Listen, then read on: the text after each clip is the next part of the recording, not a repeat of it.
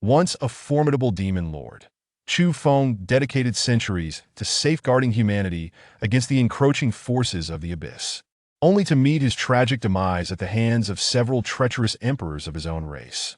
In the wake of his death, Chu Feng's soul traverses the endless void, inexplicably reincarnating in the body of a lowly disciple who had just perished while clandestinely watching the sex saintess bathe.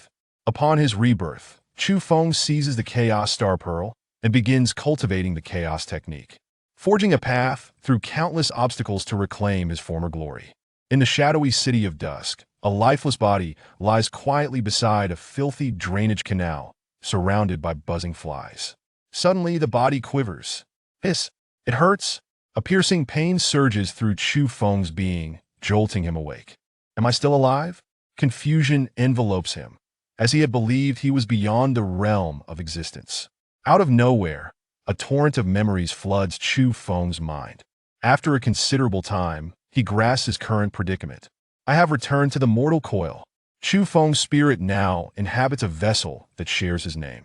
The original owner of this body met a grim fate for peeping on a sex saintess, resulting in blinded eyes, crippled powers, expulsion from the sect, and ultimately a miserable death on the streets. Yet, Chu Feng's soul had mysteriously crossed the vast expanse of the void to inhabit this form, experiencing rebirth. In his previous life, he was one of the 4 supreme emperors of the human race in the higher realms. Among the 4, 2 were men and 2 were women. The other 3 were revered as righteous emperors. While Chu Feng was labeled the Nether Demon Lord, a title stemming from his unique ability to absorb demonic energy due to his dark physique. Despite being called a demon lord, Chu Feng had never indulged in malevolence. Conversely, he stood guard over the abyss, thwarting the invasions of the abyssal demon race. However, during the last incursion by 3 peak demon emperors, while he valiantly fended them off, he suffered an untimely betrayal and was ultimately annihilated by his own kind. Upon my return to the higher realms, I shall make you pay dearly. Chu Feng gritted his teeth in fury. In his former life, Chu Feng's nether demon body and years of harnessing abyssal energy allowed him to far surpass his fellow human emperors. This power incited fear in the hearts of the other emperors, who conspired against him during his moment of vulnerability. Kill me, and let's see who can withstand the impending invasions of the abyssal demon race. The abyss was saturated with demonic energy. Those untrained in its ways would find their abilities catastrophically diminished. Apart from Chu Feng, no one among the human race in the higher realms could guard the abyss. Chu Feng foresaw a catastrophic scenario with the impending onslaught of the abyssal demon race. Chaos would soon engulf the higher realms. The question remained whether the human race would eventually regret their decision to eliminate the Nether Demon Lord, their steadfast guardian against the abyss. He endeavored to rise, but found himself utterly immobilized. The meridians are destroyed, and I'm gravely wounded.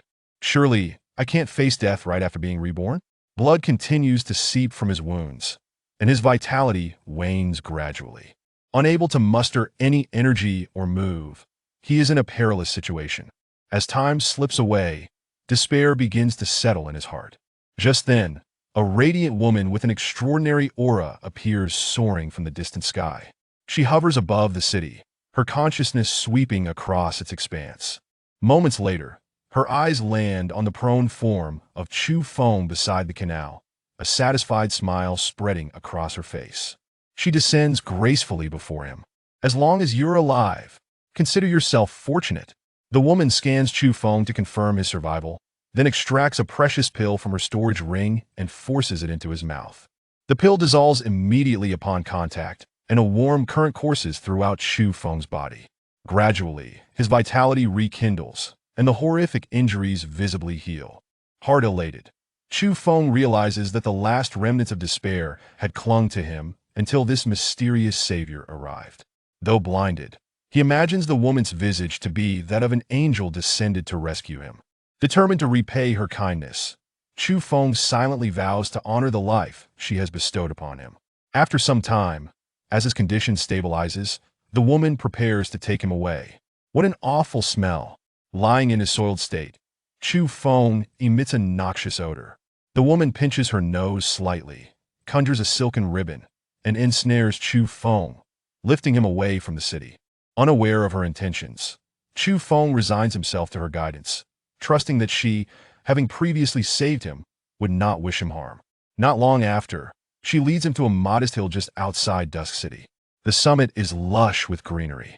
Touching down on a desolate peak, the woman flicks her wrist, and a tattered temple materializes before them.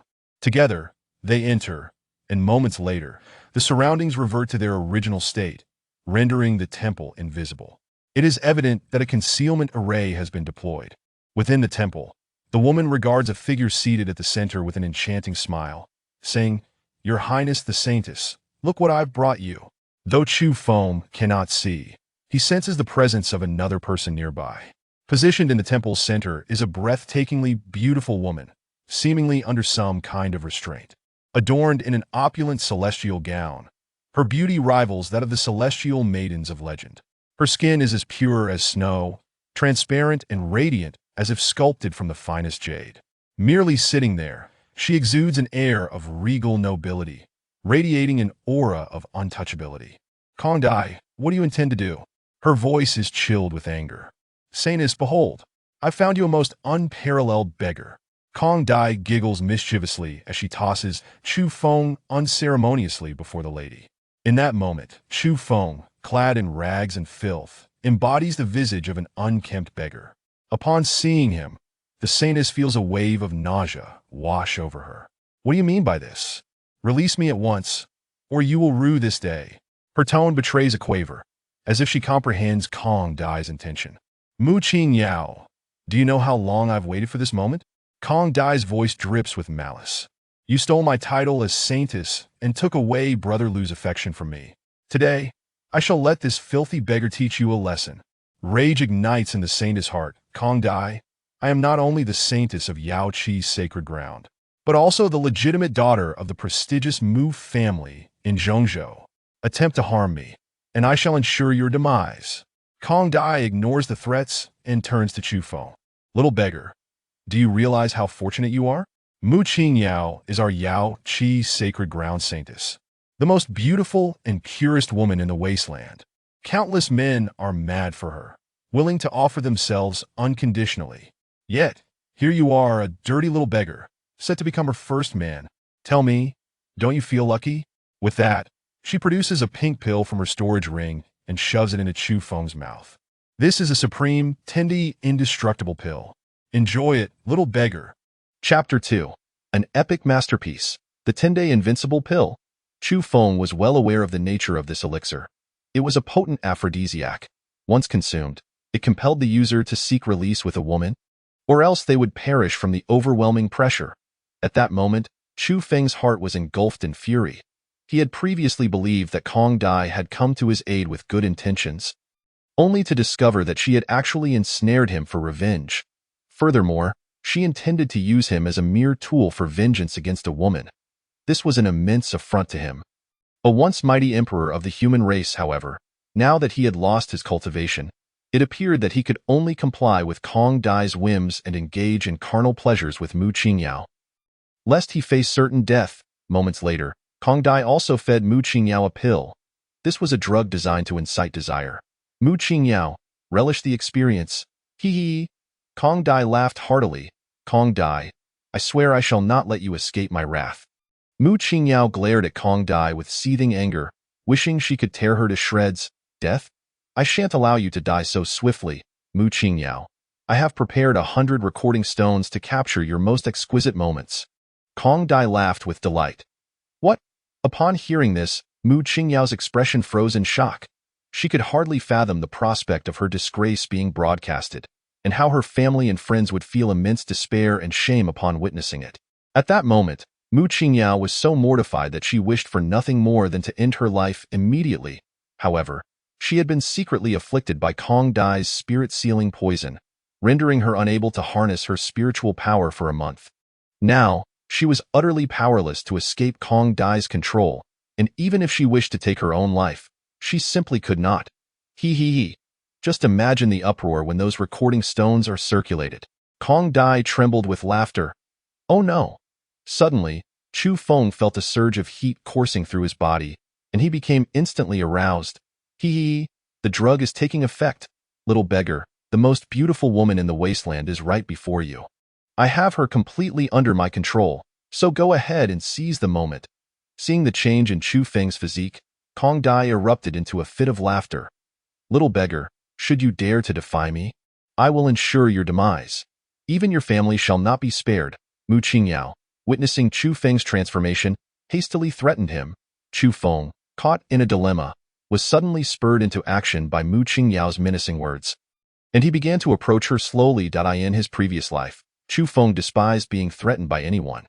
Now that Mu Qingyao dared to threaten him, she had only herself to blame. Moments later, Chu Feng stood before Mu Qingyao.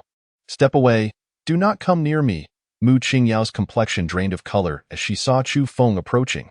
Ignoring her pleas, Chu Feng reached out and pushed Mu Qingyao to the ground, beginning to tear at her garments. Mu Qingyao, consider it an honor to be the first woman of my choosing. In his past life, Chu Feng had been an ethereal demonic body, unable to indulge in earthly pleasures. For nearly 1,000 years, he had never been with a woman. In this life, Chu Feng was no longer bound by that form, and he could finally embrace his identity as a true man.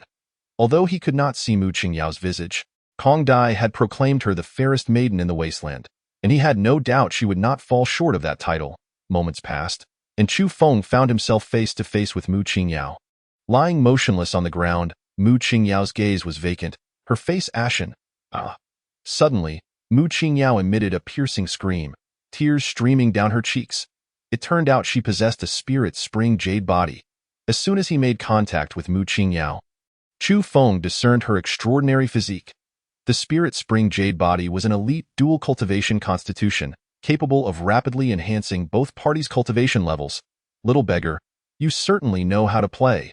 Kong Dai maintained her watch over the recording stones, ensuring they captured every angle of the encounter without interrupting Chu Feng and Mu Qingyao. However, witnessing Chu Feng's myriad of bizarre techniques, she couldn't help but marvel. In his previous life, Chu Feng had explored numerous texts, familiarizing himself with a wide array of martial arts. He had studied various techniques, and the peculiar moves left a profound impression on him. Now, as he engaged in this initial spar, Chu Feng was brimming with excitement.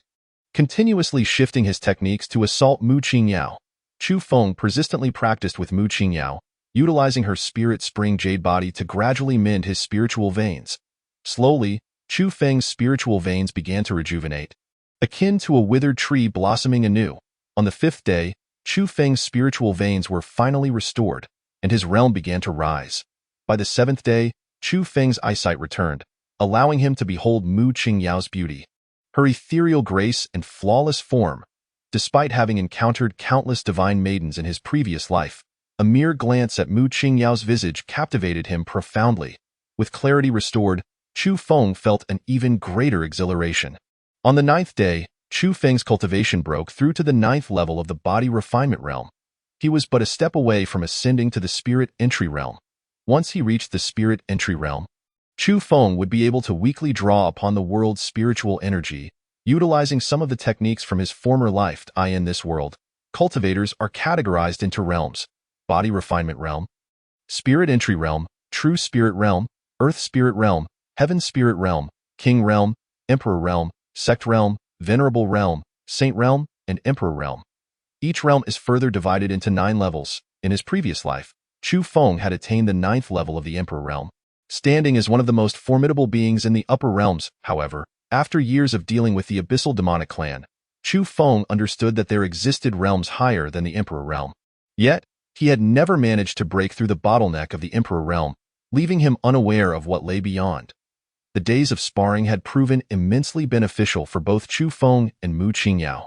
Yet, Mu Qingyao had kept her gains hidden, seemingly waiting for the opportunity to strike Kong Dai decisively. As the 10-day deadline approached, regardless of who emerged victorious, Mu Qingyao or Kong Dai, Chu Feng was destined for doom. Kong Dai was merely using Chu Feng. Once she had exhausted her utility, she would surely eliminate him to conceal her identity. As for Mu Qingyao, it was needless to say. Having suffered such indignities, she would undoubtedly wish to see Chu Feng torn to pieces. Mu Qingyao was at the 8th level of the heaven spirit realm, while Kong Dai was at the 7th level. Chu Feng was merely at the 9th level of the body refinement realm. A vast chasm separating him from their realms. Even with extraordinary abilities, escape from their clutches would be exceedingly difficult. On the 10th day, Chu Feng's movements gradually ceased, and the desire incited within Mu Qingyao by the elixir seemed to dissipate entirely. Observing this, Kong Dai smiled as she slowly retracted the 100 recording stones. What a spectacle! This is undoubtedly an epic masterpiece. I never imagined that the beggar I casually picked from a filthy gutter could deliver such a grand performance. Little beggar, I must admit, you are a true man. He he he. One can scarcely imagine the uproar this masterpiece will cause when it circulates. Mu Qingyao, you ought to express your gratitude to me, for I have ensured your name will echo through eternity. Kong Dai, brimming with excitement, paced around Chu Feng and Mu Qingyao, incessantly chattering. It's he this moment. Chu Feng and Mu Qingyao remained closely entwined, sharing an intimate proximity. Suddenly, as Kong Dai turned her back, Mu Qingyao forcefully shoved Chu Feng away and lunged towards Kong Dai with the speed of lightning. Chapter 3. A Strange World Boom. Caught off guard, Kong Dai was sent flying by Mu Qingyao, spitting blood as she crashed to the ground. How is this possible? How has your cultivation returned? Kong Dai's face reflected panic. The spirit-sealing poison she had administered to Mu Qingyao was an expensive, top-tier concoction designed to render a person incapable of harnessing spiritual power for a month. How could Mu Qingyao regain her abilities in just 10 days? Moreover, in that last strike, Kong Dai sensed that not only had Mu Qingyao restored her cultivation, but she had also broken through to the 9th level of the Heaven Spirit Realm. When Mu Qingyao was at the 8th level, she was already beyond Kong Dai's capability to confront. Now that Mu Qingyao had ascended to the 9th level, Kong Dai stood no chance against her. In an instant, Kong Dai summoned all her strength and fled towards the temple's exit. Boom! Just as Kong Dai reached the threshold of the dilapidated temple, Mu Qingyao caught up to her and sent her crashing back with a mighty blow. Bang, bang, bang. Mu Qingyao pressed her advantage, launching a relentless assault that quickly subdued Kong Dai. Qingyao, spare me, Kong Dai, now at Mu Qingyao's mercy, collapsed on the ground, terror etched across her face. Mu Qingyao paid no heed to Kong Dai's pleas for mercy. She swiftly retrieved clothing from the ground to cover herself. However, she soon discovered that her garments had been torn to shreds by Chu Feng, and she shot a furious glare at him from the corner of her eyes that moment. Chu Feng silently observed the unfolding scene between Mu Qingyao and Kong Dai, his mind racing with thoughts of escape. Yet, after considerable contemplation, he could devise no feasible plan. The disparity in power was too great, leaving him with virtually no chance of fleeing. Moments later, Mu Qingyao searched Kong Dai and retrieved the storage ring that had been taken from her. Finding a set of elegant robes to don, clad in the gown, Mu Qingyao emanated an air of unparalleled nobility, commanding reverence. She drew a spiritual sword from the storage ring, her face a mask of murderous intent as she approached Kong Dai. Qingyao, I realize my mistakes. I will return all the recording stones to you. I assure you that today's events will not be revealed.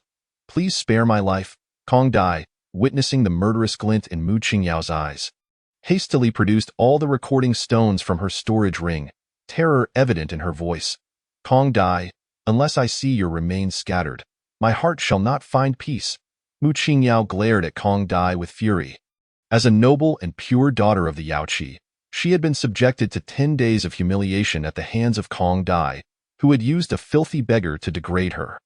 Recalling the shameful scenes of her manipulation by Chu Feng, lying, kneeling, standing, embracing, Mu Qingyao felt a wave of humiliation wash over her, nearly causing her to faint. With a furious cry, Mu Qingyao brandished her spiritual sword, relentlessly striking at Kong Dai, until Kong Dai was utterly disfigured, reduced to a mere heap of shattered remains. Mu Qingyao finally ceased her relentless assault. Having slain Kong Dai, Mu Qingyao, in a fit of rage, shattered the image stones scattered across the ground. She intended to obliterate every trace of this humiliation. Alas, by this time, Chu Feng had quietly donned his clothing, and upon witnessing Mu Qingyao destroy the image stones, he felt a pang of regret. These stones captured the wild essence of their first encounter, a memory too precious to be lost, even if it could not be shared publicly. To destroy them all was indeed a lamentable fate. However, while he was dressing, Chu Feng had stealthily concealed one of the image stones within his garments. After obliterating the stones on the ground, Mu Qingyao turned to face Chu Feng with a chilling glare. At that moment, Chu Feng still appeared disheveled, the scar from his eye injury making him look rather sinister. How could I have endured the indignity of being insulted by such a filthy individual for a full 10 days? Seeing the unkempt Chu Feng, Mu Qingyao felt as if she too had become unbearably tainted. Kill. She yearned to annihilate Chu Feng, to erase every trace of those 10 days in order to forget this disgraceful experience. Mu Qingyao, do not act impulsively. I am also a victim. I can take responsibility for you.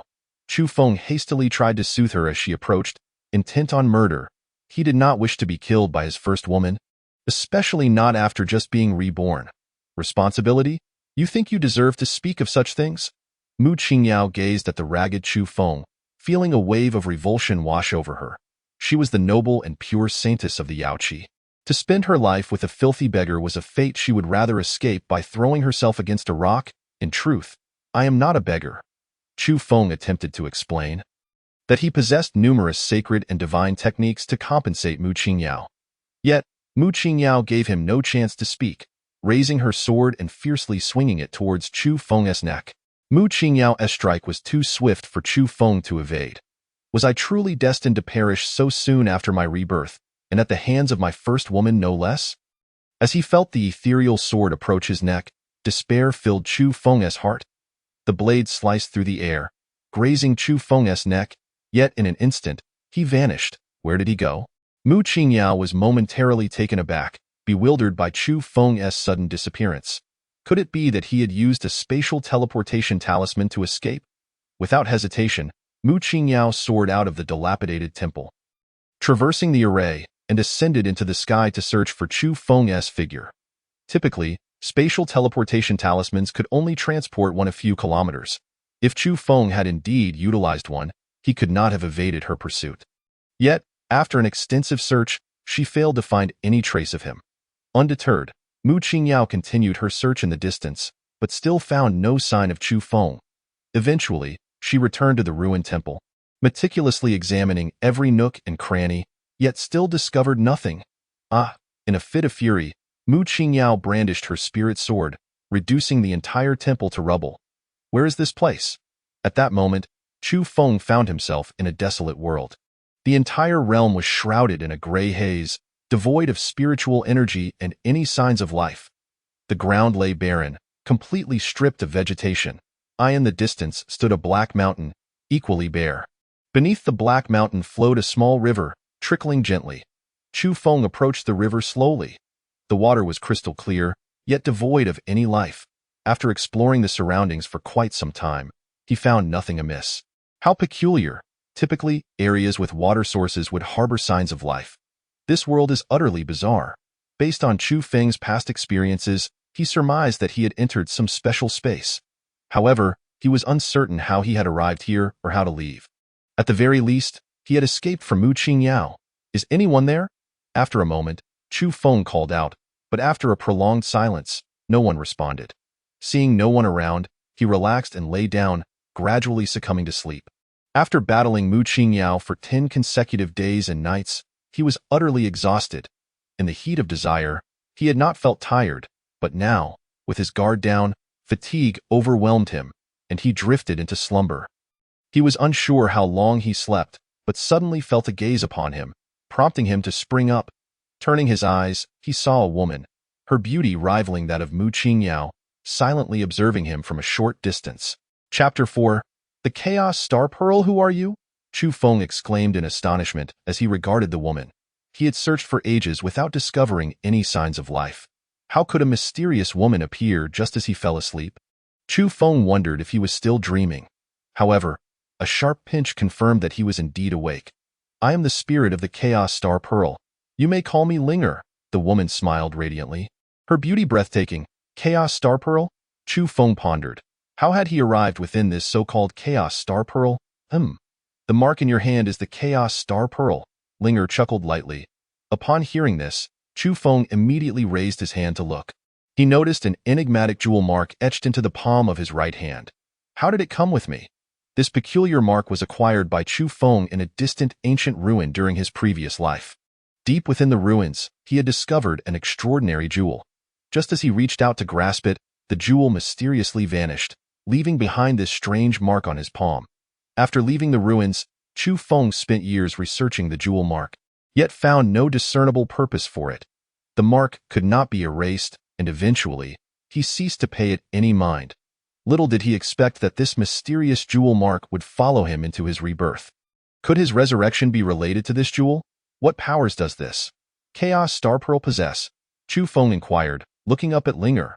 The Chaos Star Pearl is a world of stars. Let me think about its specific functions. I apologize. It seems I slept for too long and have forgotten some details, Linger suddenly said sheepishly. Chu Feng felt utterly speechless upon hearing this. She can forget such things. Could this Linger be a bit scatterbrained? You slept for a long time? Chu Feng pressed further. This star world has withered. I suspect I have been asleep for several million years, perhaps even tens of millions, Linger replied uncertainly. That long? Chu Feng was astonished, yet immediately filled with joy. If the Chaos Star Pearl could exist for such a duration, it must be a treasured artifact, though he remained unaware of its true capabilities. How did I come to be here? Did you bring me in? Chu Feng continued to inquire. No, I just awakened. It seems you encountered danger and activated the Chaos Star Pearl's protective function, bringing you in, Linger explained softly. The Chaos Star Pearl can act as a safeguard? So, it can save me whenever I am in peril. Chu Feng's heart soared at this revelation. If the Chaos Star Pearl could rescue him each time he faced danger, would that not render him immortal? You wishful thinker. The Chaos Star Pearl can only save its master 5 times. Once those 5 opportunities are exhausted, it will no longer function, Linger retorted, somewhat exasperated. Chu Feng felt a twinge of disappointment. Nevertheless, the fact that the Chaos Star Pearl could save him 5 times was still commendable. He would strive to be cautious henceforth, avoiding unnecessary consumption of the Chaos Star Pearl's protective chances. How do I exit this star world, and how can I re-enter? Chu Feng pressed on. Now that I am awake, our thoughts are united. You can enter whenever you wish and leave at your discretion. Linger replied. How miraculous. I must give it a try. With that, Chu Feng concentrated on the desire to exit. In an instant, he found himself in the outside world. At that moment, the dilapidated temple had been reduced to rubble. Chu Feng glanced around, then immediately re-entered the star world. He had nearly forgotten that Mu Qingyao might still be outside. Fortunately, she had already departed. Otherwise, he would have surely been struck down by her sword the moment he emerged. Just as Chu Feng entered the star world, Mu Qingyao suddenly appeared above the ruined temple. What happened? I clearly saw someone appear here just moments ago. Mu Qingyao had been waiting nearby, hoping to catch a glimpse of Chu Feng. Upon witnessing someone materialize in the temple, she had rushed over, only to find that the figure vanished unexpectedly. Could it be that I was merely imagining that scoundrel's appearance? A wave of doubt washed over Mu Qingyao. She continued to search the vicinity for a while longer, but ultimately found no trace, prompting her to give up. Meanwhile, Chu Feng reveled in his newfound ability to freely enter and exit the star world. In the future, whenever danger arose, he could retreat into the star world at will. The Chaos Star Pearl was indeed a treasure. Just this ability to evade danger made Chu Feng regard the Chaos Star Pearl as an unparalleled artifact. While he was filled with excitement, Linger suddenly spoke. You must not enter the star world in front of any powerful beings above the Emperor realm, or the Chaos Star Pearl will be exposed. How formidable are those above the Emperor realm? Upon hearing Linger mention those beyond the Emperor realm, Chu Feng felt a surge of anticipation. In his previous life, he had longed to break through to the realm above the Emperor, yet had never succeeded. They possess strength beyond your imagination. Knowing this now is of little benefit. You should focus on becoming stronger first, Linger replied coolly. Chu Feng nodded gently. His current cultivation was merely at the body refining stage. It was imperative to cultivate back to the Emperor realm before contemplating realms beyond. There seems to be a woman outside who appears to be searching for you, Linger suddenly remarked. You can still see what is happening outside? Chu Feng asked, puzzled. Yes, as long as I wish to see, I can observe the outside world, Linger affirmed with a nod. Splendid, Chu Feng exclaimed joyfully. If Linger were able to perceive the situation outside, then in the future, If he encountered danger and sought refuge in the stellar realm, he could allow Linger to assess the external circumstances. Only when assured of safety would he venture forth again. That woman has been lurking at a distance, seemingly waiting for you. Have you offended her? Linger inquired. Took something of utmost importance from her. I shall compensate her in due time. Chu Feng replied with an awkward smile. After all, Mu Qingyao was his first woman, and he would find a way to make her his true partner. Even if Mu Qingyao were to disagree, he would still ensure she received ample compensation from other avenues. Oh? Linger nodded slightly at this, refraining from further questioning. After a moment, Chu Feng gazed at the desolate world around him and asked, Linger, this world has withered away. Can it be restored? From now on, the stellar realm will be uniquely his. And Chu Feng aspired to construct this world into something even more magnificent. It is possible, but it requires an abundance of spiritual essence and the acquisition of divine soil to fundamentally alter the soil environment of this realm. Spiritual essence refers to entities brimming with spiritual energy, such as spirit stones and spiritual herbs, but in vast quantities. As for divine soil, it is a rare find. We shall see if you encounter it in the future. Linger replied slowly. Oh, by the way, Linger, can I bring others into this realm? Chu Feng asked. Yes, Linger gently nodded. Splendid. Chu Feng exclaimed with joy. In that case, he would surely endeavor to enhance this stellar realm. This way, he could invite his women to reside here, allowing him to see them at any time. After a brief pause, Chu Feng continued to inquire Linger about various other matters. However, Linger was always vague, claiming she had slept for too long and forgotten. Seeing this, Chu Feng could only relent and slowly explore the other functions of the Chaos Star Pearl in due course. Has that woman outside departed? Chu Feng suddenly asked. Not yet, Linger replied softly. This woman is truly persistent. Lu Qian furrowed his brows upon hearing this. His current cultivation level vastly differed from Mu Qingyao's. If she continued to guard outside, he would be utterly unable to emerge. It seems he could only endure alongside Mu Qingyao and see who could outlast the other. After a moment, Chu Feng sat cross-legged, preparing to break through to the spirit realm. He needed to select the cultivation method for this life. In his previous life, Chu Feng practiced the nether demon art, which complemented his nether demon body, yielding remarkable results. In this life, his physique was the nine-yang body, making the nether demon art unsuitable for him. The nine-yang body is merely an average physique. The enchantresses of the Charm Maiden Palace favor such a constitution, for it is an exceptional dual cultivation physique. However, the nine-yang body does not enhance cultivation in any way. Chu Feng's mind raced back to the cultivation methods he acquired in his past life, ultimately choosing an unknown tier method, the Chaos Art. The Chaos Art was obtained by Chu Feng in a chaotic secret realm, allowing the absorption of any heavenly and earthly spiritual energy for cultivation. Even demonic energy could be assimilated for training. Moreover, utilizing the Chaos Art enabled mastery over any spiritual technique. Techniques requiring demonic energy could also be executed using the Chaos Art. However, this method requires one to begin cultivation from the body refinement realm, refining each level to its utmost limit before breaking through. Cultivating it is exceedingly challenging, and the resources needed far exceed those of ordinary methods. Nevertheless, those who practice the Chaos Art will be significantly stronger than their peers at the same level, making it commonplace to challenge opponents of higher realms. One could say that the Chaos Art is among the most supreme of cultivation methods. In his previous life, Chu Feng had already reached the Emperor realm and could not abandon his cultivation to start anew. However, he had passed the Chaos Art to his twin disciples, Luo Xian and Luo Shui. After they began cultivating the Chaos Art, the results were remarkable, frequently allowing them to defeat enemies several realms above them. In this life, with his cultivation just having been nullified, it was the perfect opportunity for him to start cultivating the Chaos Art from the body refinement realm. He had witnessed every stage of Luo Xian and Luo Shui's cultivation of the Chaos Art in his previous life. And in this life, his training would yield twice the results with half the effort. I wonder how Xianer and Shuer are faring. Just thinking of Luo Xian and Luo Shui made Chu Feng's thoughts drift. In his past life, Sister Luo Xian commanded his most formidable nether guards, while Sister Luo Shui managed his commercial empire. The sisters were immensely loyal to him, and after his demise, they would undoubtedly be heartbroken.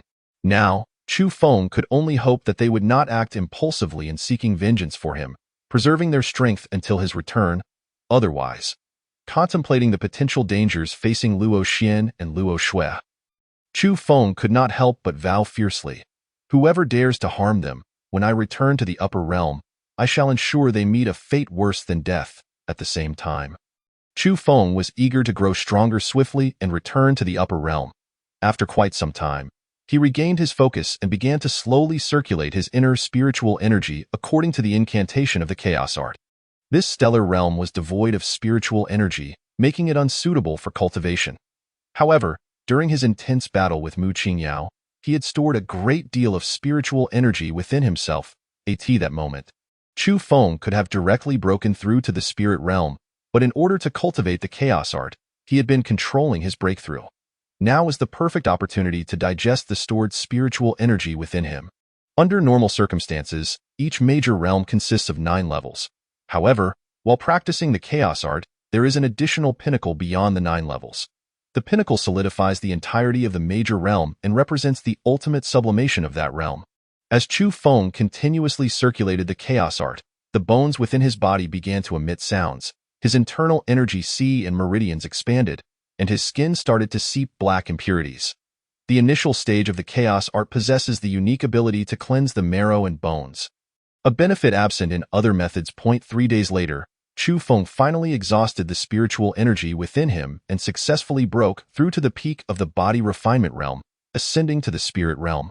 Refreshing, Chu Feng exhaled deeply, excitement bubbling forth.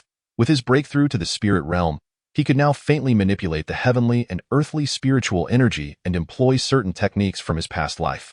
He had acquired some self-defense capabilities, ensuring that he was no longer at the mercy of others. After a moment, disregarding Linger nearby, Chu Feng stripped off his garments and plunged into a nearby river to cleanse himself of the grime. "Chu Feng, you exhibitionist!" Linger exclaimed in a charming reprimand upon witnessing Chu Feng's sudden disrobing. Chu Feng laughed heartily at this. Though Linger was somewhat muddled, she was endearing, and teasing her brought him joy. Chu Feng diligently scrubbed away the filth until he was entirely clean. Just as he intended to wash his tattered clothes and let them dry, Linger unexpectedly produced a set of garments from somewhere and tossed them to him. "Where did you acquire these clothes? They couldn't possibly have been stashed away for several 100,000 years, could they?" Chu Feng exclaimed in astonishment. If these clothes had survived such a long duration, they must be an extraordinary treasure. However, upon closer inspection, he realized the garments were merely ordinary. "They were from my storage ring. I had forgotten how long they had been there," Linger replied nonchalantly. Chu Feng continued to examine the clothes for a moment, finding nothing amiss, and promptly donned them. They fit quite well. The attire seemed tailor-made for Chu Feng, fitting him perfectly. With the grime washed away and donned in splendid garments, Chu Feng appeared transformed. He was strikingly handsome, akin to a noble scion of a prestigious family. Now, if Chu Feng were to stand before Mu Qingyao, she might not even recognize him. You look splendid in that outfit. You are now countless times more appealing than before," Linger praised. "Thank you for the compliment. Has that woman outside departed?" Chu Feng inquired. "She is no longer nearby and has likely left," Linger replied. "Excellent, then I shall venture out. This stellar realm is barren, making it impossible to cultivate here." Chu Feng yearned to step outside in search of opportunities to grow stronger. With that, Chu Feng bid farewell to Linger and returned to the outside world. At that moment, the exterior was eerily silent. Chu Feng scanned his surroundings before dashing toward the distant Twilight City. Prior to his battle with Mu Qingyao, Kong Dai had given Chu Feng a pill that allowed him to go half a month without sustenance. However, the preceding clash had drained his energy significantly, and now Chu Feng was ravenous. He needed to enter the city and find a place to feast. Shortly thereafter, Chu Feng entered Twilight City. Upon entering, he sensed a spiritual presence locking onto him. It was Mu Qingyao. That woman had not left after all. Chu Feng felt a twinge of unease, but was unperturbed. He had undergone a significant transformation, and as long as he altered his voice, Mu Qingyao would surely not recognize him. Maintaining a calm facade, Chu Feng continued to walk into the city, pretending to be a mere passerby enjoying the sights. Word has it that a deranged female assassin has recently emerged, and the beggars in several nearby cities have all been slain by her. Beggars? Why does this deranged female assassin target only beggars? I don't know. Perhaps one of the beggars offended her, leading to the misfortune of all the beggars in the surrounding cities.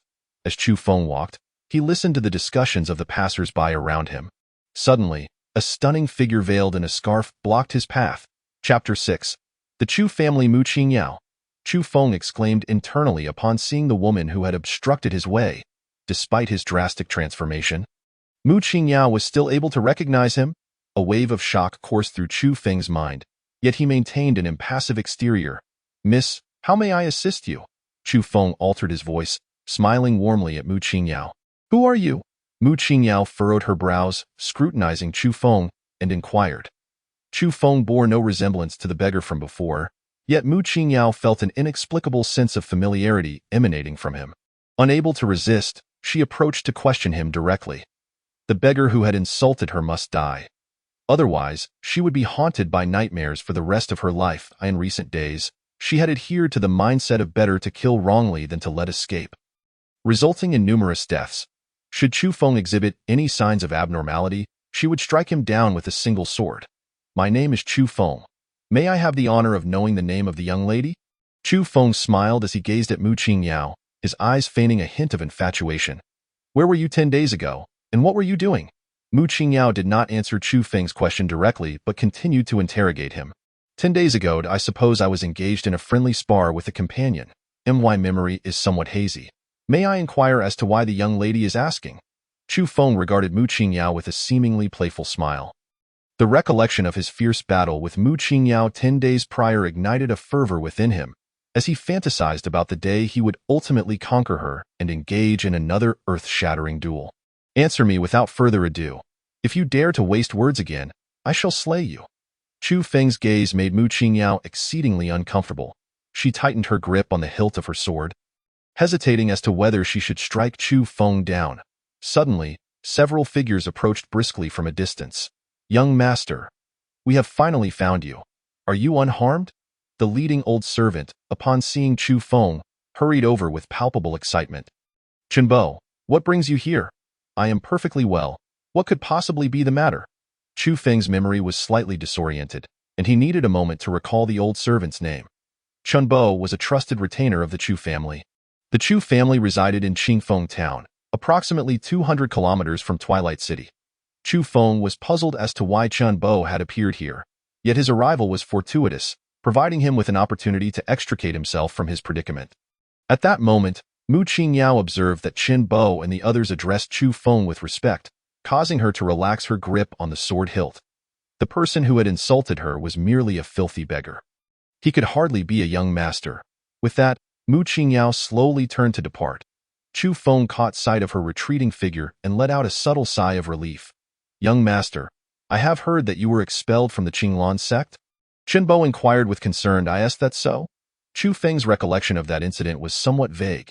He had no memory of whether he had spied on the holy maiden of Qinglan sect while she bathed.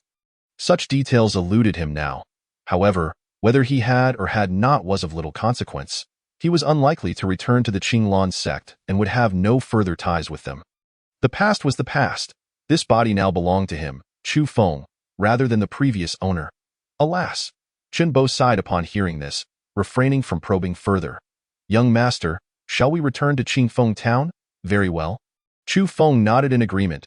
Now that Mu Qingyao was searching for him, it was prudent to retreat to Qingfeng Town to avoid the storm.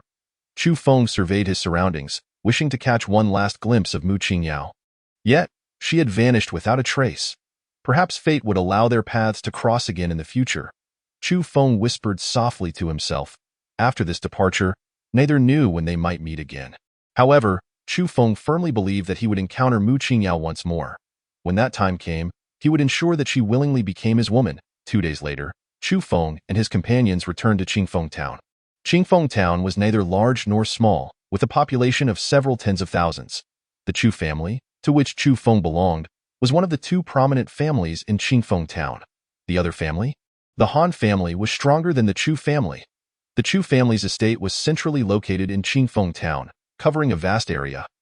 The entire Chu household, including guards and servants, numbered over 1,000. The entrance of the Chu residence. Chu Feng paused momentarily, gazing at the familiar yet strange gates, his thoughts drifting.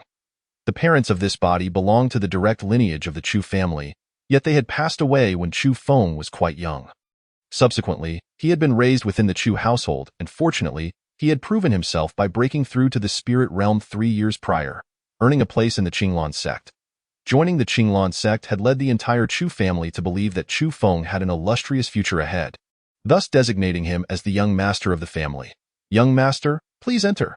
Chunbo noticed Chu Feng lingering at the entrance and urged him to proceed. Chu Feng nodded slightly and stepped inside the Chu residence. Upon entering, he found himself in a vast martial arts arena. That moment, hundreds of Chu family disciples were engaged in sparring and training. "The young master has returned. Everyone, come and greet him," Chunbo shouted towards the arena. Upon hearing Chunbo's voice, the disciples halted their activities and turned their gazes toward Chu Feng. "Young master." Some of them offered distant bows to him. However, a significant portion merely glanced at Chu Feng with indifference, showing no regard for him. The incident involving Chu Feng spying on the holy maiden while bathing had already spread back to the Chu family. These individuals were aware that Chu Feng was now considered a waste and had no intention of respecting him any longer. "Young master." Chunbo noticed many disregarding Chu Feng and felt at a loss. "Oh matter." Chu Feng smiled faintly. These were insignificant matters, and he paid them no mind. "Chu Feng." Suddenly, a young man clad in white, exuding an air of malice, approached Chu Feng accompanied by several others. Chu Feng directed his gaze toward the young man, recognizing him as Chu Jian, also a member of the direct lineage of the Chu family. Chu Feng nodded lightly in acknowledgement. "Chu Feng, I have heard that you spied on the holy maiden of the Qinglan sect while she bathed and were expelled from the sect as a result?" Chu Jian mocked with a sneer. "Perhaps." Chu Feng responded nonchalantly, neither denying nor confirming. "Chu Feng, I never expected you to be such a lecher." "Ha ha ha." Chu Jian laughed heartily, his voice echoing throughout the martial arts arena, seemingly eager for everyone to know of Chu Feng's disgrace. "Chu Feng, you are truly a waste, losing your bright future over peering at a woman bathing." Chu Jian stepped closer, continuing his relentless taunts. Previously, Chu Jian had harbored resentment towards Chu Feng's position as the young master, given that Chu Feng had been an orphan with no parents.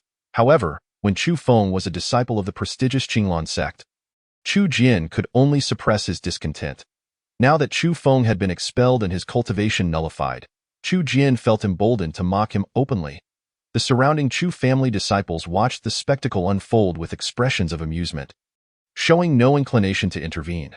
Many of them were from the collateral line and preferred not to involve themselves in the disputes of the direct lineage, choosing instead to remain mere spectators. Just as Chu Jian continued to ridicule Chu Feng, a sharp slap resounded. Suddenly, a powerful strike landed, leaving him dazed and teetering. Chapter 7. A lesson? Chu Jian stood there in a daze. After a moment, he regained his senses, realizing that it was Chu Feng who had slapped him. "Chu Feng, you worthless fool, how dare you strike me?" Chu Jian covered his swollen left cheek, glaring at Chu Feng with fury. His eyes brimmed with malice, as if he wished to tear Chu Feng apart. Slap!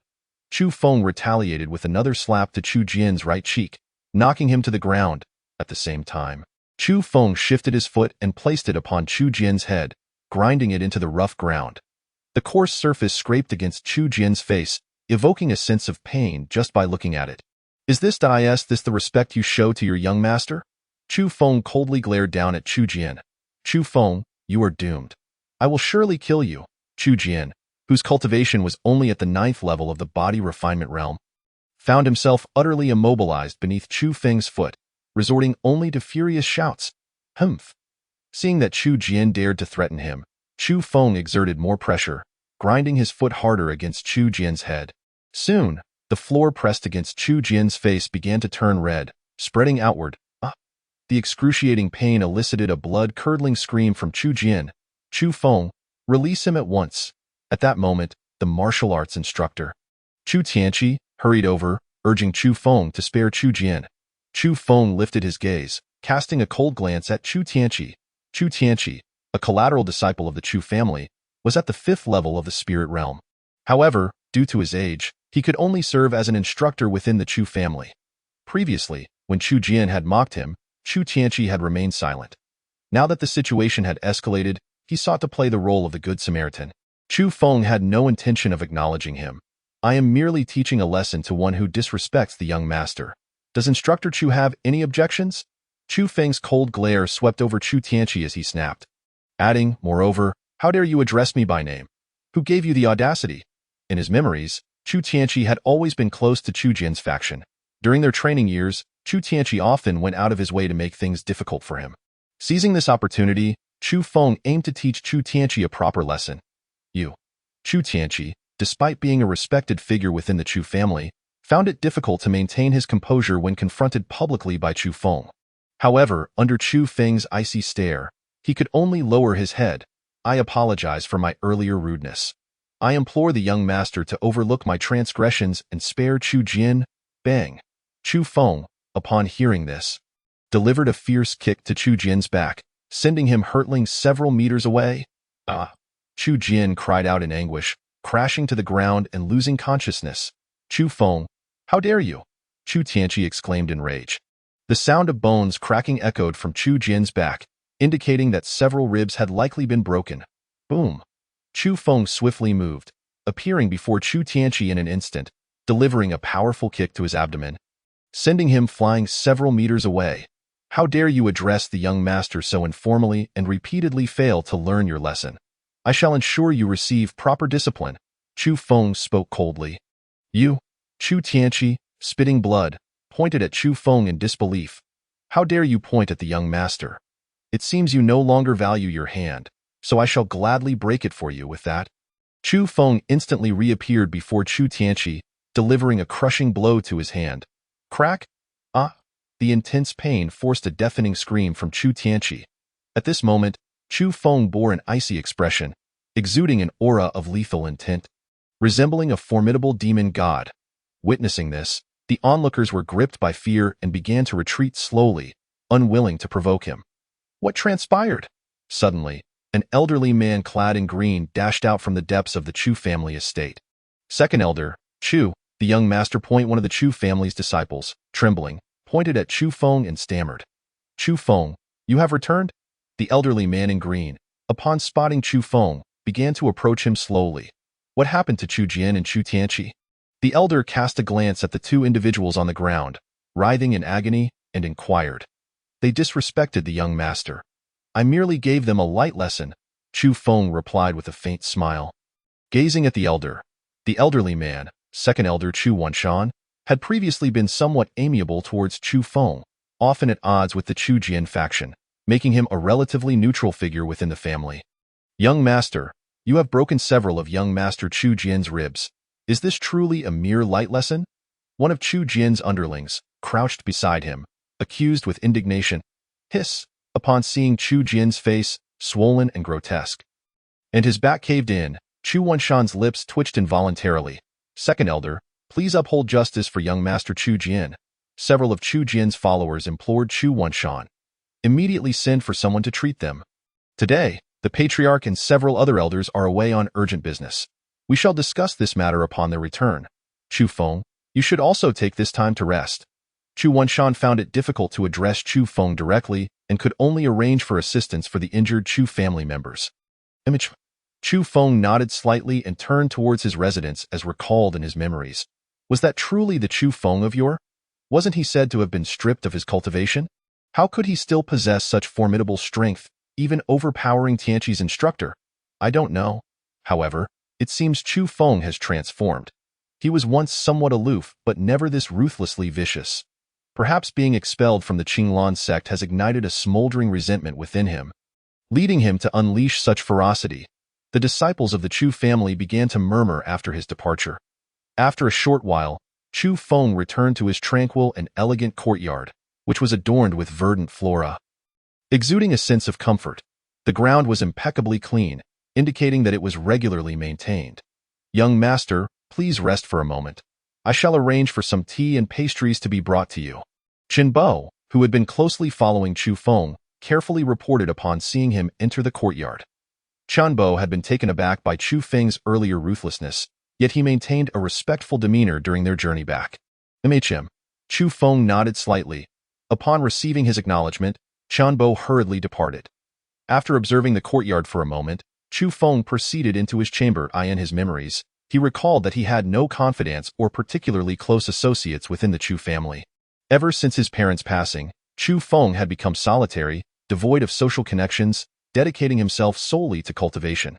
Following his enrollment in the Qinglan sect 3 years prior, he had only returned to the Chu family once a year. Thus, the Chu family had become nearly inconsequential to him. Chu Feng planned to leave the Chu family soon, seeking opportunities to rapidly strengthen himself before returning to the upper realm. Shortly thereafter, a furious roar erupted from outside the courtyard. Chu Feng, you wretched spawn! How dare you injure my Jian'er? Come out at once! Chapter 8. Great Annihilation Fist Wretched Spawn. Upon hearing this, Chu Feng's gaze gradually turned frigid, a glint of murderous intent flashing within. Moments later, he stepped out of his room to find a middle-aged man in purple charging towards him. Liu Chan recognized the man. He was Chu Jian's father, Chu Hongyuan, a formidable figure at the 7th level of the spirit realm. Chu Feng, you shall die. As Chu Hongyuan closed in, he unleashed a devastating palm strike without any intent to hold back, seemingly aiming for a single fatal blow. Having returned from outside and witnessing Chu Jian's pitiful state, he was consumed by rage and sought to kill Chu Feng. With no parents to protect him and having been expelled from the Qinglan sect, Chu Feng's audacity to harm his son was utterly intolerable. He was determined to slay Chu Feng in vengeance for his son. Chu Hongyuan's father, Chu Maoda, was the grand elder of the Chu family. Even if he were to kill Chu Feng, the subsequent punishment from the family would likely be lenient. If he could eliminate Chu Feng, his son Chu Jian could ascend as the Chu family's young master. As his palm drew ever closer to Chu Feng, Chu Maoda began to envision the scenario of slaying Chu Feng and his son becoming the young master of the Chu family. Suddenly, Chu Feng let out a low cry and slowly unleashed a punch. Great Annihilation Fist.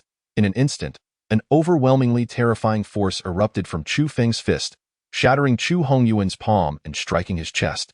Boom! Chu Hongyuan immediately coughed up blood, sent flying backward. He crashed to the ground, rolling for quite some distance before coming to a halt. "Ah, my lord." The servants who had accompanied Chu Hongyuan gasped in shock upon seeing him lying on the ground. Gravely injured, Chu Feng cast a cold glance at the motionless Liu Maoda. The Great Annihilation Fist was a demonic martial art, capable of directly extinguishing the opponent's life force. Typically, this technique required the use of demonic energy. However, Chu Feng was now able to utilize the chaos art to convert spiritual energy into power.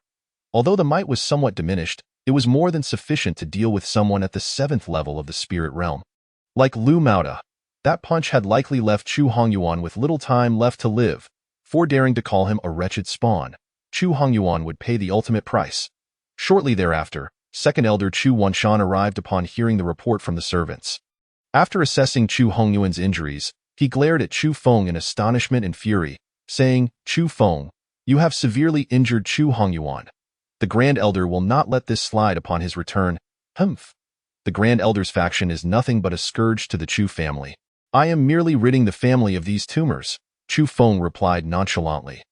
The Grand Elder, Chu Maoda, took advantage of his position as a true spirit realm expert to act tyrannically within the Chu family, often compelling even the patriarch, Chu Tianyue, to act in accordance with his whims. 3 years prior, when Chu Feng was named the young master of the Chu family, Chu Maoda had made numerous attempts to obstruct this, desiring Chu Jian to take the title instead.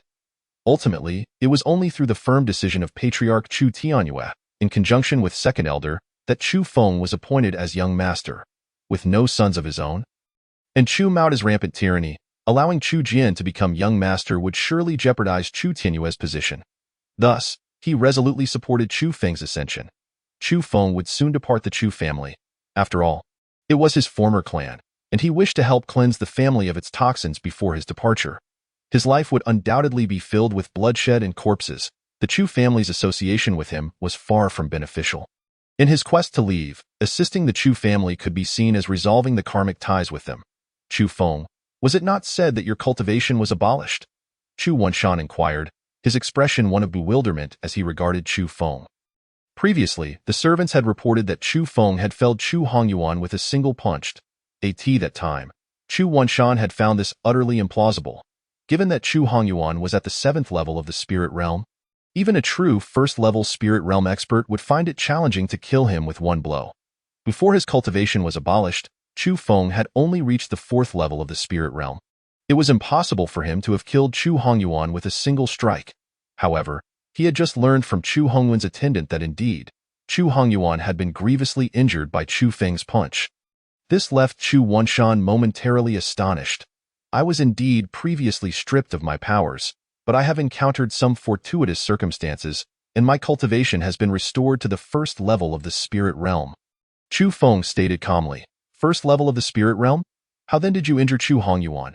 Chu Wanshan expressed disbelief, though he sensed Chu Feng's aura was indeed at the 1st level of the spirit realm. He is utterly useless, Chu Feng replied blandly. You?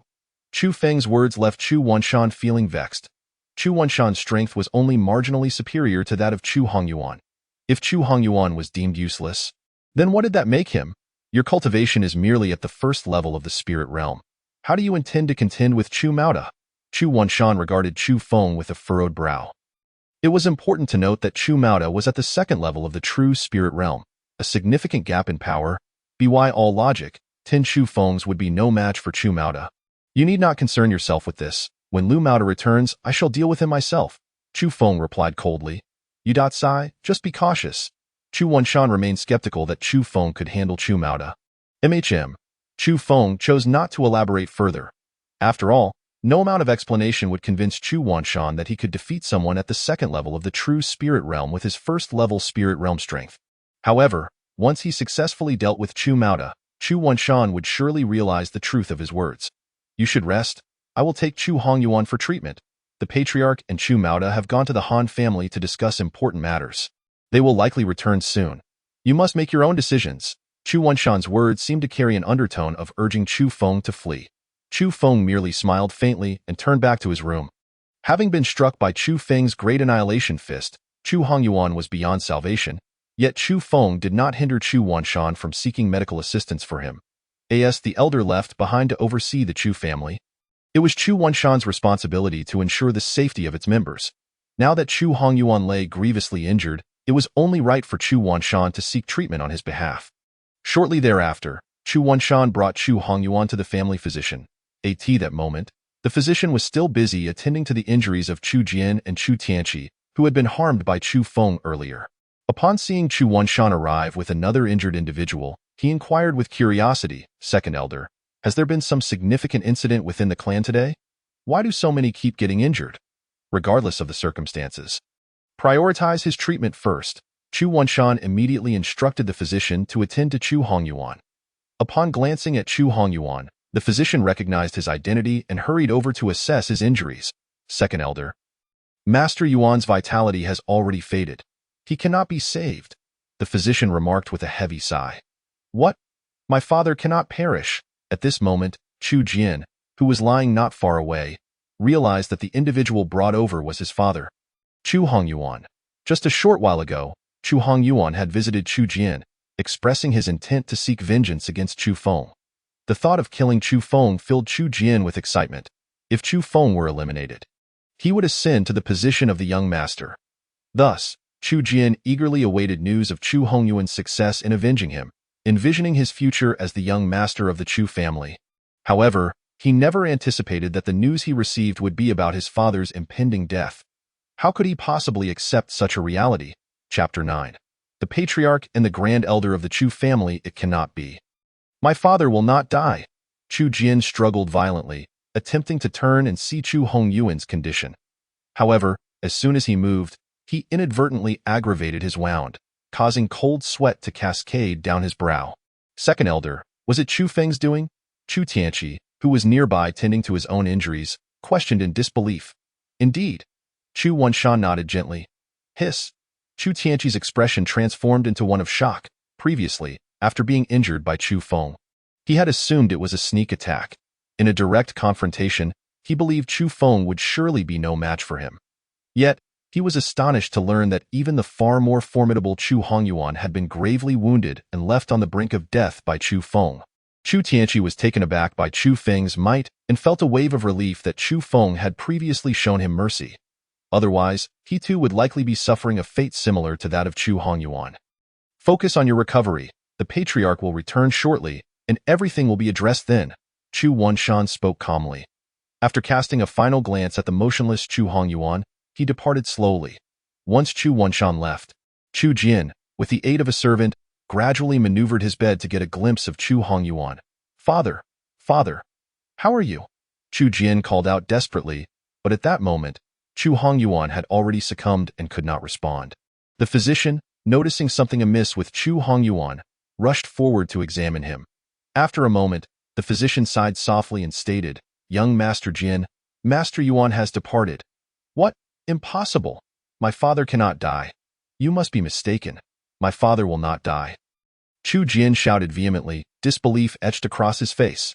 "Young Master Jin, please calm down. Master Yuan has truly left us. You must focus on healing to avenge him."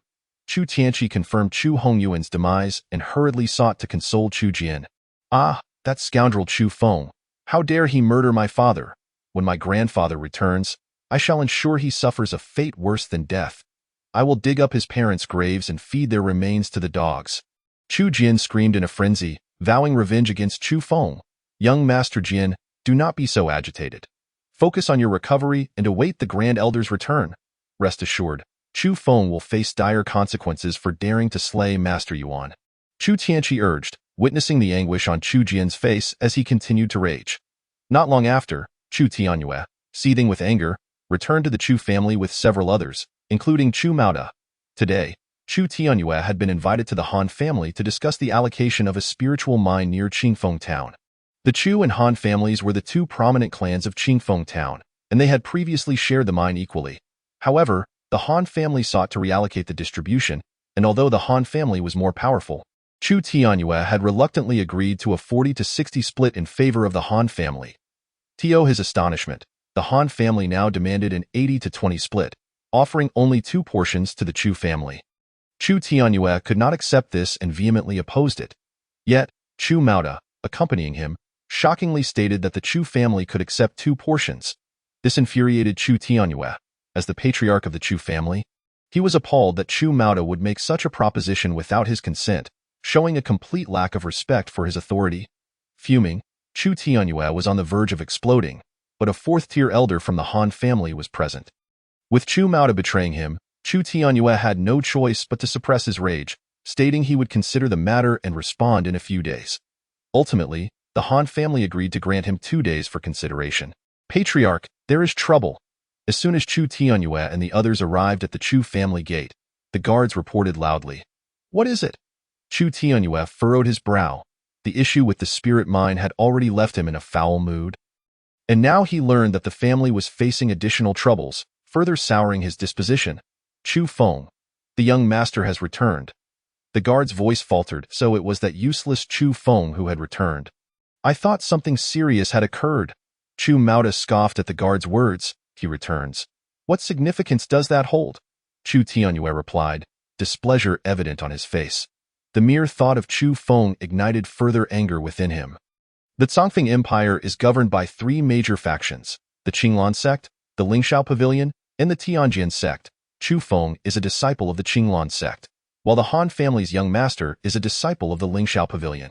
Previously, the young masters of both families were disciples of the 3 major factions, and their relations were relatively harmonious, avoiding conflict. However, upon learning of Chu Feng's expulsion from the Qinglan sect, the Han family proposed a redistribution of the spirit mine. It can be said that it was all Chu Feng's fault that the Chu family lost a significant portion of the mine's share. Chu Feng, the young master, has injured young Master Jin and the head instructor, and also killed Master Yuan. The guard spoke with trembling voice. "What?" Chu Maoda roared in fury, seizing the guard by the throat and demanding, "What nonsense are you spouting? Do you wish to have your skull crushed?" The 3rd elder beside him expressed disbelief. "Have you made a mistake? Wasn't Chu Feng's cultivation abolished by the Qinglan sect? How could he possibly kill Hongyuan? Indeed, that good-for-nothing Chu Feng, even before his cultivation was abolished, could not harm my son, let alone now that he is powerless. You must be spreading false rumors. I will not hesitate to shatter your skull." Chu Maoda bellowed, preparing to crush the guard's head. Seeing this, Chu Tianyue quickly intervened. "Hold your horses. Do not kill him yet. Let us clarify the situation first. If he is indeed spreading falsehoods, then you can deal with him later." With that, Chu Tianyue swiftly entered the Chu family residence. Chu Mauda continued to grip the guard's throat, dragging him along into the family compound. Earlier, upon learning of Chu Hongyuan's death, the second elder, Chu Wanshan, had arranged for his body to be taken outside to a pavilion in the martial arts arena, preparing to manage the aftermath once Chu Tianyue and Chu Mauda returned. Yuan. As soon as Chu Mauda entered the Chu family, he spotted Chu Hongyuan lying in the distance within the pavilion, and he immediately released the guard and rushed over. After a moment, confirming that Chu Hongyuan was indeed deceased, Chu Mauda, overwhelmed with sorrow, embraced his lifeless body and howled at the heavens. The pain of losing a child before a parent brought tears even to the eyes of the ruthless Chu Mauda. Grand Elder, it was Chu Feng who killed Master Yuan. A blue-clad attendant who had accompanied Chu Hongyuan exclaimed sorrowfully upon seeing Chu Mauda. Chu Feng, I will ensure you suffer 1,000 tortures and 1,000 deaths. Chu Mauda roared in fury, his voice brimming with an insatiable desire for vengeance, causing those around him to recoil in fear. What on earth happened? Chu Tianyue, still in disbelief that Chu Feng could kill Chu Hongyuan, sought to uncover the details. Today, upon his return, Chu Feng injured young Master Jian and the head instructor. Upon learning that young Master Jian had been harmed, Master Yuan sought out Chu Feng for retribution, only to ultimately be slain by him, the blue-clad attendant recounted slowly. Chapter 10. Your grandfather lies on the ground. How did Chu Feng kill Chu Hongyuan? Chu Tianyue continued to inquire. Chu Feng seemed to employ some sort of demonic technique, delivering a single punch that critically wounded Master Yuan. Shortly after being brought back, he passed away. The blue-clad attendant lamented. A single punch. Chu Tianyue was momentarily stunned. Patriarch, Grand Elder. At that moment, the second elder, Chu Wanshan, emerged upon hearing the commotion and offered a slight bow to Chu Tianyue and Chu Mauda. Chu Wanshan, why did you not save my son? Did you desire his demise all along? Chu Mauda questioned angrily upon seeing Chu Wanshan. Grand Elder, as soon as I learned of the incident, I rushed over and instructed them to bring Hongyuan for treatment. However, his injuries were too severe. He simply could not be saved, Chu Wanshan replied calmly. Second Elder, did Chu Feng truly kill Hongyuan with a single punch? Chu Tianyue asked incredulously. Yes, Chu Feng, utilizing some bizarre technique, extinguished Hongyuan's vitality with a single blow. Chu Wanshan affirmed. Bizarre technique. Chu Tianyue began to piece together the events, concluding that Chu Feng must have seized an opportunity to ambush Chu Hongyuan, thus managing to kill him with a single strike. And where is that bastard Chu Feng? You did not let him escape, did you? Chu Mauda questioned Chu Wanshan with anger. Chu Feng remains within the family. I have already sent for him, and he should arrive shortly, Chu Wanshan replied calmly. That bastard had the audacity to kill my son and injure my grandson. I will ensure he suffers a fate worse than death. Chu Mauda cursed vehemently. Suddenly, a shadowy figure appeared before Chu Mauda like a ghost. Slap. The shadowy figure delivered a fierce slap to Chu Mauda's face, causing him to stagger and nearly fall. Chu Mauda stood there, utterly bewildered. Slap.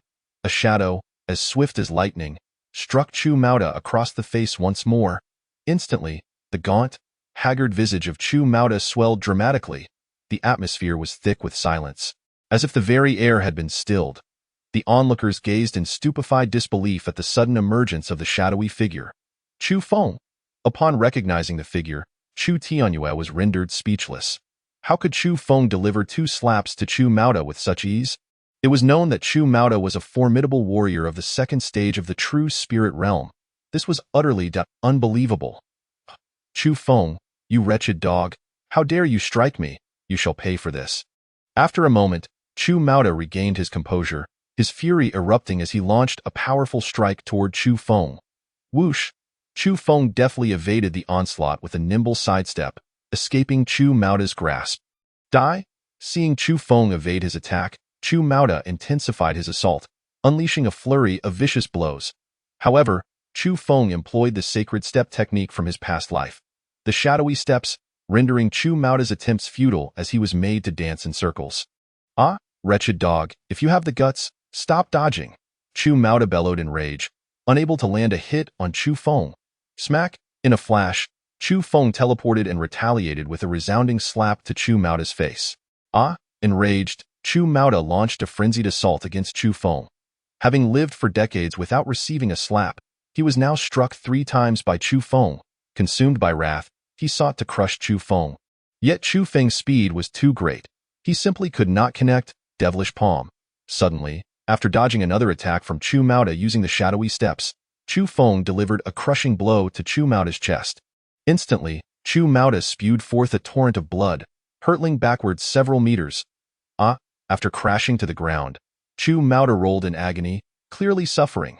The devilish palm was a toxic technique Chu Feng had cultivated in his previous life, infusing demonic energy into the body to slowly ravage the enemy's organs, leaving them in excruciating pain until death.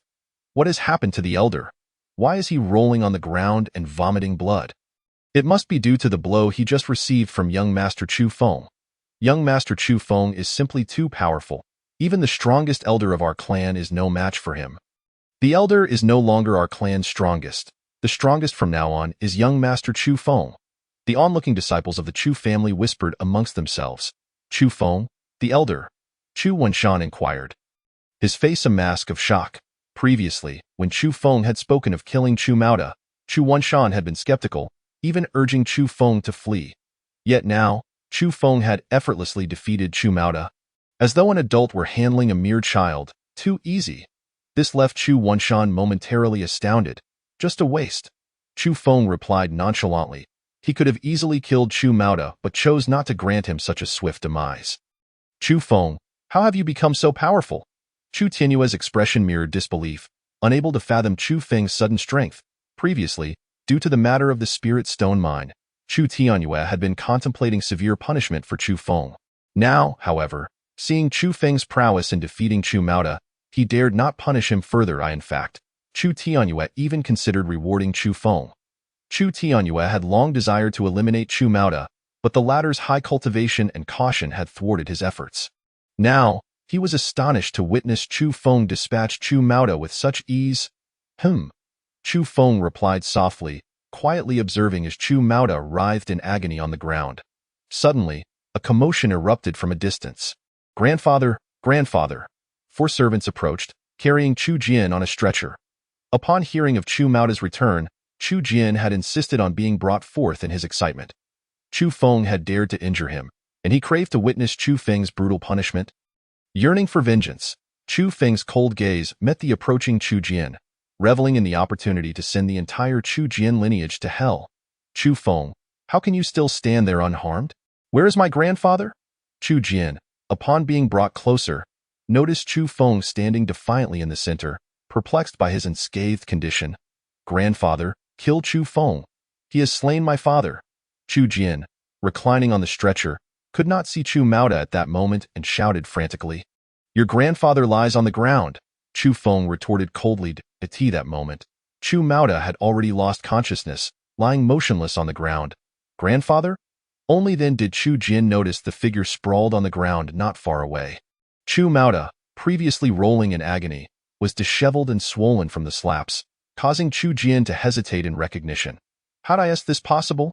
After a moment, Chu Jian finally confirmed that the figure on the ground was indeed his grandfather. Chu Maoda, and his expression froze in shock. No, this cannot be. Chu Jian murmured incredulously.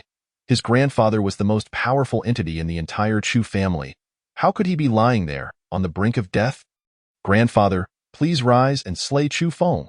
Chu Jian cried out desperately, but Chu Maoda remained motionless on the ground. Chu Feng, did you poison my grandfather? Chu Jian surmised that Chu Feng must have employed some underhanded tactic against his grandfather. Otherwise, he would not be in such a state. Patriarch, quickly apprehend Chu Feng. Chu Jian turned to plead with Chu Tianyue. With Chu Maoda incapacitated, Chu Jian could only hope for Chu Tianyue's intervention against Chu Feng. However, Chu Tianyue merely cast a fleeting glance at Chu Jian, taking no action. Moments later, Chu Feng approached Chu Maoda's side, grasping his head and lifting him. Chu Feng, what do you intend to do? Release my grandfather. A sense of foreboding washed over Chu Jian as he witnessed Chu Feng's actions. What do you think? Just watch, Chu Feng replied with a cold smirk. With that, he relinquished his hold on Chu Maoda's head, only to swiftly bring his hand down again. Bang! Like a watermelon being smashed, Chu Maoda's skull shattered, brain matter splattering everywhere. The surrounding crowd gasped in horror, recoiling in terror. The bearers of Chu Jian's stretcher hastily abandoned him. Fleeing in panic, Chu Jian fell hard to the ground, his injuries throbbing painfully, yet his mind was blank, forgetting all about the pain. Chu Feng, you. Both Chu Tianyue and Chu Wanshan were left in shock, unable to believe that Chu Feng could commit such a brutal act against Chu Maoda. Simultaneously, a profound suspicion began to take root in their hearts. The Chu Feng they had known could not possibly be so ruthless. They began to doubt whether the person before them was indeed the same individual. What's the big deal about killing someone? Chu Feng replied dismissively. In his previous life, he had taken countless lives. For him, murder was merely an ordinary affair. Although the act of killing Chu Maoda had been somewhat bloody, it served to instill fear in others, deterring them from provoking him. You bastard, you shall not escape this. I will kill you. I swear it. At that moment, Chu Jian regained his composure and, in a frenzy of despair, erupted in a tirade against Chu Feng. In the future? Do you think you even have a future? Chu Feng scoffed softly, slowly advancing toward Chu Jian. What do you want? Patriarch, save me. As Chu Jian saw Chu Feng approaching, he disregarded his pain and desperately crawled backward. Chu Jian is but a worthless fool. There is no need to kill him, Chu Wanshan interjected, pleading for mercy. Boom. Ignoring Chu Wanshan, Chu Feng closed the distance and delivered a fierce kick to Chu Jian's chest, killing him instantly. Although Chu Jian was a mere insignificant figure, he had become an enemy, and Chu Feng would not allow him to live. Seeing that Chu Feng had disregarded his plea and killed Chu Jian, Chu Wanshan sighed deeply, choosing not to speak further. The current Chu Feng was beyond his ability to restrain. Chu Tianyue harbored no resentment toward Chu Feng. He immediately arranged for the scene to be cleared and politely invited Chu Feng to discuss matters in the back hall. In the back hall of the Chu family, Chu Feng, I never anticipated your strength would rise to such heights, effortlessly dispatching Chu Maoda. Chu Tianyue praised, admiration evident in his voice. Long ago, he had sought to eliminate Chu Maoda, but the latter's cautious nature and higher cultivation had thwarted his plans. Now, he felt immense gratitude toward Chu Feng for accomplishing what he could not. Unlike Chu Maoda, who instilled trepidation in Chu Tianyue, Chu Feng's youth and formidable prowess indicated that he would not remain confined to the small locale of Qingfeng town. Chu Tianyue need not worry about Chu Feng vying for the position of clan leader. Chu Feng, your cultivation is merely at the first stage of the spirit realm. How can you be so powerful? Chu Wanshan inquired, voicing his lingering doubts. Just a stroke of fortune, Chu Feng replied nonchalantly. Fortune? Chu Feng, I noticed that the techniques and steps you employed earlier were quite formidable. Are they all the result of fortune? Could you impart some of your knowledge to the clan's disciples, enabling them to grow stronger? Chu Tianyue said eagerly. Chu Wanshan echoed the sentiment, anticipation etched on his face. If Chu Feng, at merely the first stage of the spirit realm, could easily slay a warrior of the second stage like Chu Maoda, then the fortune he had acquired must be extraordinary. Both Chu Tianyue and Chu Wanshan hoped that Chu Feng would share some of his fortune, strengthening the Chu family. Those techniques are beyond your grasp. Chu Feng replied tersely.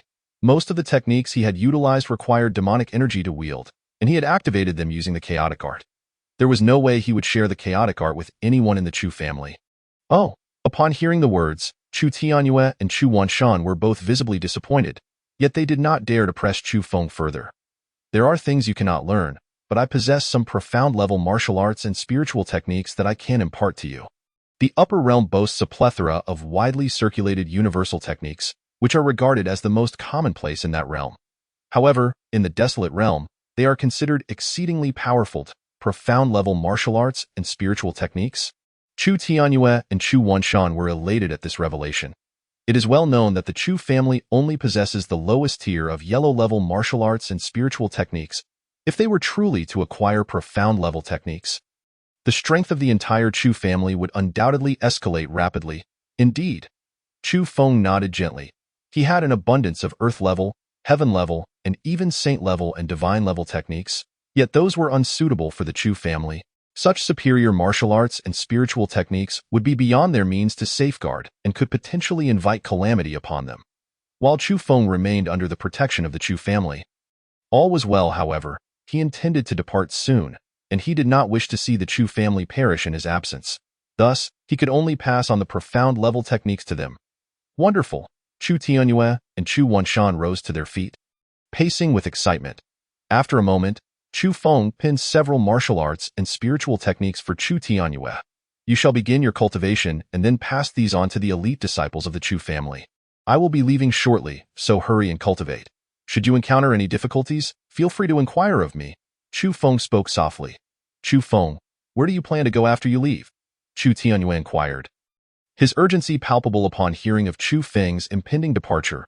At present, Chu Feng was the strongest in the Chu family, and Chu Tianyue hoped for his continued protection over them for a while longer.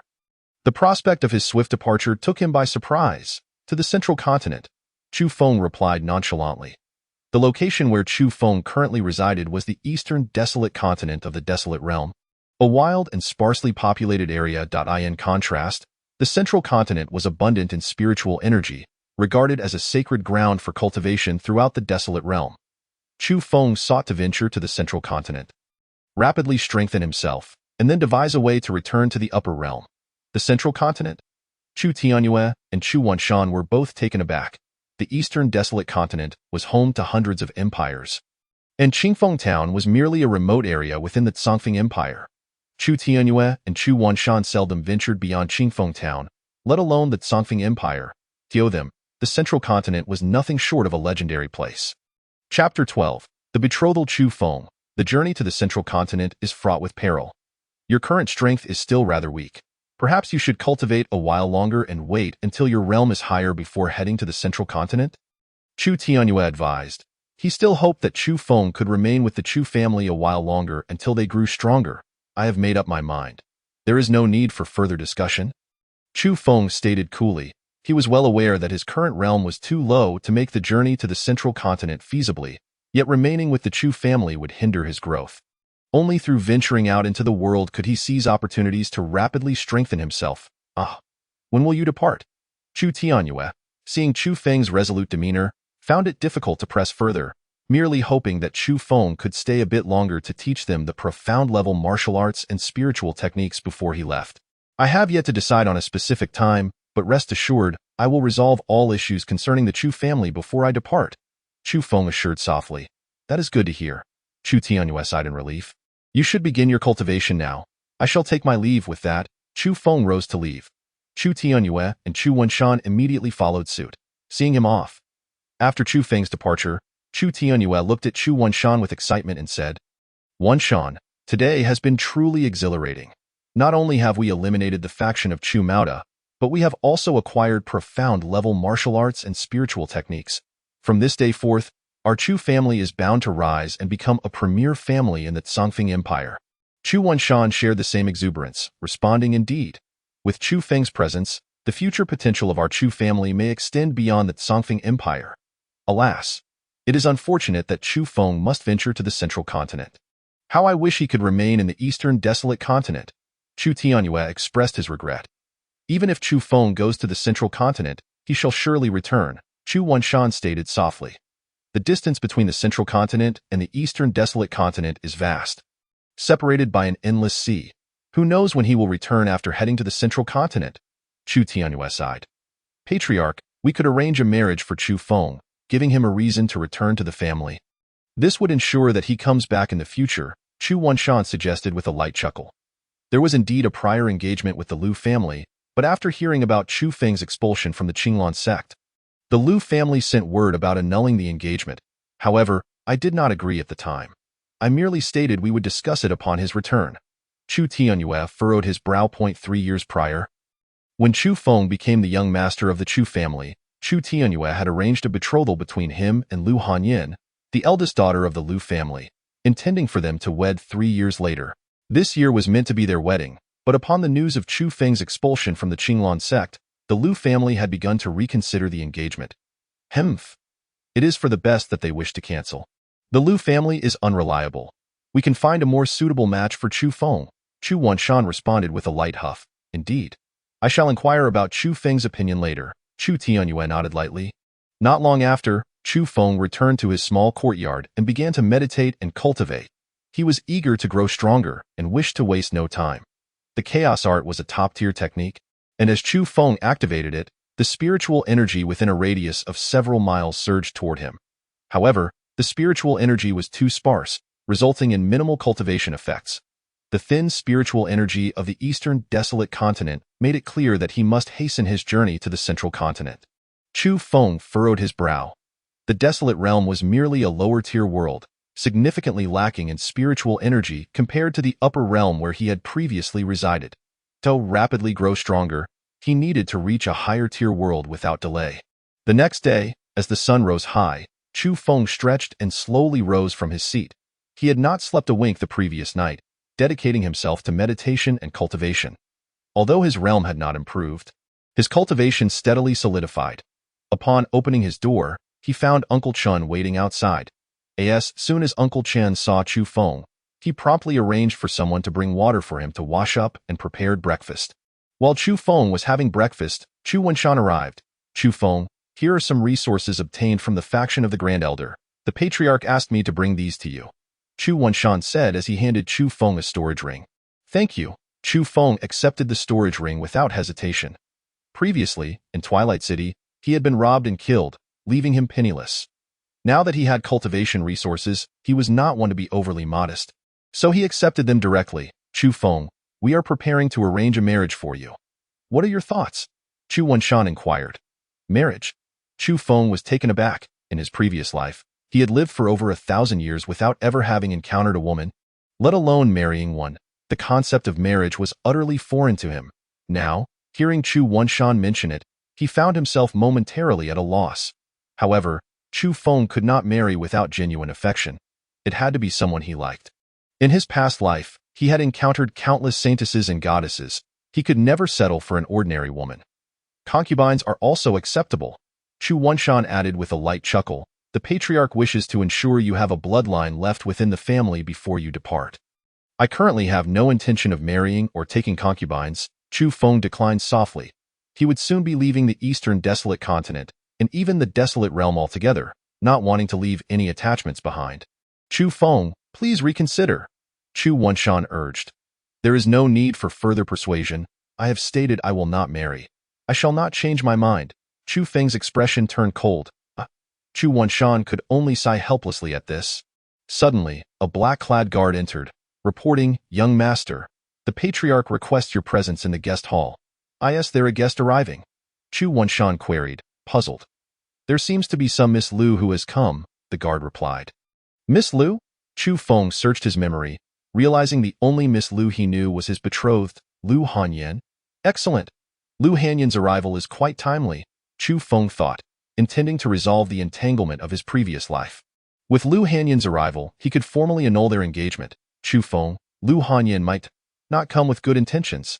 Chu Wenshan recalled what Chu Tianyue had mentioned yesterday about the Liu family's desire to annul the engagement. Liu Hanyan's visit might well be for that very purpose. Not to worry, Chu Feng smiled faintly, understanding Chu Wenshan's concerns. The Liu family was undoubtedly aware of his expulsion from the Qinglan sect. This visit was likely an attempt to annul the engagement, but that suited Chu Feng just fine, as he had also wished to dissolve the betrothal. Previously, he had contemplated going to rescind the engagement and offering some form of compensation. Now that the Liu family was taking the initiative to cancel, it spared him some trouble. I shall go and see. Chu Feng rose calmly, stepping out of his room and making his way toward the guest hall of the Chu family. Chapter 13. The annulment? Not long after, Chu Feng entered the guest hall of the Chu family. At that moment, besides Chu Tianyue, there were 3 others present, a charming young woman, an elderly man in green robes, and a stern young man clad in white. Chu Feng recognized the charming young woman as Liu Hanyan, his betrothed. He had not seen the elderly man in green robes or the white-clad youth before, but they were likely close associates of Liu Hanyan. The elderly man was at the 1st level of the true spirit realm, while the white-robed youth was at the 8th level of the spirit entry realm. Chu Feng, you have arrived. Allow me to introduce you. This is Liu Qingtian, the Grand Elder of the Liu family and also the grandfather of Hanyan. He has been in seclusion, and you likely have not met him before. This is Zhang Yuan, Hanyan's senior brother from the Lingxiao Pavilion. Upon noticing Chu Feng's approach, Chu Tianyue promptly rose to introduce him to the elderly figure clad in green and the young man in white. Lingxiao Pavilion? Chu Feng inquired, a hint of perplexity evident in his gaze as he turned towards Liu Hanyan. Chu Feng, I have recently become a disciple of Lingxiao Pavilion, an outer disciple at that. Senior brother Zhang Yuan is an inner disciple of our Lingxiao Pavilion, Lu Hanyan declared with pride. Congratulations are in order. Chu Feng replied with a faint smile that it seemed that Lu Hanyan had found a new suitor, prompting her to hastily seek a cancellation of their engagement. However, Chu Feng remained indifferent. A woman of her caliber was far too ordinary, to the extent that he would disdain her even in the role of a servant. Lu Hanyan's initiative to annul their engagement was, in fact, in line with Chu Feng's own sentiments. Chu Feng, you have been expelled from Qinglan sect, and I am now a disciple of Lingxiao Pavilion. Our statuses are worlds apart. I have come here to annul our engagement, and I hope you will recognize the situation and agree. Lu Hanyan stated haughtily. Very well, I concur. Present the agreement for annulment. I trust you have it prepared, Chu Feng replied, his demeanor unfazed.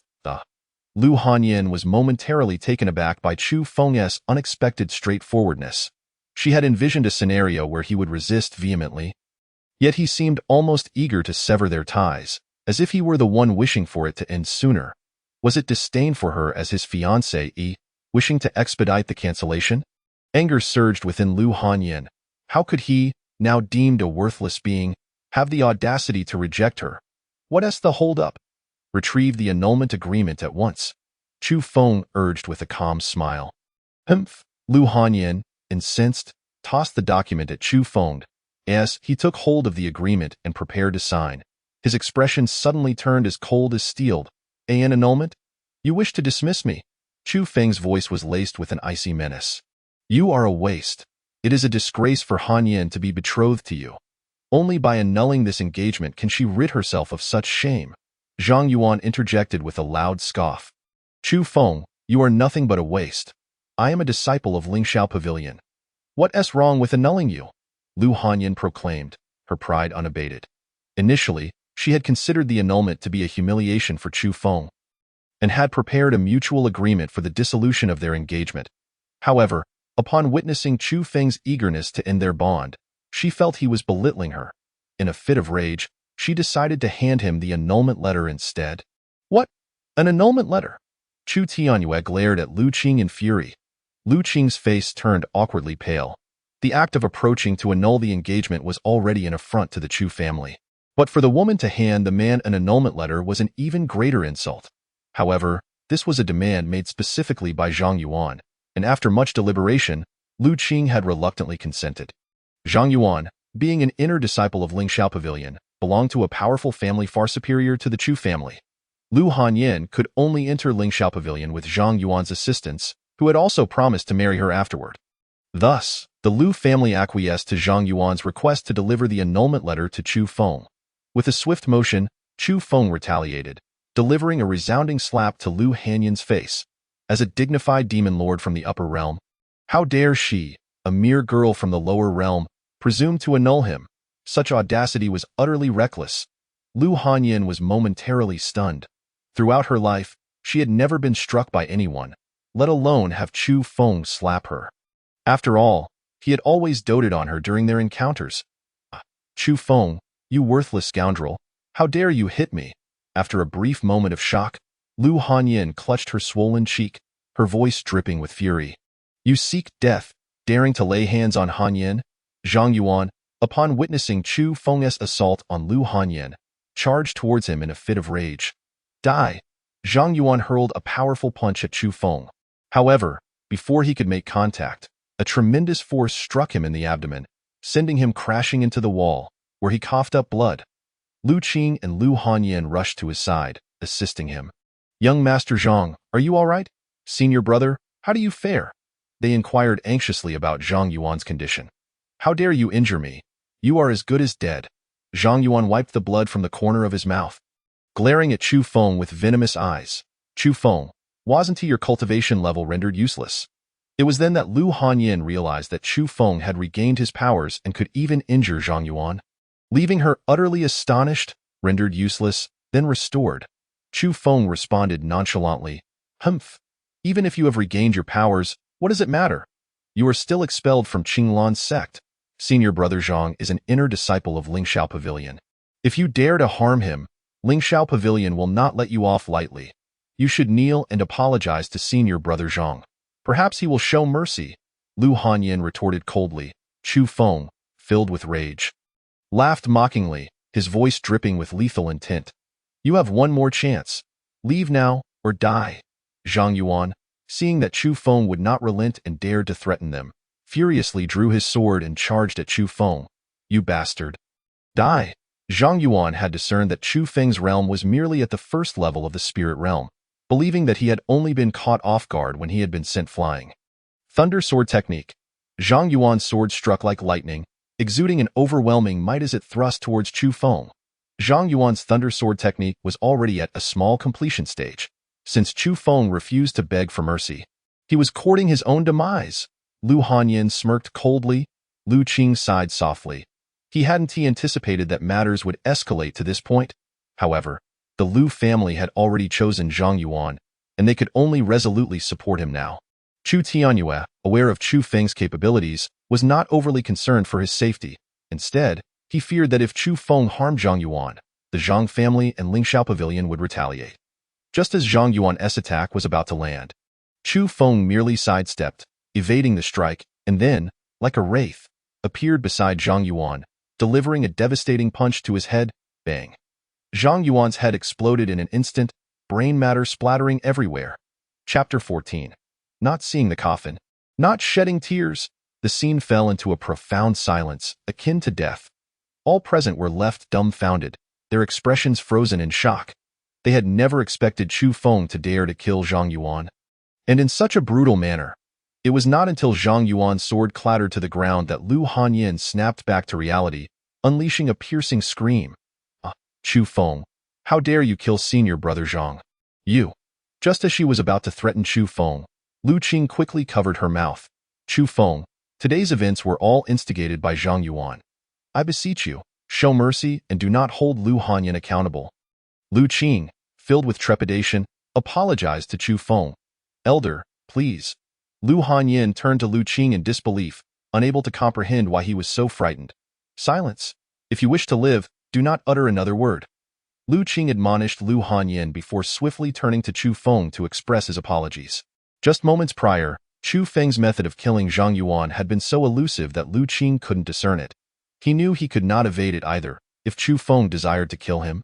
It would be a trivial matter. Chu Feng, cease this bloodshed, Chu Tianyue implored, seeing that Chu Feng was intent on continuing his rampage. Get lost, Chu Feng replied coldly. Yes, we shall depart at once. Lu Qing, relieved, quickly seized Lu Hanyin and fled. Hold on. Just as Lu Qing and Lu Hanyin were about to step out the door, Chu Feng's icy voice halted them. Lu Qing stiffened in fear, slowly turning around. Chu Feng approached a nearby table, picked up a brush, and wrote a large character for annulment, then stepped before Lu Hanyin and forcefully slapped her across the face. It is not you who annuls me. It is I who annuls you. From this day forth, we share no ties. I advise you not to provoke me again, or I shall surely kill you. Chu Feng glared coldly at Lu Hanyin. Filled with rage, she was about to retort. But Lu Qing quickly restrained her, humbly stating, very well, we shall never disturb you again. Leave. Chu Feng commanded coldly. Lu Hanyin was seething with indignation, yearning to explode, but she was swiftly pulled away by Lu Qing. Once Lu Qing and Lu Hanyin had departed, Chu Tianyue turned to Chu Feng with concern, saying, Chu Feng, you acted too impulsively. Having killed Zhang Yuan, the Zhang family and Lingxiao Pavilion will not spare you. Nor will they overlook the Chu family. What shall we do? Do not fret. I will handle them in due course. Chu Feng replied calmly. How do you plan to do that? Chu Feng, the Zhang family has a true spirit realm 9th level expert. As for Lingxiao Pavilion, you are well aware of their formidable power. Chu Tianyue paced restlessly, fearing that Chu Feng's actions would lead to the ruin of the entire Chu family. If you are afraid, you may take the family members and hide for a while. Once I have annihilated the Zhang family and Lingxiao Pavilion, you can emerge, Chu Feng said nonchalantly. While he might not possess the strength to destroy Lingxiao Pavilion just yet, he was confident that he would soon gain such power. Annihilate the Zhang family and Lingxiao Pavilion? Chu Feng, you truly are. Chu Tianyue intended to admonish Chu Feng for his arrogance, but refrained, fearing to offend him. Consequently, he fell silent, contemplating how to arrange for the elite disciples of the Chu family to retreat. Suddenly, a tremendous noise erupted from outside the Chu residence. Following that, a furious roar rang out. Who is Chu Feng? Come out at once. The voice brimmed with malice, unmistakably heralding ill intent. Chu Feng, have you offended someone outside? Chu Tianyue's heart raced with alarm. Chu Feng remained silent, striding purposefully toward the exit in a fleeting moment. Chu Feng strode into the arena outside, that very moment. A fierce-looking middle-aged man clad in gray was gripping a member of the Chu family, vociferously demanding answers.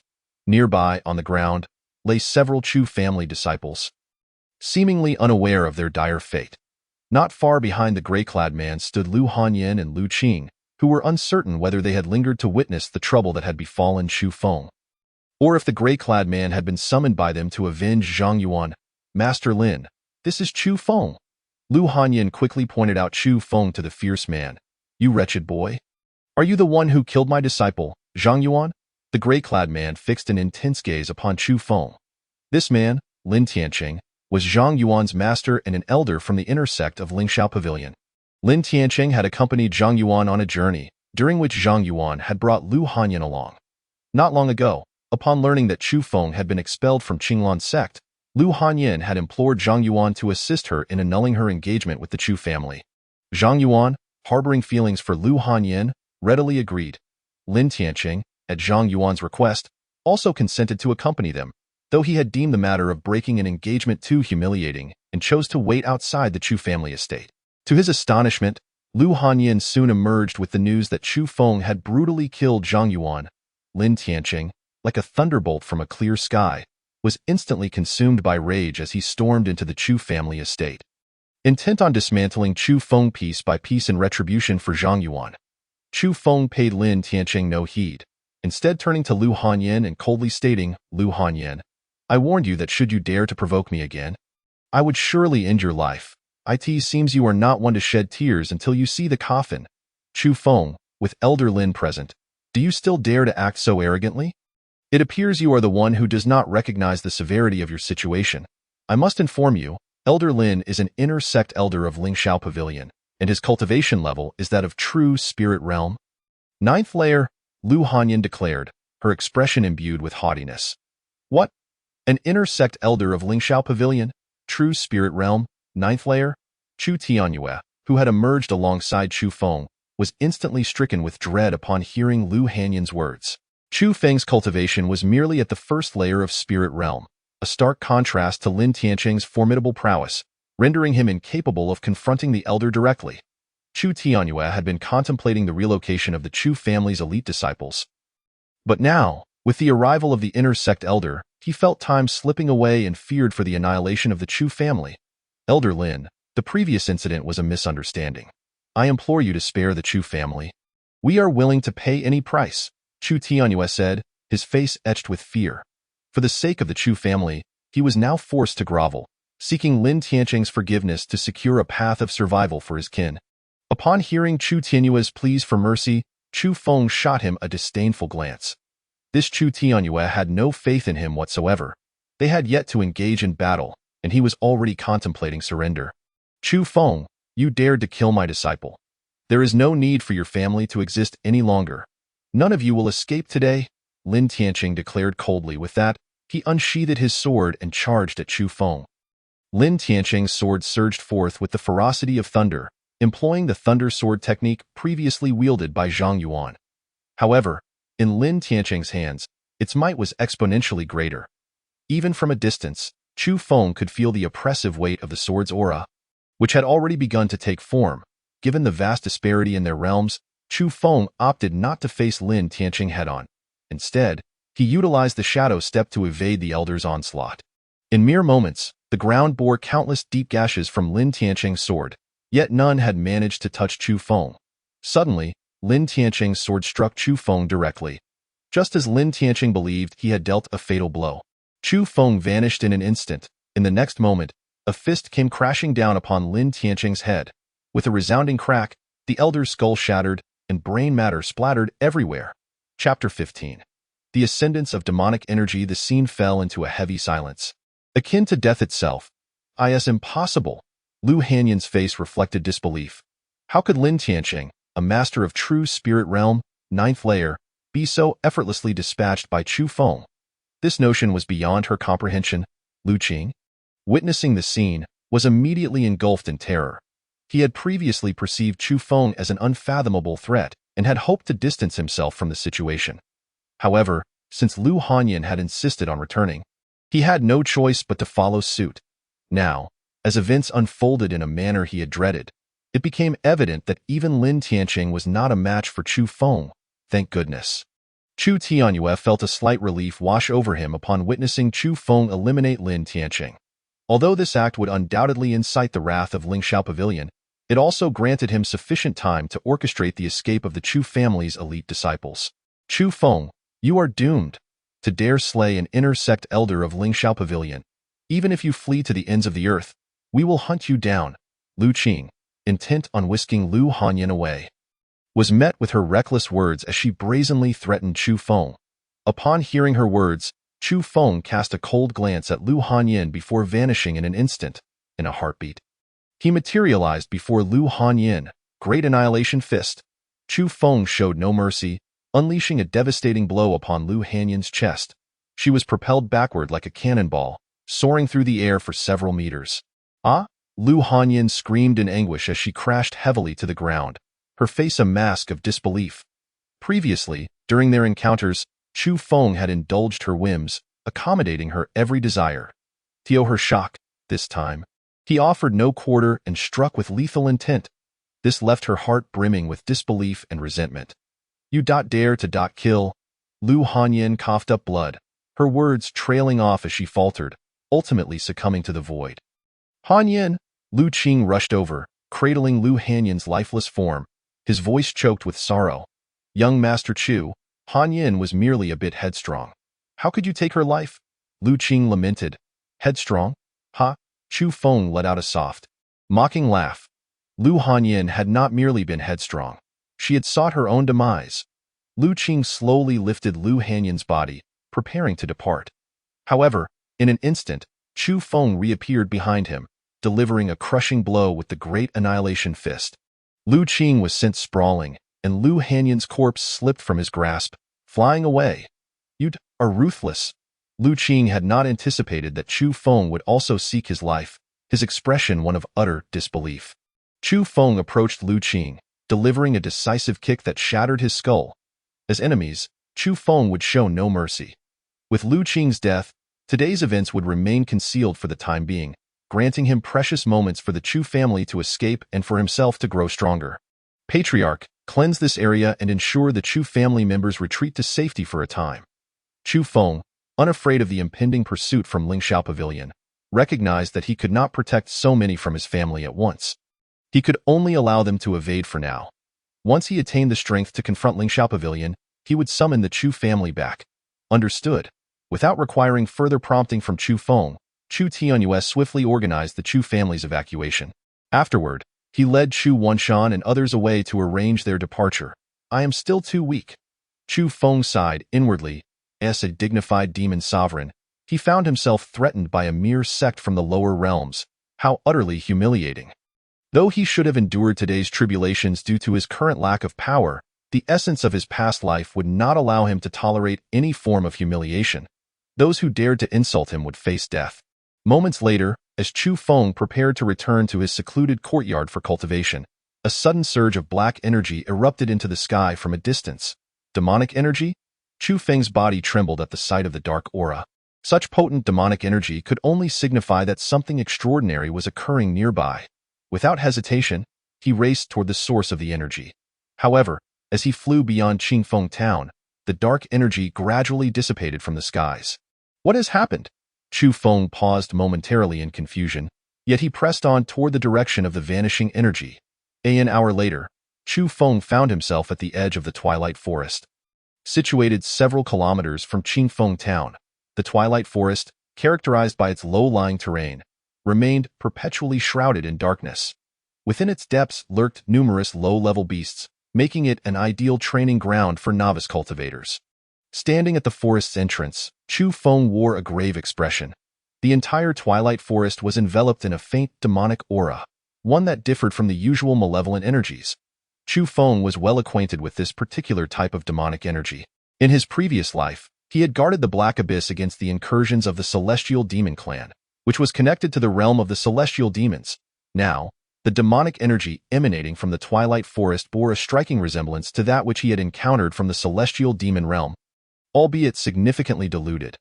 Nevertheless, Chu Feng was certain that the demonic energy within the forest was linked to the Celestial Demon domain. Run. There are terrifying beasts in the forest. Suddenly, a few individuals burst forth from the Twilight Forest in a panic. Among them, a young man in white appeared injured, collapsing to the ground as soon as he exited the forest. Fifth brother, what happened? A lovely young woman rushed over in concern to assist the white-clad youth. Shuair, flee quickly and do not worry about me. The young man turned to look back, urgently urging the girl to escape. No. If we are to die, let us die together. The young woman, clearly enamored with the white-clad youth, refused to abandon him. Roar. Suddenly, a fearsome green tiger emerged from the depths of the Twilight Forest, its visage twisted with menace. The green tiger was similar in form to an ordinary tiger but exuded a faint demonic aura that instilled terror in all who beheld it. Shuair, it is upon us. Run now. The white-clad youth, upon sighting the green tiger, exerted all his strength to push the girl away, desperate for her to escape. Yet, she immediately returned to his side, unwilling to leave him behind. You are such a fool, the young man lamented. Fifth brother, to die alongside you is my greatest wish. The young woman clung tightly to the white-clad youth. At this moment, the other individuals who had fled were already hastening away, leaving only the white-clad youth and the young woman behind. Chu Feng observed the green tiger with an impassive expression. The green tiger, originally a verdant spirit beast, was transformed by dark energy, elevating its realm to the second level of true spirit. The two young men in white, along with those who had just fled, were merely at the intra-level spirit realm, and thus posed no threat to the green tiger. Upon seeing it, they could only escape in panic. My lord, you must flee. We will hold off this demon tiger for you. At that moment, a beautiful woman noticed Chu Feng standing by, urging him to leave. She had already resolved to face death alongside the young man in white, and assisting Chu Feng in confronting the green tiger would be her final act of kindness. No need. Chu Feng replied indifferently. With that, he slowly approached the green tiger. Roar. The green tiger, seeing Chu Feng bravely advancing, let out a furious roar and charged at him. Chu Feng deftly sidestepped the tiger's attack and landed a powerful punch to its head. Chapter 16. Yun Qingying, boom. With just a gentle punch, the green tiger's skull shattered instantly. The expressions of the beautiful woman and the young man in white froze in disbelief. Despite Chu Feng being merely at the first level of the spirit realm, lower than both of them, he had effortlessly slain the second-level true spirit demon tiger with a single blow. This was utterly inconceivable. It was not until Chu Feng slowly walked into the Twilight Forest that they regained their senses. My lord, you Haven Tea harvested the demon core from the tiger. The beautiful woman shouted at Chu Feng. The demon core of a second-level true spirit beast was worth a considerable amount of spirit stones, and the tiger's carcass could fetch a fair price as well. Consider it a gift to you. Chu Feng's voice echoed from a distance. At that moment, he was solely focused on uncovering the mysteries within the Twilight Forest and had no time to concern himself with the green tiger's remains. Shuair, we have stumbled upon a windfall. The young man in white exclaimed joyously upon hearing Chu Feng's words. The demon core and the carcass of the green tiger represented a substantial fortune for both of them. Indeed, the beautiful woman also wore an expression of excitement. Chu Feng gradually ventured deeper into the Twilight Forest. He recalled having traversed this forest for training a few years prior, when it had been devoid of any dark energy. Something significant must have transpired in the Twilight Forest for it to have transformed so drastically. Moments later, Chu Feng began to encounter various demonic beasts. Gale wolves, crimson flame serpents, and porcupines. These beasts, once merely at the body refinement and spirit intra-level, had their realms significantly augmented due to the dark transformation. The Twilight Forest was originally an excellent training ground for low-level cultivators. Now, with the beasts being corrupted by dark energy, unsuspecting low-level cultivators entering for training faced a high likelihood of perishing here.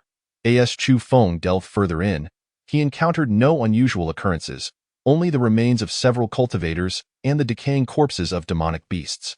Soon after, He found a hidden spot and began to meditate and cultivate. The dark energy here suppressed ordinary cultivators, yet for Chu Feng, it presented a remarkable opportunity. His chaotic art could absorb this dark energy, transforming it into pure energy to rapidly enhance his cultivation. Moments later, he initiated his chaotic art.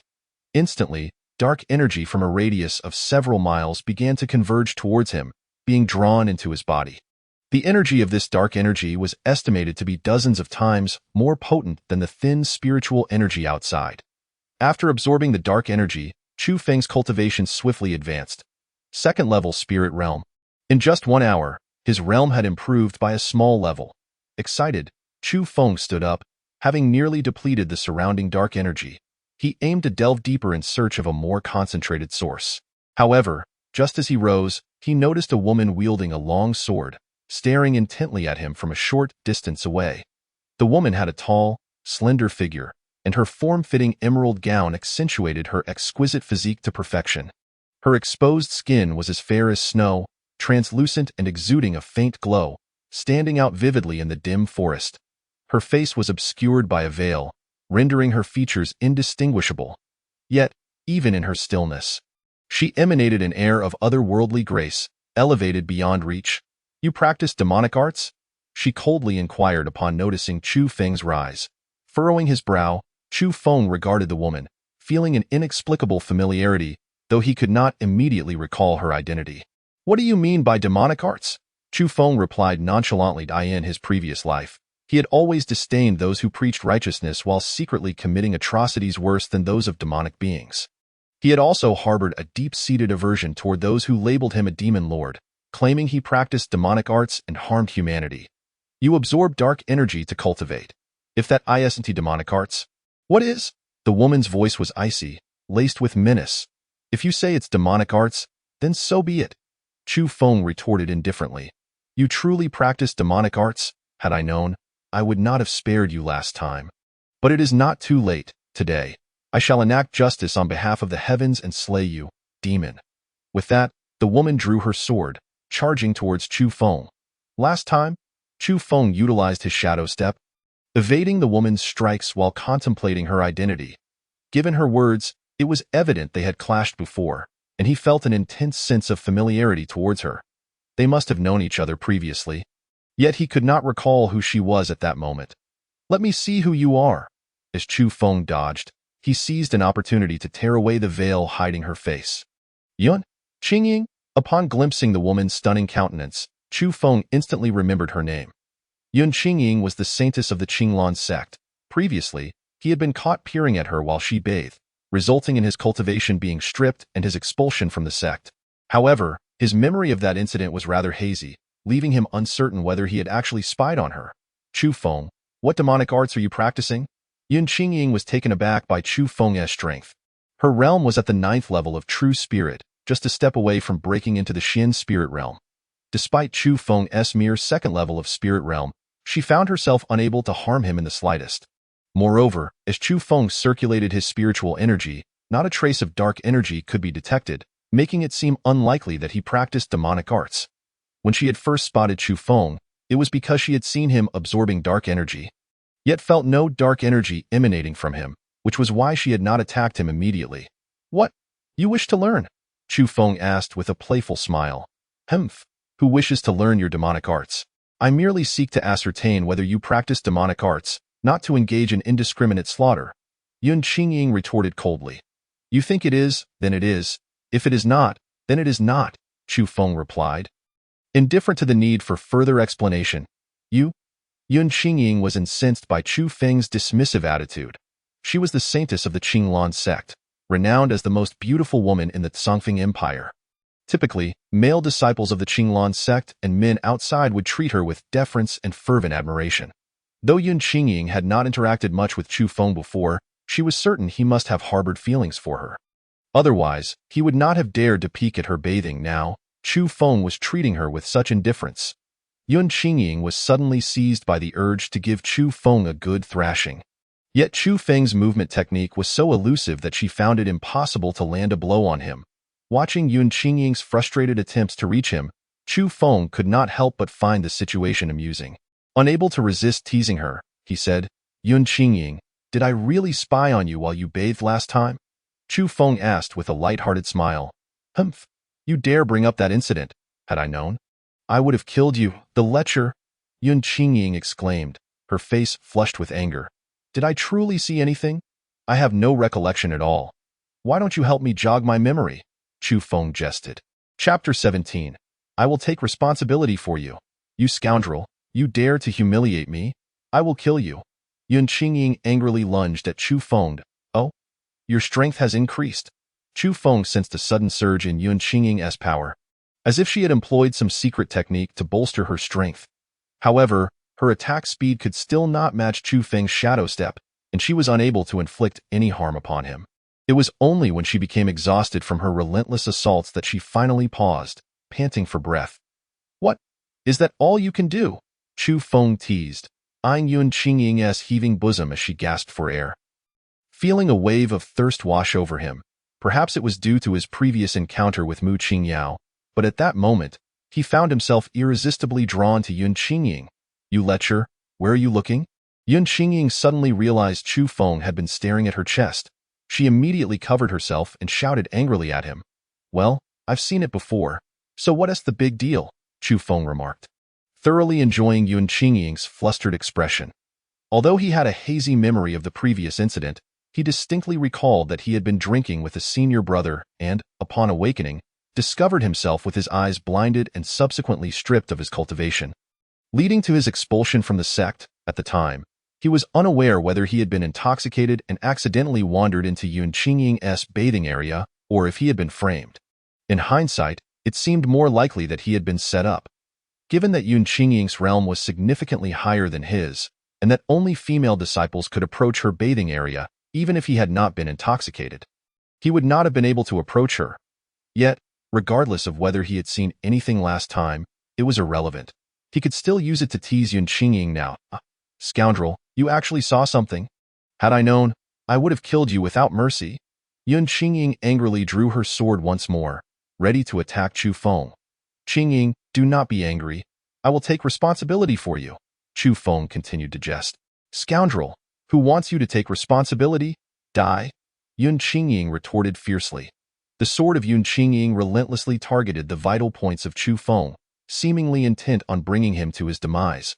"My dear, you needn't waste your efforts. You cannot harm me." Chu Feng elevated his address for Yun Qingying to "my dear." "You scoundrel, I shall surely kill you in the future." Yun Qingying abruptly ceased her assault, casting an enraged glare at Chu Feng before swiftly departing. She realized that she could not injure him, and remaining would only subject her to his humiliation. It was best to retreat, grow stronger, and then return to slay Chu Feng. That woman. Chu Feng watched Yun Qingying's retreating figure. Feeling a surge of delight, he suddenly found pleasure in teasing the woman he admired from time to time. In his previous life, due to the constraints of the nether demon body, he had always been indifferent to women. Even the affections of his stunning twin disciples had left him unmoved. In this life, liberated from such physical limitations, Chu Feng silently vowed never to let them down again. After a moment, as Yun Qingying's silhouette gradually faded from view, Chu Feng resumed his journey deeper into the twilight forest. Shortly thereafter, he discovered a place dense with demonic energy and began to channel the chaotic arts, absorbing the malevolent aura for cultivation. An hour later, his cultivation level surged dramatically. Although he had yet to ascend to a higher realm, he estimated that another attempt would suffice. Chu Feng rose slowly and continued to delve deeper into the twilight forest.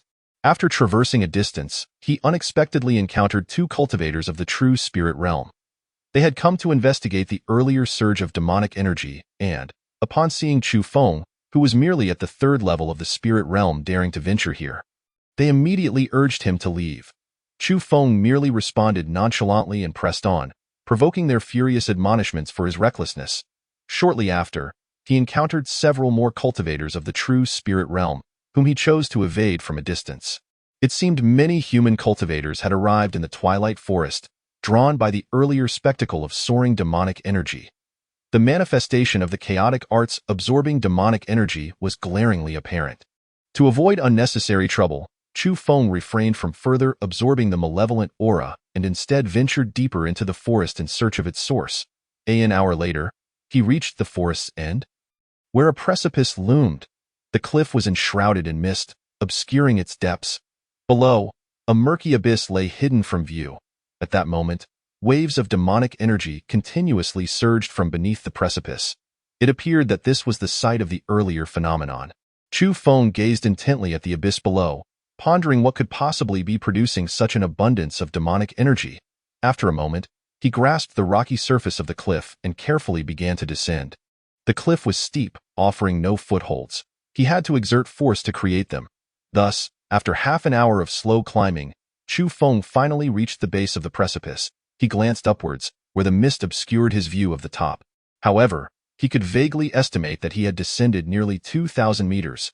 Surveying his surroundings, he found the base of the cliff dimly lit, with visibility exceedingly low, allowing him to discern only a few dozen meters around him. The area was barren and desolate, devoid of any vegetation. The surrounding silence was eerie, yet Chu Feng noticed numerous tracks of demonic beasts on the ground, indicating that many creatures thrived in the depths of the cliff. Rather than immediately explore, he chose to sit cross-legged and activate the chaotic arts. The demonic energy at the cliff's base was several times denser than that of the twilight forest above. And with no one around to discover him, it was an ideal place for Chu Feng to cultivate. After 3 hours, remarkably, his realm ascended 2 minor levels, reaching the 5th level of the spirit realm. Given his current low cultivation level, his rate of advancement was swift. Additionally, with the experience from his previous life, he encountered almost no bottlenecks in his breakthroughs. Provided he had sufficient opportunities, he could rapidly advance. What a thrill! With his realm elevated, Chu Feng felt invigorated and elated.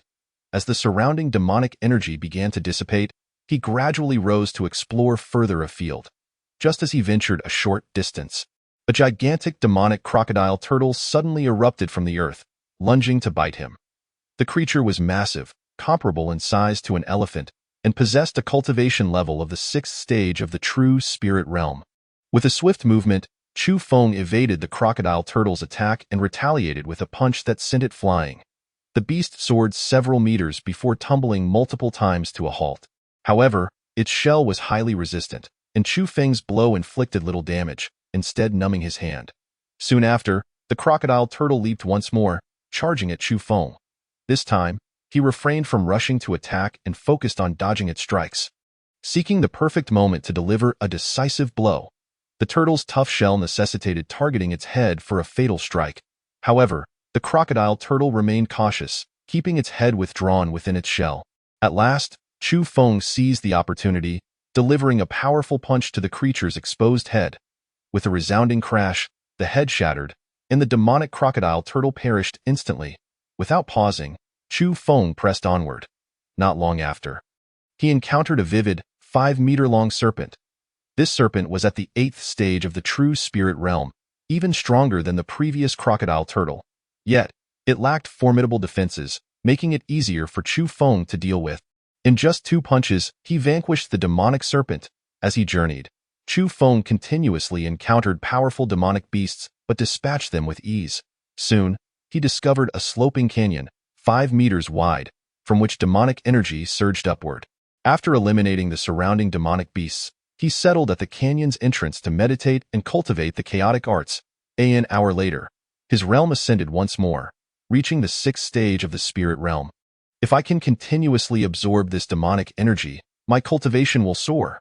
Chu Feng felt a rush of excitement. Having found a path to rapid advancement, he could swiftly grow stronger and return to the upper realm. Soon, the surrounding demonic energy was depleted, and Chu Feng stood up, making his way deeper into the canyon. The canyon was eerily silent, evoking a chilling sensation. Chu Feng traversed the canyon for quite some time without encountering any demonic beasts. This could indicate a lack of creatures below, or perhaps the presence of a powerful beast. It seemed likely that this canyon was the territory of that formidable creature, deterring others from approaching. Based on his previous life's experiences, the latter possibility appeared more probable. However, he remained uncertain about the realm of the creature lurking below. After a quarter of an hour, he finally arrived at the canyon's deepest point. There lay a vast cavern, in which coiled a 100-meter-long demonic dragon. The dragon's eyes were shut, as if in slumber or meditation. Behind it, A half-meter-long spatial rift had torn open in the void. The rift was dark and profound, leading into an abyss of endless darkness. At that moment, waves of demonic energy flowed forth from the rift. This was a space crack connecting to the demon realm. Chu Feng's expression turned grave as he regarded the rift. He had not anticipated that even in this lower realm, a connection to the demon realm would exist. Clearly, the human world had undergone a tremendous upheaval, likely indicating a full-scale invasion by the demon clan. He needed to hasten his ascension to the upper realm. The demon realm was vast and boundless, home to countless demons. Their invasion posed an unprecedented threat to the human race. Chu Feng must return quickly to reclaim his former strength and defend against the intruders. Suddenly, the demonic dragon in the cavern seemed to sense Chu Feng's presence, abruptly opening its enormous eyes. Its green gaze bore down upon Chu Feng like two colossal green lamps. With a roar, the dragon bellowed and surged toward him with explosive fury. The ninth stage of the mystic spirit realm. Chu Feng's expression turned serious. As the demonic dragon unleashed its aura, Chu Feng sensed its realm. It was at the ninth stage of the mystic spirit realm. With his own cultivation at only the fifth stage of the spirit realm, he was at a significant disadvantage, rendering him nearly powerless against the dragon, the demonic spirit fruit. As the demonic dragon surged from the cavern, Chu Feng's gaze fell upon a demonic spirit fruit tree growing behind the spot where the dragon had been coiled. He couldn't contain his excitement. The tree was pitch black, adorned with 2 dark leaves beneath and 3 large black fruits above. These were the coveted demonic spirit fruits. These fruits absorbed demonic energy and were invaluable for cultivation, suitable for any practitioner. Moreover, they were a primary ingredient for crafting the 5th grade elixir, the Divine Source Pill. This pill was a supreme elixir that could significantly enhance one's cultivation and assist in breaking through realms, particularly beneficial for those seeking to ascend to the celestial spirit realm or the royal realm. However, the demonic spirit fruit could only thrive in areas rich in demonic energy, and the Divine Source Pill was not something just any alchemist could concoct. Hence, it had become a rare and sought-after treasure. Chu Feng was astonished to find a demonic spirit fruit tree thriving here, bearing its precious fruits. At that moment, the demonic dragon approached Chu Feng like a bolt of lightning, opening its massive jaws in an attempt to swallow him whole. Chu Feng activated the shadow step, swiftly dodging to the side, narrowly evading the dragon's attack. Seeing this insignificant creature evade its strike, the demonic dragon roared again, swinging its long tail toward Chu Feng in a sweeping motion. With a light leap, Chu Feng dodged the attack once more. The dragon's tail crashed violently against the adjacent stone wall, shattering large chunks of stone that tumbled down. Chu Feng gradually retreated, luring the demonic dragon outward. During this time, he managed to land several punches on the beast. However, the enchanted dragon's defenses were formidable, and Chu Feng's attacks failed to inflict any significant damage upon it. Before long, Chu Feng lured the dragon to a location far from the cave. Just as he contemplated turning back to the cave to gather the spirit fruits, a familiar voice suddenly echoed behind him. Chu Feng, what are you doing here? Is that the dragon? After dodging an attack from the enchanted dragon, Chu Feng turned to see Yun Qingying standing at a distance, astonished by the battle unfolding before her. How did you follow me? Get away quickly. Chu Feng intended to rush back for the spirit fruits, but he realized that if he left now, the enchanted dragon might target Yun Qingying. Angered, he shouted at her to move aside. You scoundrel! I was just trying to help you deal with this dragon, and you tell me to leave? Yun Qingying glared furiously at Chu Feng. No one had ever spoken to her in such a manner. To her surprise, upon wanting to assist Chu Feng, he commanded her to depart. In a fit of rage, she nearly wished to pierce him with her sword. Get out of here right now. After a moment, seeing Yun Qingying still lingering nearby, Chu Feng shouted once more. What do you take me for? Just because you say I should leave, I will? Humph. I refuse to go. I want to see you torn apart by that dragon. Yun Qingying retorted angrily. Let me tell you, this dragon is lustful. Its breath carries a lewd poison. I'm afraid that if you get hit by it, I might have to sacrifice my virtue to save you. Chu Feng suddenly grinned mischievously. Stop trying to scare me. While the dragon may be lustful, its breath cannot possibly carry a lewd poison. Yun Qingying had heard of the dragon's nature but was skeptical about its breath carrying a poison of that sort. This is an enchanted dragon, a mutated one. I've warned you in advance. If you don't believe me, that's your problem. I've been quite tempted by you for a long time, so if you succumb to the poison, I might begrudgingly help you antidote it. Seeing that Yun Qingying still refused to leave, Chu Feng once again threatened her with a wicked smile. You scoundrel! You pervert! Yun Qingying exclaimed in outrage upon hearing his words. Yet, she seemed to grow fearful, quickly retreating to a distance. Chapter 19. A reunion with Mu Qingyao. Seeing Yun Qingying move away, Chu Feng immediately unleashed his full power to evade the enchanted dragon's assault and dashed toward the cave below. The dragon, noticing this, pursued him relentlessly. Yun Qingying had not gone far and, upon witnessing Chu Feng's flight from the dragon, re-emerged. She sensed that Chu Feng had meant well when he urged her to leave. Yet she could not fathom why he continued to engage the dragon in battle. After a moment of contemplation, she began to follow him down the canyon. After a short while, a furious roar erupted from the dragon below. Filled with an overwhelming murderous intent, as if something precious had been taken from it.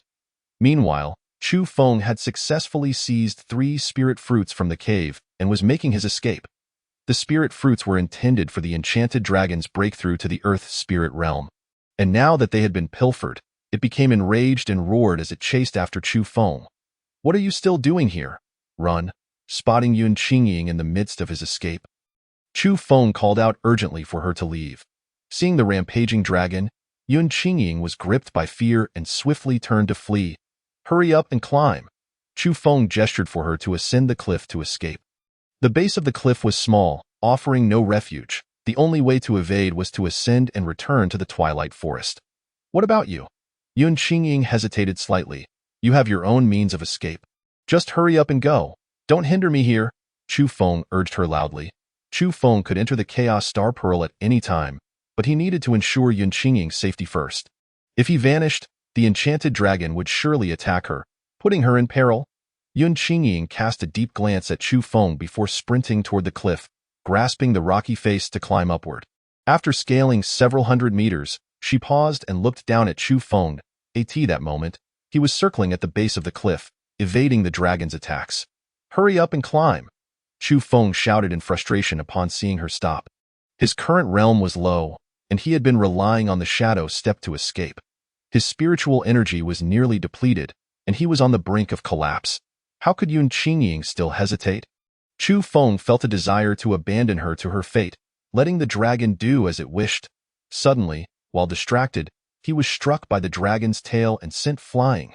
The enchanted dragon, sensing it had hit Chu Feng, roared in excitement, its massive jaws opening wide to take a bite out of him. Chu Feng, dodge! Yun Qingying cried out in alarm upon witnessing Chu Feng's perilous situation.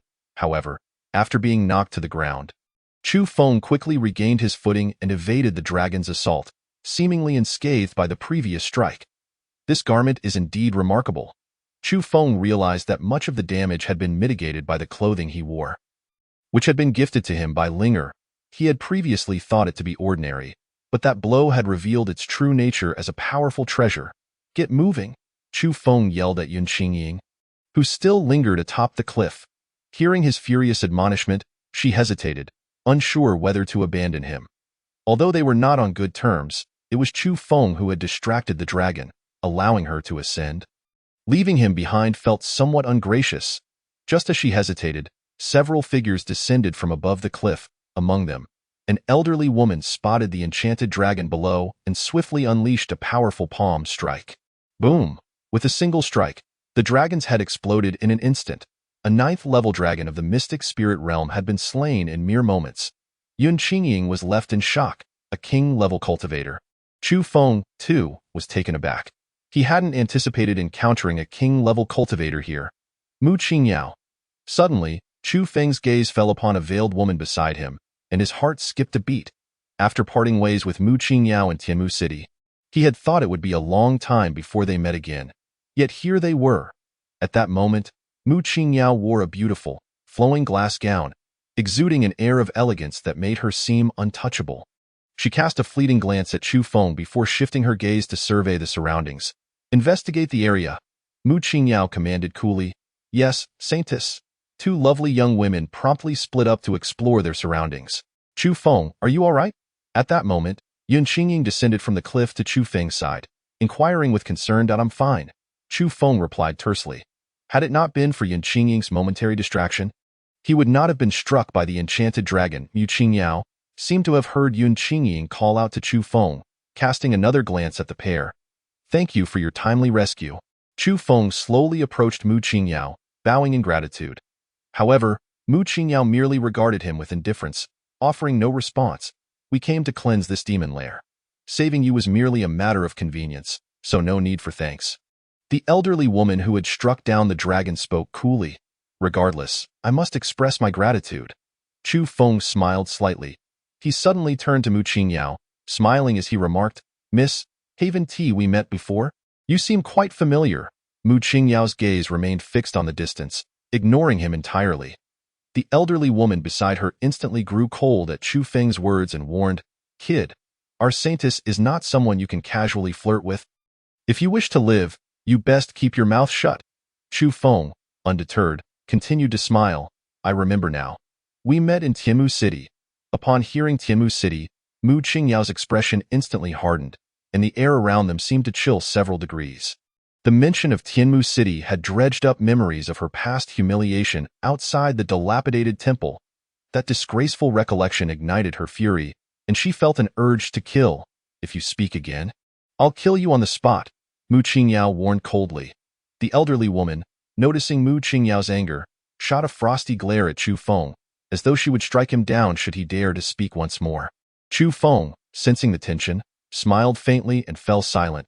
He had merely sought to gauge Mu Qingyao's suspicions, and it seemed she had none. Suddenly, Chu Feng noticed Yun Qingying glaring at him, seemingly upset that he had been so brazen as to flirt with a beautiful woman. He flashed her a grin, only to incite her ire further. Just then, the two young women who had ventured out returned, reporting to Mu Qingyao, Saintess, there are only low-tier enchanted beasts in the vicinity. Saintess, below the canyon, there is a spatial rift, and the demonic energy is seeping out from there. Chapter 20. Despicable woman, get lost. Is there anything near the spatial rift? Mu Qingyao inquired upon hearing the report from the young women. Near the spatial rift, there is a damaged spirit fruit tree, but it seems the fruits were just recently picked. One of the young women glanced at Chu Feng and Yun Qingying as she spoke. The base of the cliff had only been entered by Chu Feng and Yun Qingying, so it was clear they were the ones who had taken the spirit fruits. Spirit fruits? The elderly woman's eyes gleamed at once. Spirit fruits were the primary ingredient for the divine source pill, and their Yaoqi holy land happened to have alchemists capable of crafting it. However, they had long struggled to find spirit fruits. Now that they had received news of their existence, the elderly woman was elated. If we could obtain the demon spirit fruit, then our Yaoqi's sacred land would stand a chance to increase by 1 or 2 powerful king realm practitioners, significantly enhancing the strength of our sacred ground. In an instant, Mu Qingyao and her companions gazed at Chu Feng with eager anticipation. May I ask, would you be willing to part with the demon spirit fruit? The elderly woman looked at Chu Feng and Yun Qingying with an expression of hope. The demon spirit fruit? I have never encountered such a thing, Yun Qingying replied, momentarily stunned, denying her possession of the fruit. Simultaneously, her gaze shifted towards Chu Feng. Earlier, when Chu Feng entered the canyon, the demonized flood dragon had relentlessly pursued him. Yun Qingying speculated that Chu Feng must have taken the demon spirit fruit. Otherwise, the flood dragon would not have been so intent on hunting him down. Upon hearing Yun Qingying's words, Mu Qingyao and the others turned their eyes towards Chu Feng. I did indeed find a black fruit below, but seeing that it was brimming with spiritual energy, I consumed it in one bite, and my cultivation increased by several minor realms, Chu Feng said with a faint smile. You are truly wasteful, the elderly woman glared at Chu Feng with fury. The primary use of the demon spirit fruit is to refine divine origin pills. Consuming it directly can also enhance one's cultivation, yet this was indeed a flagrant waste. Mu Qingyao regarded Chu Feng with a calm demeanor. Hearing that he had consumed the demon spirit fruit did not alter her expression. Previously, she had been slightly surprised to see that Chu Feng had increased by 5 minor realms since their last meeting. Now, upon learning that he had swallowed the fruit, she began to comprehend how his cultivation had surged. Was there only one? I noticed that the demon spirit fruit tree bore 3 fruit stems. A beautiful woman who had entered the canyon questioned. I cannot say for certain, Chu Feng replied coolly. Chu Feng himself was capable of refining divine origin pills. He would never consider relinquishing the demon spirit fruit. Young man, having the demon spirit fruit in your possession is a waste. If you give it to us, we can offer you something of greater value. The elderly woman's voice held a threatening tone. I told you, I do not have it, Chu Feng replied with indifference. Child, do not provoke my wrath, the elderly woman shouted angrily. If you do not believe me, feel free to search me, Chu Feng replied with a faint smile. He had already stored the demon spirit fruit within the Chaos Star Pearl. Even if they searched him, they would find nothing. Little one, you go search him. The elderly woman gestured to a nearby beautiful woman to check Chu Feng. Soon, the woman had thoroughly searched Chu Feng, including his storage ring. Holy maiden, he truly does not possess the demon spirit fruit, the beautiful woman reported. Young man, you wouldn't have hidden the demon spirit fruit somewhere, would you? The elderly woman regarded Chu Feng with suspicion. Enough. This matter ends here. Do not tarnish the reputation of our Yaoqi sacred land any further. Mu Qingyao seemed unable to tolerate the situation any longer and interjected. Li, go destroy the spatial rift below. Mu Qingyao instructed the elderly woman. Li cast a reluctant glance at Chu Feng, but since Mu Qingyao had spoken, she had no choice but to comply. Yes? Holy maiden, with that, Li vanished in a flash. Shortly thereafter, a tremendous sound echoed from the distant canyon. Following that, the demonic energy in the air began to gradually cease flowing, as if it had been cut off from its source. What a pity! Chu Feng sighed inwardly. He had initially intended to continuously absorb the demonic energy for cultivation through that spatial rift. Now that it had been destroyed, he would have to devise another means to elevate his realm. Before long, Li returned to the scene and reported to Mu Qingyao. Holy maiden, the spatial rift has been destroyed. The rift below the canyon measured only half a meter long, and the spatial passage was exceedingly unstable. With just one palm strike, Li shattered the passage. Very well. Let us return to Zhengzhou. Mu Qingyao said softly that Mu Qingyao had originally planned to lead her team to train in the eastern wilderness for a year. However, after being schemed against by Kong Dai and losing her composure, she had lost all desire to continue training and decided to return to Zhengzhou 6 months early. Yes. Everyone who accompanied Mu Qingyao echoed in unison. After speaking, Mu Qingyao took flight with her companions, soaring into the sky. They appeared like celestial maidens ascending to the heavens, prompting a wave of envy from Yun Qingying.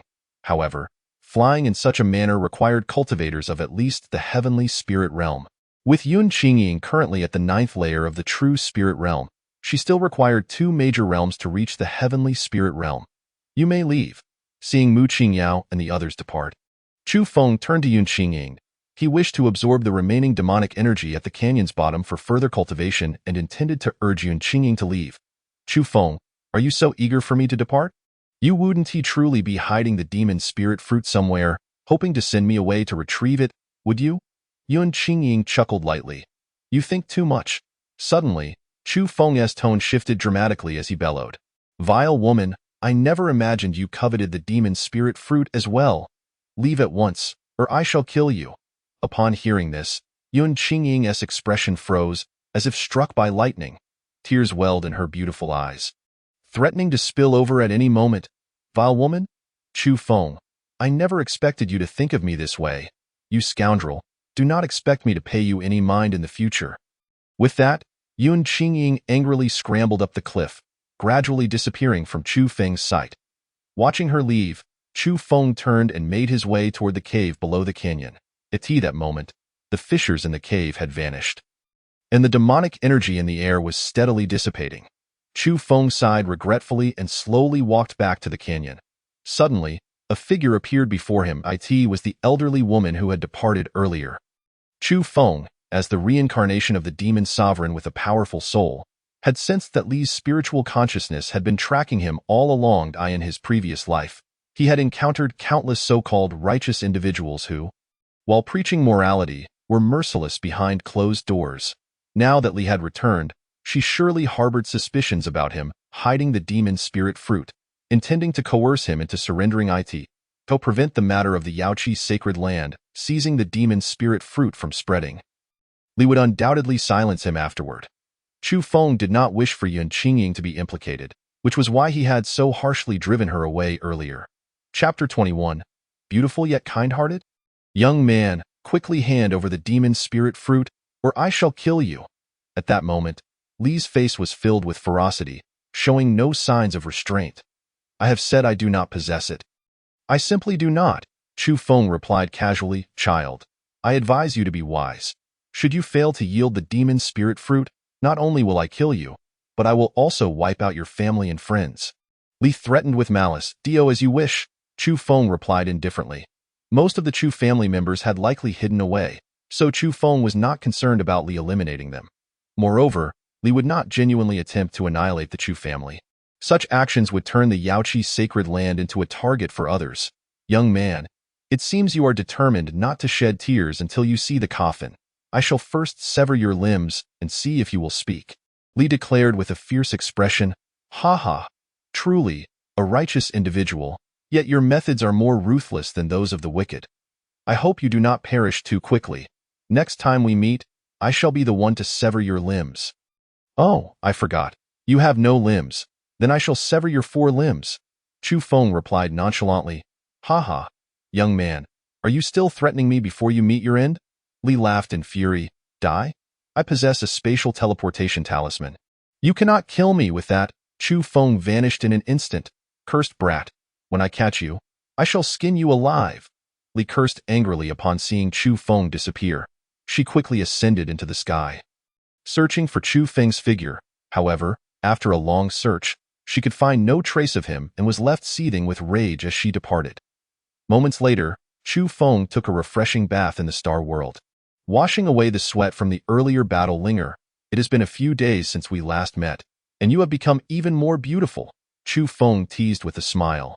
Today, Linger wore a flowing celestial dress, looking absolutely stunning, stirring Chu Feng's heart. Really?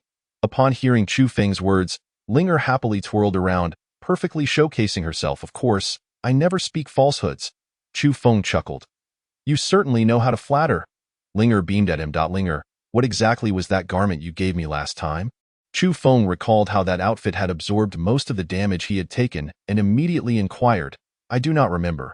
If it was a good garment, you would know how to wear it. Linger replied vaguely. You are such a scatterbrain. Chu Feng responded with a helpless expression. Has that old woman left? Chu Feng wished to quickly exit and absorb the demonic energy outside to cultivate, lest it dissipate completely. She has left. Linger sensed the situation outside and reported to Chu Feng. Good. I shall take my leave now and return to see you next time. With that, Chu Feng exited the Chaos Star Pearl and returned to the outside world. At this moment, the outside was silent, with the demonic energy gradually dissipating. Seeing this, Chu Feng immediately sat down cross-legged, activating the Chaos Art to absorb the surrounding demonic energy for cultivation. After an hour, Chu Feng finally finished absorbing the demonic energy at the canyon's bottom. However, his realm did not increase. He was still a little short of a breakthrough. What a pity. Without the demonic energy to absorb for cultivation, Chu Feng sighed. He slowly rose and returned to the base of the cliff, quickly climbing up by gripping the rocky surface. The twilight forest above might still harbor some demonic energy, and Chu Feng aimed to ascend and absorb it. However, upon reaching the twilight forest, he discovered that many cultivators had already arrived, and the demonic energy within the forest had become quite sparse. Did you not see?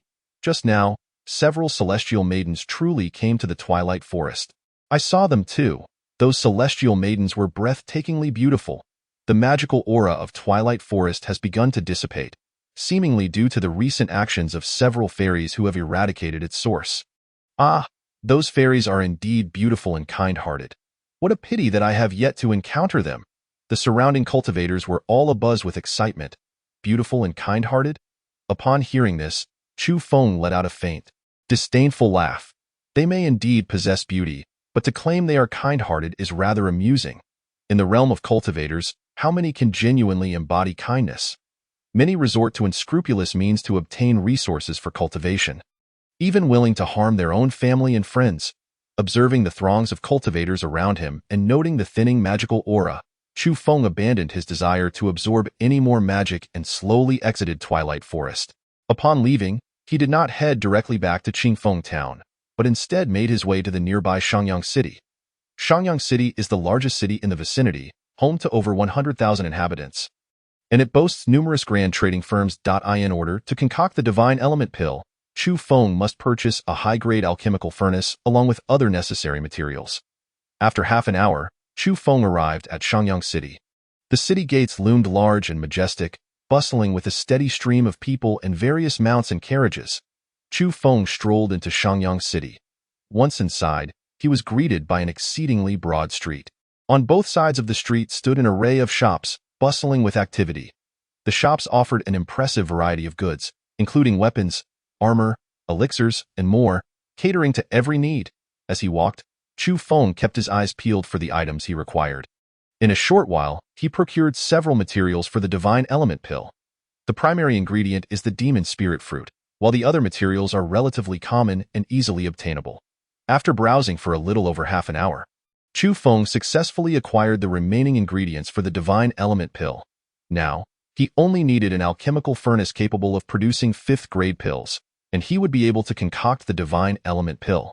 After some inquiry, Chu Feng discovered that the shops in the city did not possess any furnaces above the 5th grade. In a nation like the Zongfeng Empire, which is considered low-tier in the continent, most alchemists are merely 1st or 2nd grade. A 3rd-grade alchemist is already regarded as among the very best. Thus, the furnaces available for sale are predominantly low-grade, making it exceedingly difficult to find one capable of crafting 5th-grade pills. Without a 5th-grade furnace, the divine element pill cannot be produced. Unwilling to give up, Chu Feng continued his search and ultimately learned of a branch of the Wanbao trading firm within Shangyang City. Wanbao Trading Firm is the largest trading company in the Zongfeng Empire and ranks among the top 5 trading firms in the entire Eastern Wasteland. Upon acquiring the address of the Wanbao Trading Firm, Chu Feng immediately set off in that direction. As he walked through the bustling marketplace, a piercing voice suddenly rang out, "Everyone, clear the way." Chu Feng turned his gaze to see a white horse, ridden by a woman clad in purple, charging through like a gale.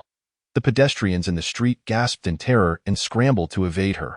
Among them, a little girl, around 5 or 6 years old, sat crying in the middle of the path, seemingly having lost her mother. "Ah, little girl, get out of the way!" The onlookers shouted desperately as they saw the girl about to be trampled by the galloping horse. However, the girl appeared oblivious to the impending danger. The purple-clad woman rode on, seemingly ignoring the child entirely, galloping past with utter disregard for the girl's life. Chapter 22. Injustice begets violence. As the little girl was on the verge of being crushed by the horse, not a single person intervened to save her. Chu Feng furrowed his brow as he observed the scene. Though he had no intention of meddling, he could not stand idly by at the last moment. He instantly teleported in front of the girl and delivered a powerful kick towards the charging horse. Boom! The horse's head exploded upon impact, its body flung several meters away, crashing heavily to the ground. The purple-clad woman was also thrown off, tumbling through the air before landing hard on the ground. "Little brother, you should flee," the woman exclaimed, furious. She was Xiao Zi, the only daughter of the city lord.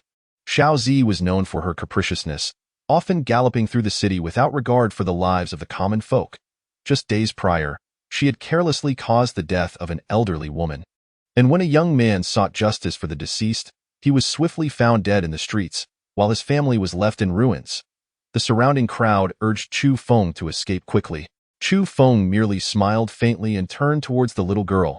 "Do not be afraid, little sister," he softly reassured her. "Mama." At that moment, a woman rushed over from a distance, anxiously lifting the little girl into her arms. "Mama!" the girl exclaimed, embracing the woman with fervor. "You filthy dog, how dare you kill my beloved horse?" The furious Xiao Zi approached Chu Feng, her wrath palpable. "You all should leave." Upon hearing Xiao Zi's words, Chu Feng's expression turned icy, but he first signaled for the woman to take the girl away. Thank you. The woman expressed her gratitude profusely, hastily fleeing with the girl in her arms. Once he saw the woman and child depart, Chu Feng turned to face Xiao Zi, suppressing his anger as he addressed her. "This is a bustling marketplace. Do you consider human lives as mere trifles?" "Humph." I called out in advance for them to move aside. Those who could not dodge are simply worthless commoners. If they are trampled to death, it serves them right. Besides, their lives are as insignificant as that of a dog. To be struck down by me is a fitting end," Xiao Zi declared haughtily. Slap. Chu Feng, upon hearing her words, delivered a sharp slap across Xiao Zi's face, causing her to stagger and nearly fall to the ground. Ah, you filthy dog, how dare you strike me? No one has ever laid a hand on me, not even my parents. You are doomed. Xiao Zi's face twisted with rage as she fiercely lashed out with her whip towards Chu Feng. He caught the whip with ease and, with a slight tug, tore it from her grasp. Crack! In retaliation, Chu Feng swung the whip back at Xiao Zi, delivering two vicious strikes. Ah! The whip struck her, tearing through flesh and skin. One lash even caught her across the face, leaving her disfigured as she screamed in agony. Ah! This little brother actually dared to treat Xiao Zi in such a manner. He is finished. Xiao Zi was not only the city lord's daughter, but also a disciple of Lingxiao Pavilion. Such an affront would surely lead to dire consequences. However, witnessing Xiao Zi being taught a lesson brought a sense of satisfaction to many. Keep your voice down. Do you wish to die? The crowd buzzed with excitement. Seeing Xiao Zi's plight, Chu Feng felt a sense of relief and let the whip fall to the ground. Let this serve as a lesson. Do not be so arrogant, or you may not know how you met your end. Chu Feng coldly declared before turning to leave. Filthy dog, you are finished. When my father arrives, I will have pieces of your flesh sliced off and pickled. I will do the same to your family and friends. One by one, Xiao Zi's eyes burned with malice as she glared at Chu Feng, wishing to flay him alive. At his words, Chu Feng's steps momentarily faltered before he vanished from sight. In an instant, he reappeared before Xiao Zi, delivering a ruthless punch aimed at her head. Boom. Xiao Zi's head exploded, brain matter splattering everywhere. In that moment, the scene fell into a deathly silence. The onlookers stared at Chu Feng in shock. At this moment, he seemed like a vengeful deity, exuding an overwhelming aura of power. Some retreated in fear. Has Xiao Zi died? Many were still struggling to comprehend the reality of the situation. She is dead. And in such a gruesome manner. This was a calamity waiting to unfold. It was unimaginable how furious the city lord would be upon hearing this news. This young man is far too impulsive. Does he not realize the gravity of his actions? It was likely that his family and relatives would suffer the consequences. The crowd continued to murmur about Chu Feng, who merely shook the blood from his hands, disregarding their whispers, and continued towards the Wanbao trading firm. This young man is truly oblivious to the peril he faces, boldly walking towards the city. Perhaps he does not wish to endanger his family and kin and intends to confess at the city lord's estate. But it is too late. Given the city lord's favoritism towards Xiao Zi, even if he surrenders, his family and relatives will undoubtedly pay the price. The onlookers shook their heads in dismay, believing that the young man was far too reckless. With no chance for regrets now, as the crowd observed Chu Feng making his way into the city, they assumed he was headed to the city lord's estate to confess. Soon after, Chu Feng arrived at the very heart of Shangyang City, where the Wanbao trading firm was located. The Wanbao trading firm occupied a vast expanse, featuring a 7-story building known as the Wanbao Tower. The architecture of the Wanbao Tower was unique, blending various mysterious elements, and it radiated an extraordinary presence from afar. The entrance to the Wanbao Tower stood nearly 10 meters high, guarded by 4 sentinels clad in black armor. Each floor's exterior corridors were also lined with numerous guards, vigilant against any potential thieves attempting to sneak up the stairs. Entering the Wanbao Tower, one was greeted by a spacious hall. The hall was resplendent, adorned with an array of precious items, weapons, armor, elixirs, and spiritual herbs. Dazzling to behold, at the center of the hall stood a massive counter, behind which stood an exceptionally attractive young woman and an elderly man in green robes, exuding an air of distinction. Chu Feng approached the counter and addressed the elderly man directly. Does your trading firm possess any alchemical furnaces above the 5th grade? The 5-rank alchemy furnace? The charming young woman beside the desk, who had been engrossed in her calculations, looked up in slight surprise upon hearing Chu Feng's words. However, upon seeing his youthful visage, she swiftly returned to her accounts. May I inquire why you wish to purchase a 5-rank alchemy furnace? Young master? The elderly man in green asked with a broad smile. For alchemy, of course, Chu Feng replied nonchalantly. Might I ask what type of elixir you intend to concoct that necessitates a 5-rank alchemy furnace? The elderly man continued to smile as he inquired, Is it customary to disclose one's intentions when purchasing goods from your merchant association? Chu Feng slightly furrowed his brow. Certainly not, however, for the creation of ordinary elixirs. A simple 1 or 2 rank furnace would suffice. There is no need to squander money on a 5-rank furnace. The elderly man smiled. Enough with the trivialities. Simply tell me if your merchant association possesses a 5-rank alchemy furnace. Chu Feng said, his impatience palpable. We do, young master. Just a moment. The elderly man, perceiving Chu Feng's annoyance, promptly ceased his inquiries and ascended the stairs. As the elderly man departed, Chu Feng's gaze shifted to the captivating young woman nearby. Her figure was striking, and he found himself momentarily entranced. If you dare to gaze any longer, I shall gouge out your eyes, the alluring woman warned, glaring fiercely at Chu Feng. Embarrassed, he quickly averted his gaze. It seemed that he had indeed become addicted to such pleasures, easily captivated by a mere woman. Chu Feng mused internally, contemplating the idea of having a woman by his side to occasionally alleviate his physical desires. His constitution was that of the 9-yang body, naturally exuberant, making it difficult to endure without the company of a woman. Before long, the elderly man returned from upstairs, holding a massive alchemy furnace. Young master, this is the 5-rank alchemy furnace, priced at 100,000 low-grade spirit stones, he announced with a smile. 500,000 low-grade spirit stones. Chu Feng was taken aback, unable to fathom that such a furnace would cost so much. In his previous life, he had little concept of spirit stones and their value. He would simply inform Luo Shui of his needs, and she would procure them for him. Chu Feng glanced at the spirit stones within his storage ring. Aside from the 10,000 low-grade spirit stones given to him by Chu Wanshan, there were approximately 260,000 low-grade spirit stones seized from defeating Lu Hanyin and her companions. He now possessed a total of 270,000 low-grade spirit stones, nearly half of what he required. If you lack sufficient spirit stones, you could opt for a lower-grade alchemy furnace. The elderly man noted, seemingly sensing Chu Feng's financial constraints, yet still maintaining his smile. Humph. If you lack spirit stones, do not seek to create a presence in our Wanbao Merchant Association, the young woman scoffed dismissively. Upon hearing this, Chu Feng cast a faint glance at her but chose to ignore her derision. How many low-grade spirit stones could this demon dragon pill fetch? He inquired, producing the inner core of the demonic dragon and presenting it to the elderly man. The demonic dragon had been slain by the old woman from the Yaoqi sacred land, and though she had not extracted the inner core, Chu Feng had deemed it valuable enough to take. The inner core of a 9th-level Xianling realm dragon, the elderly man remarked, slightly taken aback as he accepted the demon dragon pill. He could discern that Chu Feng's cultivation was merely at the 7th level of the spirit entry realm. Yet he had managed to acquire such a precious item. The young woman also regarded Chu Feng with astonished curiosity, intrigued by his possession of a 9th-level Xianling realm demon dragon pill. What is its worth in low-grade spirit stones? Chu Feng asked. Our merchant association can acquire it for 300,000 low-grade spirit stones, the elderly man contemplated. Excellent. I shall take the 5-rank alchemy furnace. Chu Feng declared, promptly retrieving 200,000 low-grade spirit stones from his storage ring and handing them to the elderly man. Deal. The elderly man accepted the spirit stones, smiling as he handed the alchemy furnace to Chu Feng. With the 5-rank alchemy furnace in hand, Chu Feng felt elated. With it, he could refine the Divine Yuan pill and rapidly enhance his cultivation.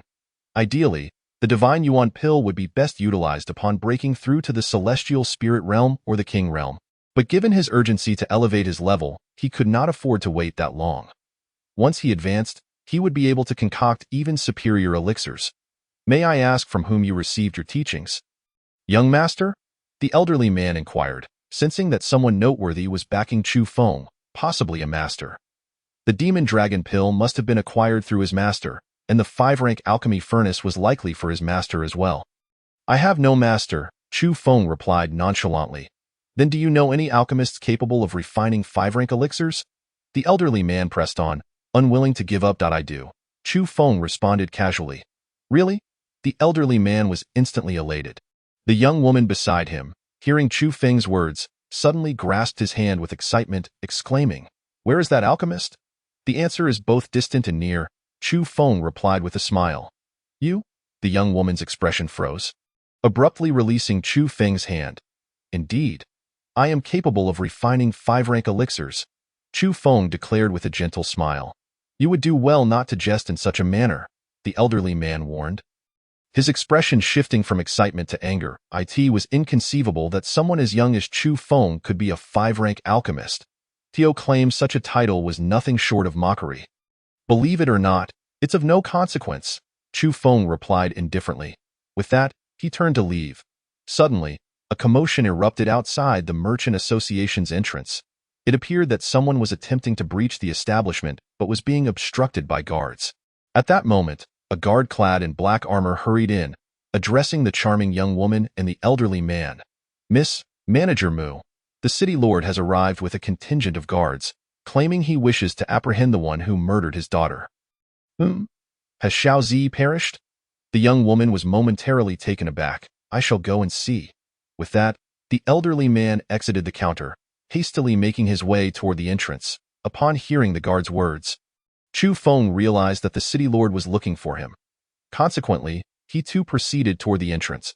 As the elderly man reached the door and observed the scene outside, he solemnly addressed, City Lord Xiao. What is the meaning of this? Why have you surrounded our Wanbao Merchant Association? At that moment, the Wanbao Merchant Association was encircled by soldiers from the city lord's estate, with a throng of onlookers gathered around. Manager Mu, I harbor no intentions of causing trouble for the Wanbao Merchant Association. I merely wish to apprehend the murderer of my daughter, Xiao Tianhe, the city lord of Shangyang City, stated. He was a figure of authority, commanding respect, and his daughter, Xiao Zi, was equally untouchable in Shangyang City. Upon receiving the news that his daughter had been brutally murdered, he was struck with disbelief. Upon discovering that Chu Feng was at the Wanbao Merchant Association, he immediately led his men to surround the premises. Chu Feng dared to slay his daughter. He would ensure that Chu Feng met a gruesome end, and he would annihilate Chu Feng's family as well. To accompany his daughter in death, are you implying that our Wanbao Merchant Association is harboring the murderer of your daughter, Manager Mu, who oversaw the Shangyang City branch of the Wanbao Merchant Association? Was unperturbed, I make no such implications. I merely state that my men have identified the murderer of my daughter entering your Wanbao Merchant Association. Xiao Tianhe seemed reluctant to offend the Merchant Association, opting for a conciliatory tone. Hearing this, Manager Mu turned to look at Chu Feng, who was slowly stepping forward. It was I who killed his daughter. Chu Feng stated plainly. Young man, why did you slay my daughter? Xiao Tianhe's gaze, filled with wrath, bore down upon Chu Feng. Are you unaware of your daughter's character? She offended me, and I eliminated her, thus ridding the world of a menace. Chu Feng replied coolly, You scoundrel. My daughter was just a child, a bit willful. You showed such cruelty in her demise. Are you even human? Xiao Tianhe roared in indignation. Just a child? Chu Feng scoffed lightly. Observing Xiao Tianhe's reaction, he finally understood why Xiao Zi had been so spoiled and willful. You shall pay for this, young man.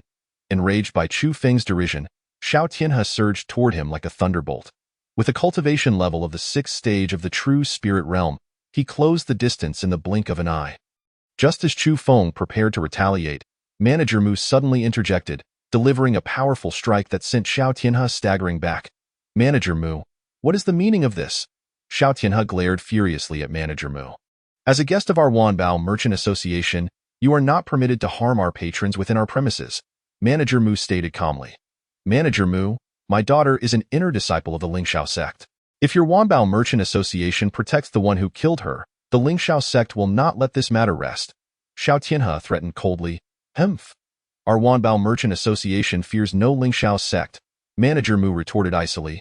Afterward, he turned to Chu Feng, saying, Young master, if you can provide us with information regarding a 5-rank alchemist, our Wanbao Merchant Association can assist you in resolving this matter. The president of the Wanbao Merchant Association, Shen Wanbao, had suffered grave injuries 10 days prior, and only the Snow Ginseng Creation Pill could save him. However, the Snow Ginseng Creation Pill was a 5-rank elixir, necessitating a 5-rank alchemist for its refinement. Such alchemists were exceedingly rare in the entire Wasteland realm, with none to be found in the Eastern Wasteland. Only in the Central Continent could one hope to find them. However, the journey to the Central Continent was long and arduous, and the round trip would take over a month, time that Shen Wanbao could not afford to lose. Originally, the Wanbao Merchants Association had relinquished all hope and was preparing for the funeral of Shen Wanbao. However, upon learning that Chu Feng might have a 5th-grade alchemist backing him, Mu Changhai was unwilling to let go of any glimmer of hope and sought information regarding the fifth-grade alchemist in order to protect Chu Feng. No need. He is merely an old dog. I can handle him myself. Chu Feng calmly declined Mu Changhai's offered AT that moment. The previously charming lady also stepped forward. Upon hearing Chu Feng's words, she couldn't help but roll her eyes, further convinced that Chu Feng was merely a braggart. With his cultivation at only the 5th level of the spirit realm, how could he claim to deal with Xiao Tianhe, who was a whole realm above him? Was this not mere boasting? At this moment, the charming lady had completely lost faith in Chu Feng's claim of being a 5th-grade alchemist, believing he had come to deceive them after learning they were searching for one. Mu Shushu, since this young master does not wish for our assistance, please step aside. The lady addressed Mu Changhai. Miss, but Mu Changhai still did not want to give up any hope of saving Shen Wanbao. However, seeing the lady's resolute gaze, he could only step aside helplessly. The charming lady was Shen Qianning, the illegitimate daughter of Shen Wanbao, recently sent to the Shangyang branch to learn and gain experience before returning to the main association to take over some family business. Upon hearing this, Xiao Tianhe cast a deep glance at Shen Qianning, astonished that the young lady of the Wanbao Merchants Association would appear here. But as Shen Qianning demanded Mu Changhai to step aside, he felt a surge of excitement. Kid, I won't let you die so easily. I will make you taste the agony of being unable to seek life or death. You will watch as your loved ones are brutally slaughtered. And in the end, I will do the same to you. Xiao Tianhe, filled with malice, slowly approached Chu Feng, intent on capturing him and inflicting torment. Hiss! How cruel the city lord is. It is entirely his own doing. Yet now his family must suffer alongside him. Alas! I urged that young master to flee at the very beginning of the rescue. Had he escaped then, none of this would have occurred. The bystanders, upon hearing Xiao Tianhe's intentions for Chu Feng, instantly erupted in fearful discussions. Shen Qianning frowned, somewhat repulsed by Xiao Tianhe's methods. However, since Chu Feng had previously deceived her with his bravado, she could not possibly intervene to save him. Are you done? Once you are, you may go die. Chu Feng cast a nonchalant glance at Xiao Tianhe, then vanished from sight, appearing before him in an instant.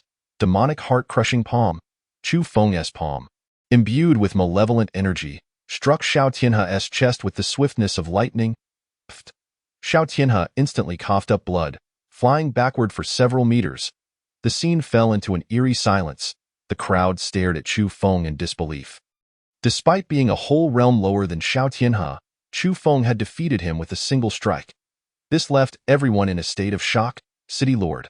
After a moment, the captain of the city guards, who had accompanied Xiao Tianhe, finally regained his senses and rushed over to assess Xiao Tianhe's injuries. Ah, the city lord is dead. You actually killed the city lord. The captain shouted in terror. What? Dead? How is that possible? City Lord Xiao is the strongest cultivator in Shangyang City. How could he be killed with a single palm strike by someone a whole realm beneath him? This was utterly inconceivable. The surrounding crowd buzzed with astonished chatter. Shen Qianning's beautiful eyes widened as she gazed at Chu Feng, filled with disbelief. She had always thought Chu Feng was merely boasting, yet it seemed he truly possessed strength, if he was not just a braggart. Then could his claim to be a 5th-grade alchemist be true? Realizing this, Shen Qianning looked at Chu Feng with excitement. If Chu Feng were indeed a 5th-grade alchemist, then her father would be saved. Everyone, attack! Kill him to avenge the city lord. At this moment, the captain of the city guards loudly commanded the nearby guards to eliminate Chu Feng. Instantly, the guards trembled as they drew their swords. Yet none dared to advance. After all, Chu Feng had just slain Xiao Tianhe in an instant. They were no match for him. Yet, out of duty, they felt compelled to obey the order. Let us see who dares. This young master is a distinguished guest of our Wanbao Merchants Association, Mu Shushu. Protect this young master. Shen Qianning, witnessing the guards preparing to attack Chu Feng, immediately ordered Mu Changhai to shield him. Chu Feng was now her only hope for her father's salvation. She could not allow anyone to harm him. Yes, miss. Mu Changhai responded promptly, positioning himself and his men in front of Chu Feng. You, Wanbao Merchants Association, are harboring the murderer of the city lord. I shall report this to His Majesty at once. The captain of the guards, seeing Mu Changhai intervene, breathed a sigh of relief. Due to their duty, they had to act, yet they knew that engaging Chu Feng would likely lead to their demise. Now that the Wanbao Merchants Association had stepped in, they found a way out, conveniently shifting the blame onto them. The Wanbao Merchants Association wielded immense influence across the eastern wilderness continent and had ties with many other empires, making it unwise for the Songfeng Empire to offend them lightly, by placing the responsibility on the Wanbao Merchants Association. The imperial authorities would not hold them accountable. After issuing his command, the captain ordered his men to slowly carry away Xiao Tianhe's corpse. Seeing the guards depart, Chu Feng also prepared to leave. "Young master, we have just aided you. Is it proper to depart so soon?" Shen Qianning quickly stepped in front of him. "I do not need your assistance. This is an unnecessary endeavor." Chu Feng replied coolly. "Young master, we are well aware that you can handle the guards from earlier, but can you contend with the entirety of the Songfeng Empire?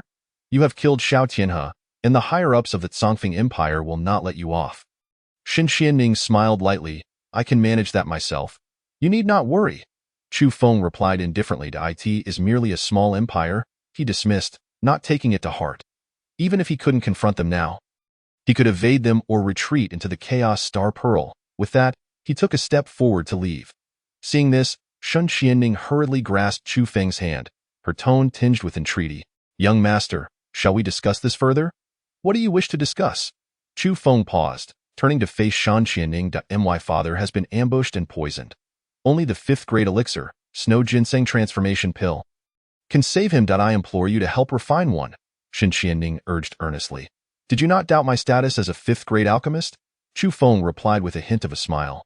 "Young master, my father cannot hold on much longer. I beg you to assist," Shen Qianning earnestly pleaded. As Shan Wanbao's most cherished daughter, Shen Qianning was not favored by the direct lineage of the Shen family. She was but a concubine's child, and if Shan Wanbao were to pass, her status within the family would plummet. With Shan Wanbao gravely injured, the direct descendants of the Shen family had promptly sought to expel her, forbidding her from remaining by his side.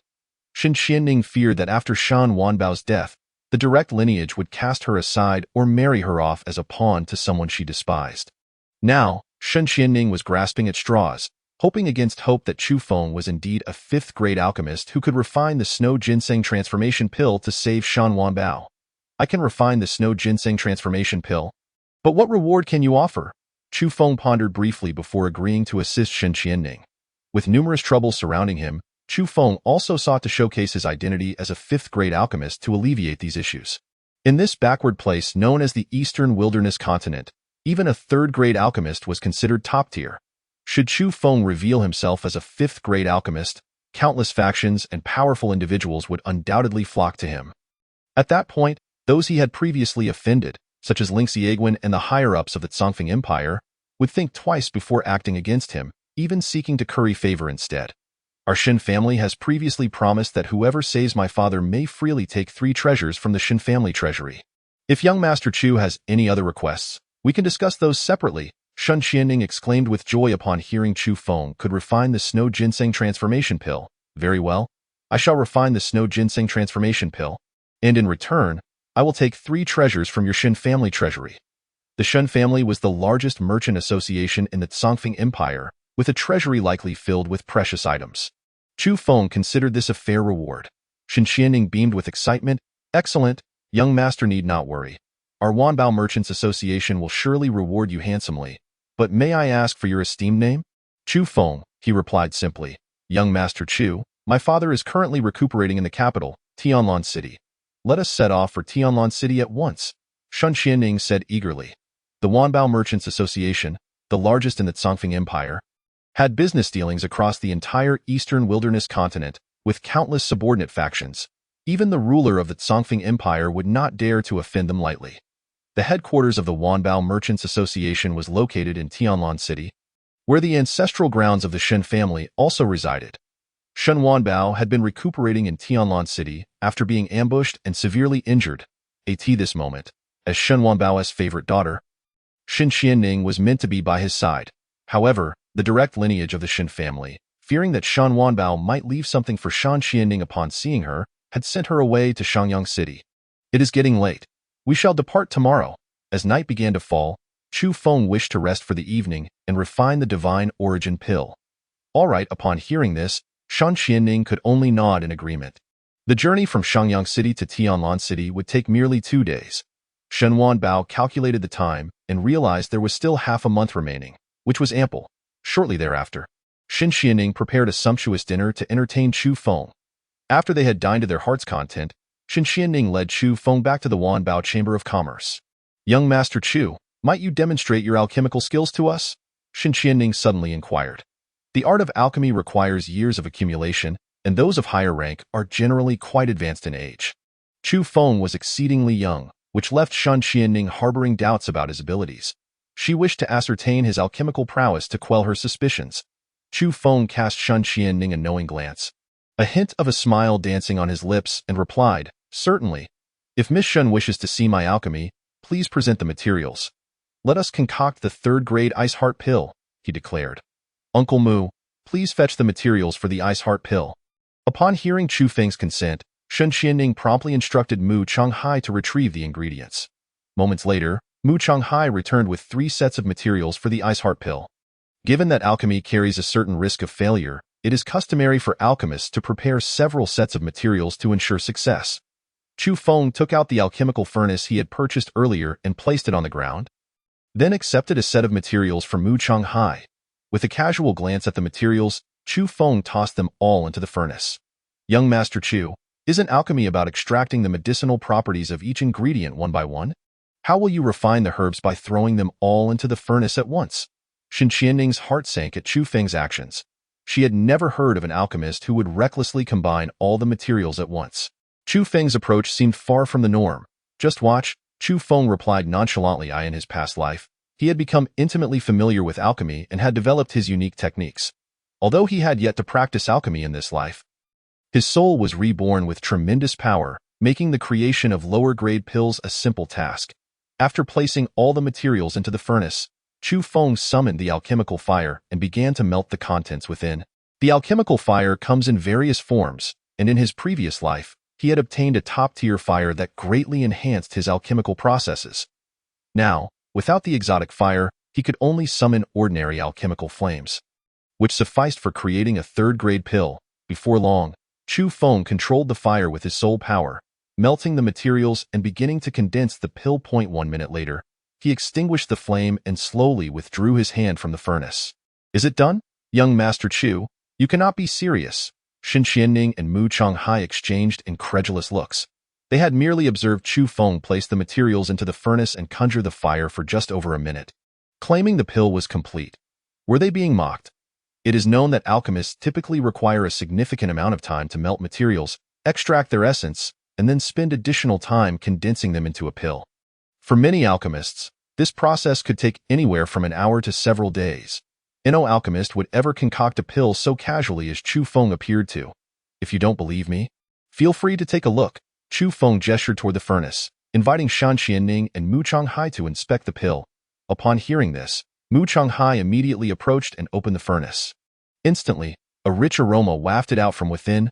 "Ah, this truly is the fragrance of the ice heart pill," Mu Changhai exclaimed, having previously encountered the ice heart pill and recognizing its scent.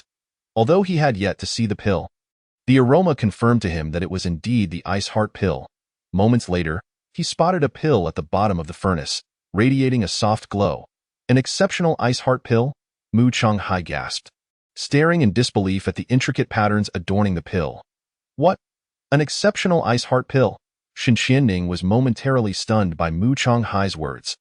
Pills are categorized into various grades: low grade, mid grade, high grade, exceptional, earth grade, heaven grade, and sacred grade.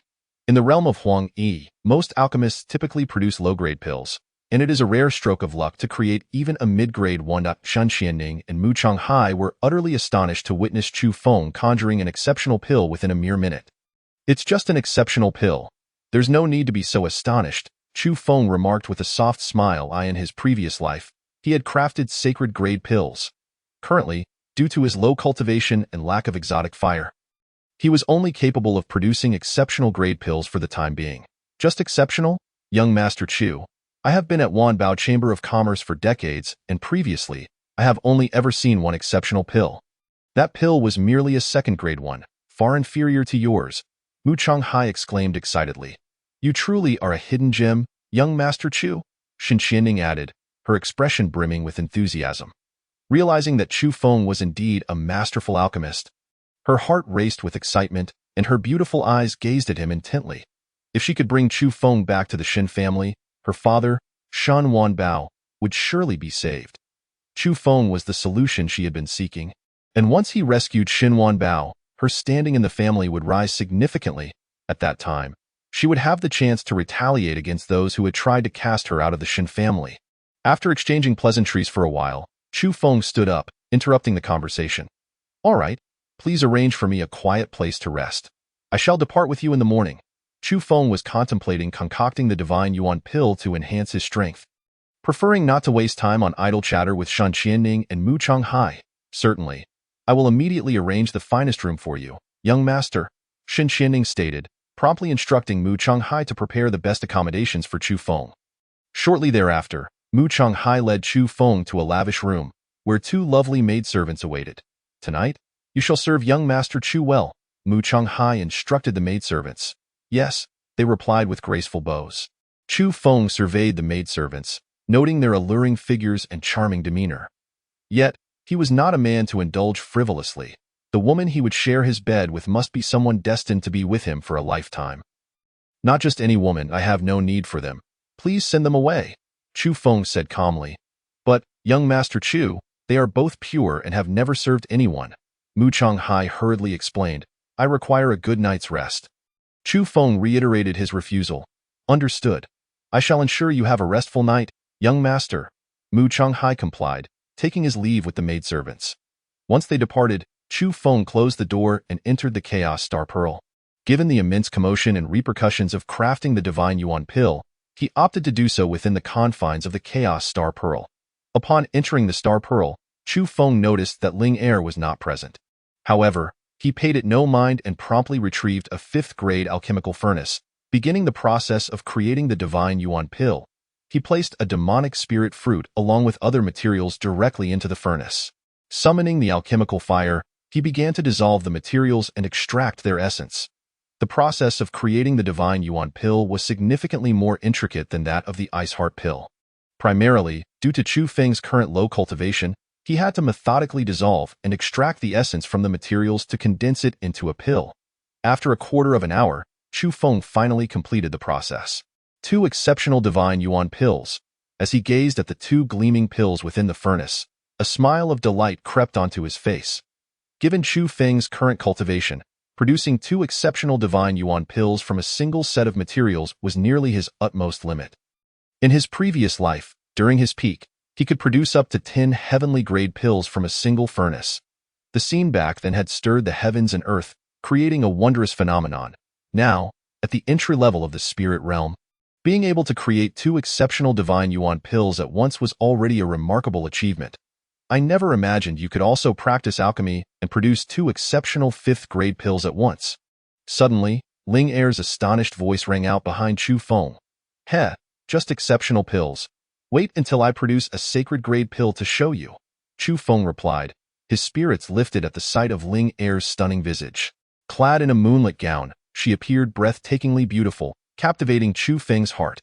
Every time he encountered Ling Er, her attire was always different, yet each outfit accentuated her beauty. You are just boasting, Ling Er retorted skeptically. Sacred-grade pills are rare treasures even in the age of chaos. No top-tier alchemist could guarantee the creation of even one in their lifetime. Don't believe me? Let us wager, Chu Feng proposed. A mischievous glint in his eyes. If I lose, you may deal with me as you wish. If you lose, you simply must grant me a single request, Ling Er, noticing the fleeting spark of mischief in Chu Feng's gaze, narrowed her eyes in annoyance. What do you desire? She asked, slightly irked by his expression. I haven't decided yet, but rest assured, it won't be anything harmful to you. Chu Feng chuckled softly, his intentions harmless, as he wished only to cherish her. Humph. I see your intentions are dubious. Let me tell you, I am quite formidable. If you dare harbor any improper thoughts towards me, I shall not hesitate to strike you down, Ling Er declared, raising her hand playfully. How could that be? Chu Feng chuckled sheepishly. After a moment of contemplation, Ling Er's expression shifted to one of cunning delight. A wager is acceptable, but we must set a time frame. let's say 10 years. If you manage to concoct a sacred-grade pill within that time, I shall agree to one request of yours. 10 years? Chu Feng paused for a brief moment, then his face lit up with excitement. Very well. It is a promise. A decade is but a fleeting moment, and Chu Feng possesses no absolute confidence in his ability to concoct a divine-grade elixir. However, should he find himself bested by Ling Er? It matters not. He would simply acquiesce to her will. Should fortune favor him with victory, it would enable Ling Er to die in that instant. Chu Feng's gaze upon Ling Er ignited with fervor. What are you staring at? Ling Er, perceiving the intense look in Chu Feng's eyes, shot him an irate glare. Of course, my Ling Er is simply too beautiful, drawing me in irresistibly. Chu Feng replied with a gentle smile. Humph. At least you possess the gift of gab. Ling Er huffed playfully. After a brief bout of playful banter with Ling Er, Chu Feng ingested a spirit essence pill and commenced his cultivation. The recent crafting of the spirit essence pill had drained most of his spiritual energy. He needed to consume the pill to restore his power before continuing to forge the remaining spirit essence pills. 2 hours later, Chu Feng completely absorbed one spirit essence pill, elevating his realm to the 6th level of the spirit entrance stage. Subsequently, he proceeded to refine the remaining 2 batches of materials. The last 2 batches yielded 2 top-tier spirit essence pills from one, and 3 from the other. This filled Chu Feng with a delightful excitement for a considerable time. Presently, each spirit essence pill significantly enhances his cultivation. Possessing an additional pill would greatly amplify his prowess. Once he finished refining the spirit essence pills, Chu Feng bid farewell to Ling Er and returned to the outside world. At this juncture, it was already the early hours of dawn, and Chu Feng continued to take another spirit essence pill to further his cultivation. By the time daylight broke, he had fully absorbed another spirit essence pill, once again ascending a small realm to reach the 7th level of the spirit entrance stage. The physique of this body is woefully inadequate. Chu Feng felt a tinge of disappointment. If he were to compare it to his previous life's netherworld demon body, a single spirit essence pill could have propelled him 2 or 3 small realms in the spirit entrance stage.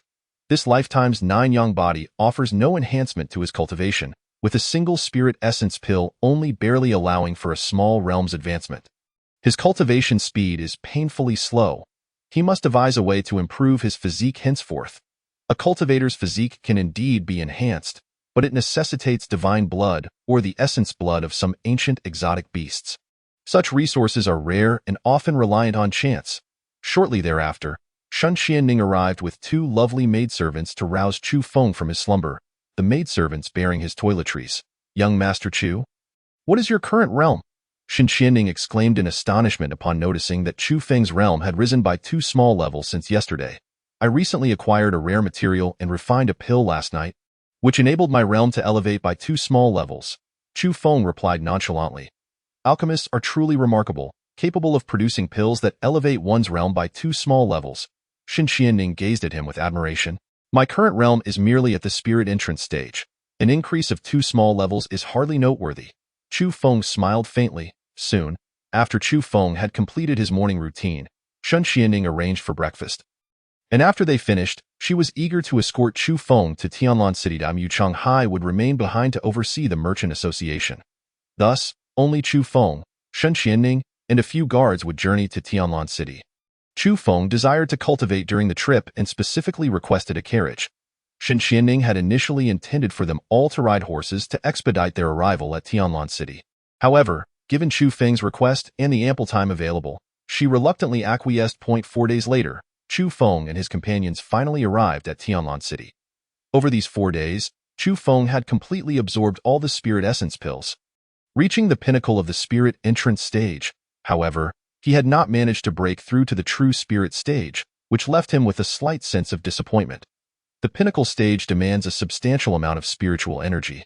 Even after consuming 3 spirit essence pills, he had not managed to achieve a breakthrough. Nonetheless, such a formidable barrier implies that once he does ascend to the true spirit stage, his power will experience significant growth. Suddenly, Shun Xianning halted the carriage and approached Chu Feng inside, saying, "Young Master Chu, shortly I shall introduce you to my father. The Shin family may attempt to obstruct us, and their words might be rather harsh. I kindly ask for your patience."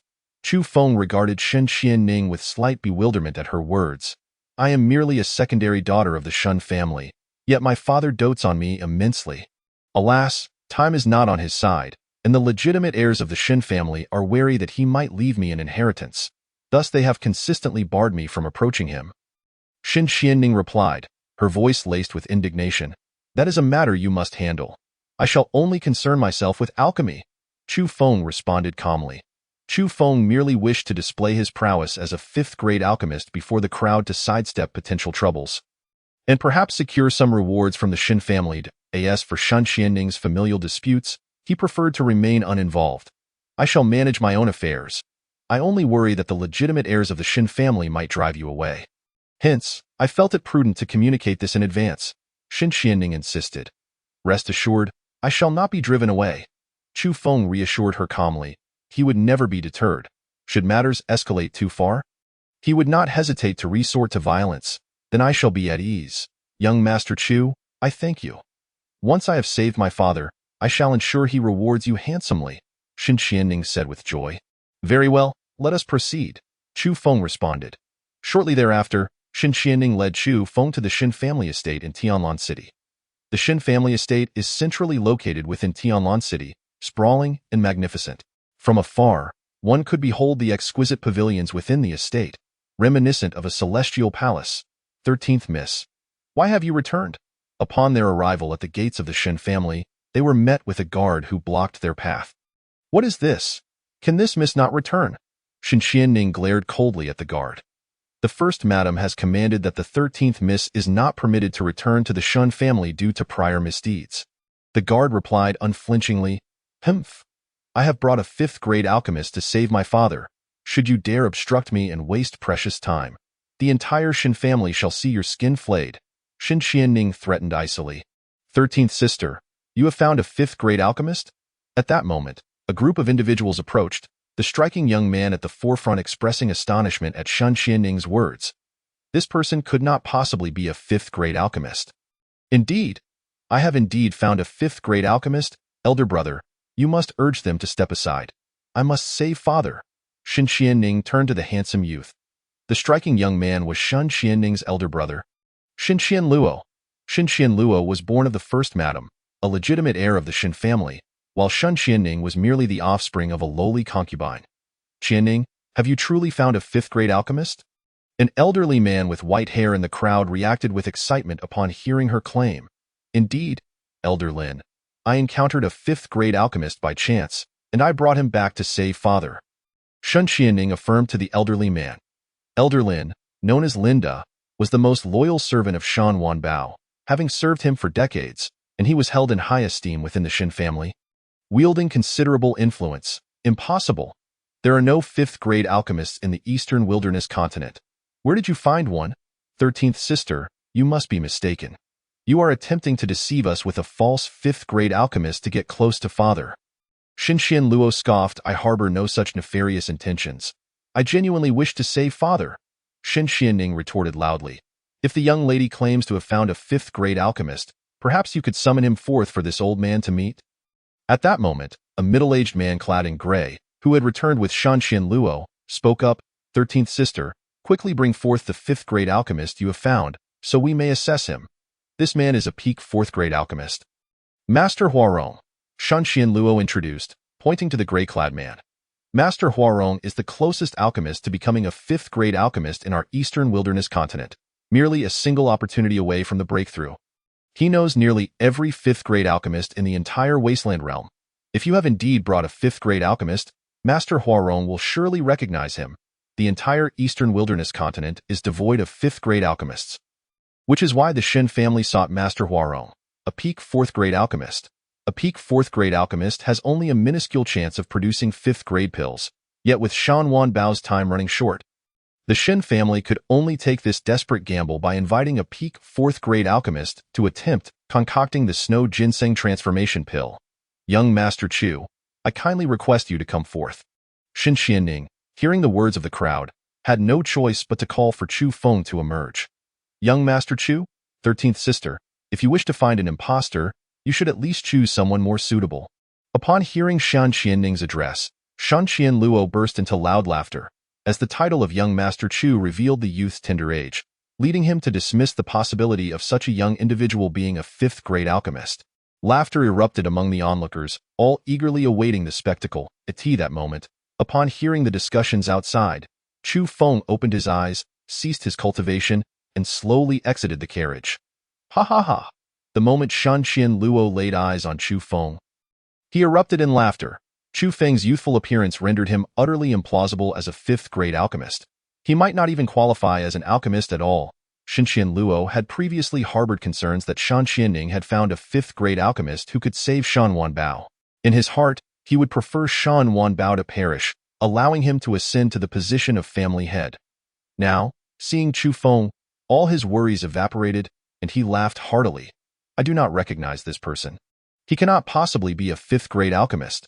There is simply no such young fifth-grade alchemist in the alchemical realm. Master Huarong, upon seeing Chu Feng, immediately shook his head in denial. Qianning, how could you act so recklessly? Linda, upon hearing Master Huarong's words, was filled with rage. Shen Qianning was the favored daughter of Shan Wanbao, and Linda had always held her in high regard. He could not believe that. In her desperation to see Shen Wanbao, she would resort to bringing someone to impersonate a fifth-grade alchemist. Elder Lin, I did not. Young Master Chu is truly a fifth-grade alchemist, Shen Qianning hurriedly explained. Master Huarong is the most esteemed alchemist on the eastern wasteland, and Shen Qianning had heard of his remarkable feats before. Now, upon hearing Master Huarong claim not to recognize Chu Feng, she began to harbor doubts about him. After all, she had only witnessed Chu Feng concocting third-grade elixirs, and she could not ascertain whether he was indeed a fifth-grade alchemist. Qianning, stop this nonsense. Step aside quickly and do not delay Master Huarong from concocting elixirs to save my father. Linda immediately ordered the guards nearby to expel Shan Qianning. Afterward, Linda led Master Huarong slowly into the Shan residence. 13th sister, don't waste your efforts. We will never allow you to approach our father. Shen Qianluo, trailing behind, scoffed at Shan Qianning before slowly making her way into the Chu family. You scoundrel! Once I rescue my father, I will make sure he deals with you properly. Shen Qianning furiously shouted at Shan Qianluo's retreating figure. After cursing for a moment, Shen Qianning turned to Chu Feng, her expression filled with remorse. Young Master Chu, I apologize, Chu Feng, seemingly unfazed, replied. It is of no consequence. Please find me a quiet place and summon me once you have resolved matters with the Shen family. You may enlist the help of those who wish for your father's survival. The Snow Ginseng Transformation Elixir is notoriously difficult to concoct among fifth-grade elixirs, even for a fifth-grade alchemist. Master Huarong is merely a fourth-grade alchemist and is thus incapable of producing the Snow Ginseng Transformation Elixir. Once Master Huarong fails to create the elixir, those in the Shen family seeking to save Shen Wanbao will naturally agree to allow Chu Feng to concoct it. All right, thank you, young Master Chu. I will arrange accommodations for you right away, Shen Qianning said gratefully. Shortly after, Shen Qianning brought Chu Feng to a secluded courtyard in Tianlan City. This courtyard was purchased by Shan Qianning previously but had rarely been occupied. Now that Chu Feng sought a tranquil space, Shen Qianning immediately thought of this place. Young Master Chu, please make yourself comfortable here. If you require anything, do not hesitate to instruct the servants. After speaking, Shen Qianning commanded the surrounding servants to obey any orders from Chu Feng. Understood. Chu Feng nodded gently, wishing only for a peaceful environment to cultivate. After arranging for Chu Feng, Shen Qianning swiftly departed to persuade the Shen family to permit Chu Feng to concoct elixirs. Chu Feng began his focused cultivation, already at the peak of the spirit realm. He merely needed to break through to ascend to the true spirit realm. The peak represents the utmost limit of each major realm, and upon breaking through, his spiritual veins and qi could expand significantly, greatly enhancing his cultivation. In his previous life, Luo Xian and Luo Shui had boundless resources for cultivation, making their breakthroughs relatively effortless. Now, with limited resources, Chu Feng found it considerably more challenging to break through the peak. However, he regarded this as merely a matter of time, confident that he would eventually succeed, albeit requiring a longer duration. 7 days later, Chu Feng had still not broken through the peak, yet his cultivation had improved significantly. On this day, Shan Qianning finally returned to seek out Chu Feng.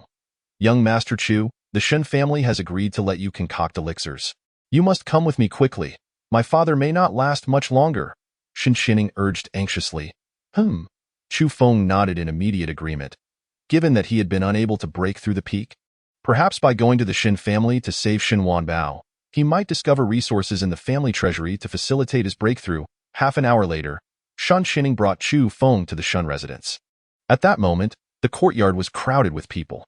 Among them were not only members of the Shin family but also friends of Shan Wanbao, all aware of his dire condition and wishing to see him one last time. Shin Wanbao had a wide circle of friends, including high-ranking officials from the Zongfeng Empire and numerous influential figures. Additionally, some individuals had come to provide treatment for Shin Wanbao. While they could not cure him, they could help sustain his life and prevent his demise from occurring too swiftly. The Qinglan sect had also sent some members, and to Chu Feng's surprise, Yun Qingying was among them. What is this scoundrel doing here? Upon spotting Chu Feng, Yun Qingying seethed with resentment. The last time, he had called her a vile woman and told her to leave. Now, seeing him, she wished she could stab him with several needles. Chu Feng also caught sight of Yun Qingying in the crowd. She was incredibly beautiful, standing out remarkably among the throng. Chu Feng flashed her a charming smile, yet Yun Qingying completely ignored him. Qingying, is this the fifth-grade alchemist you mentioned? The Shin family members regarded Chu Feng, their faces filled with skepticism. He was far too young to possibly be a fifth-grade alchemist. Indeed, young Master Chu is a fifth-grade alchemist. Shin Xining asserted confidently. After being expelled from the Shin residence previously, she had inquired about Chu Feng again, and he had assured her of his fifth-grade status. Shin Xining believed there was no motive for Chu Feng to deceive her, leading her to firmly believe in his identity as a fifth-grade alchemist. How could that be? Such a young fifth-grade alchemist cannot possibly exist. Miss Shin, have you been deceived by him? Exactly, this individual must be a fraud, likely attempting to swindle Miss Shan of her wealth and virtue. The surrounding crowd erupted in heated discussions upon hearing Shan Xining's claims, all convinced that Chu Feng was a fraud and could not possibly be a fifth-grade alchemist. Yun Qingying also cast a doubtful glance at Chu Feng, unwilling to believe he was indeed a fifth-grade alchemist. Previously, when he had been at their Qinglan sect, he had never revealed himself as an alchemist. Moreover, given his youth, she might have believed him to be a first- or second-grade alchemist, but a fifth-grade alchemist? There was absolutely no way she would believe that. 13th sister, you are far too young. You wouldn't even realize if he were deceiving you, Shin Qianluo chimed in, taking advantage of the situation. What nonsense! Young Master Chu has not deceived me in the slightest. Shin Xining retorted furiously upon hearing the doubts cast on Chu Feng. If I am indeed a fraud, then let us put it to the test. Bring forth the materials for the snow ginseng transformation elixir, and I shall concoct it on the spot. Chu Feng interjected suddenly. Rather than engage in lengthy arguments, it would be far more persuasive to directly concoct the snow ginseng transformation elixir. The materials for the snow ginseng transformation elixir are incredibly precious. Do you think they can simply be given to you? If you ruin them, will you compensate for the loss? Shin Qianluo replied disdainfully that if I ruin them, I will compensate. Chu Feng replied calmly. Emph, do you have the means to pay? Shin Qianluo sneered. Shin Qianluo, what do you mean by that? Do you wish to inherit our father's position and abandon the idea of saving him? Shin Qianluo glared at Shin Qianluo angrily. Nonsense. Who said I do not wish to save our father? I personally invited Master Huarong to come and save him. Shin Qianluo countered loudly. At that moment, an elderly man in purple robes spoke up from the crowd. Enough. Do not quarrel any longer. Let us provide him with a portion of the materials for the snow ginseng transformation elixir. If he cannot concoct it, let him leave the Shun family. Upon hearing the elder's words, Shin Qianluo quickly interjected, Great-grandfather, this person may not even be an alchemist. Giving him the materials would be a waste. The elderly man, named Shun Yin, was Shun Wanbao's elder brother, holding the highest status within the Shin family. Previously, Shin Xining had sought his assistance, which led to the Shin family agreeing to allow Chu Feng to concoct elixirs. No need for further discussion. Linda, go fetch a portion of the materials for him. Shin Yin declared firmly. Yes, Linda replied promptly and went to retrieve the materials for the snow ginseng transformation elixir. You are young Master Chu, correct? Our Shin family grants you but one opportunity. You must seize it well. If you can successfully concoct the snow ginseng transformation elixir, our family will reward you handsomely. Shun Yin spoke calmly. Understood. Chu Feng nodded lightly. Soon after, Linda returned with the materials, accompanied by Master Huarong. You cannot take this batch of materials away. I have already discovered the method, and this time I will surely succeed. Master Huarong exclaimed anxiously. What is happening? Shin Yin furrowed his brow upon seeing Master Huarong's distressed demeanor. Great-grandfather, There is only one portion of the materials left, Linda reported. What? Only one portion remains? Xinyan exclaimed in shock. Indeed.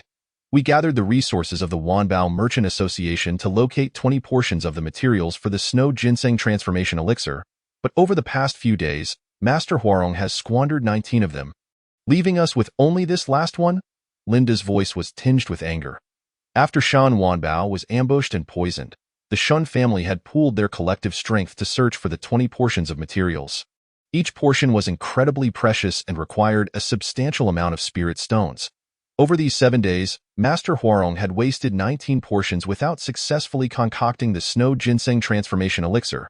Give me one more chance. I will definitely help you concoct the Snow Ginseng Transformation Elixir, Master Huarong insisted anxiously. He had long aspired to create a 5th-grade elixir and elevate himself to the status of a 5th-grade alchemist revered by many. However, the materials for 5th-grade elixirs were rare and difficult to find, and despite numerous attempts, he had never succeeded. With the Shin family providing so many portions of materials for the Snow Ginseng Transformation Elixir, Master Huarong hoped to finally achieve his dream. Yet, to his dismay, he had failed after 19 attempts without a single success. Upon hearing Master Huarong's words, Shan Yin hesitated, uncertain whether to grant the materials to Chu Feng or to Master Huarong. This man is already agitated. Even if you give him 1,000 portions of materials, he will not succeed in concocting the Snow Ginseng Transformation Elixir.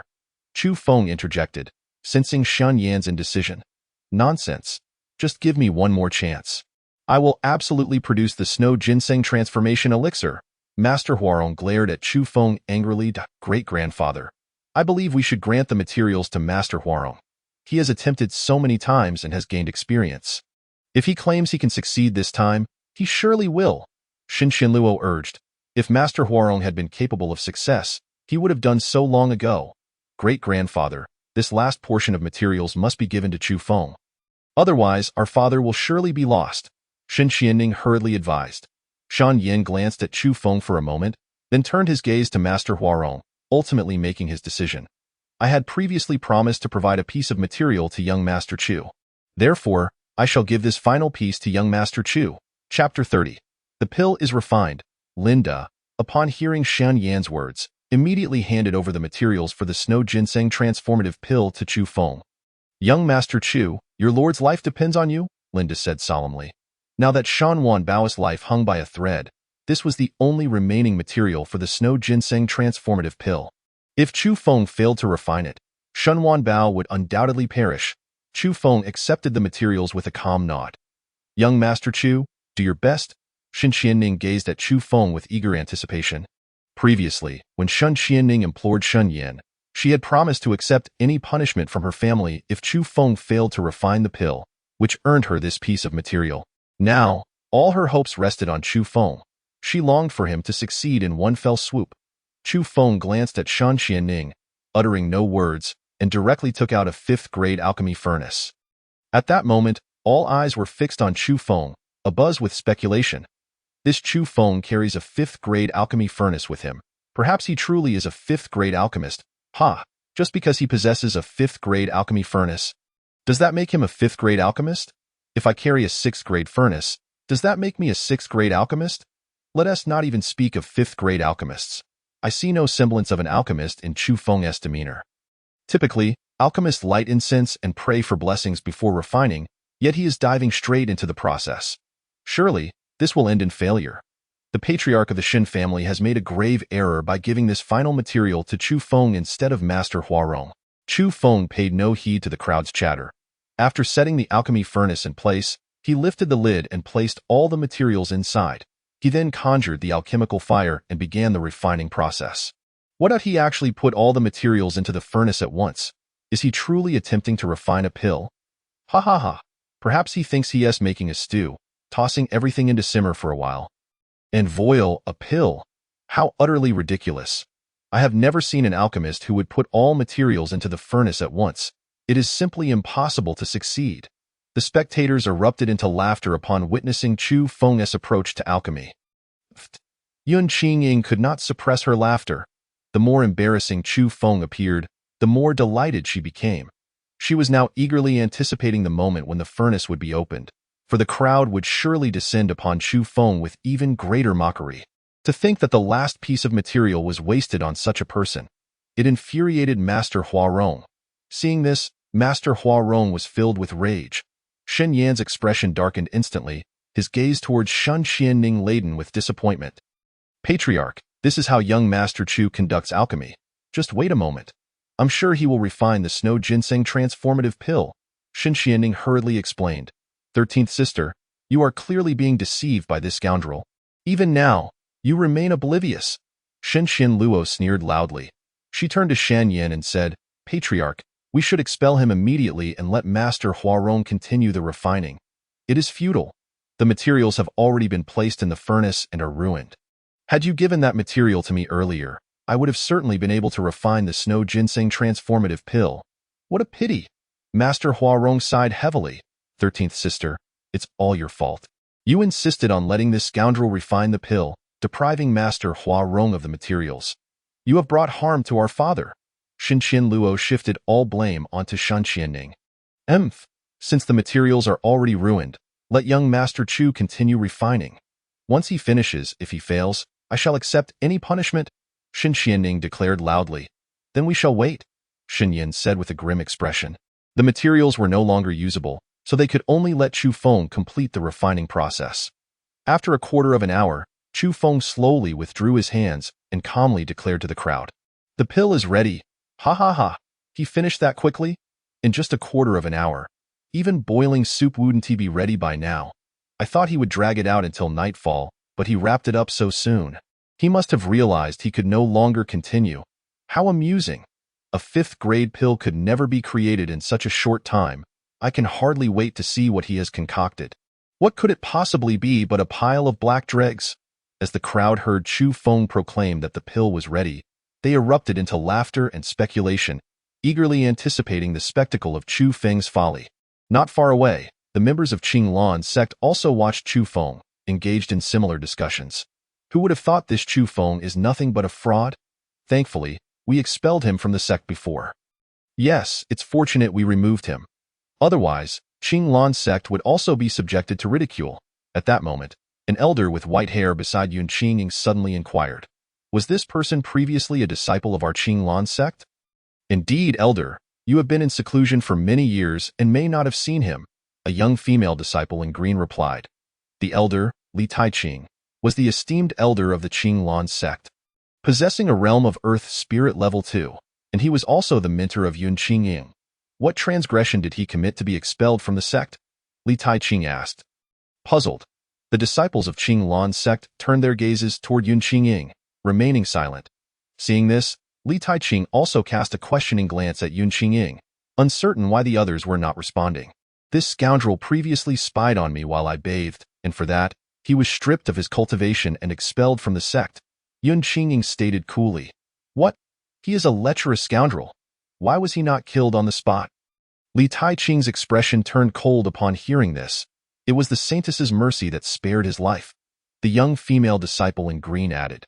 Qing, such a person should have been eliminated at that time. Li Taiqing said coldly. Yun Qing silently gazed at the distant Chu Feng, lost in thought. Indeed, she had shown him too much mercy. Upon seeing him in a comatose state, she had refrained from delivering a fatal blow. However, considering that Chu Feng had previously claimed to have seen her in full, it seemed he had employed some trick to feign unconsciousness and evade her scrutiny. Scoundrel, I should have shown no mercy and killed you on the spot. The memory of Chu Feng's earlier provocations and insults ignited a surge of anger within Yun Qing. Nevertheless, Chu Feng was, after all, the first man to have seen her body, and an inexplicable sentiment lingered in her heart. A part of her seemed to wish for his survival. Young Master Chu, have you succeeded? In contrast to the crowd's ridicule, Shen Xianning approached with an expectant expression, inquiring of Chu Feng. I have succeeded. Chu Feng replied calmly, that's wonderful, young Master Chu, thank you. Shen Xianning's face instantly lit up with excitement. 13th sister, you have truly been bewitched by him. Even at this juncture, you still believe in him. Shen Xianluo scoffed at Shen Xianning's exuberance. Shen Xianning paid no mind to Shen Xianluo's taunts and eagerly urged Chu Feng, young Master Chu, quickly unveil the furnace. Chapter 31. It truly is. Quickly unveil the furnace. We too wish to see what you have concocted.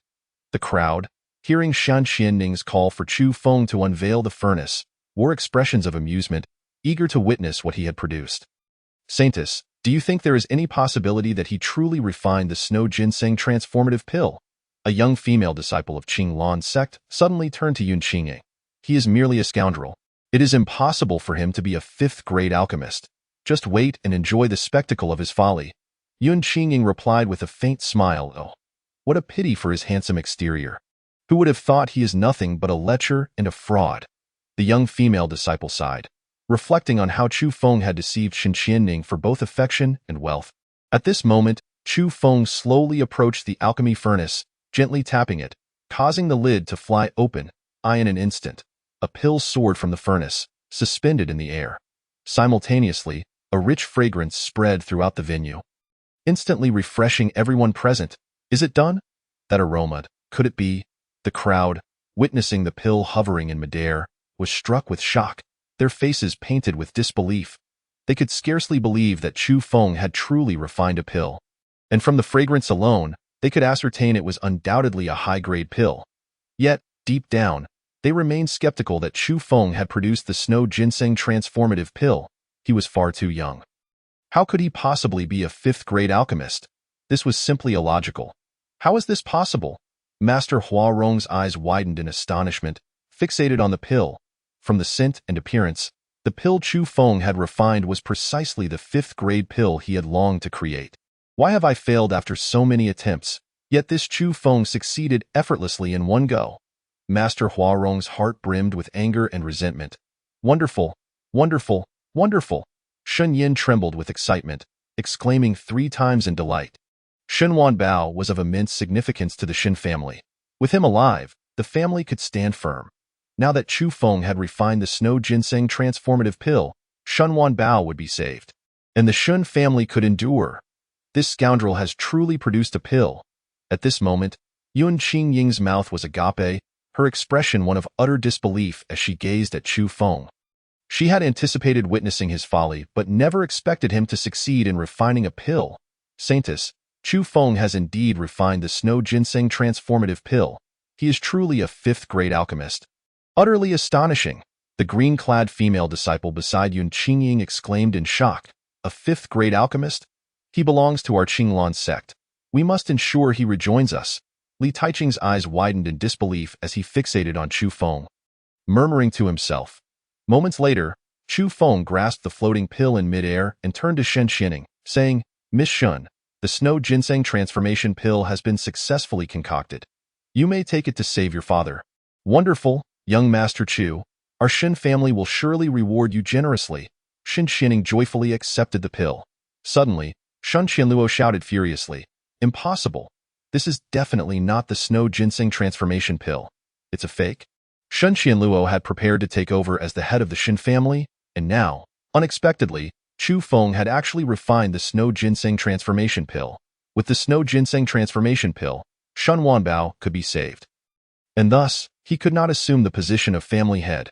How could he accept this? "Qianluo, do not act recklessly. Quickly let Qianning take the pill to save your father." Shen Yin rebuked upon hearing Shen Qianluo's outburst. "No, this is absolutely not the snow ginseng transformation pill. Giving it to father would only harm him." Shen Qianluo interjected. Hearing this, Shen Yin turned to Master Huarong, asking, "Master Huarong, please ascertain if this is indeed the snow ginseng transformation pill?" "Certainly." After Master Huarong spoke, he approached Shen Xianning and took a close look at the pill. After examining it for a moment, Master Huarong's eyes widened to their fullest, and he shouted in astonishment. The crowd was instantly drawn to Master Huarong's exclamation, all wearing puzzled expressions as they looked at him.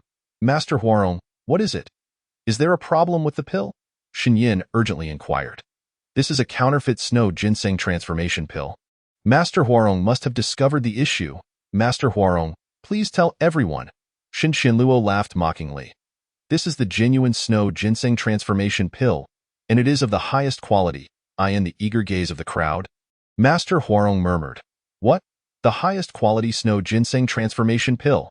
The scene fell into a deathly silence. Everyone's eyes were fixated on the pill, their expressions filled with shock, in the backward region of the eastern wilderness continent. Even medium-grade pills are rare. Hearing about a high-grade pill, especially one of the 5th grade, left everyone utterly speechless. Inger, we must find a way to bring Chu Feng back to our Qinglan sect. Did he not sneak a peek at you while you bathed? This indicates he must have feelings for you.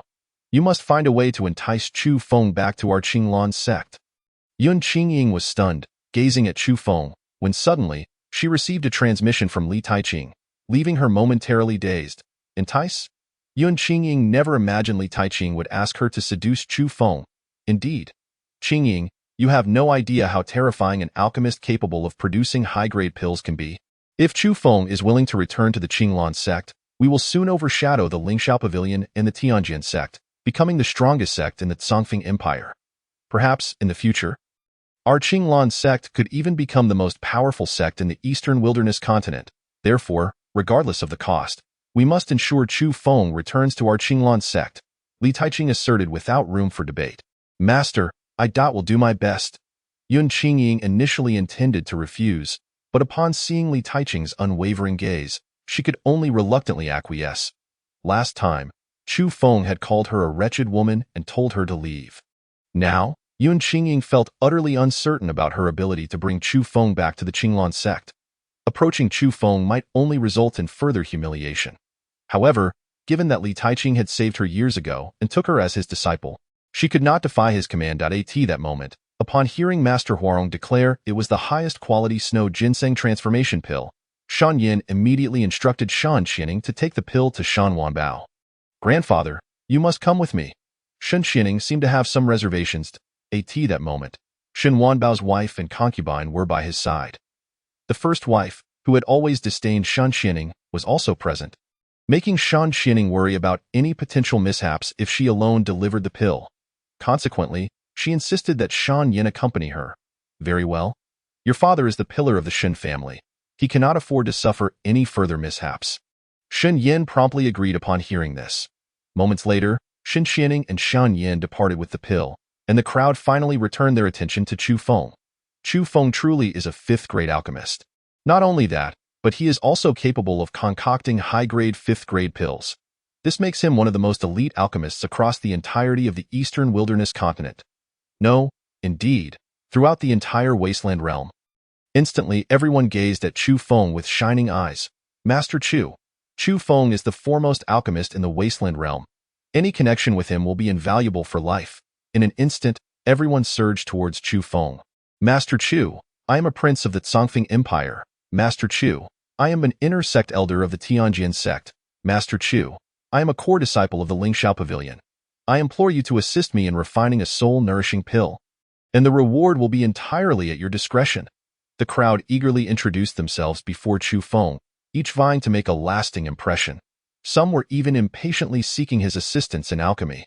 Others glared at Chu Feng with resentment.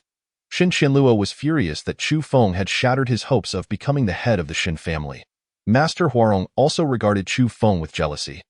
For he had once been the top alchemist of the eastern wilderness continent, and now, with Chu Feng around, he was relegated to second place.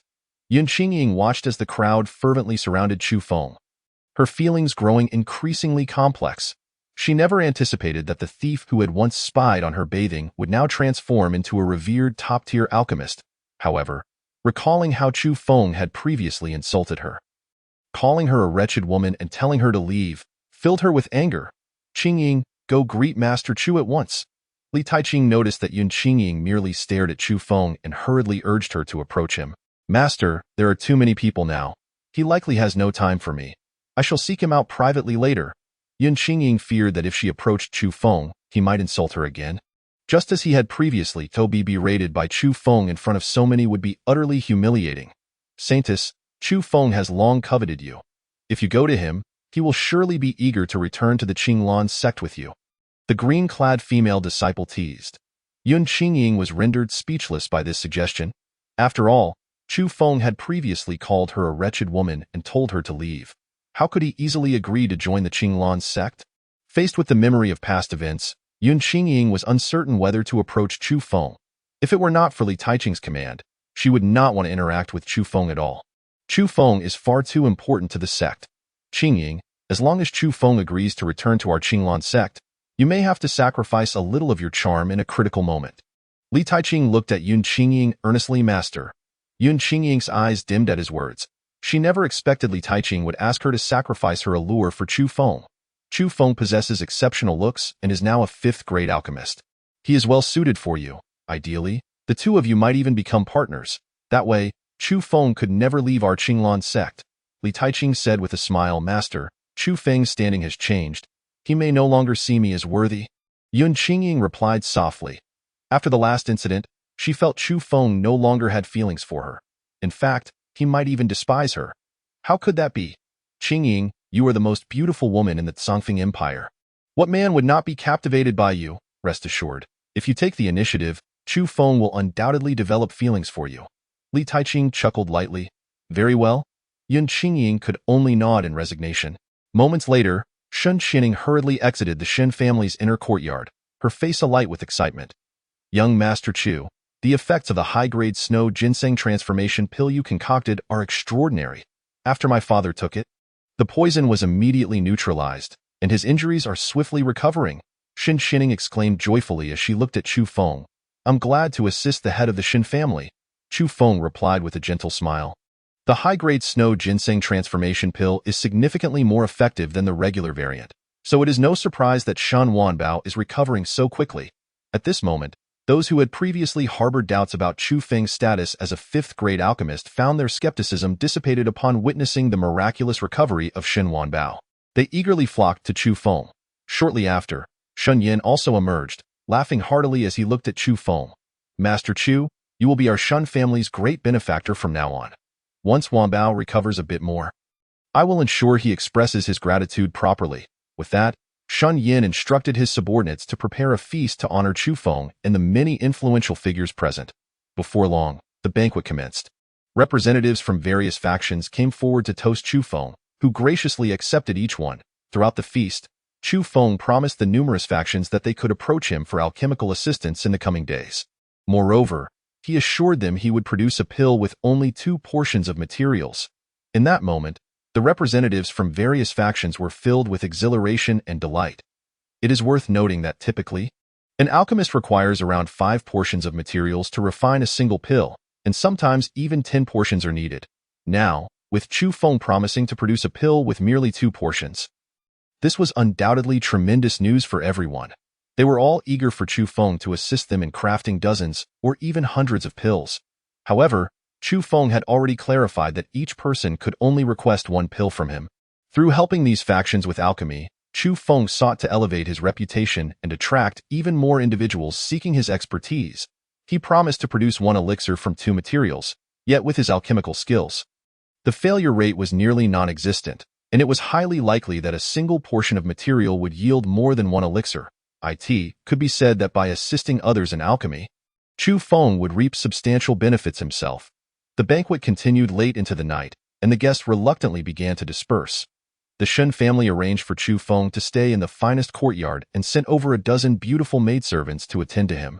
Chu Feng graciously accepted the Shen family's hospitality, yet he did not engage with the maidservants in the following days. Chu Feng tirelessly refined elixirs for the people. His reputation as a 5th-tier alchemist spread throughout the Songfeng Empire and even reached the entirety of the eastern wilderness continent. In no time, countless individuals flocked to Tianlan City, eager to seek Chu Feng's alchemical services. Chu Feng welcomed everyone, willing to assist in the creation of any elixirs ranked 3rd tier or higher. One day, Shen Wanbao, having recovered significantly, promptly dispatched Shan Qianling to invite Chu Feng.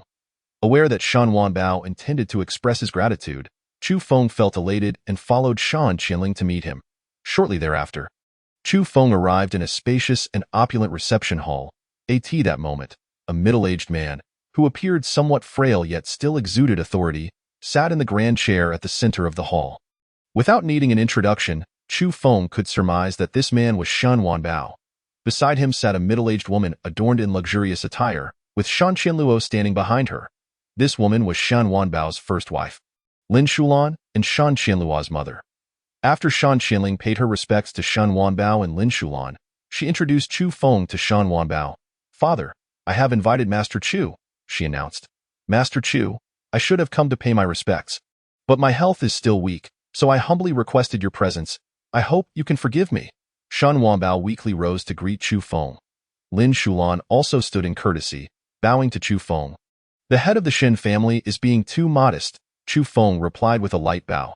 Having come to receive his reward, he intended to personally visit the Shin family's treasury to select treasures.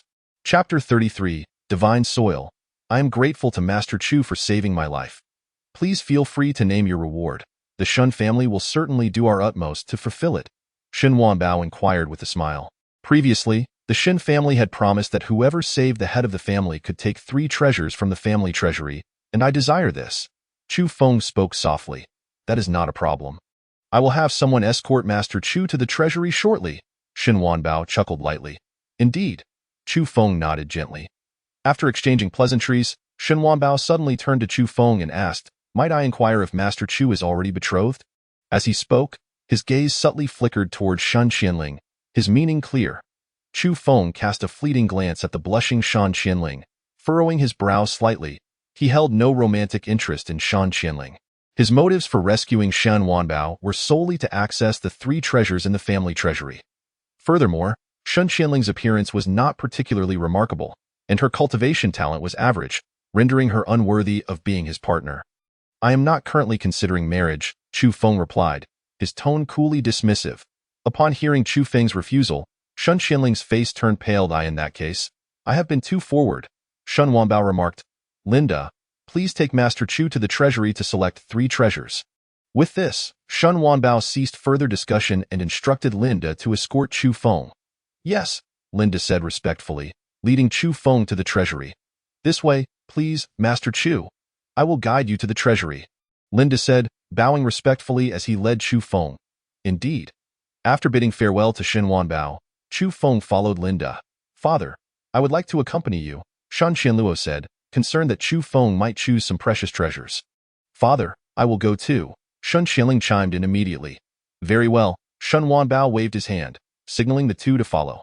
Soon, Linda led Chu Feng to the Shin family's treasury. At this time, Shin Qianluo and Shan Qianling also trailed behind. Noticing their presence, Chu Feng said nothing, focusing his gaze on the treasury building. The treasury comprised 5 floors, heavily guarded by sentinels. Surrounding the building were simple defensive formations. Anyone ignorant of the array would surely suffer severe repercussions if they ventured inside. Master Chu, please, Linda instructed the guards to open the treasury's grand doors, respectfully inviting Chu Feng inside. Chu Feng nodded slightly and stepped into the treasury building. Upon entering, he was met with a dazzling array of treasures, weapons, armor, spiritual artifacts, elixirs, spirit herbs, and various cultivation techniques and spiritual skills. The treasures within the Shin family's treasury surpassed even those of some imperial treasuries. Master Chu, you may freely select 3 treasures from among them, Linda said with a smile. Very well. I will take a look first, Chu Feng replied nonchalantly. At this moment, Shin Qianluo and Shan Qianling gazed longingly at the treasures displayed within the treasury. They rarely had the opportunity to enter the Shin family treasury, only gaining access to select a treasure when they accomplished something significant for the family. Moreover, they were almost exclusively restricted to the first floor. Opportunities to acquire treasures from the upper levels were exceedingly rare. Chu Feng, the best treasures are on the upper floors, Shin Qianling whispered as she approached him. Indeed, Chu Feng replied softly, without needing Shan Qianling's suggestion.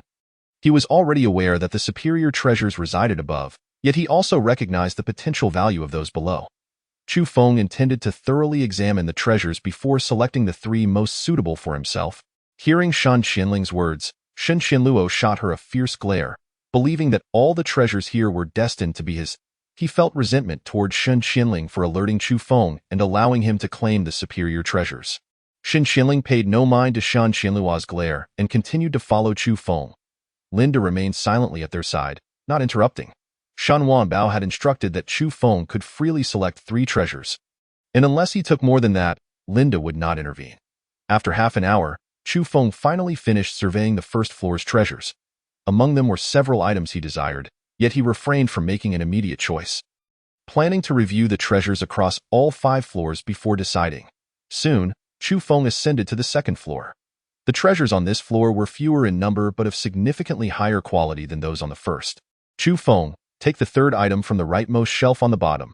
Just as Chu Feng was about to examine the treasures on the second floor, he suddenly heard Ling Er's voice in his ear. Upon hearing this, Chu Feng immediately walked toward the rightmost shelf. Scanning the bottom row, he found that the items were all ordinary. The second box, Ling Er instructed again. Upon hearing this, Chu Feng picked up the second box and opened it, discovering it contained a small amount of soil. The soil appeared indistinguishable from regular dirt and lacked any spiritual essence, leaving him puzzled as to why it was classified as a treasure. Inside is a tiny bit of divine soil, which, although minuscule, is extraordinarily precious, Ling Er explained. Divine soil? Chu Feng exclaimed with delight. Last time, Ling Er mentioned that obtaining divine soil could transform the soil environment of the starry world, and he never expected to acquire it so swiftly. Chu Feng promptly took the box containing the divine soil and turned to Linda, saying, "I will take this treasure." "Excellent. Master Chu still has 2 more treasures to choose." Linda nodded in agreement. "What is this, young Master Chu?" Xinqianling inquired, puzzled by Chu Feng's choice. "This is spiritual soil, used for cultivating spirit herbs. While it may not be an extraordinary treasure, it is invaluable to us alchemists." Chu Feng casually fabricated an explanation. After speaking, he stored the box containing the divine soil within the Chaos Star Pearl. Xinqianluo scoffed inwardly upon seeing Chu Feng select a box of dirt as his first treasure. "Young Master Chu, you may want to look further before making your selection," Xinqianling suggested, believing that his first choice was somewhat lacking in value. 13th sister, if Master Chu wishes to choose, let him. "Why do you meddle?" Xinqianluo rebuked her upon seeing Xinqianling attempting to advise Chu Feng. "The treasures here belong to my father, not yours. You have no say in my choices," Xinqianling retorted coldly.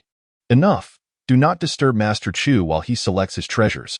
Whatever Master Chu wishes to choose is entirely his decision," Linda interjected, stopping the impending argument. Chu Feng ignored the two, continuing to inspect the treasures on the second floor. After reviewing all the treasures on the second floor, he proceeded to the third, fourth, and fifth floors. It took him a full hour to examine all the treasures within the treasury building. Aside from the special divine soil he acquired on the second floor, there were no other extraordinary items on the remaining floors. Ultimately, on the fifth floor, Chu Feng selected a heavenly-grade spiritual sword, the Shadow Demon Sword. Linda warned that the Shadow Demon Sword was a cursed blade that could affect one's mind, advising Chu Feng against choosing it, but Chu Feng merely smiled faintly and took the Shadow Demon Sword without hesitation. For his third selection, Chu Feng chose a rare spiritual herb, the Red Sun Ginseng. The Red Sun Ginseng is a precious spirit herb and a primary ingredient for crafting Red Sun Pills. The Red Sun Pill is a 5th-tier elixir capable of enhancing one's physical body and cultivation level. Chu Feng had long struggled to break through to the peak of the spirit realm, and with this Red Sun Ginseng, he felt a strong assurance of swiftly advancing to the true spirit realm. Chapter 34. Personal Maid. After selecting his 3 treasures, Chu Feng took his leave. Xinqianling silently watched him depart, wanting to say something but recalling his prior refusal, leaving her at a loss for words. She felt an insurmountable chasm between herself and Chu Feng, as if they belonged to 2 entirely different worlds, making it impossible for them to be together. How infuriating! He managed to take away 2 treasures from the 5th floor. Xinqianluo vented her frustration after Chu Feng had walked far away. She believed that all the treasures within the Shen family treasury would eventually belong to her, and losing 2 of them to Chu Feng stung her deeply. After Chu Feng left, he returned to the courtyard arranged for him by the Shen family. By this time, night had already fallen. Once back in his room, he shut the door and entered the starry world. Upon entering the starry world, Chu Feng immediately sensed a difference. The once barren ground has now sprouted tender blades of grass, and the air is suffused with a faint ethereal energy. This little piece of divine land is truly remarkable. Chu Feng stood there, utterly astonished. The divine land is too limited, only capable of transforming the environment within a radius of 1 kilometer. I have already enclosed this area with a spiritual formation, ensuring that the inner environment remains unaffected by the outside world, and the spiritual energy will not dissipate. If you can bring in some spirit stones and medicinal herbs, the spiritual energy within this 1 kilometer radius will become even more abundant. Ling Er said with a gentle smile. "Excellent. 1 kilometer is more than sufficient for now," Chu Feng exclaimed joyfully. Given his current lack of resources, a larger area would only complicate matters. With this 1 kilometer space, he could refine it, ensuring the spiritual energy becomes plentiful, making it feasible to reside and cultivate here in the future. Chu Feng immediately took out all the medicinal materials he had gathered from refining pills for others over the past few days and presented them to Ling Er. With a delicate wave of her hand, Ling Er instantly shattered the materials, transforming them into a subtle yet abundant spiritual energy that filled this world. In an instant, the air became significantly richer in spiritual energy. We must find a way to bring in more spiritual sources, Ling Er urged. Indeed, Chu Feng nodded lightly. Watching this world gradually improve filled Chu Feng with excitement. After exchanging pleasantries with Ling Er for a while, he took his leave. As soon as Chu Feng returned to the outside world, a servant approached him with a report. "Young Master Chu, there is a young lady outside requesting an audience." Upon hearing this, Chu Feng coldly replied, "I shall not meet her." Ever since Chu Feng revealed himself as a 5th-grade alchemist, countless individuals sought him out day and night, hoping he would assist them in refining pills. During the day, Chu Feng generally met with those individuals, but at night, he refused all visitors. The servant promptly departed. However, after a while, the servant returned with another message. "Young Master Chu, the young lady claims her name is Yun Qingying." Hearing this, Chu Feng shot the servant an angry glare, barely restraining himself from striking him. He had already stated he would not meet anyone, and yet this servant dared to disturb him, truly reckless. Nevertheless, Chu Feng ultimately restrained his anger, pondering the intentions behind Yun Qingying's visit. She must have been quite upset when I told her to leave last time. It was evident from her demeanor when we met at the Chu family that she still harbored resentment. This time, Yun Qingying's visit must be to ask for my assistance in refining pills or for some other request. After a moment's reflection, Chu Feng instructed the servant to bring Yun Qingying in. Shortly thereafter, the servant ushered Yun Qingying into the room before discreetly exiting. Chu Feng, reclining in a rattan chair, cast a casual glance at Yun Qingying. Today, she wore a flowing gown that accentuated her perfect figure exquisitely, making her exceedingly alluring. Why is this woman dressed so beautifully at night? Is she attempting to seduce me? Chu Feng mused internally. He silently studied Yun Qingying for a moment, and she, in turn, gazed back at him, both remaining silent initially. After a while, Chu Feng smiled faintly and spoke. "I wonder what brings the esteemed Lady Yun to visit at this late hour." Chu Feng had initially intended to playfully address her as my lady, but upon considering the implications, he quickly adopted a more indifferent expression. "Chu Feng, the sect leader wishes for you to return to the sect," Yun Qingying stated directly. After their previous encounter, Yun Qingying had not intended to see Chu Feng again. However, her master, Li Taiqing, had been urging her to find Chu Feng, and today the sect leader sent word insisting she must find a way to bring Chu Feng back to the sect. It was said that Chu Feng had been expelled from the Qinglan sect because of her, and now she had to find a way to facilitate his return. Otherwise, her status as the sect's holy maiden would be revoked. Left with no choice, Yun Qingying steeled herself to confront Chu Feng. "Just a short while ago, they expelled me and stripped me of my cultivation. Now they wish for me to rejoin the sect? What does the Qinglan sect take me for? I shall never return to the Qinglan sect, so you may as well abandon that hope." Chu Feng replied coldly. Observing Chu Feng's indifferent demeanor, Yun Qingying felt a surge of anger and nearly turned to leave. However, recalling the sect leaders and her master's instructions, she suppressed her rage and said again, "Chu Feng, state your conditions directly. I will meet them." "Any conditions?" Chu Feng regarded Yun Qingying's stunning figure and suddenly smiled with a wicked charm. "You first state your conditions. As long as they are not too unreasonable, the sect will acquiesce." Yun Qingying sensed an ominous feeling arise within her upon witnessing Chu Feng's mischievous smile, yet she was still curious about what he desired. Chu Feng gazed at Yun Qingying with a devilish glint and slowly articulated, "I want you to be my personal maid." Upon hearing the initial words, Yun Qingying's heart skipped a beat, thinking Chu Feng desired her or wanted her to be his woman. But when she realized he merely wanted her to be his personal maid, her expression fell into a state of shock. "A personal maid? You dare ask the holy maiden to serve you?" Yun Qingying glared at Chu Feng in fury. She, the holy maiden of the Qinglan sect and the most beautiful woman of the Tsongfeng Empire, with countless suitors, was being asked to become a maid. What a profound insult. Over the past few days, Yun Qingying had contemplated many things, feeling that since Chu Feng had already seen her body, she might as well agree if he wanted her to be his woman. Yet, she never anticipated that he had no intention of making her his woman, only desiring her to be a maid.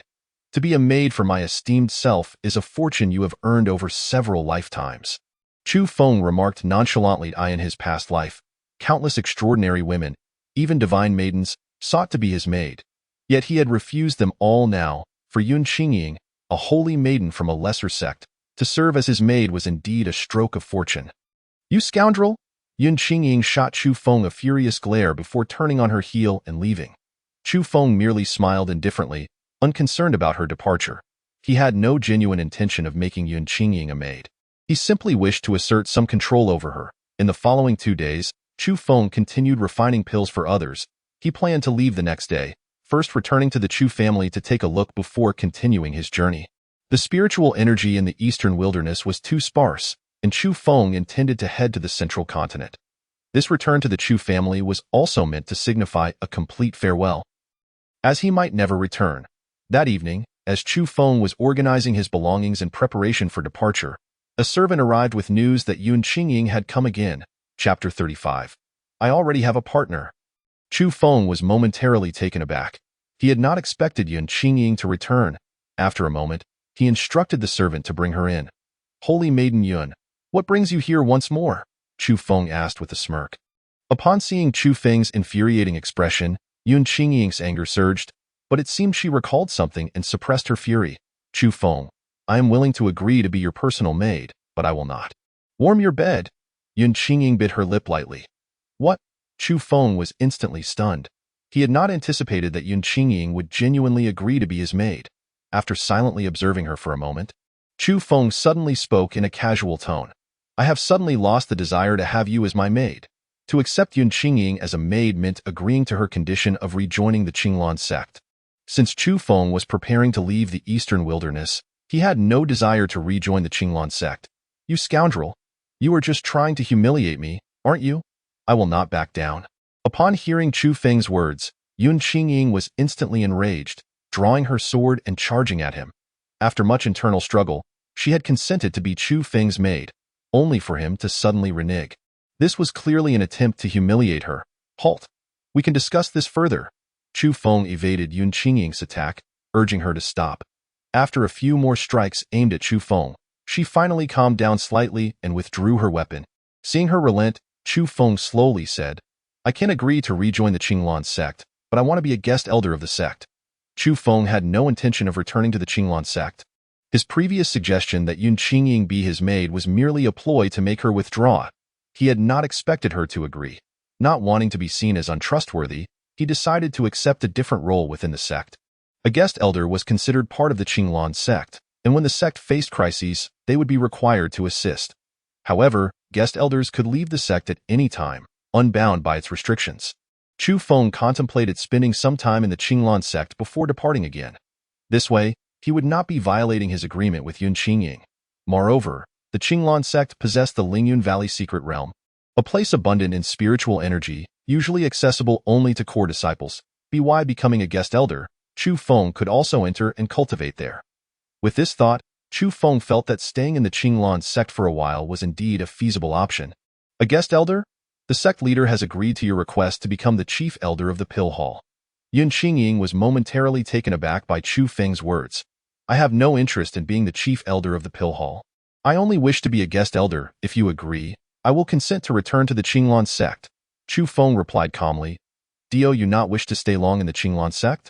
Yun Qingying realized that guest elders were not bound by the sect's rules, and she instantly understood Chu Feng's intentions. "The Qinglan sect is merely a small sect. Do you think it can accommodate a true dragon like me?" Chu Feng responded indifferently. "Just you? A true dragon?" Yun Qingying scoffed derisively at his words. "Little maid, have you forgotten your place? Do you dare mock your master?" Chu Feng's demeanor turned cold as he slowly approached Yun Qingying. "Step back. The sect has yet to agree to your conditions.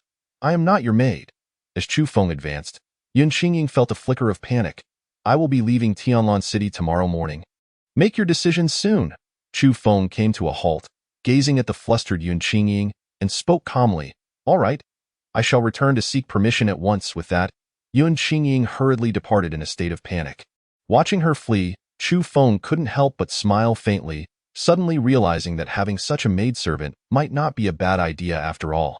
The following morning, Chu Feng's body trembled violently as a powerful aura erupted from within him. He had finally reached the true spirit realm. Previously, after acquiring the Qiyang ginseng and concocting the Qiyin pill, he had spent 2 days in cultivation, ultimately breaking through the bottleneck of the spirit realm and ascending to the true spirit realm. In his exhilaration, Chu Feng concluded his training, rising to freshen up and prepare for breakfast.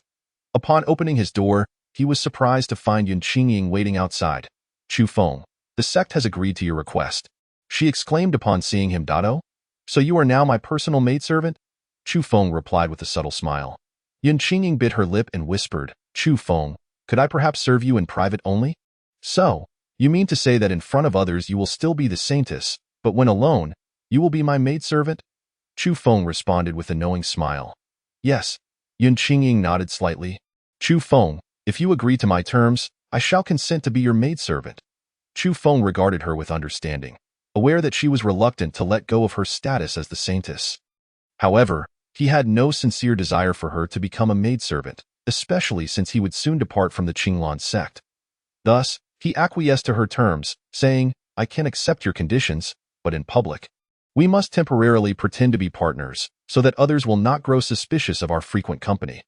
After a moment's thought, Yun Qingying bit her lip in determination and agreed, "Very well, from this moment forth.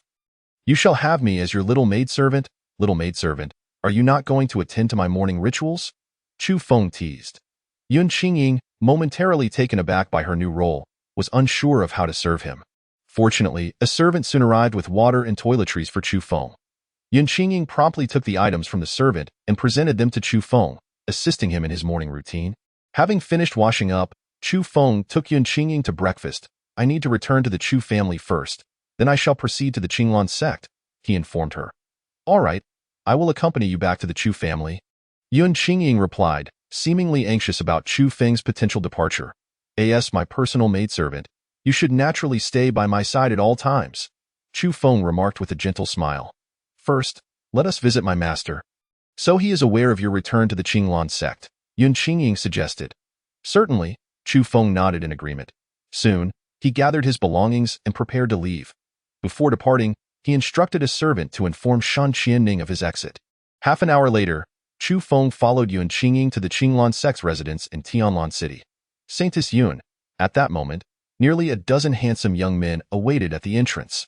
Upon seeing Yun Qingying, they eagerly approached her to extend their greetings. "Saintess, why are you out so early today? I have brought you the most renowned breakfast in Tianlan City," a young man clad in white said with a smile. Others also produced their offerings, seemingly all there to present breakfast to Yun Qingying. "I have already stated that I shall not accept your gifts. Moreover, I now have a partner, so please refrain from troubling me further," Yun Qingying declared, stepping forward to take Chu Feng's arm.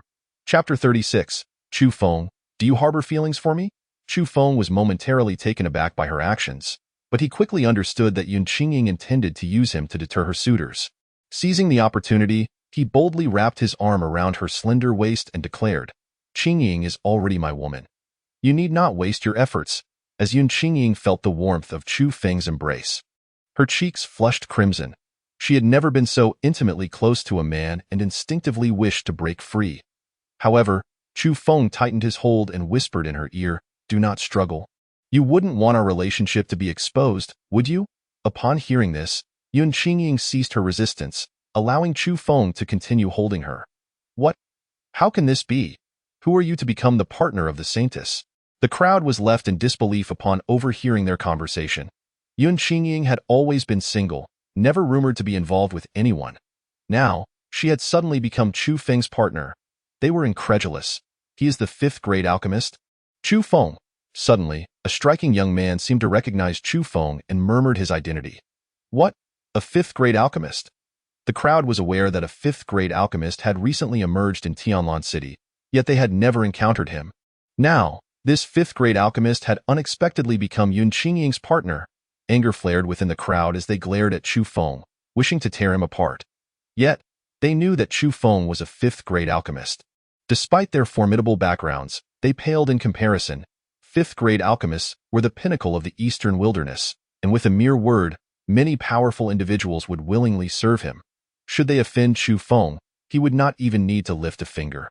Countless strong allies would come to his aid in their downfall. Moments later, Yun Qingying, feeling lightheaded from the embrace, shyly extricated herself and hurried into the Qinglan sect's residence, with Chu Feng following suit. My dreams are shattered. My goddess Qingying has departed from me forever. How infuriating to have my goddess stolen away. If only I too were a fifth-grade alchemist.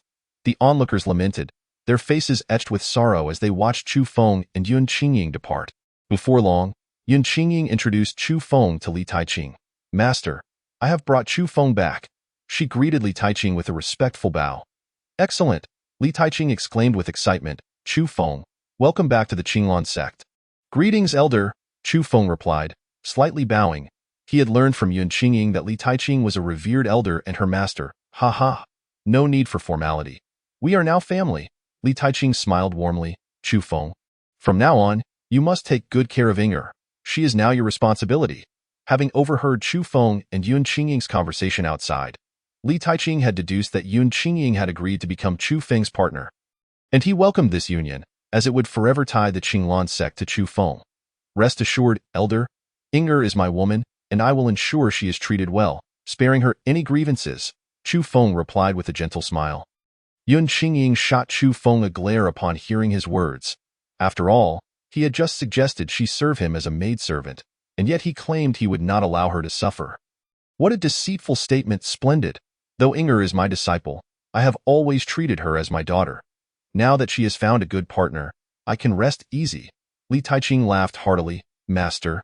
Yun Qingying felt a swell of emotion at Li Taiqing's words.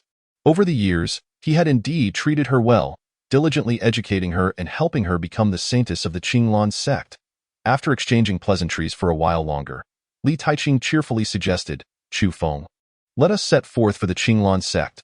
The sect leader will surely be delighted to hear of your return. Elder, I must first return to the Chu family, then I will proceed to the Qinglan sect. Chu Feng replied hastily. Very well, let Inger accompany you back, and then you may return to the Qinglan sect together. Li Taiqing seemed concerned that Chu Feng might abscond and insisted on Yun Qingying accompanying him. Yes, I have already arranged for Inger to accompany me back to the Chu family, Chu Feng said softly. Good, Inger. Ensure you protect Chu Feng on the journey, Li Taiqing instructed her. Yes, master. Yun Qingying nodded in agreement. With that, Chu Feng took his leave, departing with Yun Qingying. Half an hour later, as they rode out of Tianlan City on their spiritual steed, a woman suddenly galloped up to them. Young Master Chu. She called out, halting Chu Feng. The woman was Shen Xianning, who had hurried to find Chu Feng after receiving word of his departure, wishing to see him one last time. Miss Shen, is there something you need? Chu Feng asked, regarding her with indifference. He had no intention of fostering any hope in Shen Xianning, opting to remain aloof. No, I just wanted to see young Master Chu off, knowing you were leaving. Shen Xianning replied, her heart sinking at his coldness, yet she forced a smile. Very well, Chu Feng said with a slight nod. This lady is... You are the Saintess Yun? Shen Xianning finally noticed the veiled Yun Qingying beside Chu Feng. Previously, during her encounters at the Shen family, she had met Yun Qingying a few times, even having hosted her, yet she had not anticipated their association. Yes, Yun Qingying greeted her with a faint smile. How did you two come to be together? Shen Xianning inquired, puzzled. Unbeknownst to her, Shen Xianning had never witnessed Chu Feng and Yun Qingying together before. I am now Chu Feng's partner. Yun Qingying's words seemed to assert her claim. You two, how could that be possible? Shen Xianning, upon hearing this, looked at Chu Feng with disbelief, awaiting his response. Indeed, we are now partners on the path. I was once a disciple of the Qinglan sect. Having long pursued Qingying, who has only recently agreed to be my Dao companion, Chu Feng graciously gave face to Yun Qingying, claiming it was he who pursued her. Oh, then congratulations to you both. Upon hearing this, Shen Xianning felt a pang of sorrow. Yun Qingying is the most beautiful woman in the Songfeng Empire, and a saintess of the Qinglan sect. She is simply incomparable to her. All right, Miss Shen, we must take our leave. With that, Chu Feng bid farewell to Shen Xianning and departed with Yun Qingying. After leaving Shen Xianning's sight, Yun Qingying suddenly turned to Chu Feng and asked, Chu Feng, do you like me? Chapter 37, Encountering Ambush. You are so beautiful, any man would be drawn to you, and of course, I like you. Chu Feng replied with a faint smile. Yun Qingying possessed an unparalleled beauty, rare even in the upper realms, and her appearance aligned perfectly with Chu Feng's aesthetic. You scoundrel! You like me yet want me to be your maid? Yun Qingying glared at Chu Feng in fury upon hearing his words. Is there a contradiction between liking you and wanting you to be my maid? Chu Feng replied with a gentle smile. Of course, if you like me, shouldn't you? Yun Qingying intended to express that if Chu Feng liked her, he should pamper her, but realizing how ambiguous that sounded, she abruptly fell silent. Humph! I do not wish to converse with you, Yun Qingying retorted angrily. She felt that Chu Feng was intentionally provoking her. She rarely got angry before, but since meeting Chu Feng, every encounter seemed to ignite her temper. Chu Feng, noticing her anger, chose to remain silent, suddenly realizing they were being followed. Someone is tracking us. Perhaps your suitors have learned that I have become your Dao partner and wish to eliminate me. Chu Feng remarked, chuckling at Yun Qingying. They wouldn't dare. Perhaps you have offended someone, Yun Qingying replied, annoyed. That is hard to say. Do not underestimate the madness of a man who has lost what he cherishes. However, whoever dares to come for my life shall meet their demise. Chu Feng's expression turned cold, his eyes flashing with killing intent. Chu Feng, should I signal for help? We are not far from Tianlan City. If I signal, my master will quickly come to our aid.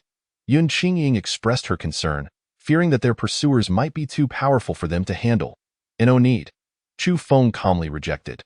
Having already broken through to the true spirit realm, he felt confident even against Earth spirit realm opponents.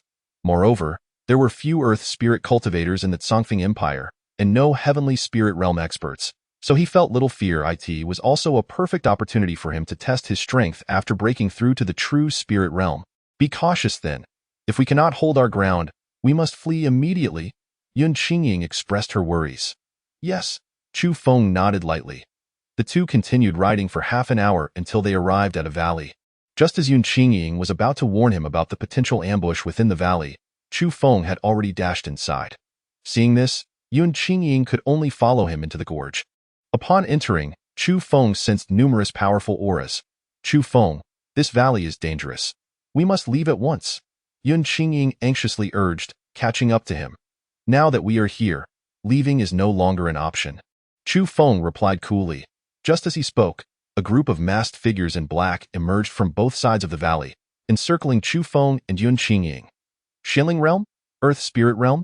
Yun Qingying gasped in horror. Recognizing several Xianling Realm experts among the masked figures, including one at the second level of the Earth Spirit Realm, she was instantly filled with dread. Earth Spirit Realm experts were exceedingly rare in the Zongfeng Empire. Being among the top elites of the three major sections, Yun Qingying could not believe that such formidable opponents had come to kill them. She was rendered utterly helpless by fear. They were far from Tianlan City now. And even if she sent a signal for help, Li Taiqing would not make it in time. Furthermore, with so many powerful adversaries surrounding them, even if her master Li Taiqing arrived, she doubted he could handle the situation. We are from the Qinglan sect. If you do not wish to die, step aside. Yun Qingying trembled as she drew her sword, attempting to intimidate them with the name of her sect. Kikik. So you are the Zongfeng Empire's most beautiful woman? The saintess Yun Qingying? Who would have thought that coming to kill Chu Feng would yield such unexpected delight? Today, I shall savor the taste of the Empire's #1 beauty. The Earth Spirit Realm figure in black let out an evil laugh. Eyeing Yun Qingying with malicious intent, why lord, after you have had your fun, please allow us a turn. A smaller figure beside him chimed in wickedly. Fear not, today, you all shall taste the delight of the Empire's most beautiful woman.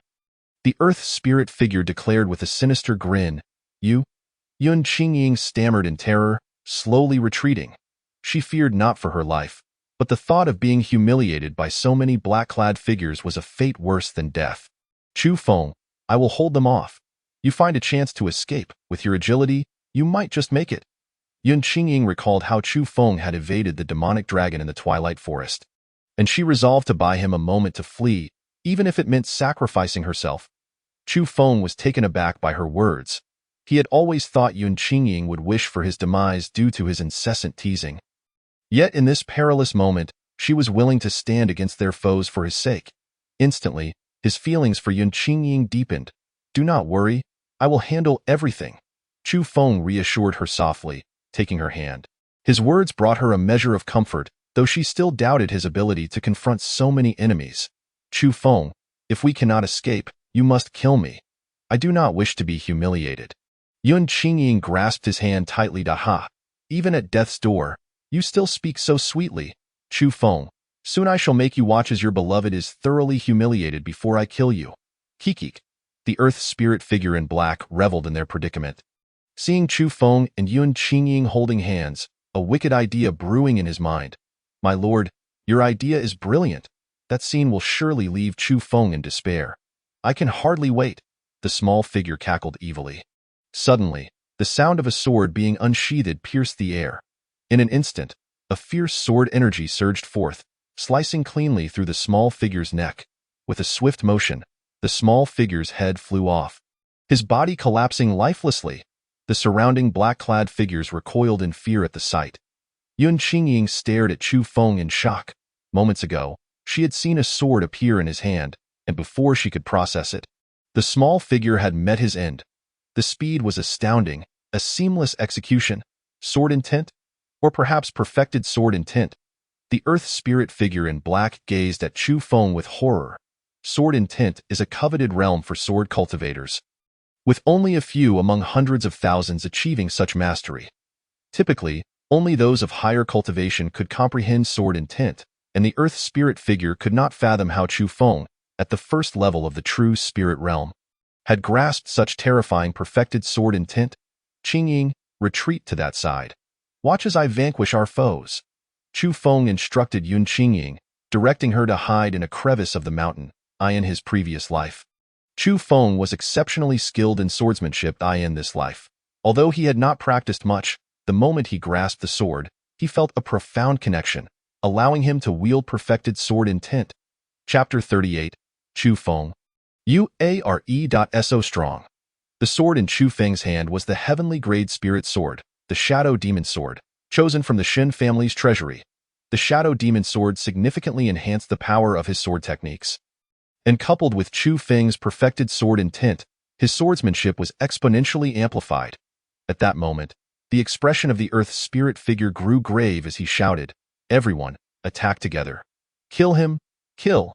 Upon hearing the earth spirit figure's command, the surrounding black-clad figures charged at Chu Feng. Chu Feng, be careful. Yun Qingying cried out anxiously as she saw so many black-clad figures rushing towards him. Yinming Ghost Shadow Sword. Chu Feng faced the oncoming assault without a hint of fear, gracefully wielding the Shadow Demon Sword to execute his renowned technique from his past life, the Yinming Ghost Shadow Sword. As he unleashed the Yinming Ghost Shadow Sword, the sword shadows danced ethereally, resembling phantoms from the netherworld, evading all defenses while also unsettling the minds of his foes. Utilizing the Ghost Shadow steps in conjunction with the Yinming Ghost Shadow Sword, he became a reaper of souls, claiming a life with each strike. Moreover, with his mastery of sword control, as he dodged the attacks of the black-clad figures, the Ghost Shadow Sword continued to whirl through the air, reaping the lives of his adversaries. Some black-clad figures attempted to flee, but were swiftly cut down by Chu Feng's sword energy. Others aimed to capture Yun Qingying from behind to threaten Chu Feng, but they too fell before his blade. In a matter of moments, only the earth spirit figure at the second level remained. The earth spirit figure bore a wound across his chest, and had it not been for his high-grade spirit armor, he might have already perished. How could you possibly be this strong? The earth spirit figure stared incredulously at Chu Feng. He was at a significant disadvantage, with two major realms separating them, yet he found himself unable to land a single blow on Chu Feng. This was an immense humiliation for him. He was determined to eliminate Chu Feng. Otherwise, if news of this incident spread, he would have no face left to live in this world. It was precisely this desire to kill Chu Feng and redeem his honor that kept the earth spirit figure from fleeing. Otherwise, he would have escaped long ago. It is not that I am strong, but rather that you are too weak.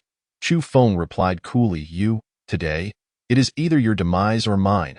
Upon hearing Chu Feng's self-deprecating remark about his ineptitude, the black-clad figure from the earth spirit realm was instantly engulfed in fury and charged at him. Chu Feng did not confront the black-clad assailant head-on. Instead, he deftly evaded using the shadow step while simultaneously launching sword strikes. Ice Shatter Palm. With his mind divided, Chu Feng executed sword attacks while unleashing the Ice Shatter Palm. This technique, imbued with frigid malevolence, could hinder the enemy's speed and deliver a devastating blow, capable of inflicting severe injury in an instant. At that moment, the black-clad figure from the Earth's spirit realm seemed besieged by two adversaries. Alongside Chu Feng's palm strikes, an invisible assailant continuously struck with a sword. Soon, the black-clad figure found himself unable to evade. Suffering a grievous gash to his thigh from the shadow blade, blood gushing forth. With the injury to his thigh, the black-clad figure could no longer evade Chu Feng's onslaught and was swiftly overwhelmed. Collapsing to the ground, barely clinging to life. "Chu Feng, you are formidable," Yun Qingying exclaimed in astonishment upon witnessing Chu Feng subdue the black-clad figure. She had thought she was doomed today, fearing the possibility of enduring humiliation before her demise. Yet, unexpectedly, Chu Feng appeared as if a deity had descended, annihilating the assailant in a heartbeat. It felt like a dream. Chu Feng, at the first level of the true spirit realm, had vanquished dozens of foes of higher cultivation, including several from the mystic spirit realm and one from the second level of the earth spirit realm. No one would believe such a tale. They would merely think her delusional, still caught in slumber. "I possess even greater strength. When the opportunity arises, I shall ensure you witness it," Chu Feng teased, noticing Yun Qingying's astonished expression. "Splendid." Yun Qingying nodded foolishly. "Ha ha." Seeing her reaction, Chu Feng couldn't help but chuckle. Yun Qingying, albeit perplexed, was utterly astounded by Chu Feng. If he was already so powerful at the first level of the true spirit realm, how terrifying would he become as his cultivation ascended? Moments later, Chu Feng turned his gaze toward the near-death black-clad figure from the earth spirit realm. "Speak. Why have you come to kill me? Who is your master?" Chu Feng demanded coldly. The black-clad figure remained unresponsive, as if resigned to his fate. Just as Chu Feng contemplated delivering the final blow, Yun Qingying suddenly interjected. "Chu Feng, let's first unveil his mask. I feel a strange familiarity with this person." Hearing her words, Chu Feng promptly used his sword to lift the black cloth from the face of the black-clad figure. "Zui Yushan," Yun Qingying exclaimed in surprise upon recognizing the visage of the black-clad figure. "Do you know him?" Chu Feng inquired, turning to Yun Qingying. "Yes, he is the Grand Elder of Lingxiao Pavilion, Zui Yushan," Yun Qingying explained. Upon learning Zui Yushan's identity, Chu Feng's gaze turned icy as he directed it at the fallen figure. "Did Lingxiao Pavilion send you to kill me?" Realizing Zui Yushan's status, Chu Feng speculated that it might be due to his previous actions at the Chu family, where he had slain Lingxiao Pavilion disciple Zhang Yuan and exposed the inner elder Lin Tianqing. Zui Yushan, upon hearing Chu Feng's words, still showed no reaction. "Humph! The Grand Elder of Lingxiao Pavilion dares to come after me. I shall eradicate Lingxiao Pavilion," Chu Feng declared coldly. "But he wasn't Lingxiao Pavilion that sent me." Zui Yushan finally reacted, his voice weak and fragmented. "Then who sent you? I already know your identity. If you wish to spare your loved ones from harm, it would be wise to answer truthfully." Chu Feng stated icily. "It was Master Huarong. I owed him a favor previously. Not long ago, he contacted me, asking me to kill you. To repay his kindness," Zui Yushan stammered. "Master Huarong?" Chu Feng's brow furrowed. "Chu Feng, do you have a grudge against that Master Huarong?" Yun Qingying inquired, approaching Chu Feng. "None." Chu Feng pondered briefly. He had no significant enmity with Huarong, having only encountered him at the Shin family. If there was any grievance, it was merely that he had taken the last materials for the snow ginseng transformation pill from the Shin family, effectively slapping him in the face. It was unexpected that Huarong could be so vindictive, seeking to have him killed over such a trivial matter. Humph! To dare send someone after him, Huarong would certainly pay a painful price. "Where is Huarong now?" Chu Feng demanded coldly. "Oh, not know. He may no longer be in the Songfeng Empire," Zui Yushan replied weakly. "Whoever seeks to kill me, even if he escapes to the ends of the earth, I shall hunt him down," Chu Feng declared frostily. Chapter 39. "Scoundrel, you dare strike me." Knowing the mastermind, Chu Feng swung the shadow blade with ferocity, a swift arc of lethal sword energy severing Zui Yushan's neck. Decapitating him, after slaying Zui Yushan, Chu Feng proceeded to loot the numerous black-clad figures. With his current low cultivation and lack of resources for training, any resources he could acquire were invaluable. Moreover, not only did he require cultivation resources, but his chaotic stellar world also necessitated a vast amount of spiritual essence. Therefore, He was unwilling to overlook any resource, no matter how small. Soon, he completed his looting. Let us proceed. Chu Feng turned to Yun Qingying. Oh, very well. Yun Qingying had been staring blankly at Chu Feng, only snapping back to reality when he called her. Today, she had been utterly astonished by Chu Feng. Previously, knowing he was a fifth-tier alchemist had merely surprised her slightly. However, witnessing him, at the first level of the true spirit realm, dispatch so many higher-ranked foes left her completely awestruck. It was worth noting that even her master, Li Taiqing, would struggle to contend with such numbers. If Chu Feng could handle so many, he was undoubtedly stronger than his master. Chu Feng, so young yet so powerful, it was unfathomable how terrifying he would become in the future. Moments later, Yun Qingying hurried to catch up with Chu Feng. The recent battle had frightened their spirit steeds away, leaving them to walk to the next city and purchase new ones. His cultivation was still too low. Chu Feng mused inwardly. If he could reach the celestial spirit realm, he would be able to fly on a sword and even carry Yun Qingying with him. Chu Feng, what cultivation technique do you practice that makes you so formidable? Yun Qingying inquired eagerly as they walked. What do you wish to learn? Chu Feng replied with a faint smile. Yes. Yun Qingying nodded with anticipation. If Chu Feng was already so powerful at the first level of the true spirit realm, his technique must be exceptional. If he were willing to teach her, she would certainly be eager to learn. Call me young master and let me hear it. Chu Feng jested. Young master? Yun Qingying called out playfully. Such a pleasant voice. Chu Feng chuckled lightly, choosing not to speak further and continuing on their journey. Young master, I've called out. You must teach me quickly. As Chu Feng suddenly ignored her, Yun Qingying hurriedly chased after him, asking that I never said I would teach you. Chu Feng chuckled. Scoundrel, then why did you make me call you young master? Yun Qingying's anger flared instantly. You are my maid. Isn't it proper for you to call me young master? Chu Feng replied with a smirk. Chu Feng, you scoundrel. Do not expect me to call you young master again. Yun Qingying retorted furiously. It was evident that Chu Feng was merely teasing her, and she felt foolish for having been so eagerly expectant moments before. Yun Qingying glared at Chu Feng's back, wishing she could poke a few holes in it. Hee. Seeing Yun Qingying's angry expression, Chu Feng found it amusing. For some reason, he enjoyed watching her become enraged. Scoundrel, you still dare to laugh. I will strangle you. Yun Qingying exclaimed, fuming as she grasped Chu Feng's neck from behind. Chu Feng swiftly turned, wrapping his arms around Yun Qingying, a devilish grin on his face as he remarked, You dare to defy me. Do you not think I ought to punish you? Chu Feng, what are you planning to do? Seeing Chu Feng's mischievous smile, Yun Qingying struggled fiercely, attempting to break free from his embrace. Naturally, I intend to punish my little maid. Chu Feng replied with a smirk. Slap with that, he delivered a light smack to Yun Qingying's rounded backside. Her expression went blank, as if struck by lightning. Scoundrel, how dare you hit me? I shall fight you. After a moment of daze, Yun Qingying regained her senses and furiously lunged at Chu Feng with her sword. The backside is a woman's private area, a place only her husband is permitted to touch. The fact that Chu Feng had struck her there ignited her fury, and she was ready to retaliate. Chu Feng sidestepped effortlessly, evading her attack. Yun Qingying continued to attack Chu Feng with all her might. Yet she could not land a blow. Slap. Suddenly, after dodging Yun Qingying's strike, Chu Feng once again smacked her backside. Ah, scoundrel, kill me now. I no longer wish to live. Tears brimmed in Yun Qingying's eyes as she crouched on the ground. Appearing utterly heartbroken, observing her profound sorrow, Chu Feng realized he had gone too far. I apologize. I should not have struck you.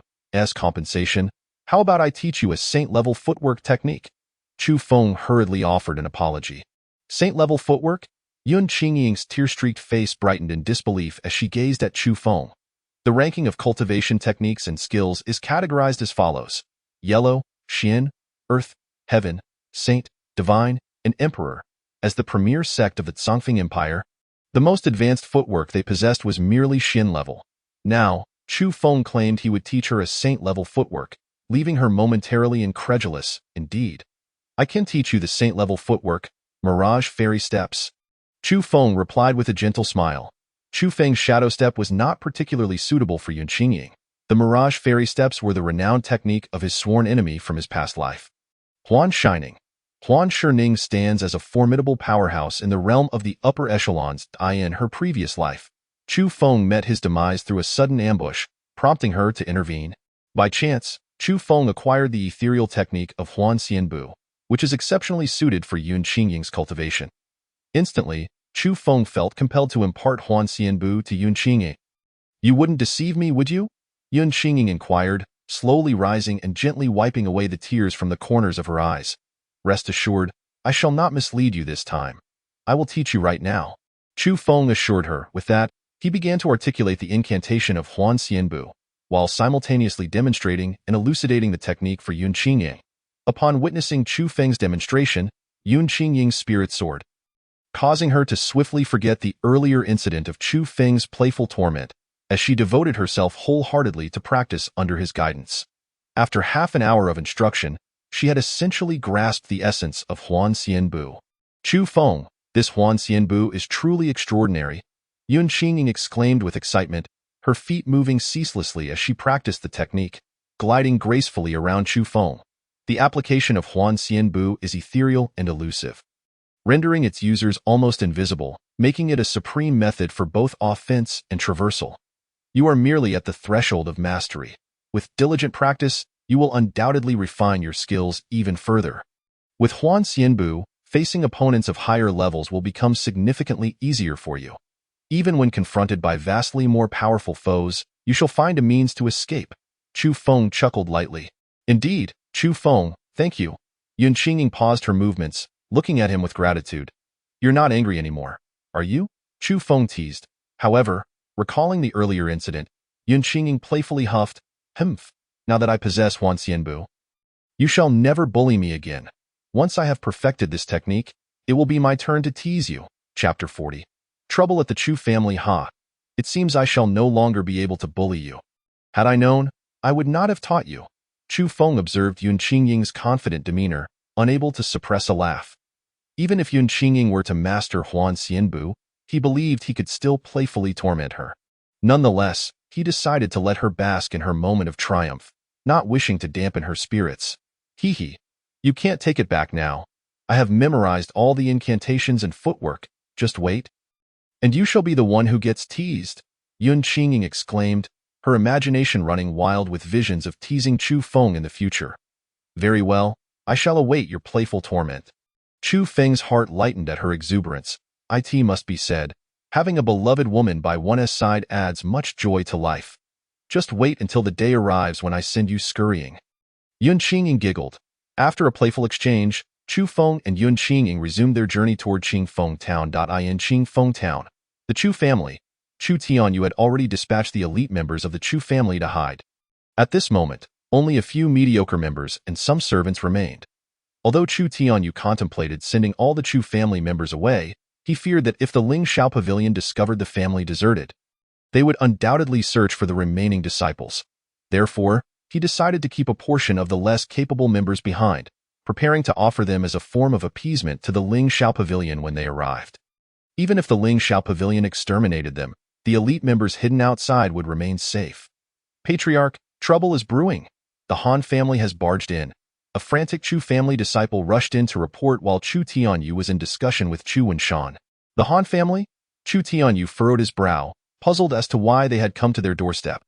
Previously, regarding the spiritual mine incident in Qingfeng Town, he had already agreed to the distribution plan proposed by the Han family, granting them 80% while the Chu family retained 20%. Beyond that, there were no other conflicts, leaving Chu Tianyu at a loss for the motive behind the Han family's visit. "Patriarch, the young master of the Han family is a disciple of the Ling Shao Pavilion. Could it be that the Han family has uncovered something that has drawn the attention of Ling Shao Pavilion?" Chu Wenshan speculated with concern. Although Chu Tianyu had previously suggested that Chu Wenshan should leave to avoid the storm, he had insisted on remaining with the family, as it was his only attachment. "Whatever it is, we must face it," Chu Tianyu said gravely. "Let us go and take a look." Moments later, Chu Tianyu led Chu Wenshan to the training ground of the Chu family. There, they found Han Xingqiao, the head of the Han family, along with a large entourage waiting for Chu Tianyu. Nearby, several injured Chu family disciples lay on the ground, each groaning in pain. Seeing the wounded disciples, Chu Tianyu seethed with rage, confronting Han Xingqiao. "What is the meaning of this? Han family head, Chu Tianyu. Where have you hidden Zhang Yuan, the son of the Zhang family? An elder Lin from the Ling Shao Pavilion? Han Xingqiao coldly interrogated. Chu Tianyu's heart sank, yet he feigned ignorance, replying, "How would I know where they have gone? They merely visited our Chu family briefly before departing. Do not attempt to shirk responsibility, Chu Tianyu. We possess irrefutable evidence proving they entered your home and have not left since. Today, Elder Zhou Qian from the Ling Shao Pavilion and the Zhang family's Grand Elder Zhang Ding have also arrived. Hand them over immediately, or your Chu family shall face annihilation," Han Xingqiao declared icily. Upon hearing this, Chu Tianyu glanced at the two elders beside Han Xingqiao, one at the 3rd level of the Xinling realm and the other at the 9th level of the Zhenling realm. They were undoubtedly Elder Zhou Qian and Grand Elder Zhang Ding from the Ling Shao Pavilion. With their formidable presence now in play, Chu Tianyu's heart raced with anxiety, knowing that the strength of the Ling Shao Pavilion and the Zhang family was beyond what the Chu family could withstand. For now, he could only maintain his stance of ignorance. Suddenly, 2 Chu family disciples were dragged in by the Han family members. "Head, they have confessed. Young Master Zhang Yuan and Elder Lin Tiancheng have already been killed by the Chu family, and their bodies are nowhere to be found," reported the Han family members. "What?" Zhou Qian and Zhang Ding's faces contorted with fury as they glared at Chu Tianyu. "How dare you, Chu family, commit such a heinous act against young Master Zhang and Elder Lin?" Han Xingqiao was taken aback by Chu Tianyu's audacity, but saw this as an opportunity to leverage the power of the Ling Shao Pavilion and Zhang family to eliminate the Chu family and monopolize Qingfeng town. "Scoundrels, you have betrayed the Chu family." Chu Tianyu glared furiously at the 2 disciples dragged in by the Han family. "We were once under the Grand Elder's command. Your actions against him were for revenge." One of them laughed maniacally. Chu Tianyu instantly regretted his earlier decision not to eliminate all those associated with the Grand Elder. He had only targeted the main players, sparing some lesser ones, never anticipating that those he had let go would now betray him, leading to the destruction of the family. "Speak. Why did your Chu family kill my elder from the Ling Shao Pavilion?" Zhou Qian demanded angrily. "If I wish to kill, I shall do so. There is no need for explanations," Chu Tianyu declared loudly. Realizing that the Chu family's demise was inevitable, he felt no fear. Boldly admitting to the killings in hopes of safeguarding Chu Feng and the remaining hidden Chu family disciples. "Humph! Today, I shall show your Chu family what it means to suffer a fate worse than death," Zhou Qian proclaimed, launching a devastating strike towards Chu Tianyu. Boom! Chu Tianyu was sent sprawling over 10 meters, spewing blood, and collapsed to the ground, barely clinging to life. Chu and Shan rushed to assist Chu Tianyu upon witnessing his condition. "Shan, it appears the Chu family is doomed today. As the patriarch, I bear the blame," Chu Tianyu lamented. He had always aspired to elevate the Chu family, yet it seemed they were now on the brink of annihilation. While the destruction of the Chu family was largely attributable to Chu Feng, as the patriarch, he could not absolve himself of responsibility. "Patriarch, you have done well," Chu and Shan consoled softly.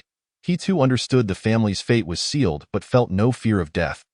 Having no ties, attack, annihilate the Chu family, Zhang Ding ordered, enraged by the news of Zhang Yuan's death. The cries of despair echoed throughout the scene. At that moment, Chu Feng and Yun Qingying had just returned to Qingfeng town. Upon entering, Chu Feng sensed a wave of murderous intent emanating from the direction of the Chu family. "Let us go. The Chu family is in trouble." Chu Feng activated his ethereal steps, swiftly making his way toward the family estate. Seeing this, Yun Qingying promptly followed suit, employing Huan Xianbu to keep pace. Chapter 41. Chu Feng, the Great Demon, boom. Chu and Shan was struck by a punch from Elder Zhou Qian of the Ling Shao Pavilion. Sent flying over 10 meters, blood spewing from his mouth as he lay on the ground, barely alive. Chu Tianyu's expression turned grim upon seeing this. At that moment, he too was gravely injured. Incapacitated and helpless, forced to watch as the remaining members of the Chu family were mercilessly slaughtered. "Spare them. Hang them up. I want them to suffer 1,000 cuts." Zhou Qian suddenly commanded the cessation of the massacre. "Yes," Han Xingqiao immediately instructed his men to halt, simultaneously ordering the capture of Chu Tianyu, Chu and Shan, and other surviving disciples of the Chu family, hanging them up. "Elder Zhou, today the elite disciples of the Chu family are absent. Chu Tianyu must have sent them into hiding," Han Xingqiao suddenly remarked to Zhou Qian. "Humph! Those who dare to kill our Ling Shao Pavilion elders shall be hunted down, no matter where they flee. Zhou Qian retorted coldly. Han Xingqiao, you will meet an untimely end. Upon hearing the exchange between Han Xingqiao and Zhou Qian, Chu Tianyu felt as though the sky had fallen. Chu Tianyu, to eradicate the roots of the problem, do not blame me. Blame your Chu family for daring to kill the elders of the Ling Shao Pavilion. Han Xingqiao sneered wickedly. Dare to slay an elder of my Ling Shao Pavilion? Today, I shall allow you, the Chu family, to truly experience the sensation of desperation, where life is sought yet death eludes. Zhou Qian declared fiercely, if you possess the courage, then strike me down with a single blow. Chu Tianyue glared at Zhou Qian in fury. Wanna die? Ha, not so fast. I shall first let you relish the agony of having your flesh meticulously carved away. Zhou Qian cackled wickedly, advancing slowly towards Chu Tianyue with his blade drawn. Witnessing this, Chu Tianyue felt a wave of despair wash over him, preparing to bite his tongue in a final act of defiance. Just as he was about to do so, Zhou Qian swiftly seized his mouth. Want to end your own life? How naive! Zhou Qian scoffed. Crack. With a forceful twist, Zhou Qian shattered the bones of Chu Tianyue's jaw. Ah! The intense pain elicited a blood-curdling scream from Chu Tianyue. Yes, that's the sound I crave to hear. Zhou Qian laughed maniacally. With that, he swung his knife, ready to slice away at Chu Tianyue's flesh. Suddenly, a shadow emerged before Zhou Qian like a specter. The figure grasped Zhou Qian's wrist, twisting it with tremendous force. Crack! Zhou Qian's hand spun in a complete circle, the bones connecting his arm to his body snapping in an instant. Ah! The excruciating pain forced a deafening scream from Zhou Qian. In quick succession, the shadow delivered a powerful kick to Zhou Qian's back, sending him sprawling several meters away.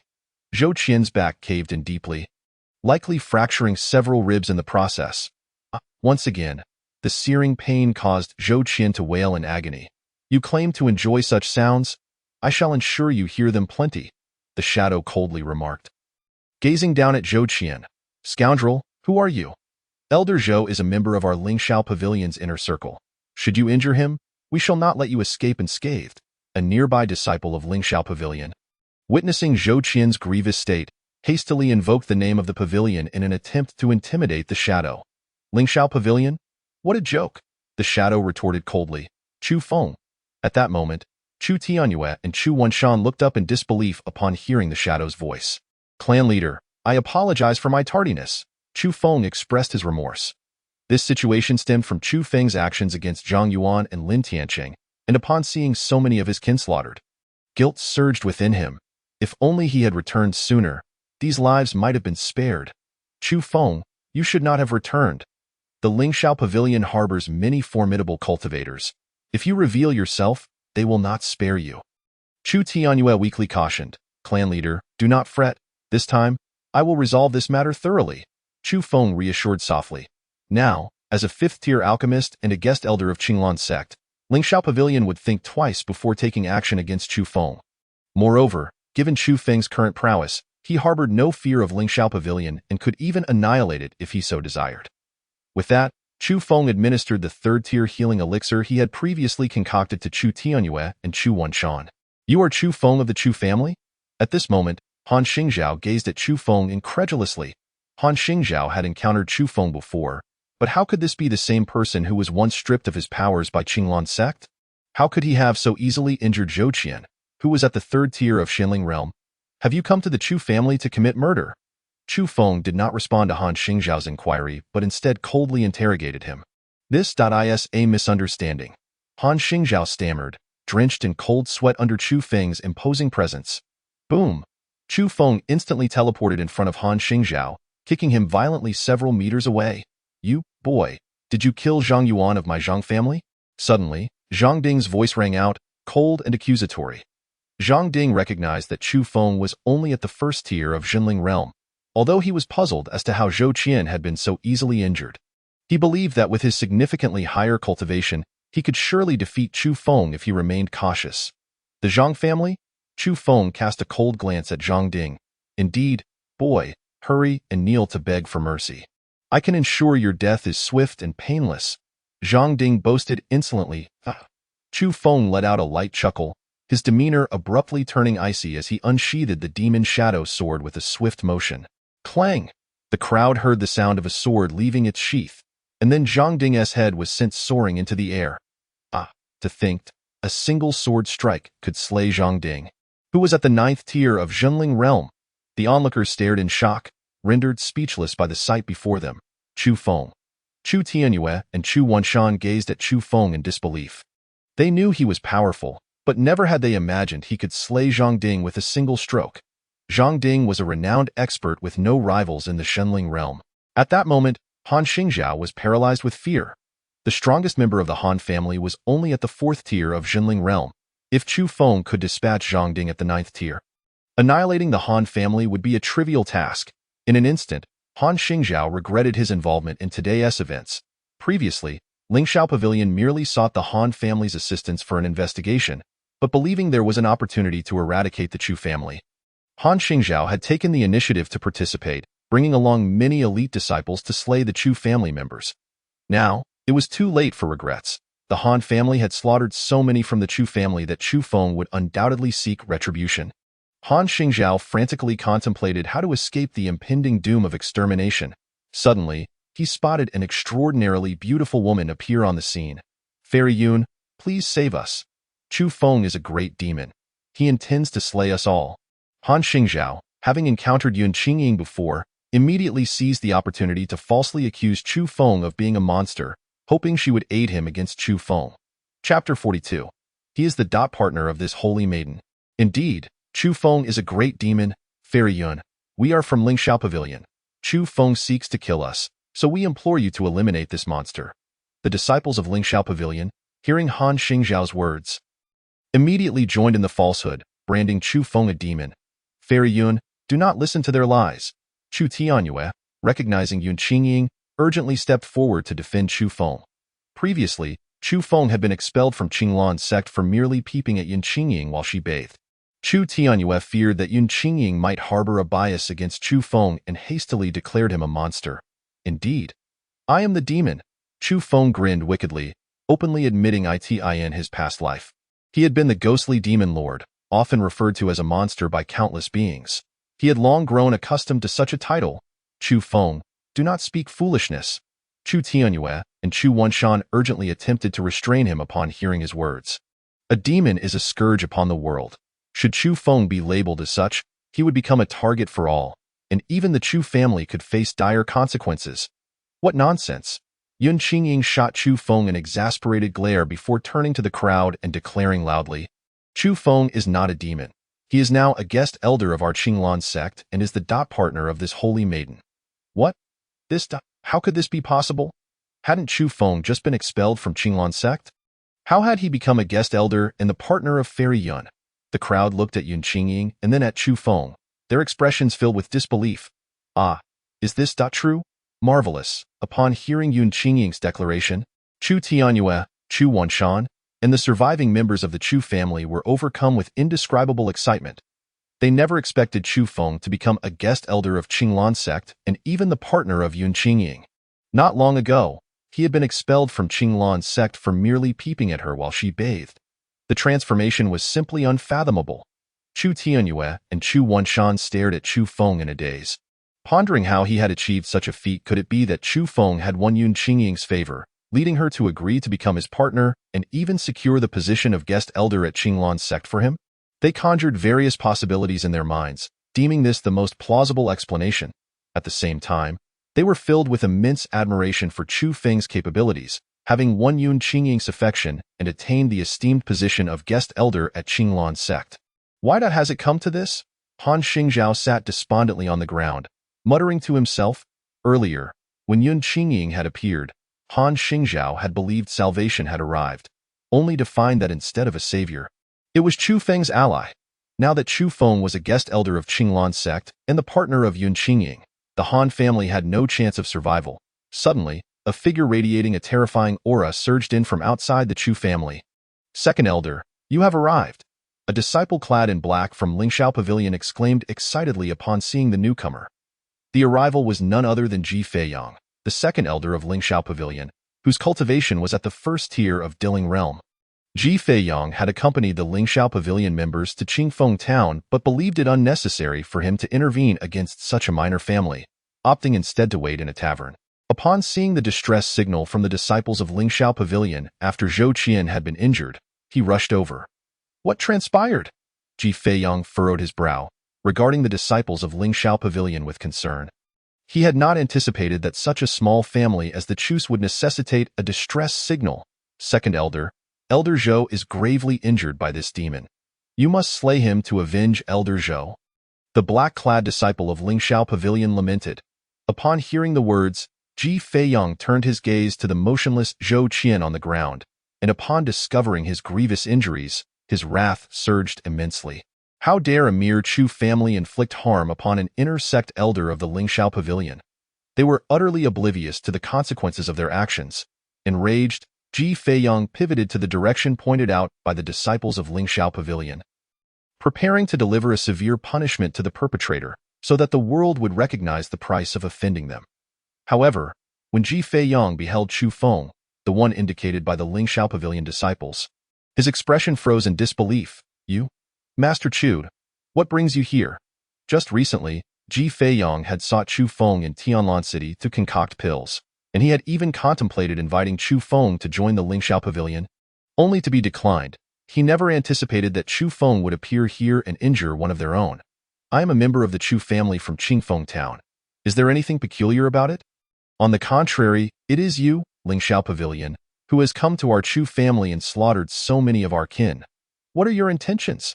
Chu Feng coldly questioned. Master Chu, this must be a misunderstanding. Ji Feiyang hastily apologized.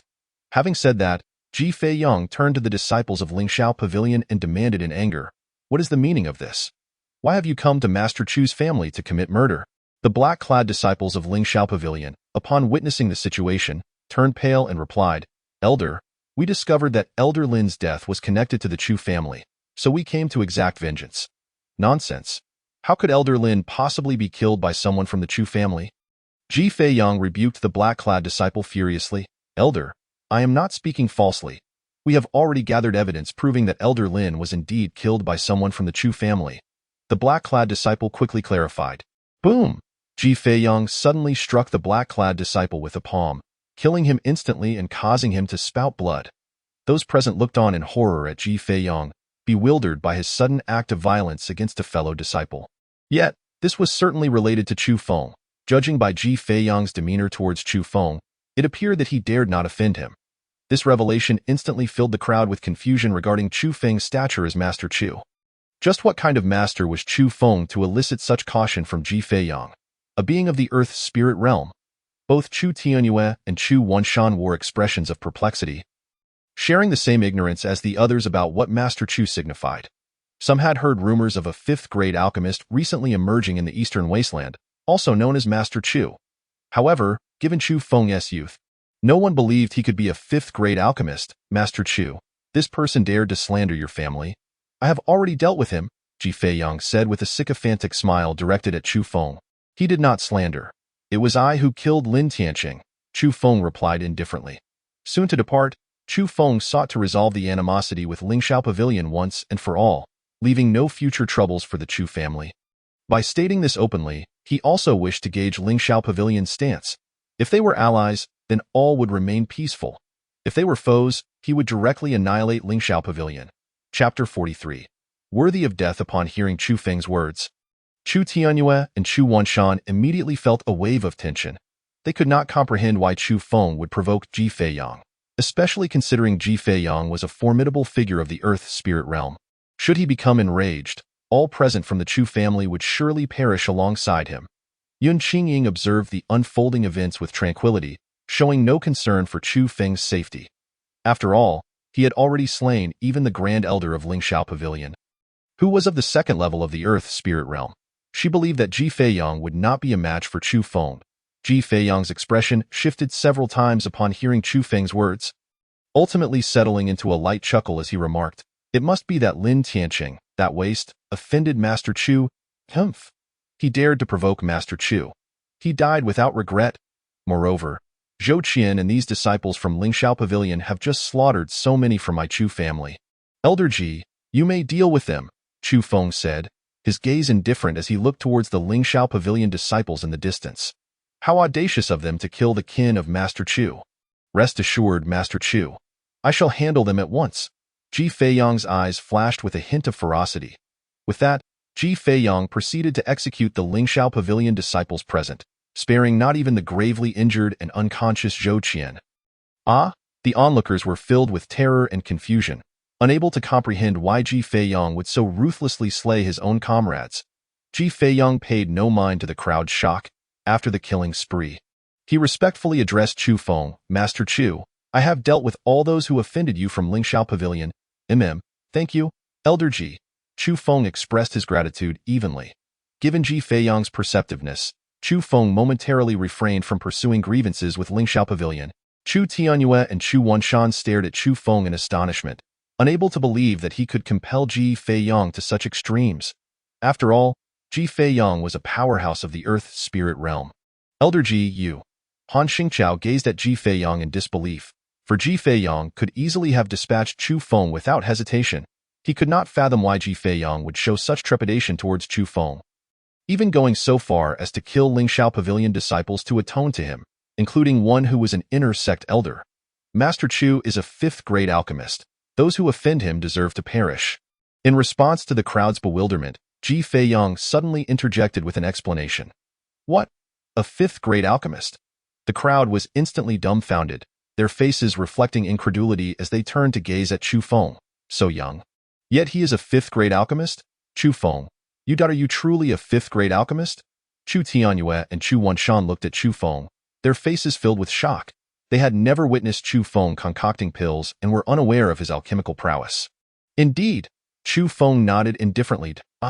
Truly a fifth-grade alchemist? Upon seeing Chu Feng affirm, Chu Tianyue and Chu Wanshan were engulfed in a wave of ecstasy. Previously, there had been no fifth-grade alchemist in the entire Eastern Wasteland. Yet they understood the significance of such a title in this backward wasteland. Even a third-grade alchemist could elevate a family to the ranks of the top clans in the Eastern Wasteland. Now that their Chu family had produced a fifth-grade alchemist, was this not tantamount to soaring into the ranks of the top families in the wasteland? Marvelous. Our Chu family has given birth to a true dragon. The remaining members of the Chu family were likewise swept into a frenzy of excitement, overwhelmed with joy. No, this cannot be. How could Chu Feng possibly be a fifth-grade alchemist? Elder Ji, are you mistaken? Han Xingqiao exclaimed loudly, filled with disbelief. I personally sought Master Chu for alchemy, and countless individuals in Tianlan City have witnessed Master Chu's skills. How could I be mistaken? Ji Feiyang replied coldly. Truly is a fifth-grade alchemist. Han Xingqiao muttered in despair. If Chu Feng is indeed a fifth-grade alchemist, then what hope remains for the Han family after they slaughtered so many from the Chu family? Master Chu, did these Han family members offend you? Would you like me to assist in dealing with them? Ji Feiyang asked with a sycophantic smile directed at Chu Feng. Then I would appreciate your assistance, Elder Ji. Chu Feng, disinterested in dirtying his hands with the Han family, decided to take this opportunity to leverage Ji Feiyang's goodwill, temporarily resolving the grudge with Lingxiao Pavilion. No, please. Chu family patriarch, I implore you to show mercy and let Chu Feng spare the Han family. We no longer desire the spirit mines of Qingfeng Town. They are all yours, Chu family. Hearing Ji Feiyang and Chu Feng's exchange, Han Xingqiao was suddenly filled with dread and sought to enlist Chu Tianyue's help in pleading for mercy. Han Xingqiao, today is your turn to face the consequences. Observing Han Xingqiao's pitiful demeanor, Chu Tianyue felt a wave of satisfaction. However, given that the Han family had just massacred so many from the Chu family, he could not possibly let Han Xingqiao off the hook. To eradicate roots is to ensure that they do not sprout anew. The Chu and Han families had become mortal enemies, and the Han family must be utterly annihilated. Kill? Chu Feng urged Ji Feiyang to take action without hesitation. Ji Feiyang, upon hearing this, immediately complied, swiftly executing Han Xingqiao and the remaining members of the Han family present. The Han family members, filled with terror, attempted to flee in all directions, but Ji Feiyang, a being of the earth spirit realm, made it impossible for them to escape his pursuit. The faster they ran, the quicker they met their doom. Within a mere 15 minutes, all the Han family members present had been slain.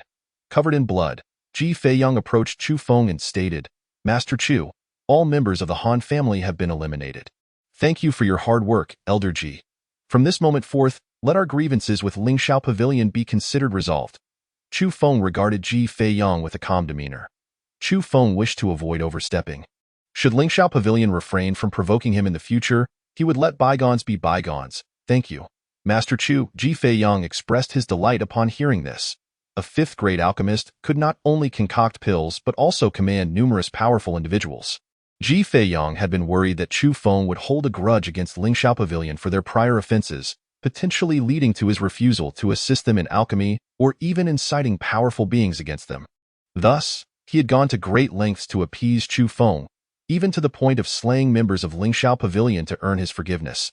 Now that Chu Feng was finally willing to pardon Lingxiao Pavilion, Ji Feiyang was overtaken with exhilaration. Chu Feng nodded slightly in response. Saintess Yun, what brings you here? Were you seeking Master Chu for alchemy? Ji Feiyang inquired of Yun Qingying, who had been busy dealing with the Lingxiao Pavilion and Han family members. Elder Ji, Yun Qingying smiled after offering a slight bow to Ji Feiyang, saying, I am here as Chu Feng's companion on this journey home. You and Master Chu are companions? Ji Feiyang's expression abruptly froze. Chapter 44. The Young Master's Consort. Previously, Ji Feiyang had been striving to recruit Chu Feng into Lingxiao Pavilion, or to have him serve as a guest elder, but Chu Feng had always declined. He never expected that Qinglan's sect would act so swiftly, securing Yun Qingying as Chu Feng's companion. Had he known that Chu Feng had an inclination for women, he would have sent the Saintess of Lingxiao Pavilion to seduce him. However, it is now too late. Chu Feng has already become a guest elder of Qinglan's sect and can no longer join Lingxiao Pavilion. Yun Qingying gently nodded in acknowledgement. The Yun Saintess is indeed fortunate to have captured Master Chu's favor. Ji Feiyang couldn't help but reveal a hint of envy. Chu Feng, being a fifth-grade alchemist, would ensure that all matters concerning pills would be worry-free after becoming his partner, and she would earn the respect of countless individuals. It was indeed a meteoric rise. Upon hearing this, Yun Qingying was momentarily at a loss for how to respond, only to suddenly notice Chu Feng looking at her with a playful smirk, prompting her to glare at him with annoyance. Becoming Chu Feng's partner is indeed a commendable choice. Previously, Yun Qingying had contemplated being his partner, yet Chu Feng only wanted her to serve as his personal maid. The mere thought of this infuriated her. At that moment, after arranging for the bodies around to be dealt with, Chu Tianyue approached Chu Feng, his face alight with excitement, saying, Chu Feng, I will now summon the people from the Chu family back. Chu Feng nodded slightly. With his strength now capable of ensuring the safety of the Chu family, and having temporarily settled the grievances with Lingxiao Pavilion, no force would dare act against the Chu family. Summoning the Chu family members back would also facilitate better development. Chu Feng plans to concoct a batch of pills to swiftly enhance the strength of the Chu family's disciples. Let us first annihilate the Han family, Chu Feng declared suddenly. The news of the events here would soon reach the Han family, and Chu Feng was concerned that they might relocate their resources, hence his desire to eliminate the Han family immediately. Good, Chu Tianyue promptly agreed. Master Chu, you need not concern yourself with such trivial matters. I will go with the head of the Chu family. Ji Feiyang, hearing Chu Feng's words, hastily offered his assistance. Chu Feng glanced at Ji Feiyang and replied with a faint smile. Then I must trouble Elder Ji. Chu Feng welcomed Ji Feiyang's willingness to help, as he did not mind owing him a favor. This would serve to build connections for the Chu family. Not a bother, Ji Feiyang exclaimed, his excitement palpable as he pulled Chu Tianyue towards the Han family. Soon, Chu Tianyue departed with Ji Feiyang and several members of the Chu family to confront the Han family. After their departure, a wounded steward from the Chu family approached Chu Feng, respectfully bowing and saying, Young master, young mistress, this place needs a thorough cleansing. I have arranged for tea and refreshments in the back hall.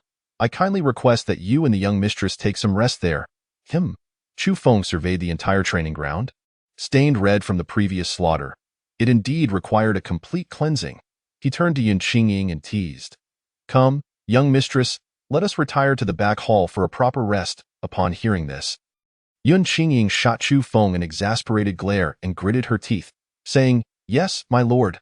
Chu Feng let out a hearty laugh, leading Yun Qingying slowly towards the back courtyard of the Chu family. Chu Feng, where are your parents? Yun Qingying suddenly inquired. They passed away when I was very young, Chu Feng replied flatly. Oh, I am sorry. Yun Qingying expressed her sincere apologies. It's nothing. Chu Feng responded softly. As they strolled, Yun Qingying took in the surroundings, eager to observe the place where Chu Feng had grown up. Chu Feng, when did you learn alchemy? Yun Qingying asked unexpectedly. She had always been curious about how Chu Feng had mastered alchemy at such a young age. Achieving the rank of a fifth-grade alchemist, Chu Feng slowly articulated the explanation he had long prepared.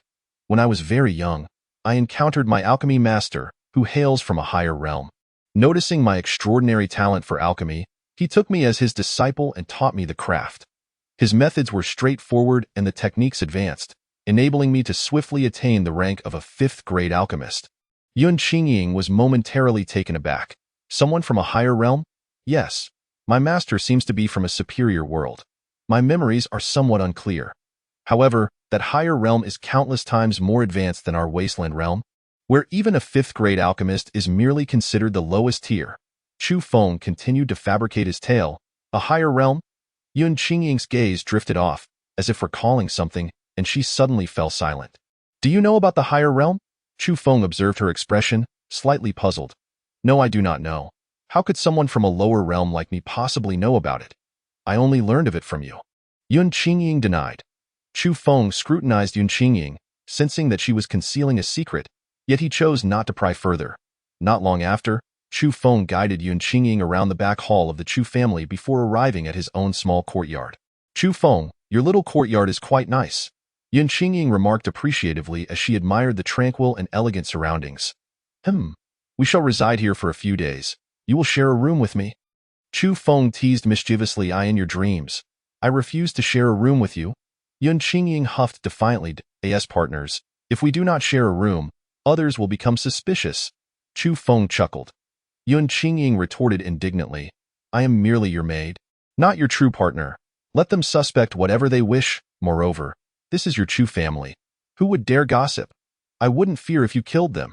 Chu Feng slowly approached Yun Qingying, wrapping his arm around her slender waist and declaring possessively, You are my personal maid.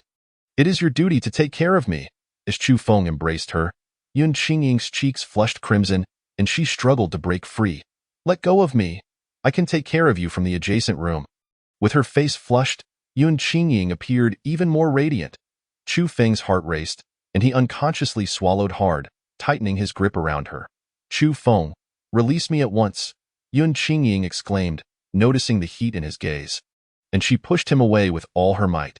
Seeing her resistance, Chu Feng relinquished his hold, smiling gently. You may stay in the next room, but remember to be at my beck and call.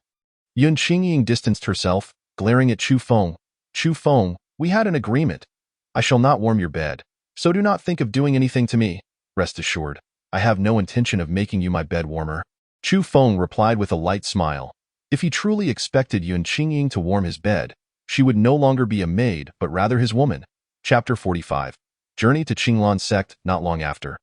Chu Tianyue returned, his face brimming with excitement. Chu Feng, we have completely annihilated the Han family. All their resources now belong to the Chu family. Chu Tianyue laughed heartily. As the largest family in Qingfeng town, the Han family's assets and resources far surpassed those of the Chu family. Now that these resources were in their possession, the spiritual minds of Qingfeng town also belonged to the Chu family. Ha ha! With such a bounty in the presence of a fifth-grade alchemist like Chu Feng, Chu Tianyue felt that life had never been so splendid. This was all thanks to Elder Ji's assistance. It was only with his help that they could swiftly eliminate the Han family.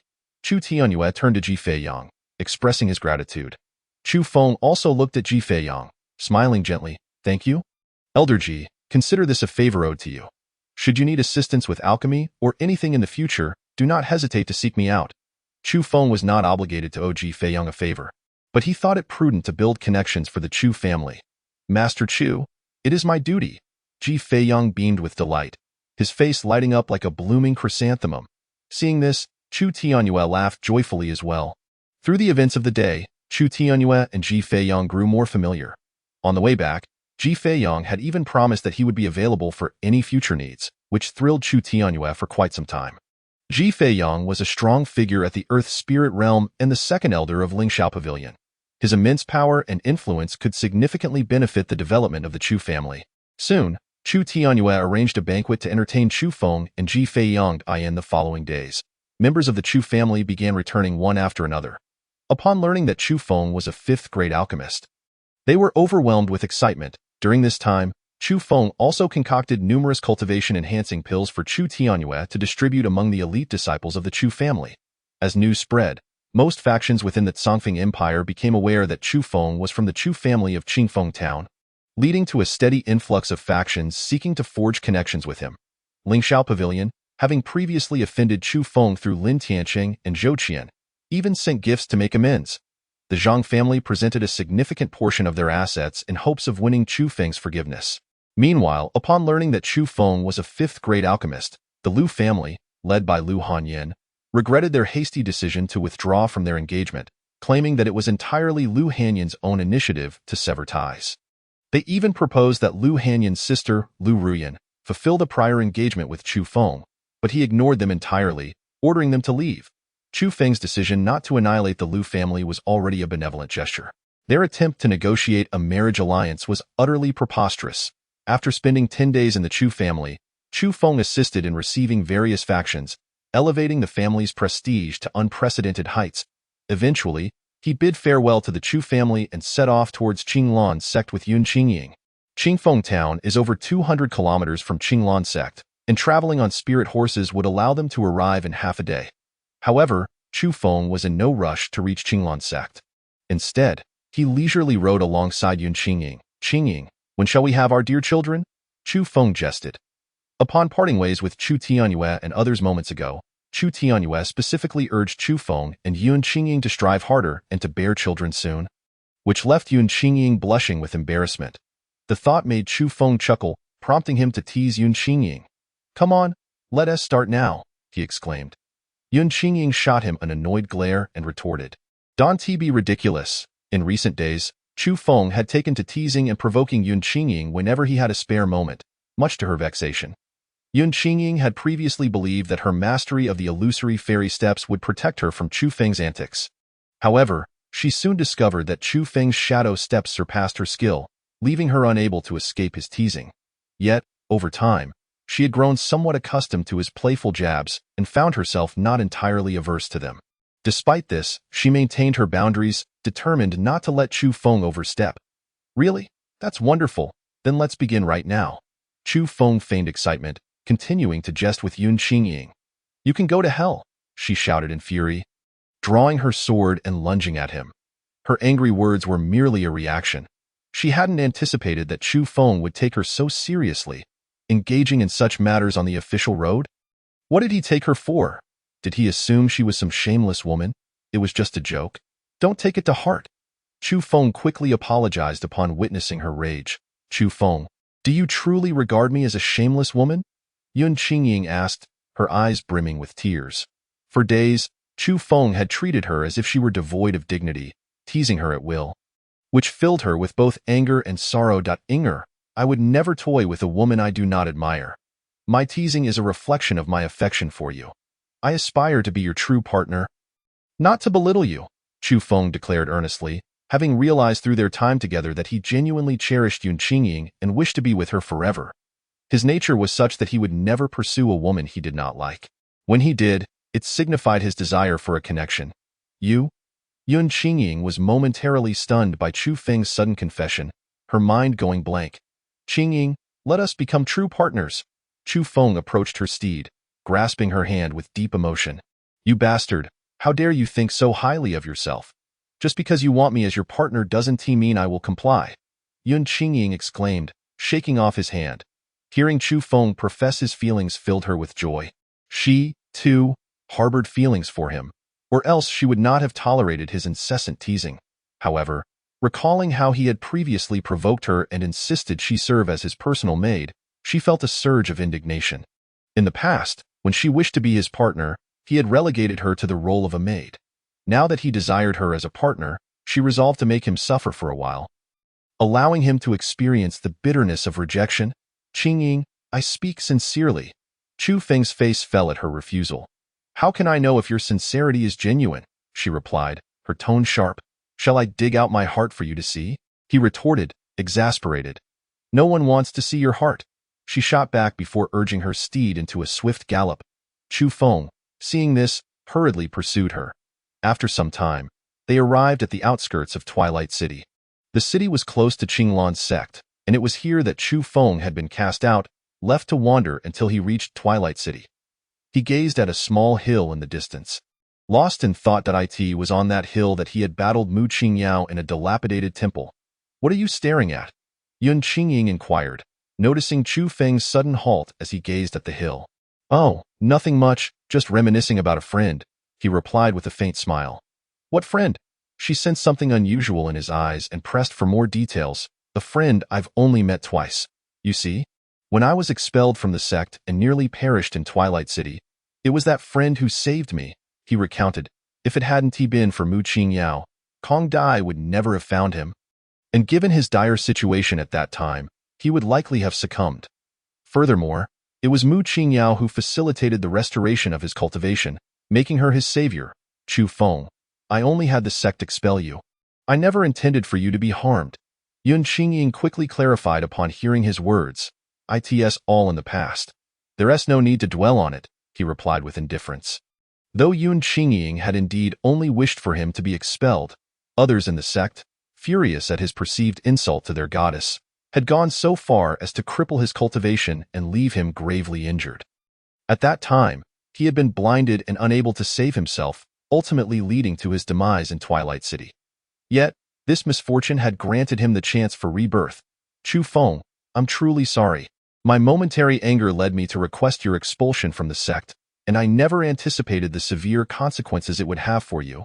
Yun Qingying, seeing his apathetic demeanor, rushed to his side, repeatedly apologizing.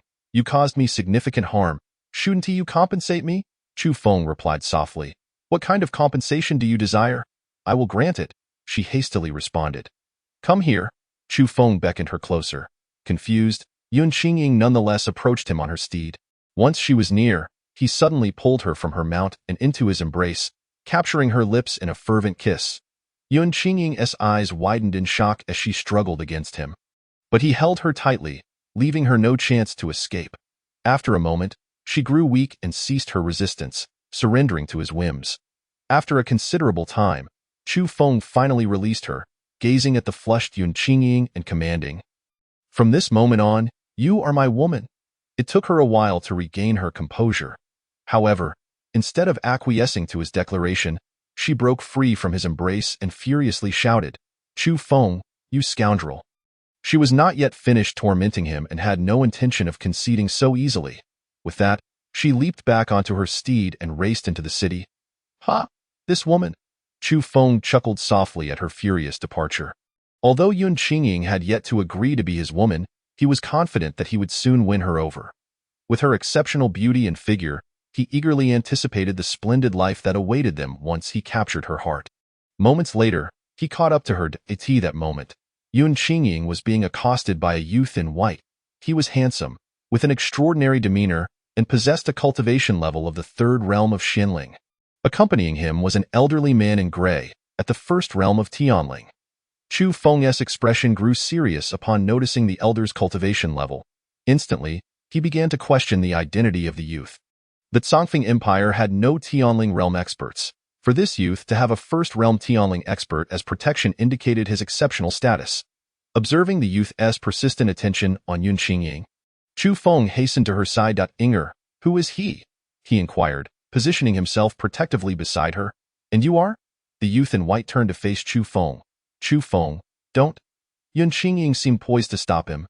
However, Chu Feng had already seized her hand, declaring loudly, "I am Inger's partner." "Partner?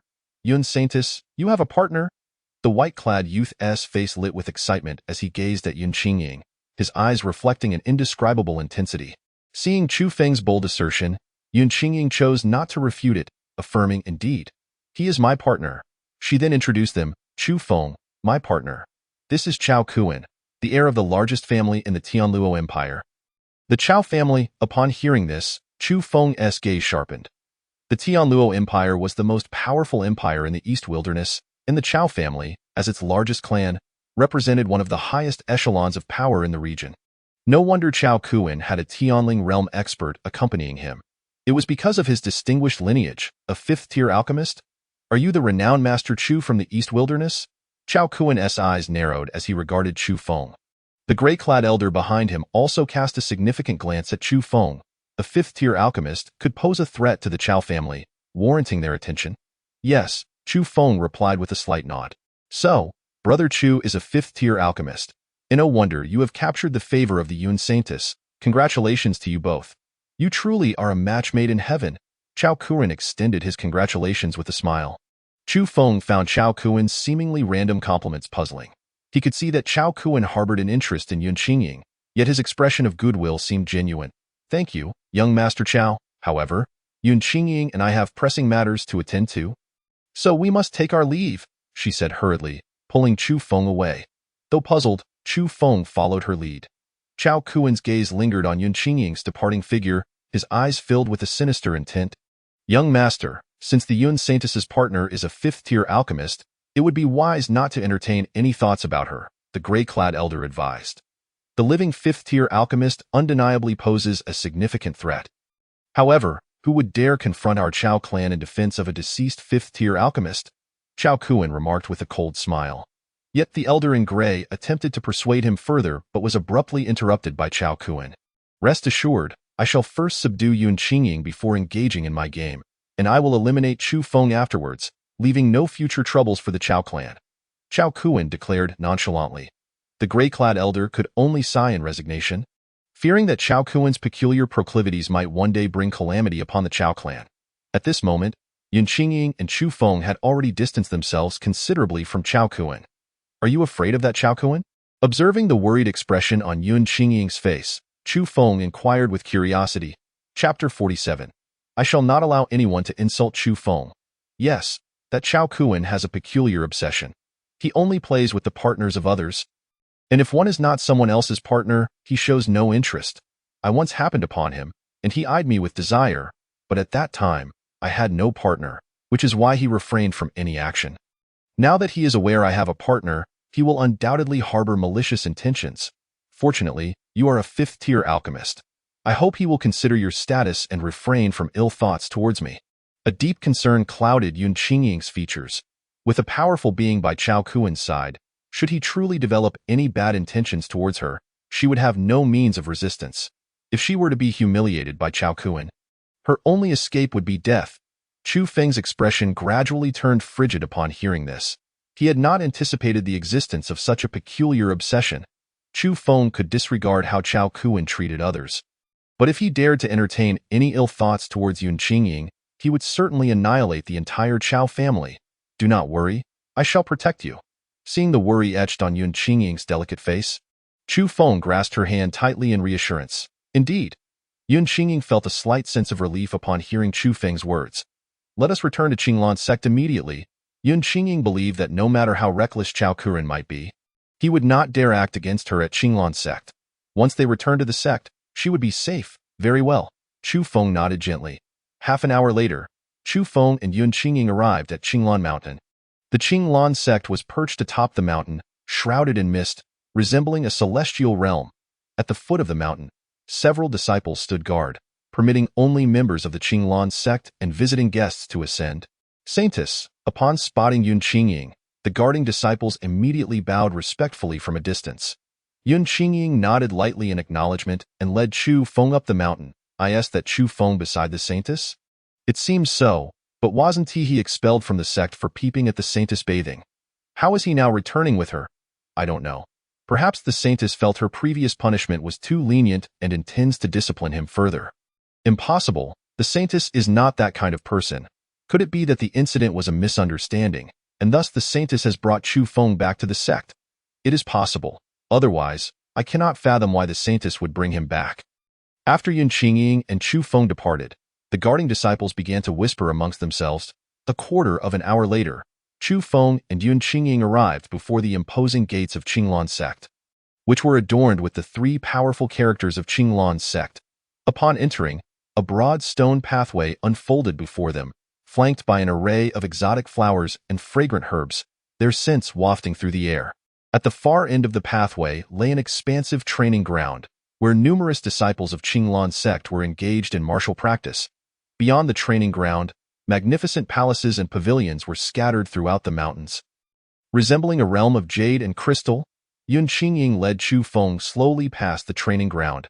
Saintess, the disciples of Qinglan sect, upon seeing Yun Qingying, immediately bowed respectfully. They also noticed Chu Feng beside her, puzzled as to how he had returned to the sect. However, as he was brought back by Yun Qingying, none dared to voice their questions. Qingying, junior sister, you have returned. Suddenly, an excited voice rang out as a handsome young man in blue hurried towards them.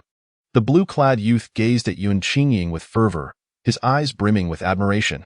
Chu Feng cast a glance at the blue-clad youth and recognized him as Lan Yongyao, a core disciple of Qinglan's sect.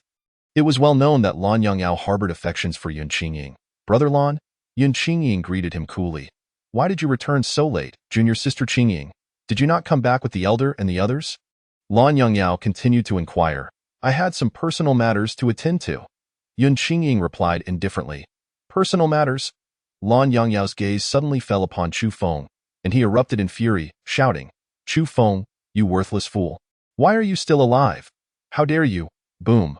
Before Lan Yongyao could finish, Yun Qingying had already appeared before him, delivering a powerful strike that sent him flying. Qingying, junior sister, what are you doing? Lan Yongyao, rising from the ground, gazed at Yun Qingying in disbelief, struggling to comprehend why she had suddenly attacked him. Chu Feng is now my partner, and I shall not permit anyone to insult him. Yun Qingying declared coldly. What? Partner? No, junior sister Qingying. How could you be bound to someone like him? Lan Yongyao shouted in disbelief. Having pursued Yun Qingying for so long, it was common knowledge among the disciples of Qinglan sect that they were expected to become a couple. Yet now, Yun Qingying claimed to have a partner, and it was none other than the very Chu Feng who had previously been expelled for peeping at her bathing. Lan Yongyao could not accept such a reality. Ah, Chu Feng has become the Saintess's partner? How is this possible? The Saintess would choose Chu Feng as her partner. This is utterly absurd. Just recently, he was expelled for peeping at the Saintess. At this moment, the surrounding disciples of Qinglan sect were stunned by Yun Qingying's declaration of Chu Feng as her partner, prompting a flurry of shocked discussions. Chu Feng turned to Yun Qingying, slightly taken aback. He had not expected her to defend him by attacking Lan Yongyao and publicly declare him as her partner. However, her willingness to do so indicated her interest in him. Elated, Chu Feng stepped closer to Yun Qingying, wrapping an arm around her slender waist and casting a teasing glance at Lan Yongyao. Recalling the last incident where he was punished severely by Lan Yongyao after being caught peeping at Yun Qingying, he felt a surge of satisfaction at the opportunity to annoy Lan Yongyao. Ah, is this really happening? The crowd witnessed Yun Qingying allowing Chu Feng to embrace her waist without resistance, and they soon believed in the authenticity of their partnership. No, this cannot be, Chu Feng. Have you drugged junior sister Qingying into a state of confusion? Lan Yongyao seethed, glaring at Chu Feng, convinced that he must have enchanted Yun Qingying in some way, for there was no other explanation for her choice of partner. If you believe that, then so be it, Chu Feng replied with a faint smile. Yun Qingying shot Chu Feng a reproachful glance before turning back to Lan Yongyao, stating calmly, Brother Lan, I have long said that we are not suited for each other. Now that I have a partner, I kindly ask that you refrain from disturbing me in the future. No, junior sister Qingying, you have merely fallen under Chu Feng's spell. I will undoubtedly help you find the antidote. Lan Yongyao remained unconvinced that Yun Qingying could genuinely harbor feelings for Chu Feng. Chapter 48. Has the sect leader lost his mind? Yun Qingying ignored Lan Yongyao and turned to Chu Feng, saying, Chu Feng, I shall take you to meet the sect leader. With that, she grasped Chu Feng's hand and attempted to bypass Lan Yongyao and leave. Chu Feng, I will kill you. Seeing Yun Qingying lead Chu Feng away, Lan Yongyao erupted in madness, launching an attack at Chu Feng. Boom! Chu Feng's kick struck like thunder, sending Lan Yongyao flying several meters. How is this possible? Lan Yongyao lay on the ground, spitting blood, disbelief etched on his face as he gazed at Chu Feng. Unable to fathom that he had been sent sprawling by a single kick, the surrounding disciples of Qinglan sect were equally astonished. It was known that Lan Yongyao was at the first level of the Xinling realm, a standout among the younger generation of Qinglan sect, even surpassing Yun Qingying in cultivation. Yet, astonishingly, Chu Feng had managed to send him flying with a single strike. This left everyone in a state of disbelief. Lan Yongyao, Chu Feng is my partner. Should you make another move against him, do not blame me for being merciless. Yun Qingying glared coldly at Lan Yongyao. Although she had previously rejected Chu Feng, in her heart, she had already accepted him as her partner. Otherwise, she would not have allowed him to defend her. Chu Feng was her partner, and she would not permit anyone to harm him. Junior sister Qingying. Upon seeing Yun Qingying's indifferent expression, Lan Yongyao felt as though he had plunged into an icy abyss. What is happening? Suddenly, a voice of authority echoed from afar, followed by the slow approach of an elder clad in purple robes. Sect leader, please save junior sister Qingying. She has fallen under Chu Feng's spell. Lan Yongyao exclaimed excitedly, turning to the elder and pleading for assistance. Chu Feng? The purple-clad elder's gaze fell upon Chu Feng, and he burst into hearty laughter. Chu Feng, welcome back to Qinglan sect. Sect leader. Chu Feng offered a slight bow to the elder. The purple-clad elder was the sect leader of Qinglan sect, Gu Qiuyang, at the third level of the Diling realm. Both Yun Qingying and the disciples in the training grounds bowed respectfully to Gu Qiuyang. Chu Feng, we have awaited your return for so long. And at last, you have come back to the sect, Gu Qiuyang exclaimed with great delight. Previously, Li Taiqing had mentioned that Chu Feng had agreed to return to the sect, yet until now, he had not truly returned to Qinglan sect, leaving Gu Qiuyang with lingering uncertainty. Now that Chu Feng has returned to Qinglan sect, Gu Qiuyang can finally breathe easy. Master, Chu Feng has drugged junior sister Qingying. Lan Yongyao, witnessing Gu Qiuyang's warm welcome for Chu Feng, was momentarily taken aback and hastily interrupted.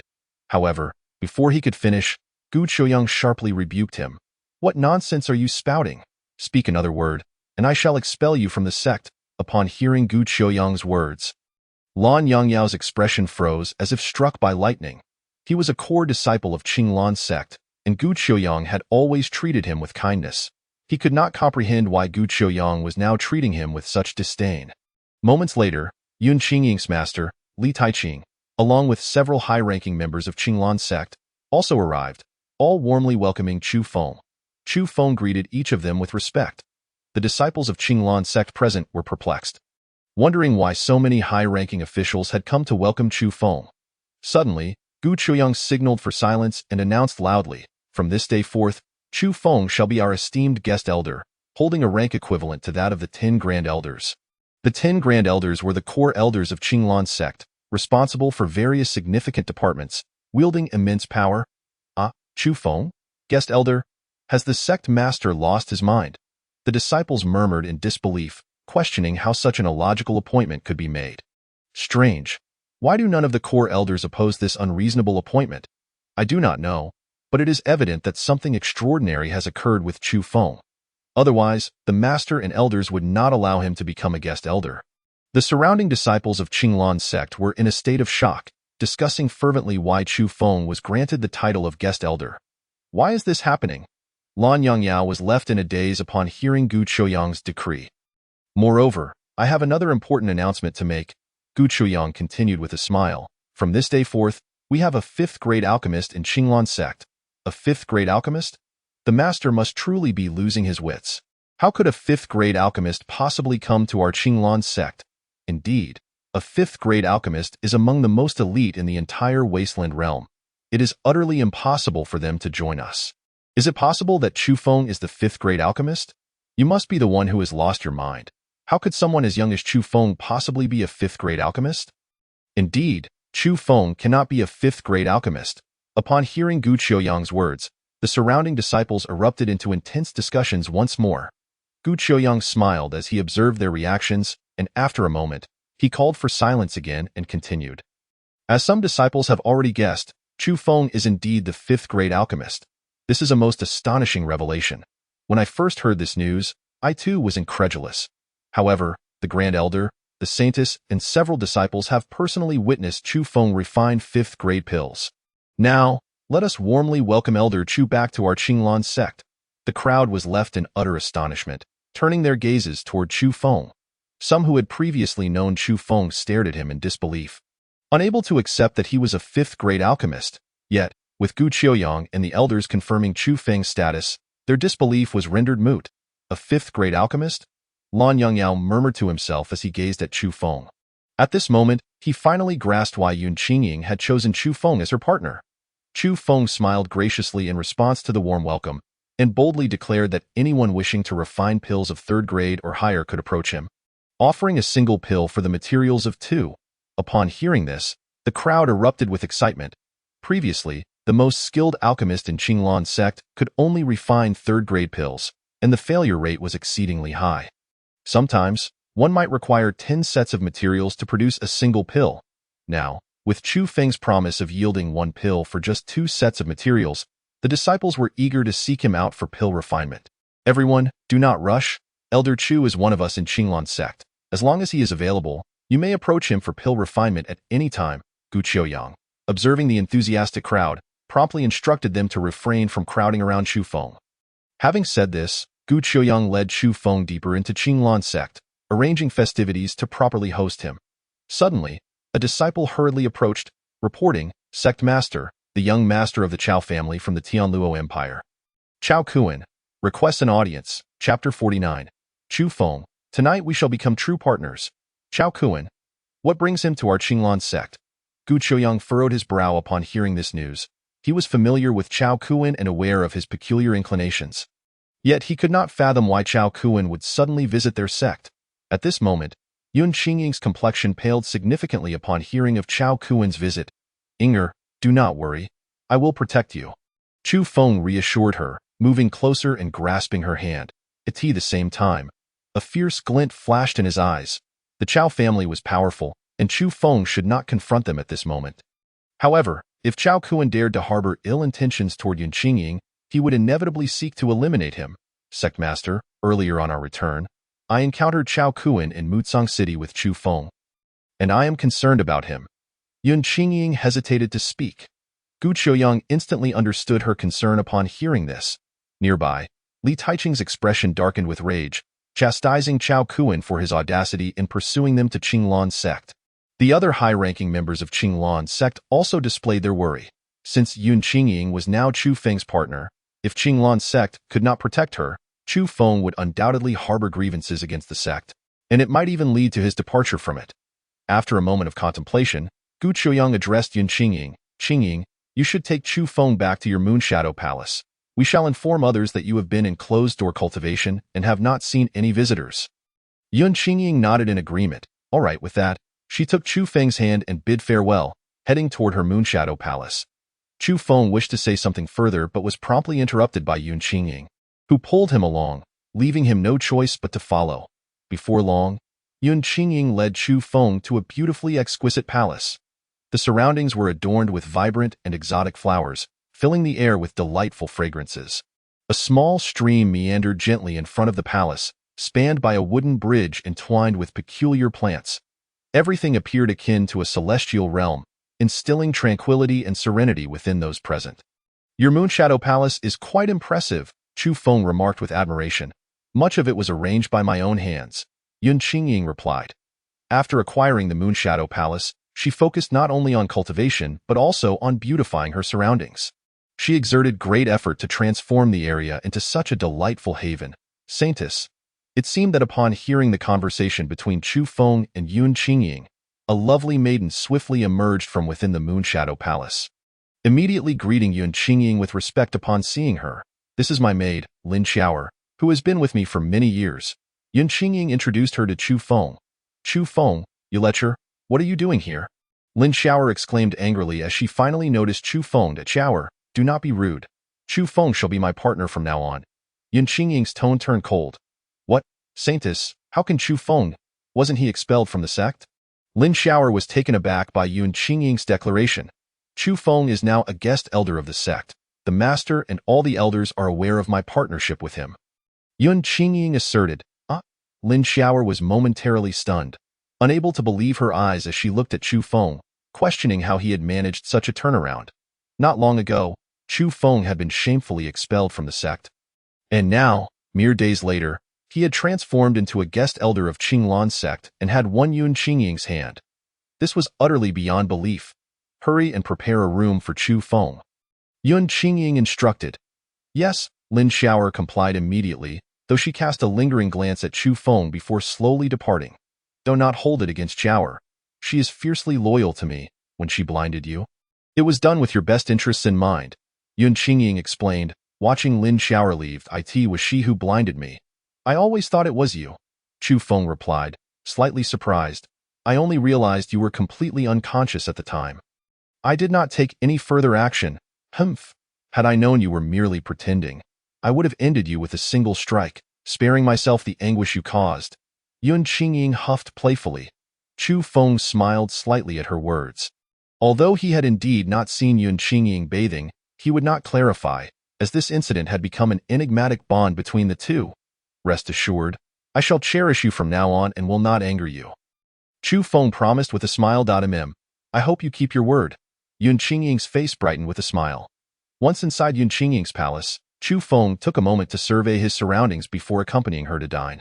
Shortly thereafter, Gu Chuyoung sent word that Chao Kuan intended to stay in Qinglan sect for a few days, advising Yun Qingying to remain within the Moonshadow Palace. Yun Qingying's heart sank upon hearing this.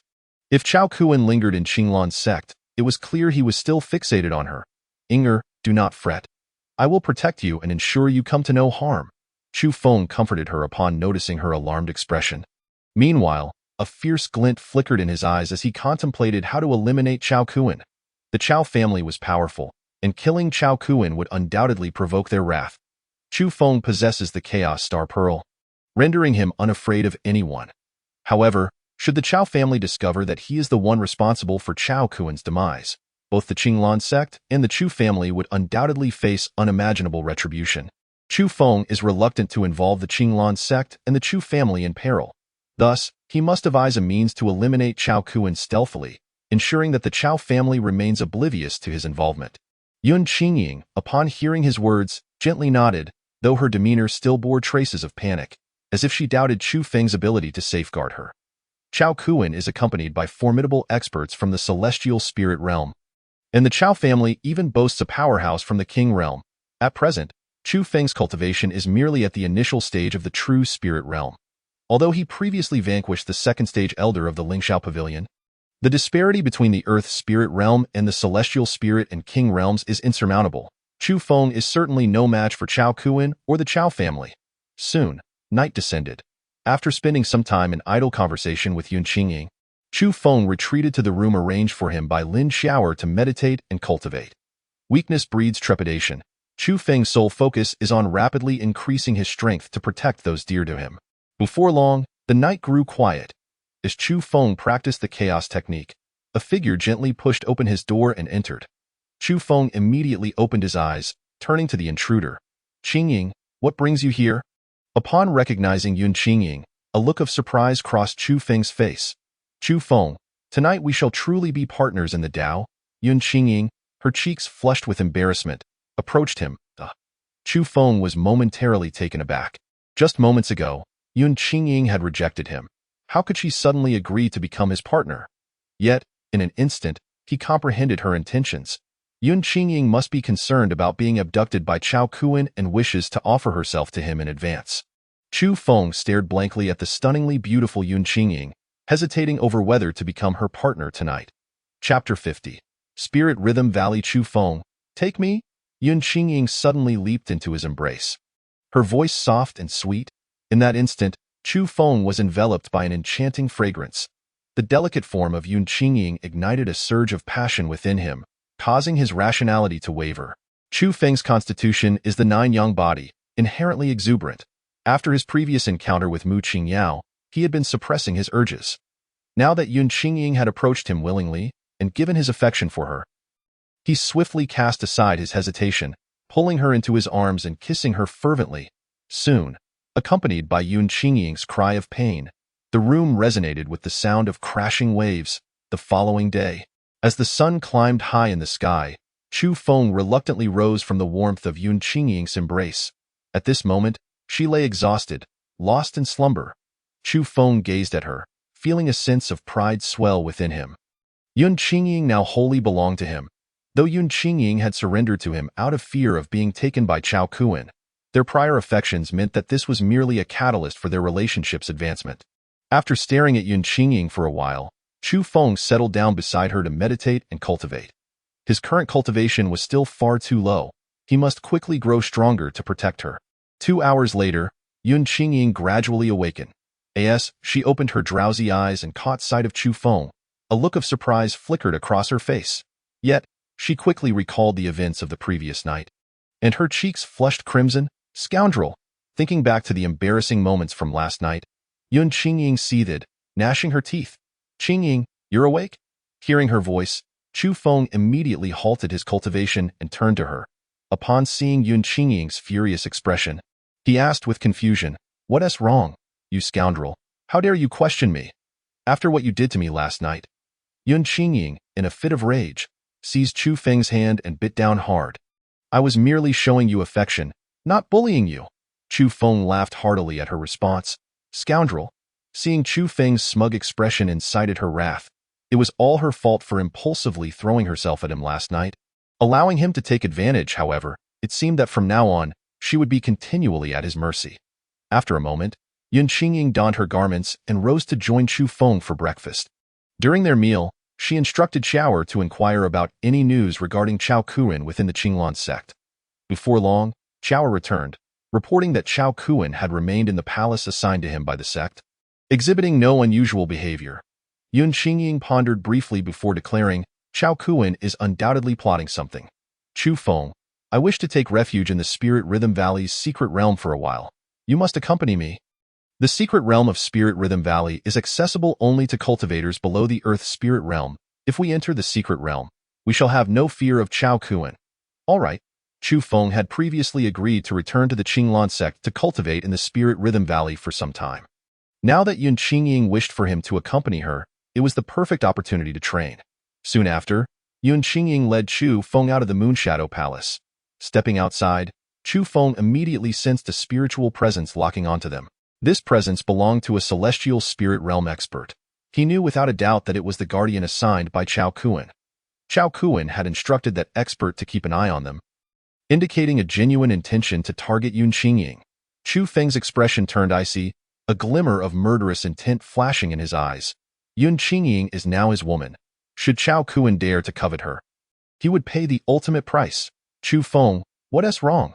Noticing his sudden change in demeanor, Yun Qingying turned to him. "Nothing. You're simply too beautiful. I was momentarily entranced." Chu Feng replied with a gentle smile. He didn't wish to burden Yun Qingying with his concerns, so he fabricated a casual excuse. "Bad guy." Yun Qingying's cheeks flushed as she shot him a playful glare. However, hearing his words brought her a sense of joy. "Let us hurry along," Chu Feng said with a faint smile. Yun Qingying nodded slightly, continuing to lead Chu Feng toward the Spirit Rhythm Valley's secret realm. As Chu Feng glanced back at the distant direction, a cold smile crossed his lips before he caught up with Yun Qingying. At that moment, deep within a palace in the Qinglan sect, Xu Zhu, the celestial spirit realm guardian beside Chao Kuan, suddenly wore a grave expression as he addressed Chao Kuan. "Young master, that Chu Feng is no ordinary individual. We should refrain from provoking him." Just moments ago, Su Zhu sensed that Chu Feng had noticed his surveillance. For a mere initial stage true spirit realm cultivator to detect his presence from the celestial spirit realm was a testament to Chu Feng's hidden prowess. Furthermore, Chu Feng is a fifth-tier alchemist. Should they act against him and fail to eliminate him, the repercussions would be dire. Thus, Su Zhu believed it best to avoid antagonizing Chu Feng if possible. "Absolutely not. I must have Yun Qingying," Chao Kuan declared coldly. Having set his sights on her, he could not relent. Before long, Chu Feng and Yun Qingying arrived at a secluded valley deep in the back mountains of the Qinglan sect. Towering trees with golden leaves lined the gorge, and the ground was strewn with fallen yellow foliage. From a distance, it resembled a golden pathway. The Spirit Rhythm Valley's secret realm lay at the valley's end. It was here that the founding ancestor of the Qinglan sect had discovered this hidden realm, leading to the establishment of the sect. In front of the valley stood several disciples of the Qinglan sect, who only permitted those meeting specific criteria to enter the Spirit Rhythm Valley's secret realm. Chu Feng sensed an Earth Spirit Realm presence lurking in the shadows, indicating that the Qinglan sect placed considerable importance on this secret realm. Deploying an Earth Spirit Realm expert to guard it, Saintis, Elder Chu, the guarding disciples, upon recognizing Yun Qingying and Chu Feng, immediately bowed respectfully. The news of Chu Feng's recent appointment as a guest elder had spread throughout the Qinglan sect. Everyone was aware that he not only became a guest elder, but also the partner of Saintis Yun Qingying, which incited envy among many disciples. I wish to enter the secret realm with Elder Chu. Yun Qingying spoke softly. Yes, as the saintess, she could enter the secret realm at will. Chu Feng, as a guest elder, held a status equal to that of the top 10 elders, granting him the same privilege. Instantly, the guarding disciples parted to allow Chu Feng and Yun Qingying entry. Yun Qingying led Chu Feng slowly into the gorge, venturing deeper.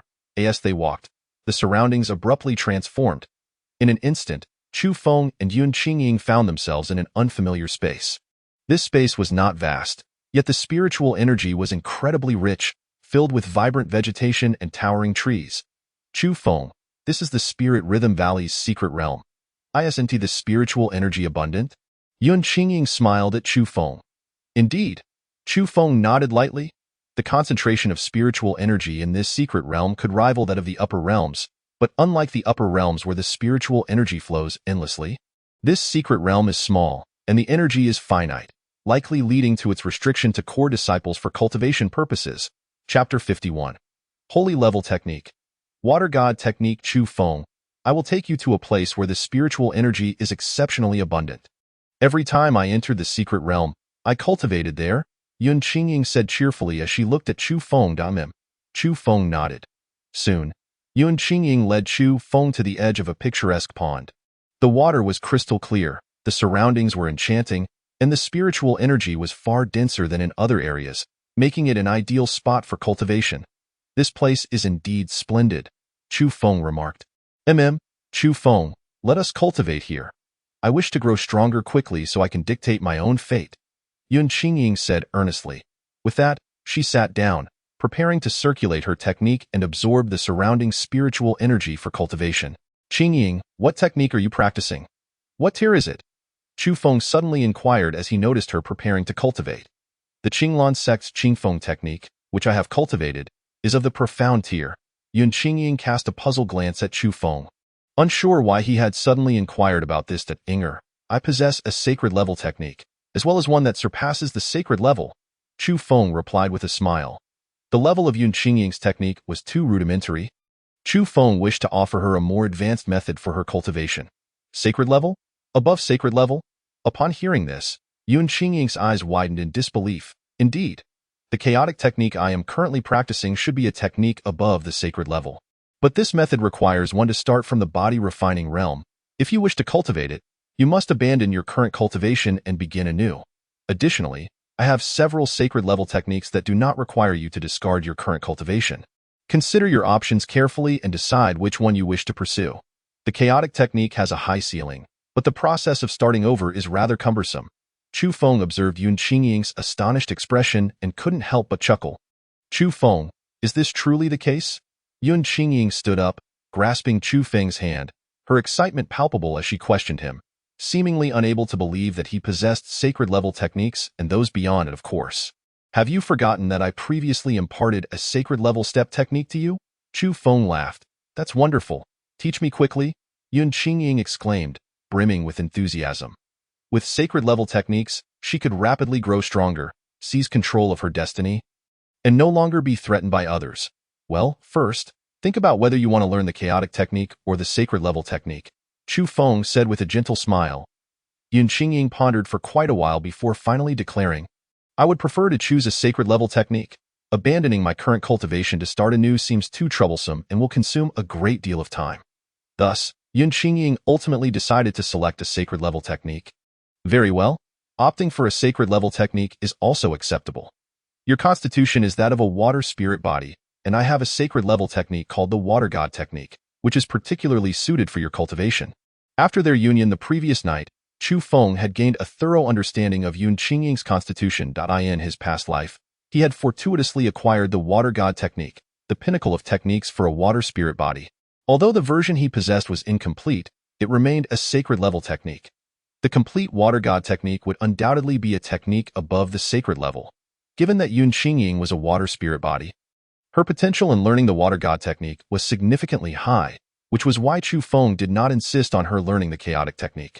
Perhaps in the future, he could find the complete version of the Water God Technique, at which point Yun Qingying's potential would be limitless. Water God Technique? Chu Feng, teach me quickly, Yun Qingying exclaimed, her excitement evident. Rest assured, You are now my woman. All that I possess will be yours, Chu Feng reassured her. I also have several sacred-level spirit techniques, and I will pass on those suitable for you when the time comes. Chu Feng, you are truly wonderful. Yun Qingying gazed at him with adoration, her eyes filled with love. You are my woman. It is only natural that I treat you well. Chu Feng smiled gently. Now, let me impart the water god technique to you. With that, he began to explain the intricacies of the water god technique to Yun Qingying. Half a day later, Yun Qingying finally memorized the incantations and various cultivation methods of the water god technique. Now, try operating the water god technique and see how it goes. Chu Feng encouraged her. All right. Yun Qingying nodded eagerly and immediately began to channel the water god technique. Instantly, the spiritual energy within a radius of several miles swiftly converged towards her, gradually being absorbed into her body. Chu Feng, this water god technique is truly remarkable, Yun Qingying exclaimed, her face alight with excitement. The speed at which she absorbed spiritual energy using the water god technique was dozens of times faster than with the Qingfeng technique. How astonishing! Is this the terrifying power of sacred-level techniques? If the water god technique were complete, it would surely be a technique surpassing the sacred level. Continue your cultivation. I will undoubtedly assist you in finding the missing portions of this technique. Chu Feng murmured softly. Even if we cannot find it, I am already content. This is a sacred-level technique? Yun Qingying said, her joy palpable. Yes, the current version of the water god technique is sufficient for your cultivation. I will also teach you a sacred-level sword technique, the frost sword technique. This sword technique, combined with your water god technique and the illusory fairy steps, will be more than adequate for you to confront many adversaries. Chu Feng explained, sacred-level sword technique, frost sword technique? Yun Qingying was left speechless, her gaze fixed on Chu Feng in awe. The techniques and methods he had imparted to her were all sacred level, which was overwhelmingly generous. She was at a loss for how to express her gratitude.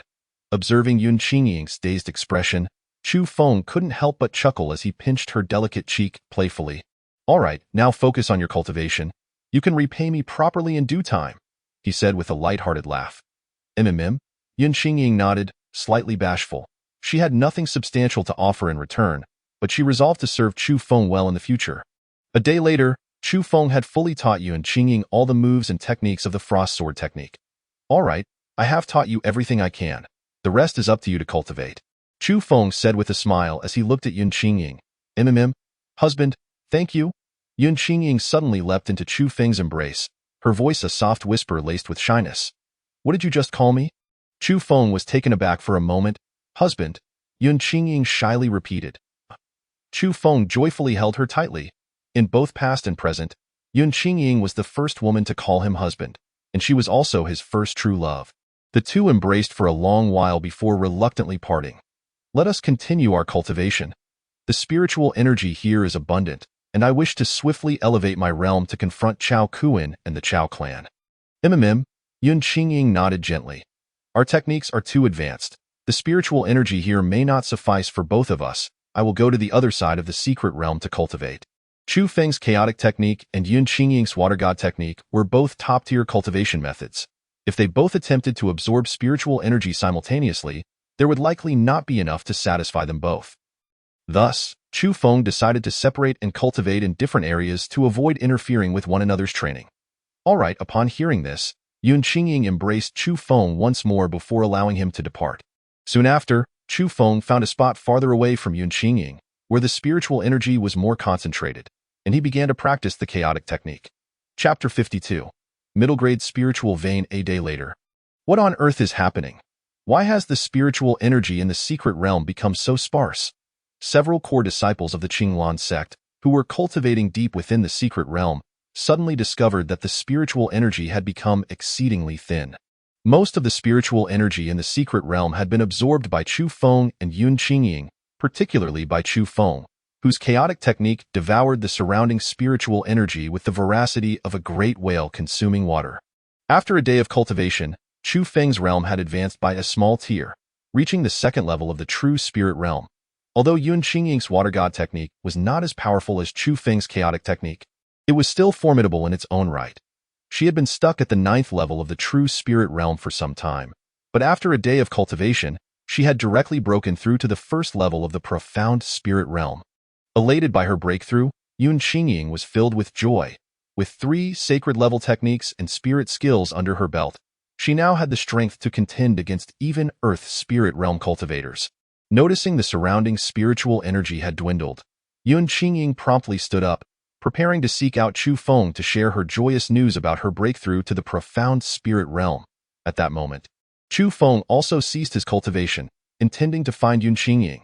Suddenly, Linger's voice rang in Chu Feng's ear. Chu Feng, there may be hidden treasures deep within this secret realm. Follow my guidance and explore. All right, Chu Feng replied, slightly taken aback but quickly agreeing to proceed. He soon followed Linger's directions into the depths of the secret realm. Before long, Chu Feng arrived before a colossal mountain. Here, he felt a twinge of confusion, sensing that this massive mountain served as the barrier of the secret realm, behind which there was no passage. Check the river nearby. Dive in and see what you can find, Linger instructed. Chu Feng glanced at a nearby stream that flowed gently, its source emerging from a small cave at the mountain's base. Very well. Sensing the water was imbued with spiritual energy, he immediately submerged himself and entered the water cave beneath the mountain. The water cave was dark, cramped, and only allowed for single-file passage. Chu Feng held his breath and swam upstream. As he progressed, the spiritual energy in the water grew increasingly concentrated. The spiritual energy of the secret realm likely overflowed from this water cave. After swimming through the dim and narrow passage for about half an hour, Chu Feng finally spotted a glimmer of light ahead. With light ahead, he surmised he must be nearing the cave's end, though he was uncertain of what lay beyond. Moments later, Chu Feng emerged from the water cave into a vast pool. He swam upward and broke the surface. Above him was a magnificent waterfall cascading down from a mountain hundreds of meters high. The sight breathtaking. What rich spiritual energy! Chu Feng took a deep breath, feeling invigorated. This space was significantly smaller than the outer secret realm, resembling a smaller secret realm. However, the spiritual energy here was several times denser than that of the outer realm. Middle-grade spiritual vein. Chu Feng, there exists a middle-grade spiritual vein here. Suddenly, Linger's excited voice echoed in his ears. Middle-grade spiritual vein? Chu Feng rejoiced upon hearing this. If he could harness a middle-grade spiritual vein, his cultivation speed would increase dramatically, especially since he possessed the chaotic star pearl. By storing the spiritual vein within it, he could cultivate there at any time. However, given his current realm, it seemed he couldn't take the middle-grade spiritual vein with him. Did this mean he would have to remain here to cultivate? Caught in his thoughts, Linger spoke again. Chu Feng, follow my guidance to the vein's core. I will help you absorb it into the chaotic star pearl. Linger, you can absorb this spiritual vein? Chu Feng asked, excitement evident in his voice. Of course. You should consider who I am, Linger replied with an air of confidence. Who are you? Chu Feng teased. This young lady is. You need not concern yourself with who she is. Simply know that she is quite formidable, Linger declared. Upon hearing this, Chu Feng chuckled softly, ceasing his playful banter with Linger. He followed her guidance and gradually arrived at a spacious clearing.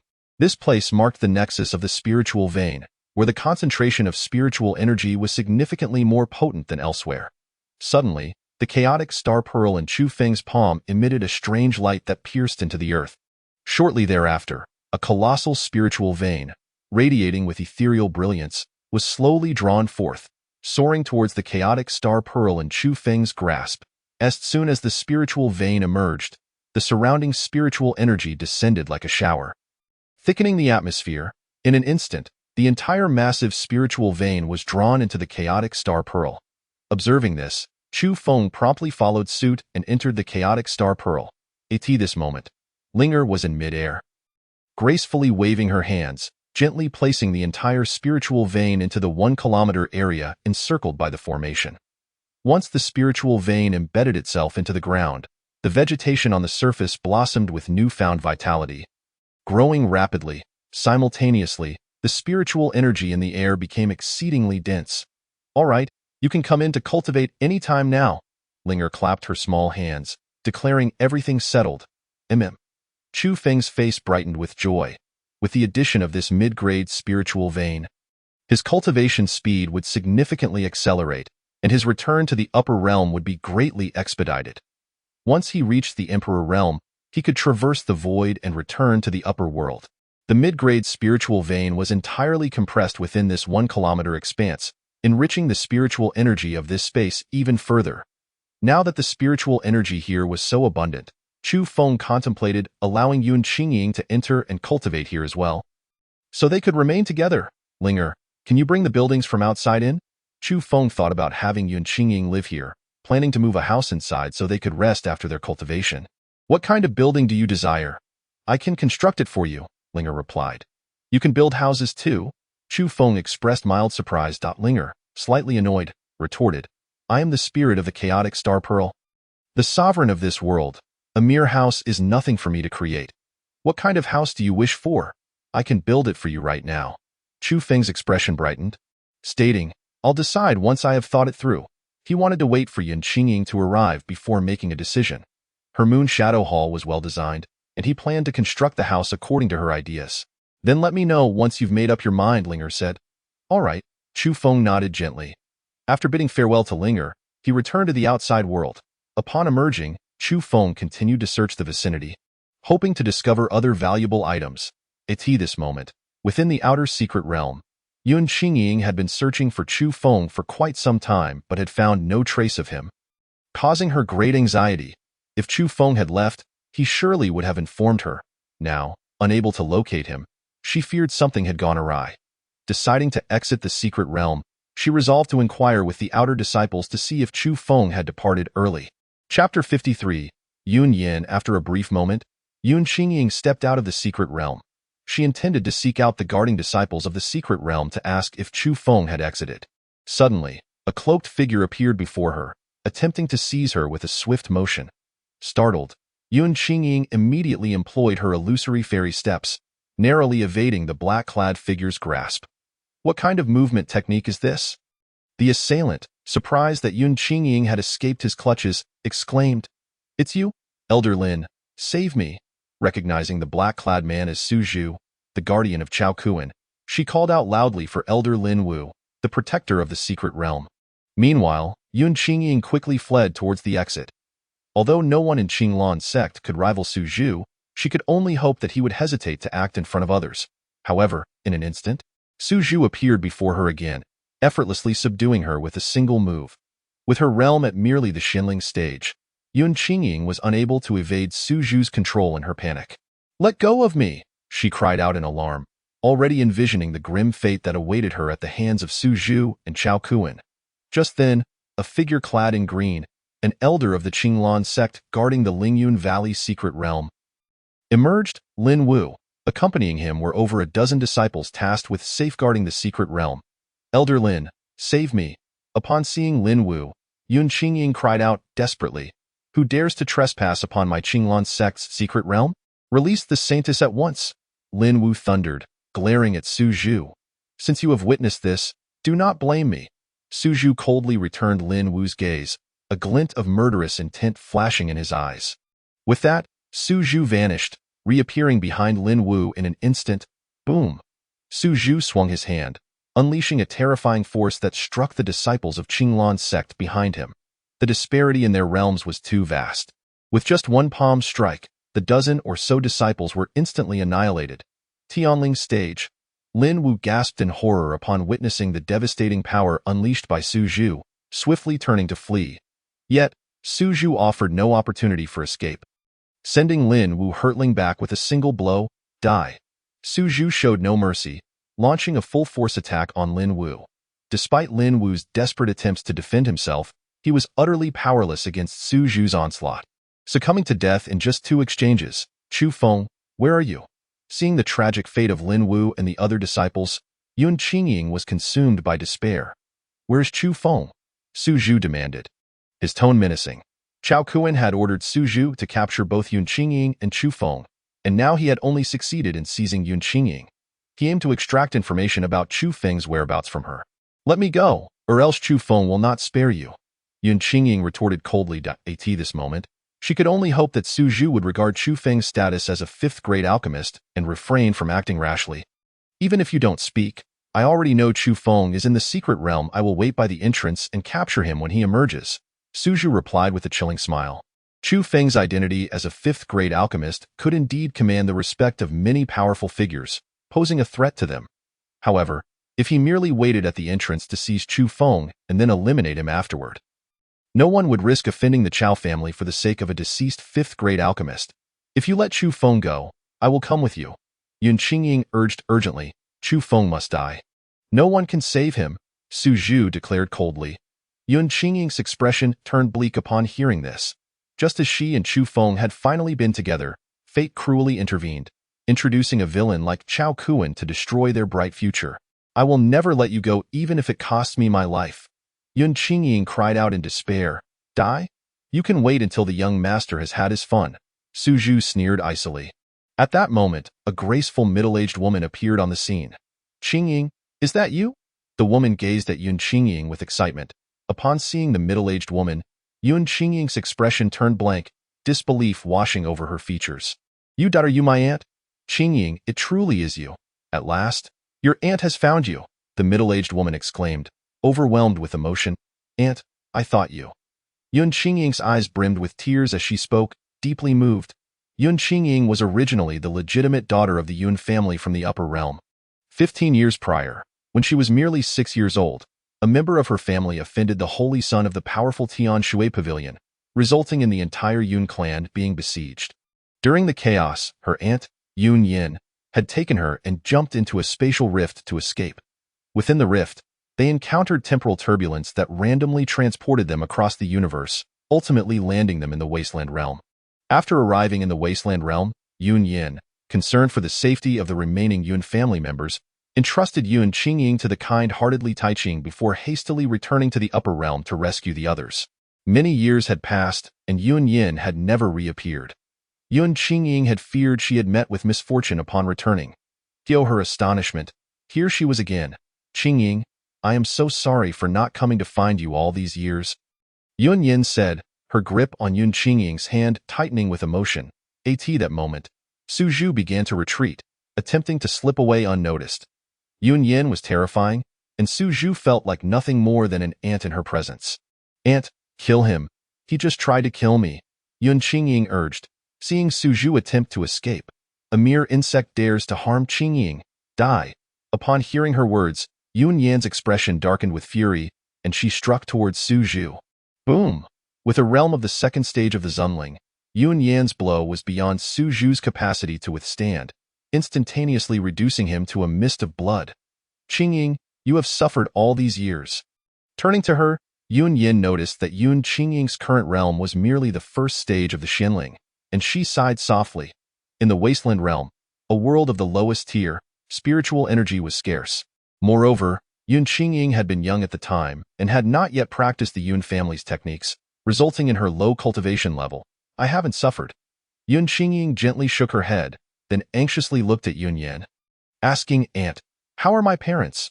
Your parents, they were unable to survive back then. Yun Yan's gaze dimmed slightly. Father, mother. Yun Qingying cried out in sorrow. Qingying, do not grieve. Your parents sacrificed themselves for the Yun family, and all the members will forever remember them. Yun Yin comforted her. After weeping quietly for a while, Yun Qingying lifted her head to gaze at Yun Yin, continuing her inquiry. Aunt, what has become of the Yun family now? Upon hearing this, Yun Yan's face lit up with joy as she replied. Qingying, the Yun family has been rebuilt and no longer fears Tian Shui Pavilion. This is all thanks to your fiancé. You still remember Mu Yin, the one you were betrothed to since childhood? Mu Yin is now a core disciple of the Tiandao sect, which is significantly stronger than the Tianshui Pavilion. It was Lin Yan's assistance that allowed the Tianshui Pavilion to spare our Yun family, and it is also through his help that the Yun family has been able to rebuild. Qingying, once you are wed, you must serve Mu Yin diligently. Chapter 54. The Pain of Separation. Mu Yin? Upon hearing Yun Yan's words, Yun Qingying's expression instantly froze. She had just confirmed her relationship with Chu Feng and had already become his now, upon hearing Yun Yin mention the betrothal with Mu Yin from her childhood. Yun Qingying found herself utterly at a loss. After so many years, Yun Qingying believed the Yun family had perished. She had not anticipated returning to the upper realm, nor had she kept the engagement with Mu Yin in her thoughts. To her surprise, just as she had become Chu Feng's woman, Yun Yin approached her, leaving her in a state of turmoil. What's wrong? Are you too overjoyed? Let me tell you, Mu Yin is now a prodigy of the upper realm, the dream lover of countless women, yet he has always remembered his engagement with you and has been waiting for you. This time, it was specifically Mu Yin who sent me to find you, saying he would marry you upon your return, Yun Yin said with a smile. Aunt, I doubt Yun Qingying was at a loss for words regarding her relationship with Chu Feng. Suddenly, a few disciples from the Qinglan sect rushed over from a distance. Having heard commotion near the secret realm, they came to investigate. Upon seeing the bodies of their fellow disciples slain by Su Zhu, they assumed Yun Yin was responsible and angrily shouted at her. Who are you to dare intrude upon the Qinglan sect? Insects like you deserve to die, Yun Yin. Seeing that these fools dared to interrupt her conversation with Yun Qingying, waved her hand fiercely, and in an instant, the assailants exploded into a mist of blood. Aunt, please don't kill them. They are my fellow disciples. Yun Qingying hurriedly intervened upon witnessing Yun Yin's ruthless actions. They are merely a few insignificant ants. Their deaths mean nothing. Yun Yin coldly glanced at the disciple she had just slain before turning to Yun Qingying and asking, Qingying, what were you about to say? And nothing. Seeing Yun Yin's cold-bloodedness, Yun Qingying dared not mention her relationship with Chu Feng any further. Yun Yin had come specifically to bring her back to marry Mu Yin. If she were to discover that Yun Qingying was already Chu Feng's woman, she would undoubtedly kill him. No, she could not allow Yun Yin to learn of Chu Feng's existence, or else he would surely die. Aunt, please take me back to the upper realm now. Yun Qingying cast a lingering glance toward the distant Moonshadow Palace and then back at the secret realm behind her. She had no idea where Chu Feng was. For now, she could only return to the upper realm with Yun Yin and later devise a plan to find Chu Feng. Otherwise, if Yun Yin discovered Chu Feng's existence, he would certainly meet his demise. Very well. I shall take you back to the upper realm at once. Yun Yin smiled at her words, grasped Yun Qingying's hand, and soared into the sky. The journey from the wasteland realm to the upper realm was long. Yun Yin led Yun Qingying to a nearby medium realm, where they would use a teleportation array, making multiple transfers before finally crossing the endless void to return to the upper realm. Yun Qingying looked down at the ever-shrinking Qinglan mountain, her heart filled with sorrow. As she departed, she knew not if she would ever have the chance to return to the wasteland realm, nor if she would see Chu Feng again. At this moment, Chu Feng had just finished exploring the small secret realm. The realm was filled with numerous exotic flowers and herbs, and he had transplanted all the valuable ones into the Chaos Star Pearl.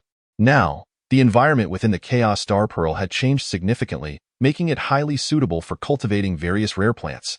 These beautiful flowers and herbs would not only enhance the environment, but also surely please Yun Qingying. After thoroughly exploring the small secret realm and taking everything he needed, Chu Feng dove back into the pond, quickly swimming towards the small waterhole he had entered from. Half an hour later, he emerged from the waterhole, returning to the outside of the secret realm. Next, Chu Feng began searching for Yun Qingying. However, after searching for quite some time, he found no sign of her. Could she have already left? A wave of concern washed over him. If Yun Qingying exited the secret realm, she might be captured by Chao Kuan's men. Realizing this, Chu Feng hurriedly raced towards the exit of the secret realm. Moments later, as he stepped out, he saw a large group of Qinglan sect disciples surrounding the entrance. Among them were the sect leader Gu Qiuyang and Yun Qingying's master, Li Taiqing. What has happened? Chu Feng felt a surge of unease upon seeing the bodies of several Qinglan sect disciples lying on the ground. Chu Feng, you have finally emerged. Where is Inger? Why didn't she come out with you? Li Taiqing rushed over upon spotting Chu Feng. You haven't seen her? Chu Feng was taken aback. No, she is not in the secret realm. Li Taiqing felt a growing sense of dread. I couldn't find her in the secret realm, so I came out to look for her. Chu Feng exclaimed urgently. What happened here? Who killed these disciples? We don't know who did it. An elder of the Earth Spirit Realm, Lin Wu, who was guarding the secret realm, has also been slain. Li Taiqing replied angrily. Lin Wu had been a long-time friend of Li Taiqing. Never did he expect him to die within his own sect, which filled him with fury. An elder of the Earth Spirit Realm has been killed. Chu Feng's mind immediately shifted to Su Zhu, the heavenly spirit realm protector sent by Chao Kuan. The only one capable of silently killing an elder of the Earth Spirit Realm must be a heavenly spirit realm expert, and currently, the only one in the Qinglan sect was Su Zhu. Could it be that Su Zhu had stationed someone at the secret realm's entrance to capture Yun Qingying? And when the guarding elders and disciples discovered them, Su Zhu eliminated them all? Where is Chao Kuan? Where is he now? Chu Feng anxiously inquired. Chao Kuan should still be in the back hall's courtyard. Why? Do you suspect he is involved in this? Gu Qiuyang approached, puzzled. Quickly, take me there. Qingying may have been captured by him, Chu Feng shouted in desperation. What? Li Taiqing was taken aback, recalling Chao Kuan's peculiar tendencies, and felt that he could very well commit such act. He immediately led Chu Feng towards Chao Kuan's residence. Seeing this, Gu Qiuyang quickly followed suit. If Chao Kuan has indeed done something to Yun Qingying, then there would be no doubt that Chu Feng and Chao Kuan would become sworn enemies, possibly leading to a deadly confrontation. In such a scenario, the Qinglan sect would find itself caught in the crossfire, unsure of how to navigate the impending chaos. Should they assist Chu Feng against Chao Kuan? They risked the wrath of the Chao family. Should they not assist, Chu Feng would undoubtedly leave the sect. At this moment, Chao Kuan was eagerly awaiting Su Zhu to return with both Yun Qingying and Chu Feng so that he could deal with them. He had already concocted a plan to torment Yun Qingying in front of Chu Feng before eliminating him. As for Yun Qingying, she could be kept alive until he grew tired of her, after which she would meet her demise. Chapter 55. Searching for Yun Qingying, Chao Kuan was lost in his fantasies when suddenly, the door was kicked open with a resounding crash. Chao Kuan frowned and turned to see a figure hurtling towards him like a bolt of lightning. Chu Feng. Upon recognizing the visitor, Chao Kuan was taken aback. Su Zhu, whom he had dispatched to capture Chu Feng and Yun Qingying, had yet to return. How could Chu Feng have barged in? Chao Kuan. Where have you taken Qingying? Chu Feng, like a flash of lightning, seized Chao Kuan by the throat and demanded furiously. Chao Kuan was momentarily stunned. His cultivation level surpassed Chu Feng's by a considerable margin, yet he found himself utterly defenseless against this grip. However, as the proud young master of the Chao family, no one had ever dared to treat him in such a manner, and he immediately erupted in rage. Chu Feng, let me go at once, or I will annihilate your entire family. Tell me, where is Qingying? Chu Feng tightened his grip around Chao Kuan's throat. I don't know.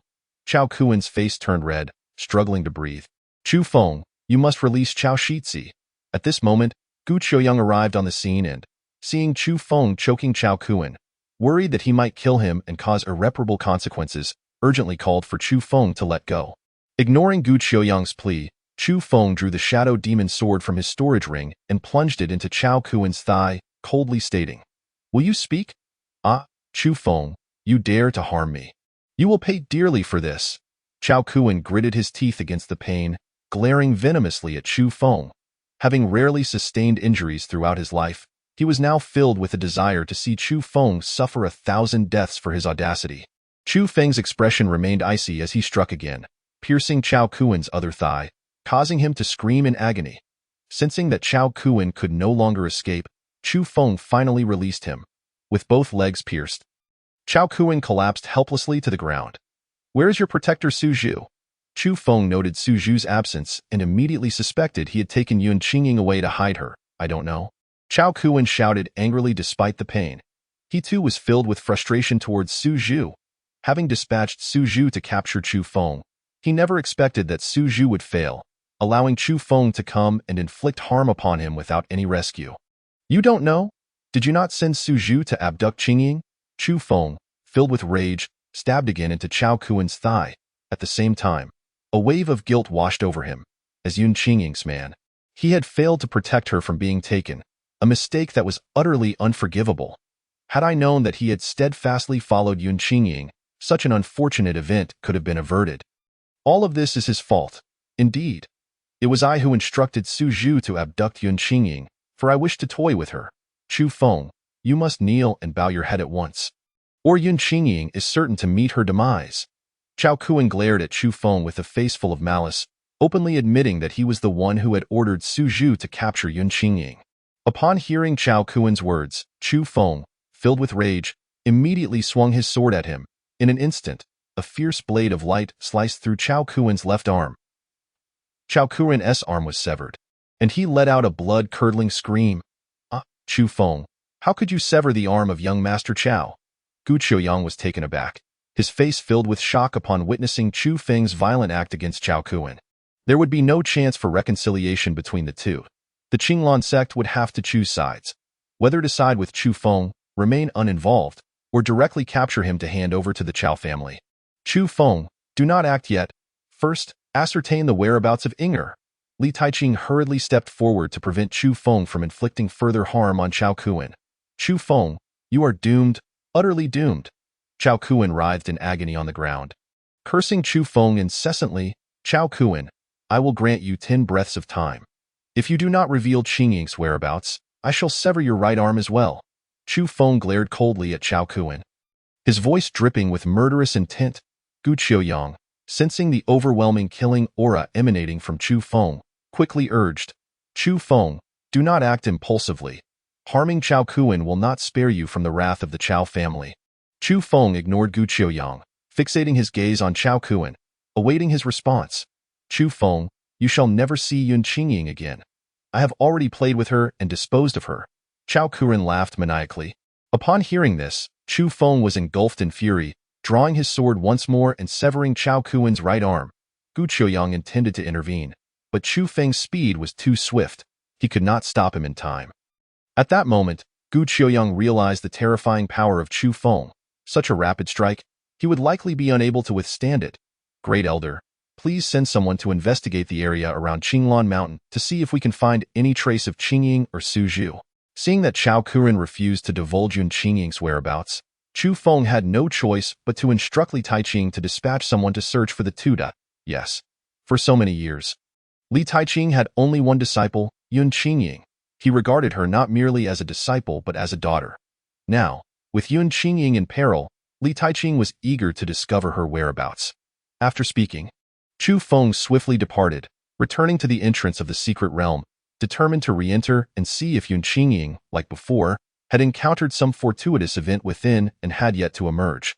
Chu Feng hoped fervently that Yun Qingying was experiencing a fortuitous encounter in the secret realm rather than having been abducted by Su Zhu. Upon reaching the entrance of the secret realm, he noticed several disciples of Qinglan sect clearing away the bodies scattered across the ground.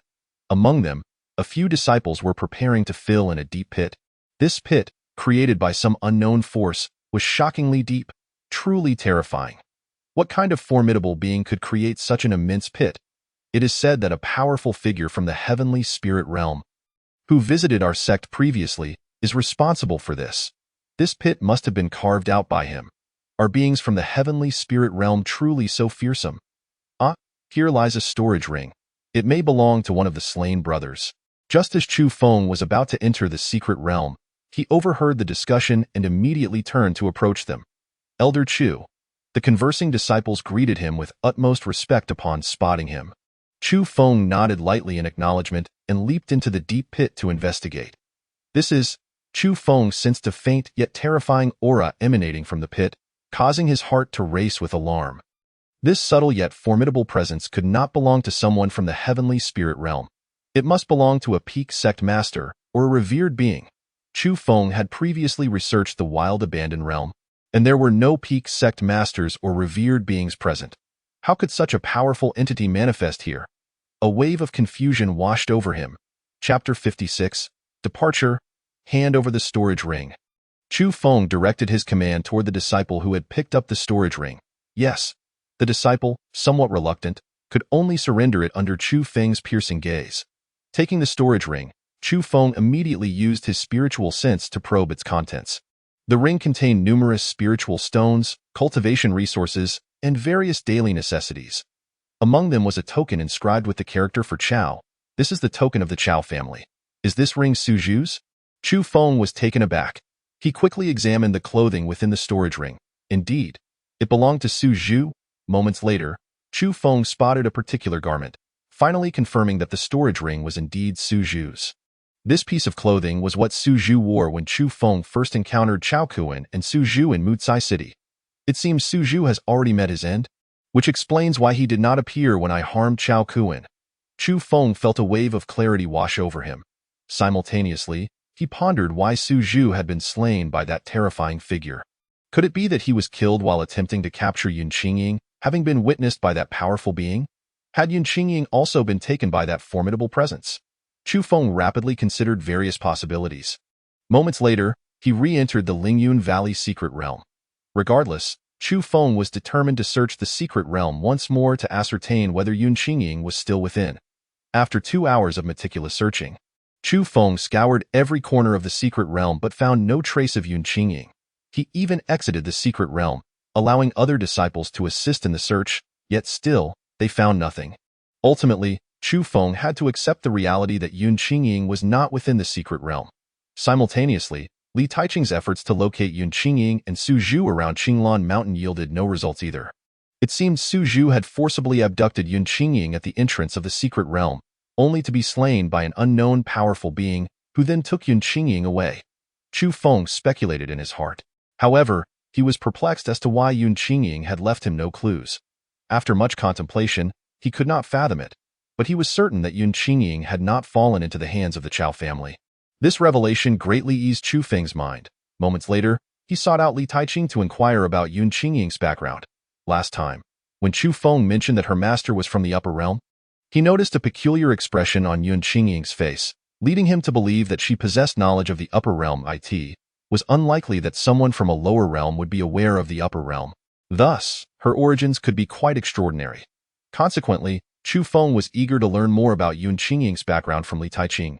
Inger's background? To be honest, I am not privy to her origins. Li Taiqing was momentarily taken aback upon hearing Chu Feng's inquiry about Yun Qingying's lineage. Chu Feng, upon hearing this, was convinced that Yun Qingying's background was indeed complex and pressed further. How did you come to take her as your disciple? 15 years ago, I encountered Inger by chance. She mentioned that she had become separated from her aunt, so I took her in to help her find her aunt, but we were unable to locate the person she described. Ultimately, I had no choice but to bring her back to Qinglan sect. Later, upon realizing her exceptional talent for cultivation, I accepted her as my disciple. Li Taiqing recounted the story of how he took Yun Qingying under his wing. That time, Yun Yin, foreseeing potential danger to the Yun family, wished for Yun Qingying to live as a common person in the lower realm, growing up safely. Seeing Li Taiqing's kind demeanor, she discreetly placed Yun Qingying in front of him, hoping he would shelter her. Only after Li Taiqing accepted Yun Qingying as his disciple did Yun Yin feel reassured enough to return to the upper realm. Aunt? Did Inger ever mention her aunt, or any information regarding her parents? Chu Feng, having learned of a key figure, Yun Qingying's aunt, through Li Taiqing's narrative, sought further details to locate Yun Qingying. No, at that time, Inger was very upset, constantly lamenting that her aunt had abandoned her. Afterward, she never spoke of her aunt or parents again. Li Taiqing shook his head. Chu Feng felt a slight disappointment upon hearing this. With no leads on Yun Qingying's origins, it would be exceedingly difficult to find her. He could only search based on her surname. However, in the vast world, countless realms existed, making the task akin to searching for a needle in a haystack. It seemed he must quickly grow stronger. Return to the upper realm, reclaim his past powers, and then send people to various realms to search for Yun Qingying. Chu Feng, did your inquiry into Inger's origins yield any results? Li Taiqing asked anxiously. Inger should not have been taken by Chao Kuan's people, but I have no clue as to her current whereabouts. Chu Feng replied. Li Taiqing, upon hearing this, felt a slight sense of relief, saying, as long as she was not abducted by Chao Kuan's men, then she should be safe for now. Chu Feng, you must plan ahead.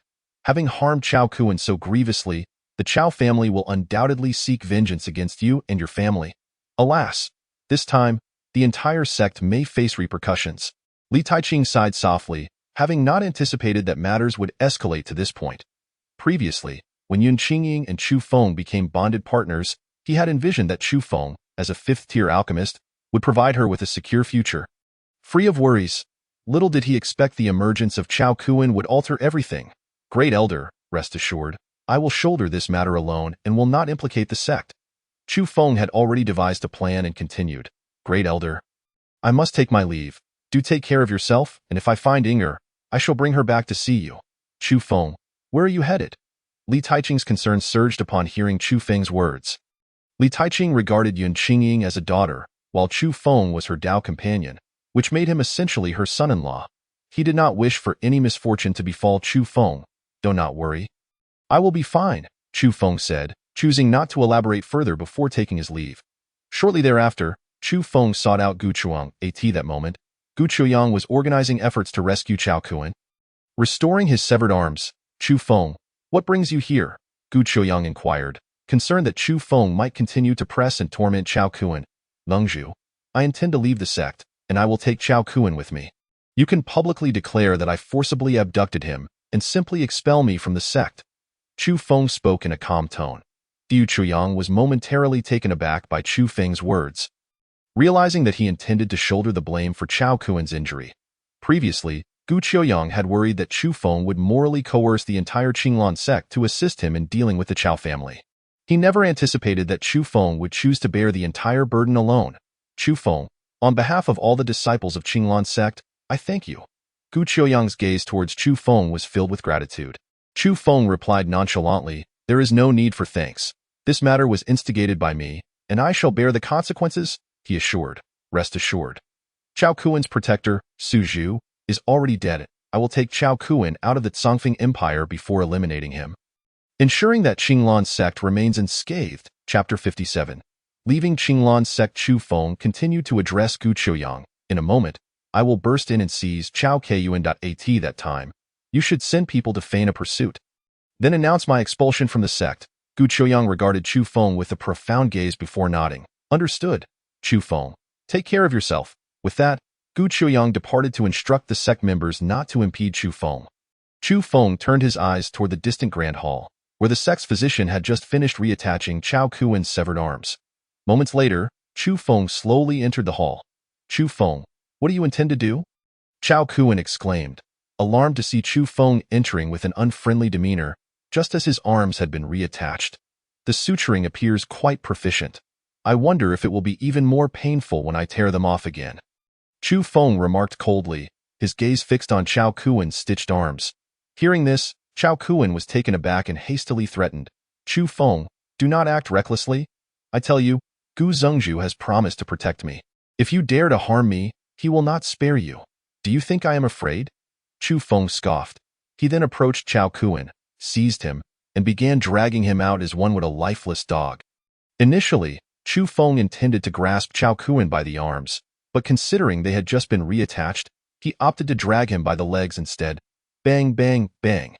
As Chao Kuan was restrained, he could only endure the humiliation of being dragged.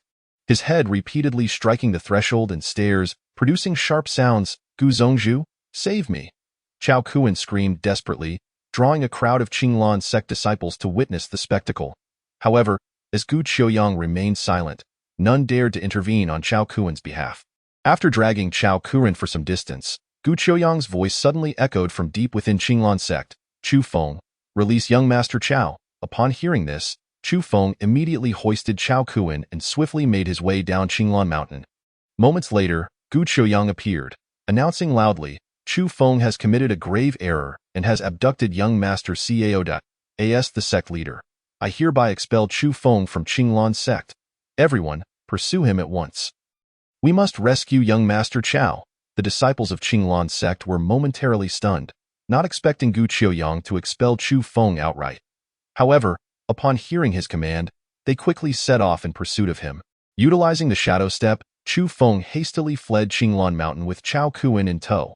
The sect's formidable members did not join the chase. Only some ordinary disciples attempted to follow, but they were unable to keep pace with Chu Feng. Soon losing sight of him, Chu Feng continued his flight with Chao Kuan until they had distanced themselves significantly from Qinglan Mountain, at which point he rendered Chao Kuan unconscious and concealed him within the Chaos Star Pearl. Linger, this man is my enemy.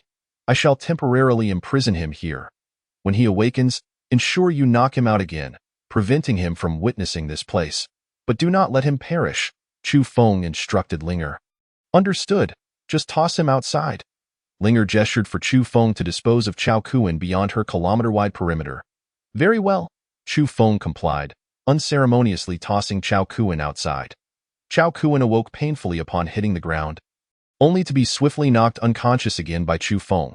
After completing this task, Chu Feng bid farewell to Linger and returned to the outside world. He needed to hurry back to the Chu family to explain the situation and advise them to seek refuge for a time. After a half-day of frantic travel, Chu Feng arrived back at the Chu family estate. By now, night had fallen, yet the Chu residence was still bustling with guests, all of whom belonged to various powerful factions. Eager to establish connections with the Chu family and Chu Feng, Chu Feng stealthily entered the estate and returned to his courtyard, discreetly summoning Chu Tianyue. Chu Feng, what brings you back? Chu Tianyue exclaimed with excitement upon seeing him. Due to Chu Feng's influence, the Chu family's prestige had reached unprecedented heights. During this time, Chu Tianyue reveled in the flattering attentions of numerous individuals. Patriarch, the heir of the top family, the Chao family, Chao Feng, has set his sights on Yun Qingying, and I have made a mortal enemy of the Chao family. They will likely send someone to kill me soon, and they certainly will not spare the Chu family. You must arrange for everyone to hide immediately, Chu Feng stated gravely. What? Chu Tianyue was struck as if by a bolt from the blue. He had been envisioning a bright future for the Chu family, only to suddenly face impending disaster. While he had never heard of the Chao family, he knew that the Tianluo Empire was the most powerful empire in the eastern wilderness continent. As a premier family within the Tianluo Empire, the Chao family was undoubtedly filled with formidable experts, far beyond the Chu family's capability to withstand. Patriarch, I am currently weak, and all I can do is get you to hide from the Chao family's pursuit. But rest assured, within a year, I will surely annihilate the Chao family, Chu Feng vowed. He had previously inquired about the Chao family's strength from Gu Qiuyang, learning that they possessed 5 experts at the heavenly spirit realm, along with 1 at the king realm. With his current cultivation at the 2nd level of the true spirit realm, it would be exceedingly difficult for Chu Feng to contend with so many powerful adversaries. However, he was confident that within a year, he would significantly elevate his own power and then vanquish the Chao family. Very well. I will ensure the safety of the Chu family members. Consider this an opportunity for us to hone our skills before ascending to the rank of a premier family. Chu Tianyue declared resolutely upon hearing Chu Feng's words. Previously, due to the Lingxiao Pavilion, the Chu family had already fled once. Now, as they prepared to escape again, Chu Tianyue felt it was merely another trial for the disciples of the Chu family. Indeed, I will concoct some disguise pills for you. Chu Feng had previously crafted a few disguise pills, though in limited quantity. He immediately requested that Chu Tianyue gather the necessary materials, intending to brew more for the Chu family's disciples overnight. Disguise pills were only second-grade elixirs, with readily available materials. The Chu family's treasury contained ample supplies, and within 2 hours, Chu Feng had produced several hundred disguise pills to hand over to Chu Tianyue. Patriarch, you must arrange for everyone to leave now. It was already late at night, and the guests had all departed. Chu Feng urged Chu Tianyue to organize a staggered exit for the family members. Understood, Chu Feng. You must take care of yourself. Chu Tianyue cautioned solemnly, his eyes fixed on Chu Feng. Chu Feng represented the future hope of the Chu family. If anything were to happen to him, the family would face a grim fate. Rest assured, I will be fine. Patriarch, I vow to elevate the Chu family to the pinnacle of the wilderness of ruins. Once Chu Feng returned to the upper realm and regained control of his former influence, it would be effortless to support the Chu family. Indeed, Chu Feng, we eagerly await your leadership as we ascend to the apex of the wilderness of ruins. Chu Tianyue's eyes gleamed with boundless hope. With that, Chu Tianyue took his leave to arrange for the family's departure. The following day, members of various factions arrived at the Chu family estate, only to find it abandoned, leaving them puzzled as to what had transpired. Just yesterday, everything had seemed normal, yet overnight, the family had vanished without a trace. Chapter 58. The elimination of Chao Kuan. After departing from the Chu family, Chu Feng pressed onward towards the Tianluo Empire, intending to eliminate Chao Kuan there. This would ensure the Chao family was aware of his whereabouts, preventing them from dispatching large numbers of people to the Zongfeng Empire, thus allowing the Chu family to better survive. Simultaneously, along the way, Chu Feng disseminated news, proclaiming that Chao Kuan of the Chao family had slain his Dao companion, Yun Qingying. Anyone who killed a member of the Chao family could come to him for free alchemical assistance. In an instant, the news sent shockwaves throughout the factions that heard it. The 5th-grade alchemist Chu Feng was set to confront the top power of the Tianluo Empire, the Chao family. Who would ultimately prevail? Many watched with bated breath, eager to see the outcome. 10 days later, Chu Feng finally reached the Tianluo Empire, the largest in the eastern wilderness continent. The Tianluo Empire lay at the westernmost edge of the continent, separated from the central continent by a sea of mist. The Sea of Mist was perpetually shrouded in fog, home to many terrifying sea beasts. Typically, ships could hardly navigate through the Sea of Mist. Only the elite vessels of powerful factions or major merchant guilds could traverse its waters. Even those special vessels did not guarantee a successful passage each time, and there were frequent reports of entire ships meeting their demise. Soon, Chu Feng arrived at a remote town in the Tianluo Empire, Bihui Town, where he released Chao Kuan from the Chaos Star Pearl. This time, Chao Kuan was still in a state of unconsciousness, though he was unharmed. Along the way, Chu Feng had fed him some fasting pills to ensure he would not starve and become unrecognizable. Dragging Chao Kuan by the legs, Chu Feng entered Bihui Town.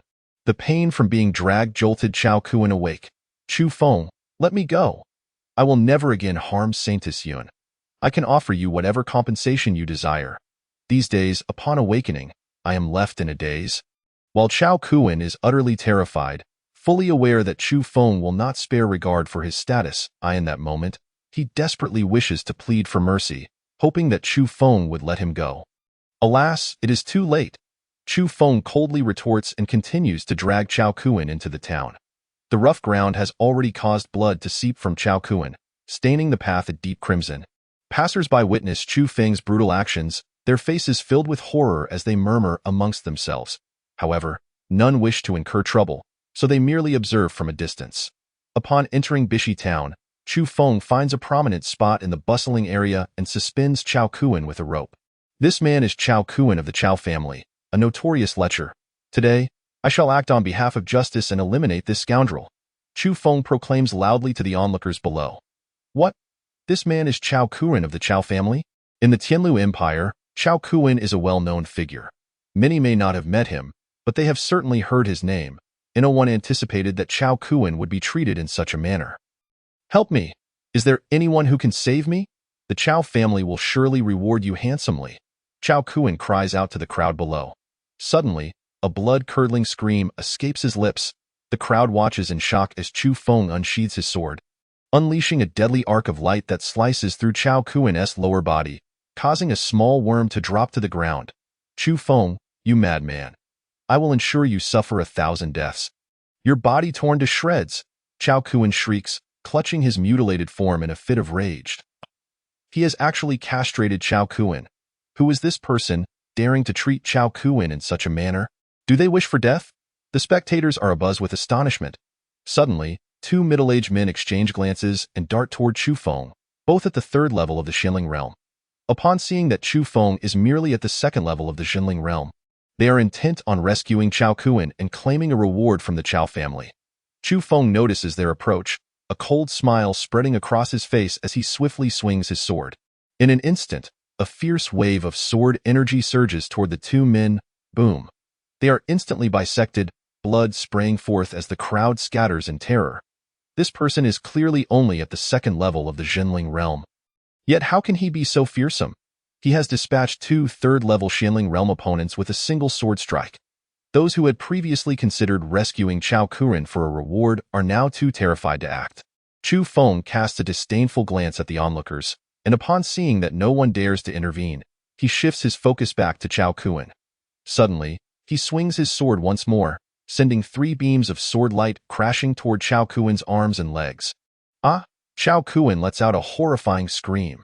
At this point, all 4 of his limbs have been severed, blood gushing forth. The terrifying scene has left the crowd utterly stunned, with some fainting from shock. Chao Kuan, I hope in your next life you can truly be a decent person. Chu Feng gazes coldly at him. With that, he draws his sword again, swiftly severing Chao Kuan's neck. In an instant, Chao Kuan's head soars into the air, lifeless. I am Chu Feng, a 5th-tier alchemist, here today to enact justice by slaying Chao Kuan. Chu Feng proclaims to the crowd.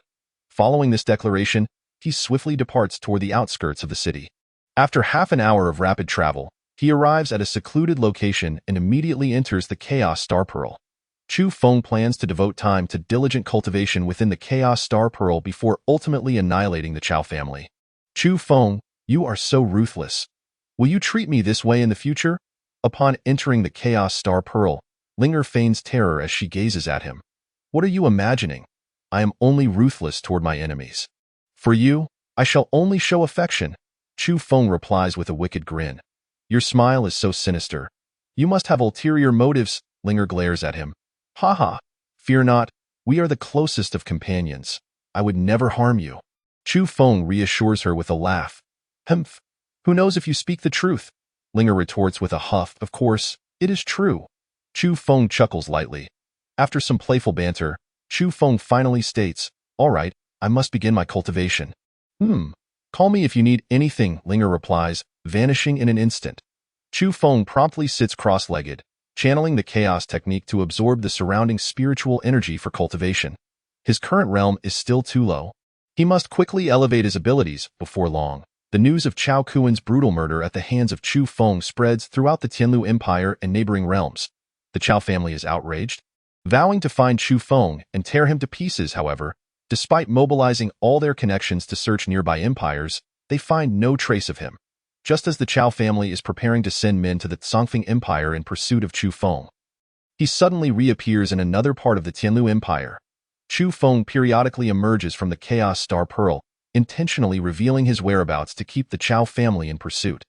Thus, seasons change, and half a year swiftly passes. Chapter 59, First Level of the Xinling Realm. Chu Feng exhales deeply, his face alight with excitement. After more than a month of effort, he has finally breached the barrier of the peak Xinling Realm, advancing to the first level of the Xinling Realm. In the span of 6 months, he spent the first 4.5 months reaching the 9th level of the Xinling Realm. But it took him an additional month and a half to break through to the peak. With the breakthrough, Chu Feng's spiritual veins and qi have vastly expanded, significantly enhancing his strength. He now stands unafraid before powerful opponents of the Tianling realm. Even those of the Wang realm, he dares to confront. However, the specific strength of his opponents must be considered, for some Wang realm experts can only contend with those of equal rank, while others can battle across realms. Chu Feng is uncertain of the strength of the Wang realm experts from the Chao family and cannot yet ascertain whether he can contend with them. Nevertheless, he is not in a rush to annihilate the Chao family. Instead, he plans to first eliminate their Tianling realm experts before eventually confronting the Wang realm ones. At this moment, Linger appears before Chu Feng. Having sensed his breakthrough, Chu Feng, you can no longer absorb the spiritual energy of the spiritual veins without limit. Otherwise, they will become depleted. During this time, in order to break through, you have severely drained the essence of the spiritual veins. All right, I will wait until they recover before absorbing their energy again. Chu Feng nods in agreement. The essence of the spiritual veins has already been partially exhausted. Even if they recover, you can no longer extract energy endlessly as before. From now on, limit your cultivation time to no more than half a day, Linger admonishes seriously. Understood, I will comply. Chu Feng responds with a nod. Now that he has reached the first level of the Xinling realm, it is sufficient for handling most foes. He can spend his days seeking opportunities in the outside world and return to the Chaos Star Pearl for cultivation at night. This way, he can pursue both cultivation and opportunities. Rapidly growing stronger, soon after, Chu Feng steps back into the outside world. It is midday, and he has emerged not far from a grand city. Without any attempt at concealment, he strides directly toward the distant city. This grand city, known as Xianyang City, is the largest in the eastern region of the Tianlu Empire. As soon as Chu Feng enters Xianyang City, he draws the attention of many. For the past 6 months, the Chao family has been unable to locate Chu Feng and has issued a high bounty for information regarding his whereabouts. Xianyang City displays his wanted posters, and many recognize him immediately. However, they are aware of Chu Feng's terrifying strength and dare not act recklessly. Suddenly, a middle-aged man clad in green, at the first level of the Dylan realm, lunges toward Chu Feng. Clang!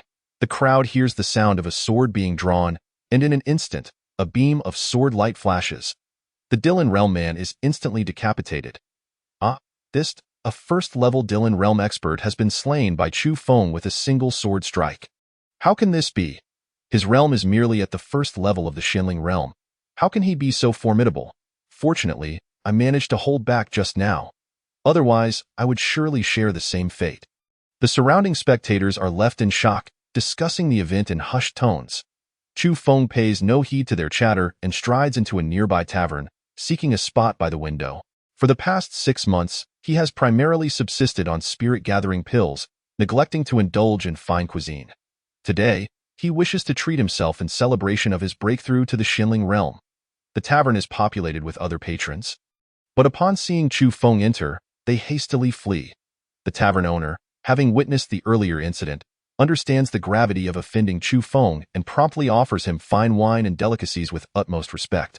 Chu Feng says little, raising his cup to down a drink. Soon, exquisite dishes are served one after another, and he begins to feast heartily without restraint. Moments later, a white-haired elder clad in black approaches him. Chu Feng looks up, narrowing his eyes at the elder.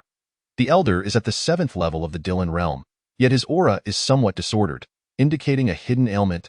May I inquire, young friend? Are you Master Chu? The elder asks as he draws near. Indeed, Chu Feng replies with a nod. I am Lin Tai, the leader of the Ling Xian sect. In my youth, I fell victim to a chilling poison, which I have been unable to eradicate, preventing me from breaking through my realm. I beseech you, Master Chu, to assist me in refining a Yang Flame pill. I have already gathered the necessary materials. If you agree to help, I will comply with any request you may have. The elder gazes at Chu Feng earnestly. The yin-yang pill is a 5th-grade elixir, and its refinement process is rather intricate. Lin Tai has long been searching for someone to assist him in this endeavor. Today, upon encountering Chu Feng, Lin Tai eagerly approached him to request his help in concocting the pill. Very well. I shall aid you in refining the yin-yang pill, but only if you eliminate a direct descendant of the Chao family. Chu Feng replied coolly. This, Master Chu, could you possibly consider an alternative condition? The Ling Xian sect, to which I belong, is but a minor sect and cannot afford to offend the Chao family.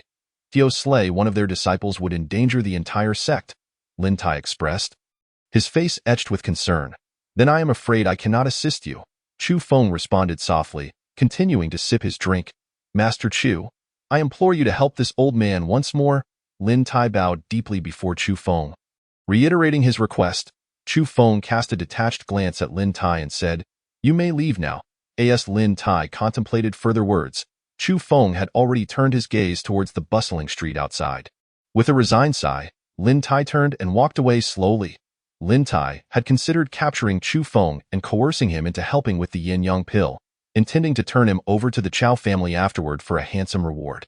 However, he lacked confidence in successfully capturing Chu Feng, and the potential consequences of failure loomed ominously over him. Thus, he had no choice but to depart in resignation. Chu Feng leisurely remained in the tavern for an hour before settling his bill and taking his leave. Upon exiting the tavern, he did not linger in Xianyang City but instead made his way towards the outskirts, determined to confront the Chao family and settle their long-standing enmity. Just as he stepped out of the city gate, a terrifying aura approached swiftly, a figure clad in green, an elder with formidable presence. He is at the heavenly spirit realm. Chu Feng's eyes narrowed as he recognized the approaching elder, whose aura was unmistakably threatening.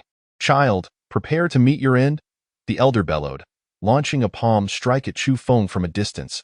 In an instant, a colossal palm imprint materialized in the air, hurtling towards Chu Feng with great ferocity. Chapter 60, Terrified into Flight. The newcomer was the 3rd elder of the Chao family, Chao Xiao. Having been nearby and learning of Chu Feng's presence in Xianyang City, he had rushed over at full speed to intercept him. Upon spotting Chu Feng, Chao Xiao's rage boiled over, and he unleashed a furious palm strike. Due to the turmoil caused by Chu Feng, the Chao family had been in disarray, frantically searching for him without success, which had turned them into a laughingstock within the Tianluo Empire. Now that he had finally located Chu Feng, Chao Xiao was intent on crushing him with a single blow. Seeing the attack, Chu Feng chose not to confront it directly and swiftly evaded to the side using his shadow step. Boom! The massive palm strike collided with the ground at the city gate, creating a deep crater. And unfortunate passers-by who could not evade were obliterated instantly. Many others nearby suffered injuries as cries of despair filled the air. Witnessing this chaotic scene, the surrounding crowd panicked and scattered in all directions. To avoid implicating innocent bystanders, Chu Feng also hastily distanced himself from the city gate and fled towards the outskirts. Chu Feng, you shall not escape today, Chao Xiao sneered, believing Chu Feng was attempting to flee, and charged after him with malicious intent. Who is that? How can he be so ruthless as to kill in front of the city gate? At that moment, those who had managed to escape to safety turned to look at Chao Xiao. That's Chao Xiao, the 3rd elder of the Chao family. I have seen him once before. They say he kills without blinking, utterly merciless. Chao Xiao must have come to apprehend Chu Feng, and given his cultivation at the 2nd level of the heavenly spirit realm, It seemed unlikely that the latter would escape this predicament. It is said that Chu Feng is a fifth-grade alchemist. What a pity! The only fifth-grade alchemist in the eastern wilderness is about to be slain by the Chao family. The crowd gathered in the distance observed the confrontation between Cao Xiao and Chu Feng, buzzing with speculation. Lin Tai, who had previously sought Chu Feng's assistance in alchemy, was also watching from afar. His expression a mixture of turmoil and regret. Lin Tai wrestled with the dilemma of whether to assist Chu Feng. Helping him would surely provoke the wrath of the Chao family, potentially leading to the annihilation of the Ling Xian sect. Yet, if he chose not to help, Chu Feng would undoubtedly perish at Cao Zhao's hands. Should Chu Feng fall, Lin Tai would lose the only chance to rid himself of the cold poison within, forever trapping him at his current level. At that moment, after distancing himself from the city gate, Chu Feng unsheathed his sword and swung it towards the pursuing Cao Xiao behind him. In an instant, an exceedingly sharp sword aura surged forth, striking towards Cao Xiao with incredible speed. Cao Xiao, noticing that Chu Feng's cultivation was merely at the first level of the profound spirit realm, dismissed him entirely, casually countering the sword aura with a wave of his hand. However, just as Cao Xiao believed he could easily dispel the incoming sword aura, it suddenly shattered his palm strike and struck him directly. Boom! Cao Xiao was sent flying several meters, blood spilling from the corner of his mouth. Ah! Chu Feng is unexpectedly formidable. How can he, a mere first-level profound spirit realm cultivator, injure a second-level heavenly spirit realm practitioner with a single sword strike? This was utterly astonishing. The onlookers were left speechless, their eyes wide with disbelief as they processed the scene. Lin Tai, too, was taken aback, realizing he had almost made a grave mistake by contemplating detaining Chu Feng. Had he acted, he might have found himself in a dire predicament. How is this possible? Cao Zhao's expression was one of incredulity as he gazed at Chu Feng, struggling to comprehend how someone of such a lower realm could possess such strength. Through rigorous training, Chu Feng had mastered his sword intent to a remarkable degree, and although it had not yet reached its pinnacle, it had achieved a state of perfection. The sheer ferocity of his perfected sword aura, combined with his mastery of the chaos technique, rendered his spiritual veins and energy vastly superior to those of ordinary cultivators. Now, with all his might unleashed, even a peak heavenly spirit realm practitioner would think twice before facing Chu Feng. Cao Xiao, being merely at the second level of the heavenly spirit realm, could not withstand the full force of Chu Feng's sword aura. Instantly, thoughts of retreat began to flicker in his mind. Yet, Chu Feng offered no opportunity for escape, immediately launching a lethal strike towards Cao Xiao. Ghostly Shadow Execution. Chu Feng unleashed the signature move of the Netherworld Ghostly Shadow Sword, and in an instant, it appeared as though multiple ghostly figures had manifested, all striking towards Cao Xiao. Cao Xiao, faced with this terrifying onslaught, was filled with dread and summoned all his strength to defend himself. However, he was utterly incapable of withstanding the assault, and the ghostly shadows struck him decisively. In an instant, Cao Zhao's body was cleaved into several pieces, tumbling to the ground in a gruesome display. The scene fell into a deathly silence, the onlookers gaping in shock. A first-level profound spirit realm cultivator had slain a second-level heavenly spirit realm practitioner with a single sword strike. This was inconceivable. No, this cannot be real. The crowd remained stunned, unable to fathom the impossibility of what they had just witnessed. Lin Tai fixed his gaze on Chu Feng, filled with astonishment as the unfolding reality shattered his previous beliefs about strength. Chu Feng, ignoring the stunned onlookers, collected Cao Zhao's storage ring and set off towards the capital of the Tianluo Empire. Hurricane City. The Chao family was the most powerful family in the Tianluo Empire, and their ancestral home was located in Hurricane City. Chu Feng intended to venture there, eliminate the Chao family disciples, and eradicate the family altogether. Journeying westward, Chu Feng did not conceal his movements. Upon learning of his whereabouts, the Chao family dispatched numerous assassins to hunt him down, but all were met with swift retribution at Chu Feng's hands. Among them, a guest elder of the Chao family, at the 8th level of the heavenly spirit realm, met his demise at Chu Feng's hands, sending shockwaves through the family and dissuading them from recklessly sending more assassins after him. 5 days later, Chu Feng arrived at Hurricane City. After gathering information about the Chao family's location, he marched directly toward their stronghold. Initially, He had considered systematically eliminating those beneath the heavenly spirit realm before confronting the family's king-level warriors. However, he quickly deemed this approach too tedious and beneath him, thus opting for a more straightforward approach to confront the Chao family head-on. Shortly after, Chu Feng stood before the imposing entrance of the Chao family estate. The grand gates were manned by 6 armored guards, and a massive plaque loomed above, inscribed with the 2 gilded characters, Chao family. Through the gates, glimpses of the lavish interior could be seen, with exquisite, opulent buildings dotting the expansive grounds, resembling a palace of jade and crystal. Approaching the gates, the guards called out to Chu Feng, demanding to know his identity. Without uttering a word, he unsheathed his sword and swiftly dispatched all 6 guards, stepping into the Chao family estate with deliberate calm. Inside, apart from women and children, Chu Feng wasted no time in slaying anyone he encountered. Chaos erupted throughout the Chao family compound. Chu Feng, how dare you come to my Chao family and commit murder? Suddenly, a voice filled with terrifying authority echoed through the air. Upon hearing it, Chu Feng turned to see who had spoken, only to be struck by a wave of dread as he recognized the newcomer. Chapter 61. The Eastern Wilderness Secret Realm. The first person Chu Feng noticed was a young man clad in purple, radiating an aura of a second-level king. Despite his youth, the fact that he had reached such a level indicated he was an extraordinary genius. If the young man were alone, Chu Feng would not have fled. However, the reason for his retreat lay in the stunning white-clad woman standing beside him.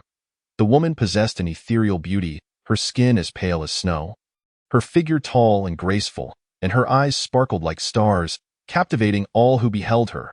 Merely standing still, she emanated an air of unparalleled nobility, rendering those around her utterly enamored. Flanking the enchanting woman were 2 middle-aged women exuding formidable auras, one at the 6th level and the other at the 8th level of the King realm. The presence of these 2 formidable women was precisely why Chu Feng chose to flee. Even against the 2nd-level king before him, he felt uncertain of victory. 2 middle-aged women, one at the 6th and the other at the 8th level of the King realm, had suddenly appeared, leaving Chu Feng with no choice but to turn and flee immediately. Was it not said that the Chao family had only one individual at the 2nd level of the King realm? How could there be 2 formidable opponents today? And who was that stunning woman?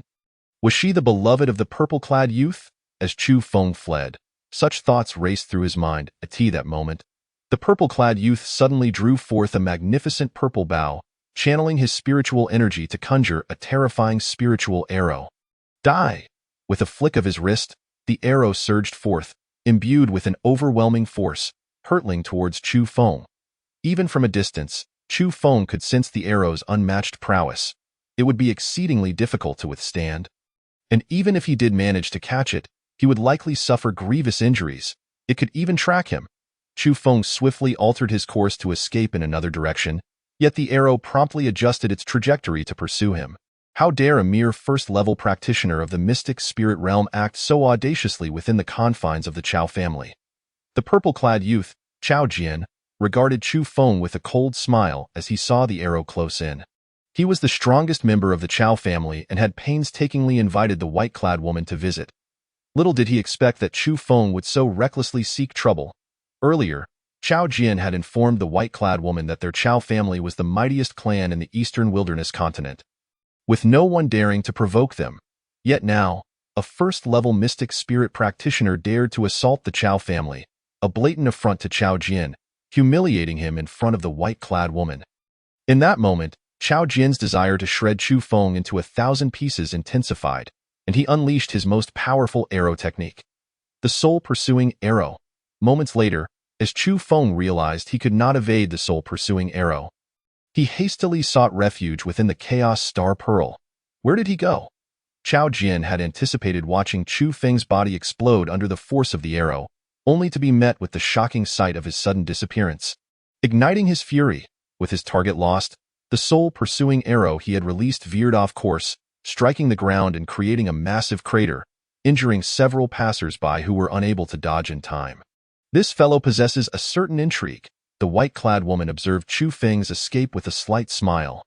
Miss, it appears as if he vanished into thin air, remarked a middle-aged woman at the 8th level of the King realm. Addressing the white-clad woman respectfully, indeed, it is rather peculiar. It does not seem like he employed a teleportation talisman. The white-clad woman nodded slightly. After entering the Chaos Star Pearl and calming his emotions, Chu Feng began to meditate and cultivate. From Chao Jian's arrow earlier, he realized that his current strength was insufficient to contend with Chao Jian, not to mention that the Chao family boasted 2 additional formidable opponents at the 6th and 8th levels of the King realm.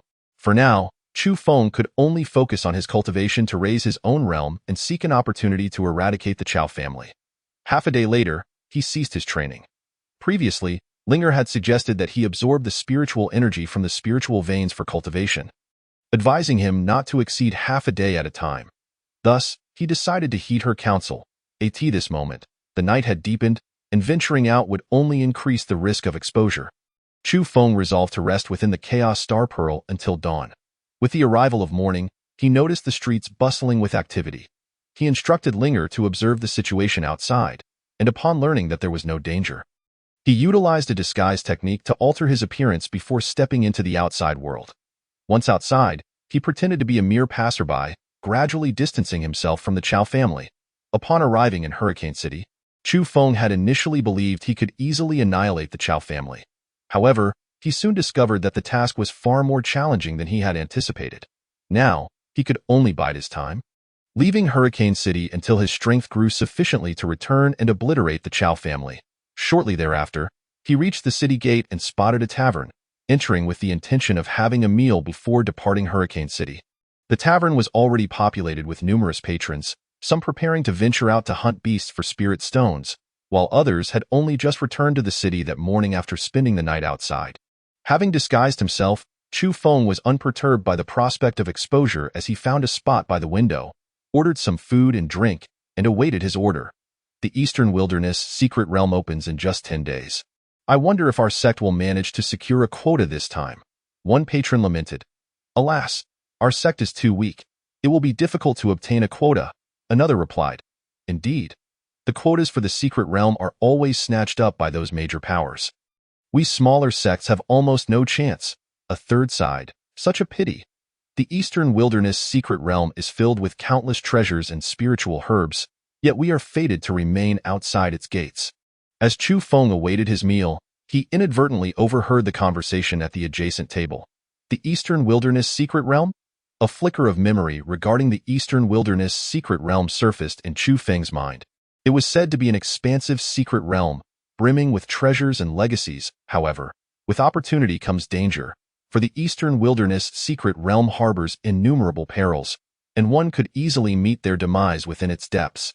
If only he could gain entry, his strength would undoubtedly see a significant enhancement. Chu Feng pondered how he might acquire a quota for the Eastern Wilderness Secret Realm.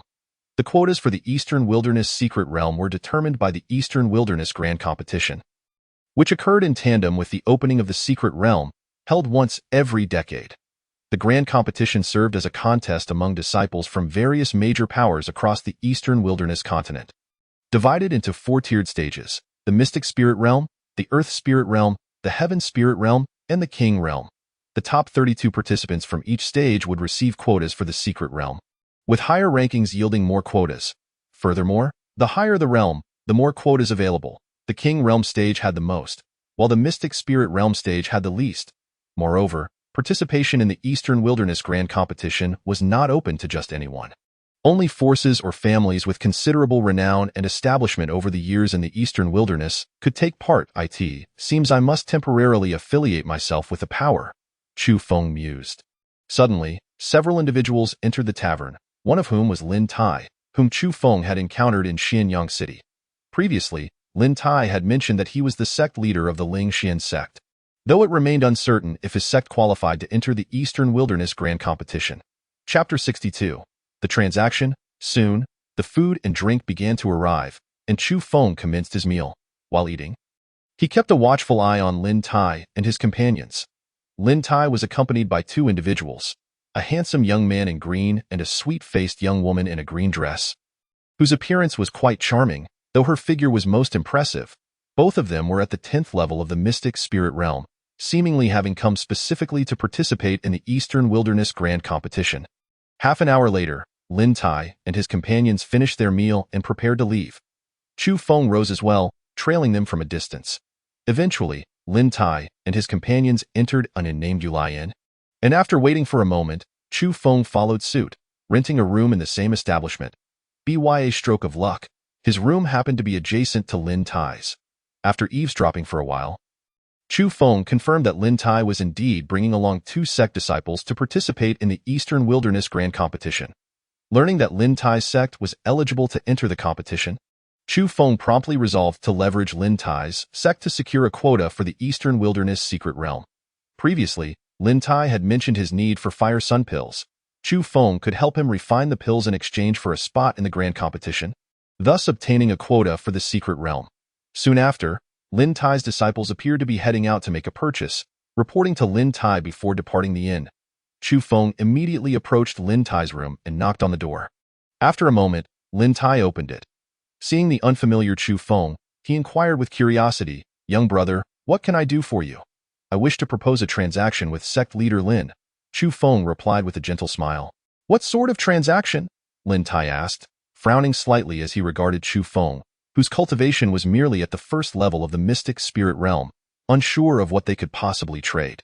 "Let us discuss it inside," Chu Feng said, stepping into Lin Tai's room uninvited. Lin Tai's expression soured momentarily, yet he was curious to hear what Chu Feng had in mind. After a brief pause, Lin Tai closed the door and turned to Chu Feng, saying, "Go ahead." Chu Feng smiled faintly, removing his disguise to reveal his true appearance. Chu de Lin Tai was instantly taken aback upon recognizing Chu Feng's identity. "I seek a quota for the Eastern Wilderness Secret Realm. You desire Fire Sun pills. Let us make a trade." Chu Feng stated directly to him why sect does not possess the confidence to secure a quota for the Eastern Wilderness Secret Realm. Lin Tai replied, his embarrassment evident. "No matter. I can help your sect secure first place in the Eastern Wilderness Grand Competition. All I require is 1 quota for the Eastern Wilderness Secret Realm, and the remainder can be allocated to your sect." Chu Feng replied with a calm smile. "Very well." Lin Tai's face lit up with excitement at this declaration. If Chu Feng, capable of annihilating even second-level practitioners of the Heaven Spirit Realm, were to represent their sect in the grand competition, victory in the Mystic Spirit Realm stage would be assured. The mere thought of Chu Feng assisting him in refining Fire Sun pills and securing a quota for the Eastern Wilderness Secret Realm left Lin Tai practically dancing with joy. Suddenly, a thought struck Lin Tai, and he expressed concern. "You won't be recognized by the Chow family in your disguise, will you?" "No, my disguise technique is unassailable," Chu Feng assured him. His disguise technique was unparalleled. There was no one in the ruins of the wild capable of seeing through it. "That is splendid news," Lin Tai exclaimed, his excitement palpable. "Provide me with the materials for the Fire Sun pills, and I shall deliver the pills to you by tomorrow." Seeing Lin Tai's agreement, Chu Feng signaled his willingness to assist with the pill refinement first. "Thank you, Master Chu," Lin Tai exclaimed, eagerly producing the materials for the Fire Sun pills from his storage ring and handing them to Chu Feng. Accepting the materials and placing them in his own storage ring, Chu Feng remarked, "I shall now go by the name Chen Feng. Does your sect have any elders? For the time being, I shall pose as a disciple of your elder." Chu Feng preferred not to bow to Lin Tai and instead wished to act as a peer while pretending to be a disciple of Lin Tai's elder. "I have an uncle named Li Quan. He has been out on a journey for many years. You can temporarily portray yourself as his disciple." Lin Tai considered for a moment before suggesting. "Very well." Chu Feng nodded in agreement. After a brief moment, Lin Tai began to recount some personality traits of Li Quan to Chu Feng, in order to prevent the exposure of Chu Feng's identity. Chu Feng also inquired about the rules of the Eastern Wilderness Grand Competition and the situation regarding the Eastern Wilderness Secret Realm. Soon after, a sudden knock on the door was heard, accompanied by a melodious voice.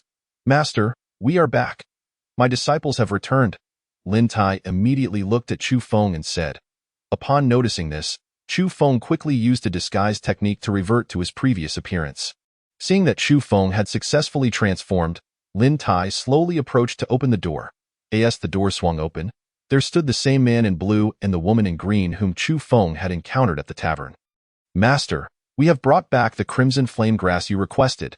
The woman in green handed a large bundle of crimson flame grass to Lin Tai. Consuming the crimson flame grass could mildly suppress the cold poison that lingered within Lin Tai's body. It was Lin Tai who had sent the two to procure it.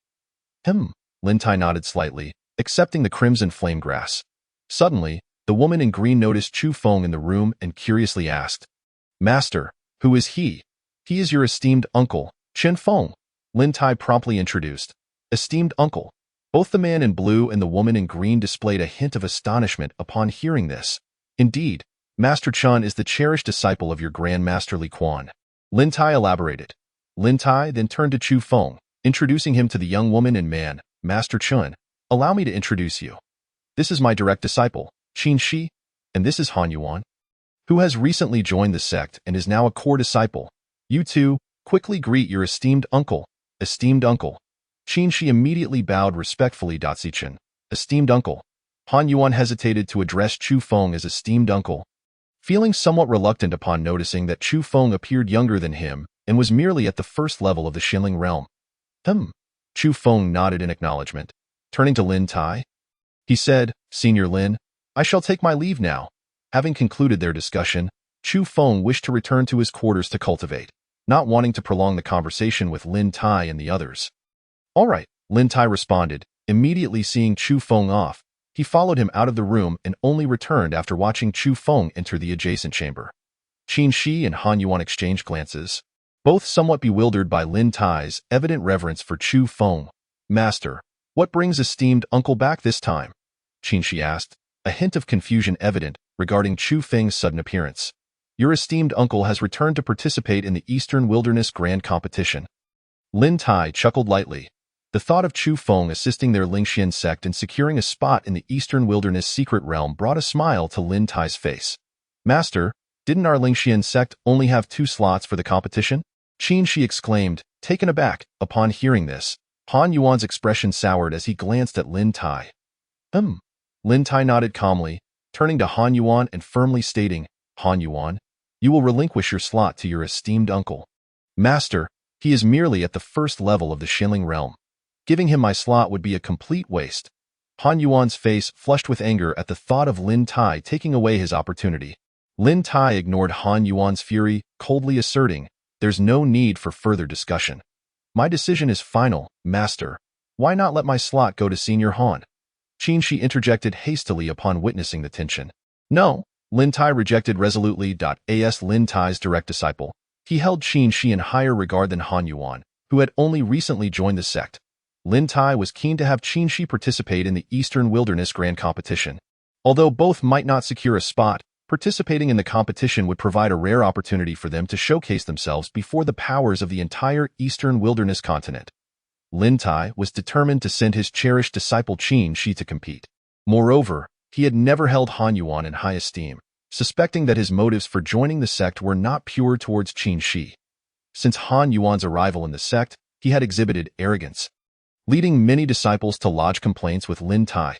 Initially, Lin Tai had considered Han Yuan's capabilities and sought his assistance in obtaining a slot for the Eastern Wilderness Grand Competition, but now that Chu Feng was available to help, Lin Tai no longer felt inclined to indulge Han Yuan. "Master, if you do not allow me to participate in the Eastern Wilderness Grand Competition, I shall withdraw from the sect," Han Yuan declared furiously. "Very well, from this day forth, you are no longer a disciple of the Lingxian sect," Lin Tai replied coldly. Han Yuan's departure from the sect would spare Lin Tai from the burden of having to allocate a slot to him after Chu Feng secured one. Lin Tai secretly welcomed this turn of events. "I hope Master Lin will not regret this." Han Yuan, taken aback by Lin Tai's resolute agreement to his departure, stormed off in a fit of rage, leaving behind a harsh remark, "No need to concern yourself with him. He harbors ill intentions. His departure is for the best," Lin Tai promptly admonished Qin Shi, who was about to chase after Han Yuan. "Oh," Qin Shi replied, somewhat subdued. The following day, Chu Feng handed the Yang Yin Dan to Lin Tai. After consuming it, Lin Tai swiftly expelled the cold poison that had plagued him for years, and his cultivation level also increased by a minor stage, reaching the 8th level of the Earth Spirit Realm. This filled Lin Tai with immense joy, and he continuously expressed gratitude to Chu Feng. In the subsequent days, Chu Feng remained secluded in his chamber, diligently cultivating. During the day, he practiced outside, and at night, he entered the Chaos Star Pearl to continue his training. Through this period of focused cultivation, Chu Feng's own cultivation level rose to the 2nd level of the Xinling realm. The day of the Eastern Wilderness Grand Competition was fast approaching. At this moment, the The various powers of the eastern wilderness continent had converged in Hurricane City, creating a vibrant atmosphere. During this time, Lin Tai had been eager for Qin Shi to accompany Chu Feng on an outing to strengthen their bond, but Chu Feng had consistently declined, citing his need to cultivate. With the competition imminent, Chu Feng found himself without the inclination to train and decided to visit the competition venue in advance. Upon seeing Chu Feng preparing to leave, Lin Tai immediately suggested that Qin Shi accompany him. "Esteemed uncle, where are you headed?" Qin Shi asked, catching up with Chu Feng. "I have been to Hurricane City a few times and am quite familiar with it. I can guide you." Chu Feng did not refuse Qin Shi's company, as he was unfamiliar with Hurricane City and could benefit from her guidance. Shortly thereafter, Chu Feng informed Qin Shi of his intention to visit the venue for the Eastern Wilderness Grand Competition, and she eagerly led the way.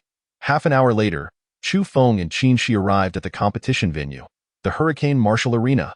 The arena was vast, with an estimated 30,000 seats surrounding it, and if the surrounding open space were to be filled with spectators, it could accommodate over 50,000 people. In the center of the arena stood a dozen enormous competition platforms, where the Eastern Wilderness Grand Competition would likely take place the next day. After observing for a while, Chu Feng decided to leave with Qin Xi. As they stepped away from the Hurricane Martial Arena, they noticed several individuals approaching them. "Senior Han," Qin Shi called out upon recognizing one of them. The group consisted of Han Yuan, whom Chu Feng had encountered previously, along with a striking young woman and two male disciples. All were dressed in matching attire, indicating they belonged to the same sect. "Qin Shi, I am no longer your senior brother, so refrain from calling me that." Han Yuan sneered, "and I am now a core disciple of the Tianxian sect." The beautiful young woman chimed in, her laughter ringing out. She was Zhao Yin, a core disciple of the Tianxian sect, with a cultivation level at the 9th level of the Xinling realm. Chu Feng cast a cold glance at Han Yuan and Zhao Yin before turning to leave. However, Han Yuan quickly blocked his path. "Qin Feng, you worthless fool, you better hope we don't meet at the competition, or I will make you regret it." Han Yuan had been resentful ever since Chu Feng took his spot and was eager to teach him a lesson. But with the Eastern Wilderness Grand Competition approaching, any conflict was prohibited in Hurricane City, or else they would risk disqualification. Han Yuan could only hope to encounter Chu Feng during the competition and settle the score then. "I, too, look forward to meeting you," Chu Feng replied with a faint smile. He possessed many means to discreetly eliminate Han Yuan, but with the competition on the horizon, he did not wish to create unnecessary trouble. "Qin Feng, I will ensure your demise is most unpleasant." Han Yuan, infuriated by Chu Feng's audacity to provoke him, seethed with rage. Seeing this, Qin Shi quickly positioned herself between Chu Feng and Han Yuan. Just then, a large group of people approached from a distance. Chu Feng's gaze sharpened as he recognized the leading figure among them, the stunning woman he had encountered at the Chao family's residence previously. Today, the woman donned a golden butterfly silk dress that accentuated her flawless figure exquisitely, coupled with her breathtaking beauty. Even the celestial maidens descending from the heavens would pale in comparison. The moment she appeared, all eyes in the vicinity were drawn to her. Han Yuan's eyes widened, fixated on the woman as if he wished to devour her whole. Chu Feng, too, stared in awe at the woman, but his fascination was not merely due to her beauty. He was puzzled by her cultivation level. Previously, he had only caught a fleeting glimpse of her from afar and had not discerned her true level of power. Now, he realized she was an ordinary girl without any cultivation. This left Chu Feng perplexed. Accompanying the woman were two guards at the 6th and 8th levels of the Wang realm, indicating her extraordinary status. Logically, given her position, even if she had a broken meridian, she should still possess some level of cultivation. Chu Feng could not fathom why she lacked any power. At that moment, the woman seemed to spot Chu Feng and the others, her expression momentarily puzzled before she abruptly changed direction and approached them. Chu Feng was taken aback. Did she recognize him? Given his disguise technique, it should have been impossible for her to identify him. The woman had a special connection to the Chao family and was accompanied by two powerful guards. If she recognized his identity, Chu Feng would have no choice but to retreat into the Chaos Star Pearl. Steeling himself, Chu Feng decided to observe her intentions first. Moments later, the woman and her entourage drew near. Han Yuan, assuming that the woman had come to seek his attention, eagerly stepped forward, saying, "Lady, I am Han Yuan of the Tianxian sect. How may I assist you?" The young woman disregarded Han Yuan and instead gazed directly at Chu Feng. smiling lightly as she inquired, "May I ask for the honorable name of this gentleman?" Chapter 64. The Great Competition of Donghuang. Taken aback by her words, Chu Feng momentarily hesitated, unsure of what had drawn the woman's attention to him.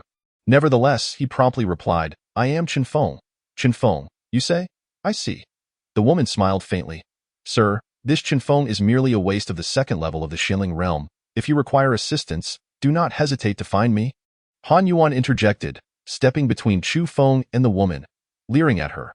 The woman cast a cold glance at Han Yuan, and in an instant, the middle-aged woman beside her, at the sixth level of the Wang realm, understood her intent. With a swift motion of her hand, Han Yuan was sent flying across the arena. Senior brother Han, Zhao Yin, standing nearby, rushed towards Han Yuan upon witnessing the scene. The middle-aged woman had not used excessive force. Han Yuan had merely sustained minor injuries. However, following this incident, he was too frightened to utter another word. At that moment, the woman suddenly regarded Chu Feng with a profound gaze and said, "I hope you can live well." With that, she turned and departed. Chu Feng was left bewildered. He had initially thought the woman had come to apprehend him upon discovering his true identity, only to realize she had simply inquired about his name before uttering an enigmatic remark and leaving. Those around them were equally perplexed. The woman's actions suggested she held some interest in Chu Feng, yet they could not comprehend why such a stunning beauty would be drawn to someone of Chu Feng's inconspicuous appearance. The two middle-aged women accompanying her cast a lingering glance at Chu Feng before leaving, as they knew that someone who caught the woman's attention must possess extraordinary talent. The crowd remained in a daze, watching the woman and her companions disappear. Finally, Qin turned to Chu Feng and smiled, "Uncle Master, your charm is truly remarkable. To have attracted the favor of such a beautiful lady, do not speak nonsense." Chu Feng retorted, casting a slight glare at Qin. He did not believe the woman would actually favor him. Her inquiry about his name surely had ulterior motives that he could not yet discern. With that, he and Qin slowly departed. "Chu Feng, once the great competition of Donghuang begins, I will surely take my revenge on you." Han Yuan glared resentfully at Chu Feng's retreating figure. Having been humiliated in front of everyone, he blamed all his misfortune on Chu Feng, vowing to retaliate during the competition. The next day, Chu Feng awoke early, had a simple breakfast, and then accompanied Lin Tai and others to the Hurricane Arena. Soon after, they arrived at the venue, which was already teeming with people. Aside from designated seating, every available space was filled. Chu Feng scanned the surroundings with his spiritual sense and discovered that nearly 400,000 to 500,000 people had gathered, with some seats still unoccupied. If filled, the number would undoubtedly exceed 500,000. It was astonishing that such a large assembly of cultivators had gathered for the great competition of Donghuang. After a brief moment, Chu Feng and his companions squeezed into the arena. Each participating faction had designated seating, but the Lingxian sect, being a minor sect, was assigned to a remote corner. Fortunately, the positions of competing factions were located at the front, allowing the participants to enter easily and observe the matches more clearly. Shortly thereafter, Lin Tai led Chu Feng and Qin to their seats at the Lingxian sect, awaiting the commencement of the competition. Coincidentally, the Tianxian sect seating was right next to them. Han Yuan, upon spotting Chu Feng, glared coldly at him for a prolonged moment. Chu Feng ignored him and closed his eyes to cultivate, biding his time until the competition began. Lin Tai had been unaware of Han Yuan's affiliation with the Tianxian sect, but he paid no heed to it. He merely cast Han Yuan a glance before returning his focus elsewhere.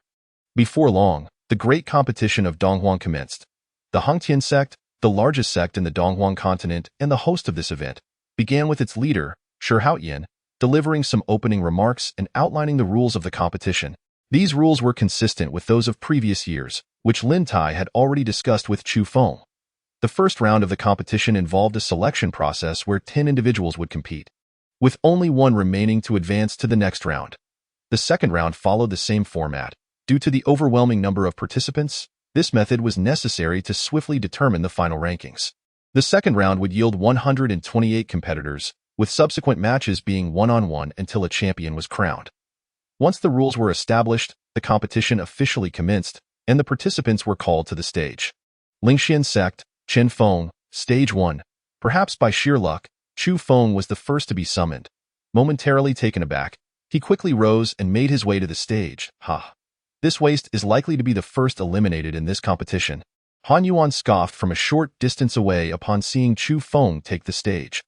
The participants in the great competition of Donghuang were all peak powerhouses of their respective realms. With most competitors in the Xinling realm being at the 9th level, Han Yuan was convinced that Chu Feng, at the 2nd level of the Xinling realm, would surely be the first to be knocked off the stage, thus becoming the first elimination of this year's event. Moments later, Chu Feng stepped onto the stage, and the audience, upon noticing his 2nd-level Xinling realm status, erupted into a cacophony of disbelief and derision. A mere 2nd-level Xinling dares to compete. Is he merely here to make up the numbers? Ha! He will undoubtedly be the first to be cast off the stage. If there were a last place, it would surely be him. This Lingxian sect is truly a waste of a sect, sending a 2nd-level disciple to compete. The crowd buzzed with scorn, lamenting Chu Feng's presence and even disparaging the Lingxian sect. Though Chu Feng heard the surrounding criticisms, he remained unfazed. He had witnessed far grander spectacles in his past life, and this scene was but a minor affair in comparison. He would allow them to laugh for now. When he ultimately claimed the title of first in the Xinling realm, their jaws would surely drop in astonishment. Below the stage, Lin Tai remained composed, unperturbed by the audience's commentary. He was well aware of Chu Feng's capabilities and was eager to witness the astonishment on everyone's faces when they realized he had emerged victorious. She felt a wave of embarrassment wash over her as she listened to the audience belittle the Lingxian sect, her head bowed in silence. Han Yuan, witnessing her discomfort, burst into laughter. The Lingxian sect had denied him a competition spot. They deserved to be ridiculed. Before long, the other 9 competitors were called to the stage, all of whom were at the 9th level of the Xinling realm, except for Chu Feng, who remained at the 2nd level. The referee for stage 1 announced the commencement of the match as soon as all participants were present. No sooner had the referee finished speaking than the contestants began to attack one another. Yet, as the lowest-ranked participant, no one directed their assaults at Chu Feng. Chapter 65. Such fortuitous luck? Bang. Before long, one competitor was forcefully knocked off the stage by 2 others. I thought that Chen Feng would be the first to be eliminated. Yet it seems no one is targeting him. With him being a mere 2nd-level Xinling, he is hardly a threat. If I were up there, I would definitely focus on the others. Indeed, if they eliminate the other competitors first, dealing with a 2nd-level Xinling would be all too easy. Many spectators observed the tumult on stage 1, voicing their opinions. Seeing that no one was attacking him, Chu Feng refrained from engaging in the fray as well, choosing instead to stand aside and quietly watch the chaos unfold. Among the remaining contestants, a burly man exhibited remarkable prowess, withstanding the onslaught of others and sending them flying off the stage. Before long, only the burly man and Chu Feng remained on the stage. The burly man, having seen his fellow 9th-level Xinling competitors dispatched, let out a booming laugh. After a moment, he turned to Chu Feng, adopting a condescending demeanor, and declared, "Kid, I'm feeling generous today. Why don't you just jump off the stage yourself?" In response, Chu Feng merely chuckled coldly and, in the blink of an eye, appeared before the burly man, delivering a powerful kick that sent him hurtling off the stage. How is this possible? The burly man crashed heavily to the ground, utterly bewildered. The audience members who had been focused on stage 1 were equally stunned, some even rubbing their eyes in disbelief, unable to fathom that Chu Feng had just sent a 9th-level Xinling competitor flying with a single kick.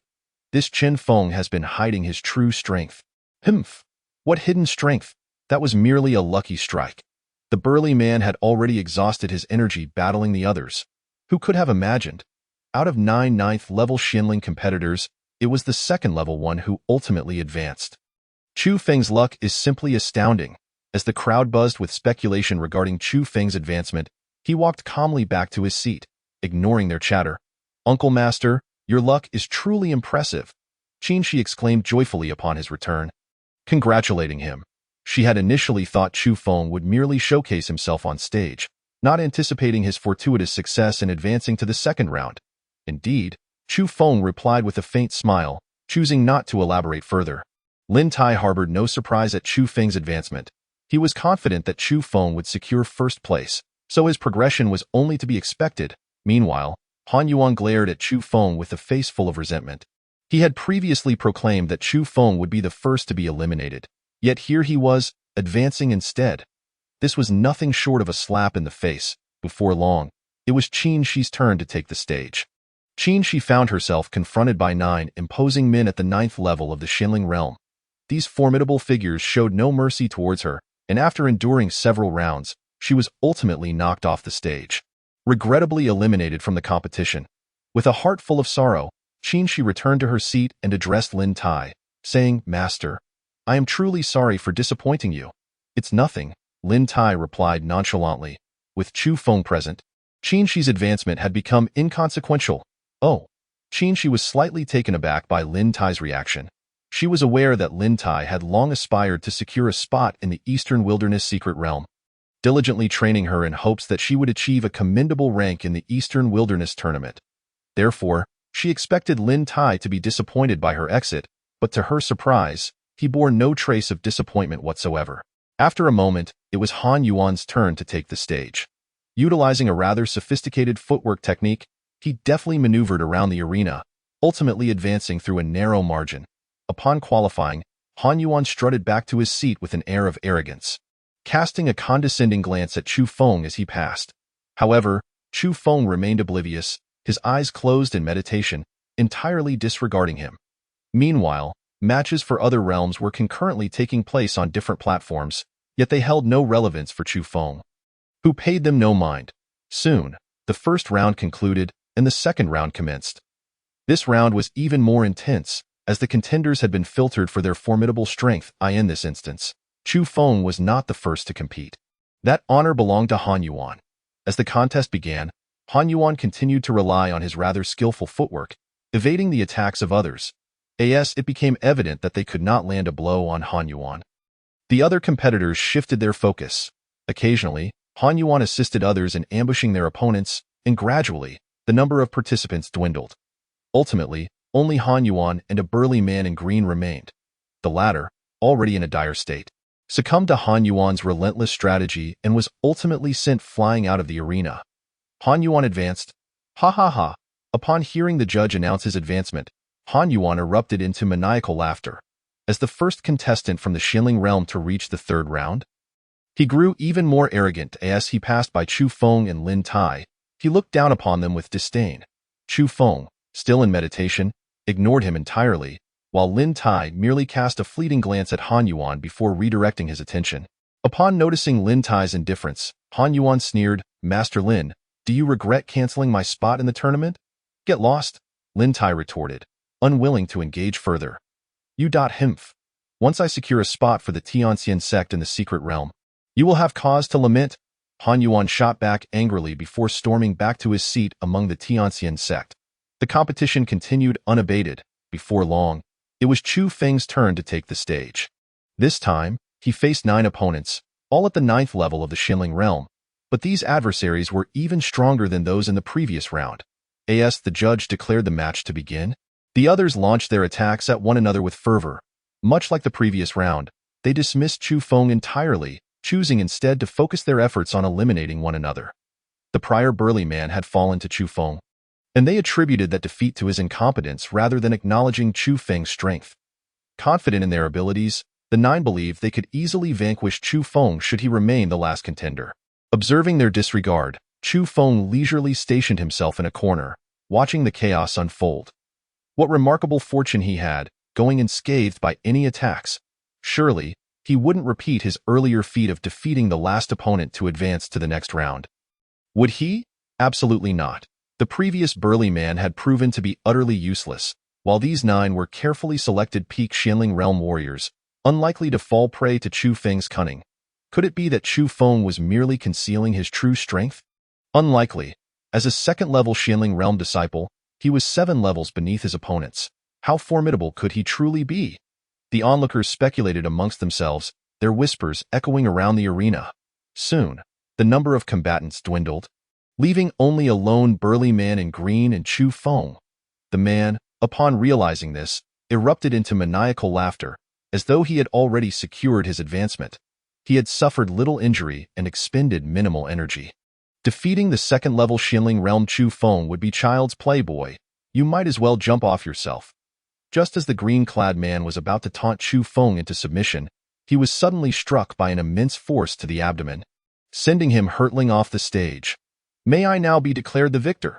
Chu Feng turned to the stunned judge, who quickly regained his composure and announced, Chu Feng advances.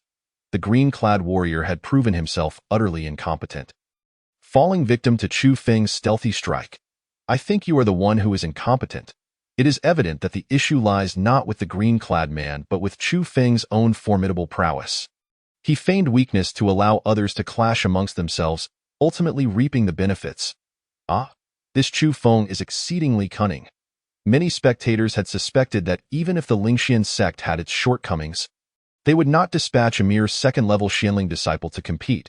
It seemed their suspicions were confirmed. Chu Feng was indeed a hidden gem of exceptional strength. What a pity! Had the others discerned Chu Feng's ruse earlier and banded together to eliminate him, he would not have advanced. As the crowd erupted in fervent discussion over Chu Feng's advancement, he returned to his seat with measured grace. Master Uncle, you are incredible to have advanced to the third round. Qinshi exclaimed excitedly upon seeing him. Junior brother, congratulations, Lin Tai offered in a courteous manner. Chu Feng nodded slightly in acknowledgement. Chu Feng, even if you have fortuitously reached the third round, you will not progress to the fourth. Han Yuan, standing not far off, glowered at Chu Feng, still incredulous about his strength. Chu Feng chose to ignore him, resuming his meditation. You scoundrel, when we meet in the third round, I will ensure you leave the arena with your teeth scattered. Han Yuan fumed, incensed by Chu Feng's indifference and intent on confronting him. The competition surged onward with fervor. Soon, the second round concluded, and the third round began. The third round consisted of one-on-one matches, wherein the 128 winners from the second round would be divided into 64 pairs, with the victors proceeding to the top 64. Moments later, the judge called forth the first pair of contestants. Lingxian sect, Chen Feng, to the first combat platform. At this, Chu Feng rose slowly and made his way to the stage. Tianxian sect, Han Yuan, to the first combat platform. Upon realizing his opponent was Chu Feng, Han Yuan leaped to his feet, exclaiming, "Ha! Chen Feng, today I shall ensure you leave in tatters." Before long, both Chu Feng and Han Yuan stood upon the first platform. Chen Feng, I shall grant you a chance. Kneel and beg for mercy now, and I promise to go easy on you later. Han Yuan sneered contemptuously at Chu Feng. In response, Chu Feng cast a cold glance at Han Yuan. This fool was courting disaster, and he had no one to blame but himself. While the Eastern Wilderness Tournament forbade lethal force, it permitted incapacitation.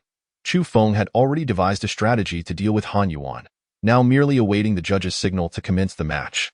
Seeing Chu Feng's dismissive demeanor, Han Yuan's anger flared. Chen Feng, I have offered you an opportunity. Do not blame me for my ruthlessness later. With the judge's declaration, the match began. As soon as the words left his lips, Chu Feng teleported directly before Han Yuan. Demon slaughtering palm. Chu Feng's hand, imbued with malevolent energy, struck Han Yuan's chest like a bolt of lightning. PFF. Han Yuan spewed blood, propelled back like a cannonball, crashing down several meters away and landing heavily outside the platform. The arena was instantly enveloped in a stunned silence, with onlookers gaping in disbelief at how swiftly Chu Feng had dispatched Han Yuan. They all recognized that Chu Feng had concealed his strength, yet none had anticipated him to be this formidable. By the heavens, Chen Feng's power is astonishing. I initially thought he would be the first to be eliminated. Now, witnessing his prowess, he could very well claim the top spot. Indeed, Chen Feng's strength likely surpasses that of most mid-tier Xianling realm fighters. He is genuinely in contention for first place. Unbelievable. How could a mere second-level Xianling disciple possess such power? The crowd buzzed with astonishment, their eyes fixed on Chu Feng. Even the judge stood in a daze, having never witnessed a match conclude so rapidly. It had scarcely begun before it was over. Senior brother Han, members of the Tianxian sect rushed to Han Yuan's side, who lay motionless on the ground. The judge approached, briefly assessing Han Yuan before returning to the platform to announce loudly, Lingxian sect's Chen Feng advances. Han Yuan had not perished, allowing Chu Feng to proceed. Had Han Yuan died, Chu Feng's eligibility would have been forfeited as well. Chen Feng, how ruthless! Zhao Yin of the Tianxian sect, after inspecting Han Yuan's injuries, discovered his meridian shattered and a lingering malevolent energy ravaging his body. She glared furiously at Chu Feng. You brought this upon yourself. Chu Feng retorted coldly as he sauntered back to his seat among the Lingxian sect. He had not intended to engage with Han Yuan, but the latter had sought his own demise, and thus it was no fault of his. Master Uncle, you are incredible. As Qin Shi beheld Chu Feng's return, a look of profound admiration graced her features. Given Chu Feng's formidable prowess, the likelihood of him securing a spot in the competition, perhaps even multiple spots, was exceedingly high. Being the sole direct disciple of Lin Tai, Qin Shi would undoubtedly partake in any surplus opportunities. The mere thought of entering the Eastern Wasteland's secret realm filled her with immense excitement. Indeed, Chu Feng replied nonchalantly, Master Uncle, how have you cultivated to achieve such strength? Qin Shi inquired, her curiosity palpable. Chu Feng, engrossed in his meditative practice, offered no response. Observing this, Lin Tai interjected, Sheer, do not disturb your Master Uncle. He must prepare for the upcoming match. Oh. Qin Shi, resigned, turned to Lin Tai and remarked, Master, did you already know of Master Uncle's prowess when you instructed Han Yuan to yield his spot to him? Indeed, Lin Tai affirmed with a smile. That explains it. Qin Shi's gaze drifted back to the meditating Chu Feng, her eyes shimmering with admiration. The competition unfolded with fervor. Shortly thereafter, the third round concluded, revealing 64 victors. The fourth round commenced promptly, determining the top 32 contenders, each of whom would earn a place in the Eastern Wasteland's secret realm. Contestants ranked from 32nd to 17th would secure one spot. Those from 16th to 9th would acquire 2, while those from 8th to 5th would gain 4. The 4th and 3rd place finishers would receive 6 spots, the runner-up 8, and the champion a remarkable 10 spots. These allocations pertain to the Xinling realm. Positions above this level would yield even greater rewards. Chu Feng's opponent in the 4th round was a disciple of the Chao family, Chao Man. Moments later, both Chu Feng and Chao Man ascended the combat stage. As the match commenced, Chao Man attempted to leverage his family's status to coerce Chu Feng into conceding. In response, Chu Feng effortlessly sent him soaring off the platform with a single strike. Inciting Chao Man's furious outbursts of threats, Chu Feng merely offered a cold smile, dismissing him. He had no desire to invite unnecessary troubles. Had he wished, he could have severely injured Chao Man then and there. Once he emerged from the Eastern Wasteland's secret realm, he would address the Chao family thoroughly. The competition raged on. The top 16, the top 8, the top 4, the semifinals. As the matches progressed, Chu Feng dispatched his adversaries with astonishing ease. Ultimately reaching the finals, witnessing Chu Feng's ascent to the final round, Lin Tai and Qin Shi were rendered speechless with excitement. Even if Chu Feng were to lose the final, their Lingxian sect would still secure 8 spots in the Eastern Wasteland's secret realm, sufficient to meet their needs. Chu Feng patiently awaited the final showdown, having already secured a spot in the secret realm. The ensuing matches held little significance for him. However, he had previously committed to Lin Tai to help Lingxian sect claim first place. And thus, he was determined to achieve that. Lingxian sect, Chen Feng, combat stage number 1. Huangtian sect, Shi Bufan, combat stage number 1. Chu Feng's opponent in the finals was none other than Shi Bufan, the young master of the Huangtian sect. Renowned as the most talented prodigy on the Eastern Wasteland continent, Shi Bufan had reached the pinnacle of the Xinling realm before the age of 20. It was said he could have already advanced to the Diling realm, but had chosen to maintain his current level to compete in the Eastern Wasteland Grand Tournament. In no time, Chu Feng and Shi Bufan stood upon combat stage number 1. Suddenly, Shi Bufan addressed Chu Feng brazenly, Brother Qin, how about you concede first place to me? The woman I admire has stipulated that I must secure victory in the Eastern Wasteland Grand Tournament to win her affection. If you yield the first place to me, I shall owe you a favor. Do not hesitate to call upon me in the future. As he spoke, Shi Bufan's gaze drifted to the front row of the audience, where several ladies were seated, including the stunning beauty Chu Feng had encountered outside the Chao family in the martial arts arena. Following Shi Bufan's gaze, Chu Feng also beheld her. She was clad in a flowing snow-white dress adorned with exquisite snowflake patterns, resembling a fairy amidst the snow, utterly breathtaking. Wasn't she associated with the Chao family? How then did she become entangled with the Huangtian sect? A hint of confusion flickered within Chu Feng's heart. Casting a lingering glance at the lady, tinged with a hint of regret, he inquired, Is she the one you hold dear? Indeed, Brother Chen. If you grant me first place, I shall bestow upon you all the rewards, and even fulfill any other requests you may have, Shi Bufan replied. His eyes filled with infatuation as he gazed longingly at the lady. At this moment, the surrounding audience was taken aback by Sir Buffon's audacity. Such blatant disregard for the spectators was astonishing. Even though Sir Buffon was the young master of the Huang Tian sect, such behavior was simply unacceptable. The audience erupted into fervent discussions. You cannot act in such a manner. Young master. The judge, witnessing the chaos, intervened, unable to tolerate Sir Buffon's indiscretion.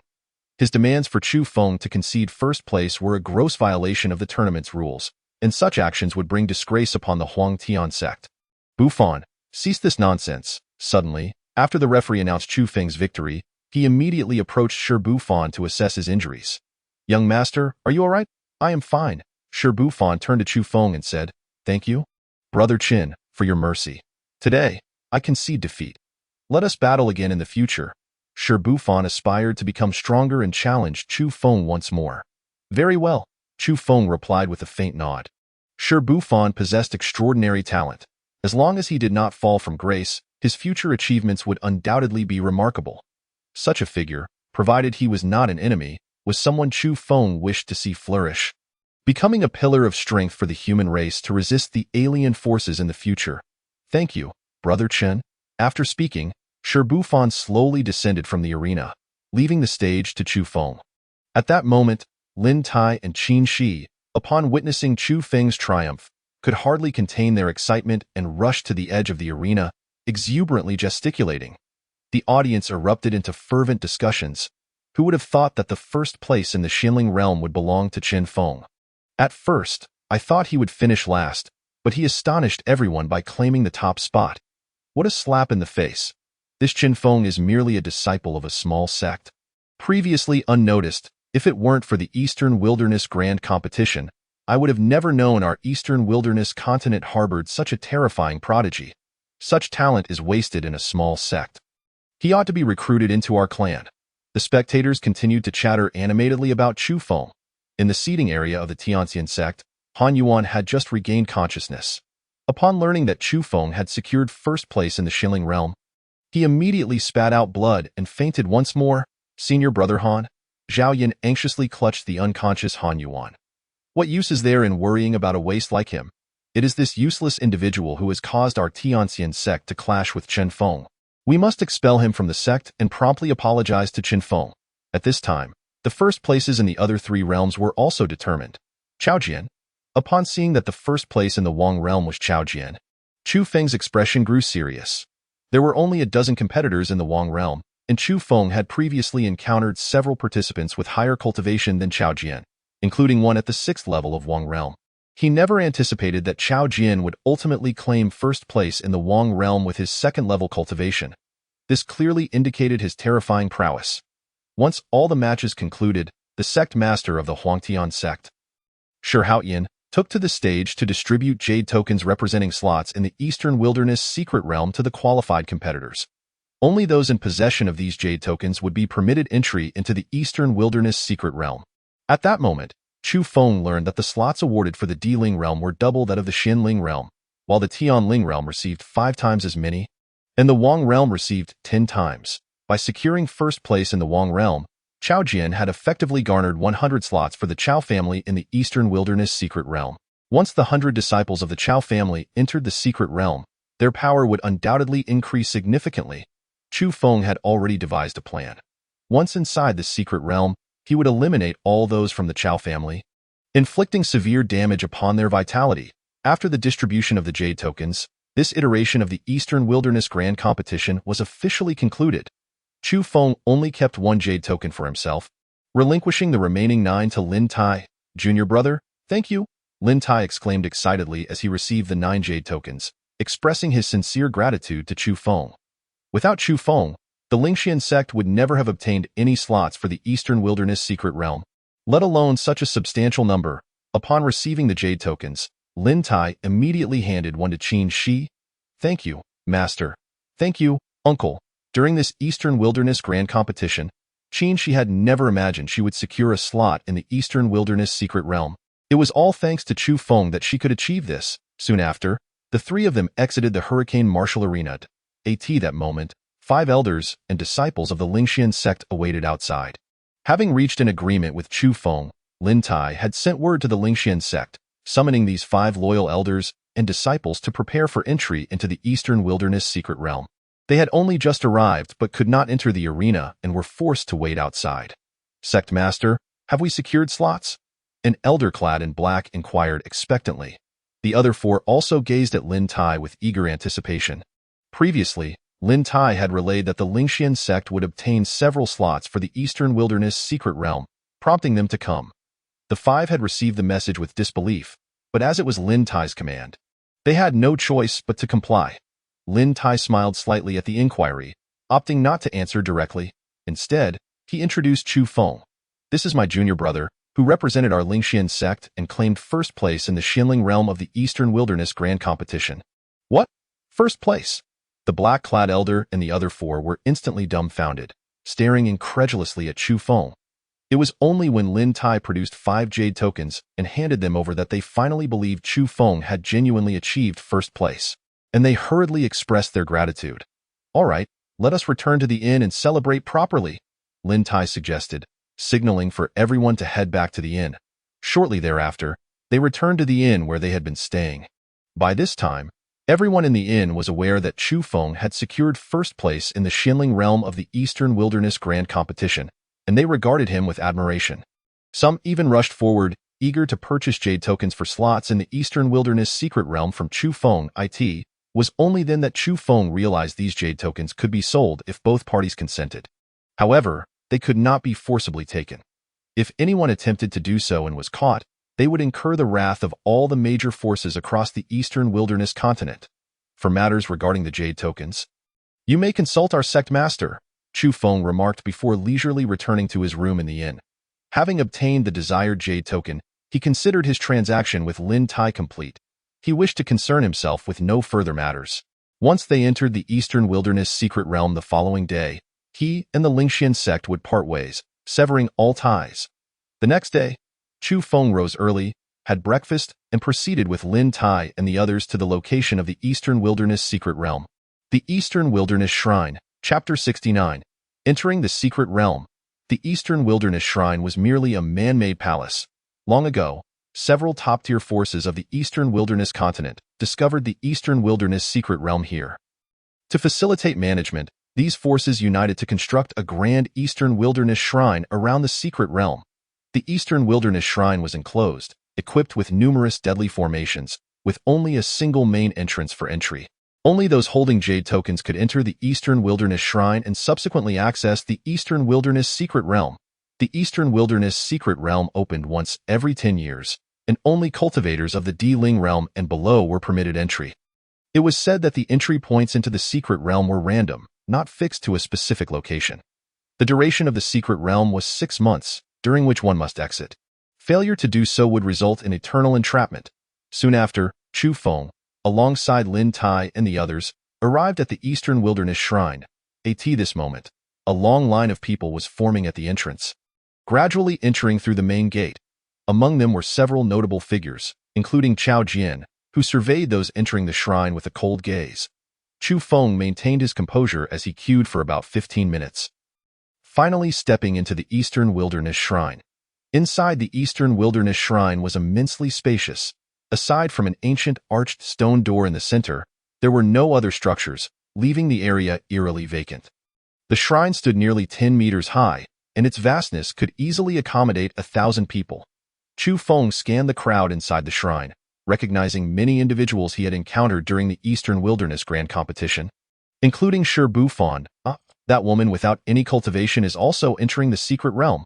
Chu Feng was suddenly taken aback upon noticing the woman standing beside Shi Bufan. She was the same woman he had seen at the Chao family, seemingly the object of Shi Bufan's affection. Chu Feng wondered why she would venture into the secret realm, given the myriad dangers within. Without any cultivation, she would be courting death. However, he quickly reconsidered. Surrounding the woman were 9 formidable warriors at the 9th level of the D-Ling realm. And judging by their aura, these 9 were no ordinary cultivators. With these 9 protecting her alongside Shi Bufan, perhaps it was not so reckless for her to enter the secret realm after all. "Do you know the identity of that woman, senior brother?" Chu Feng had seen her several times, but was still unaware of her identity, prompting him to inquire of Lin Tai. Lin Tai glanced in the direction of the woman and shook his head. I do not know her identity either. Chu Feng, upon hearing this, ceased his inquiries. If fate allowed, he would eventually learn her identity. If not, no amount of investigation would yield results. Moments later, the stone door at the center of the shrine suddenly illuminated with a radiant circle. The secret realm had been opened. Upon seeing the light, the surrounding individuals rushed forward to enter. Chu Feng followed suit. Stepping into the glowing circle in an instant, he found himself in a desolate expanse. The sky above this land was shrouded in dark clouds, dim and devoid of light, reminiscent of the ominous moments before a downpour. The entrance appeared within a radius of several hundred meters. With an ancient door glowing in the center of the crowd, presumably the exit of the secret realm, it was said that once one exited the secret realm, re-entry was impossible. Chu Feng's gaze drifted toward the distance. To the east lay a vast sea, its surface obscured by a layer of mist, rendering it impossible to discern what lay beyond. To the south stretched a barren wasteland, with a glimmering light in the far-off sky. To the west loomed an enormous expanse of red mountains. To the north, the sky appeared even darker, seemingly concealing a black forest in the distance. Is this the Eastern Wilderness secret realm? It seemed somewhat intimidating. Yet the spiritual energy here was significantly more abundant than in the outside world. Cultivation here should prove advantageous. Which direction should we head? Chu Feng inquired, recalling what he had heard from others who entered before. They mentioned that the south is relatively safe. Let us proceed southward. The entrants began to engage in animated discussions, contemplating which direction to take. After a moment, some began to move, setting their feet in motion. Chu Feng cast his gaze towards the west, where he beheld a stunningly beautiful woman he had encountered a few times before, accompanied by a group of people as they made their way towards the Crimson Mountains. With the woman's movements, the others gradually followed suit, yet the majority directed their steps towards the desolate southern plains. Lin Tai and the disciples of Ling Xian's sect also prepared to head south. Before departing, Lin Tai sought out Chu Feng to bid farewell.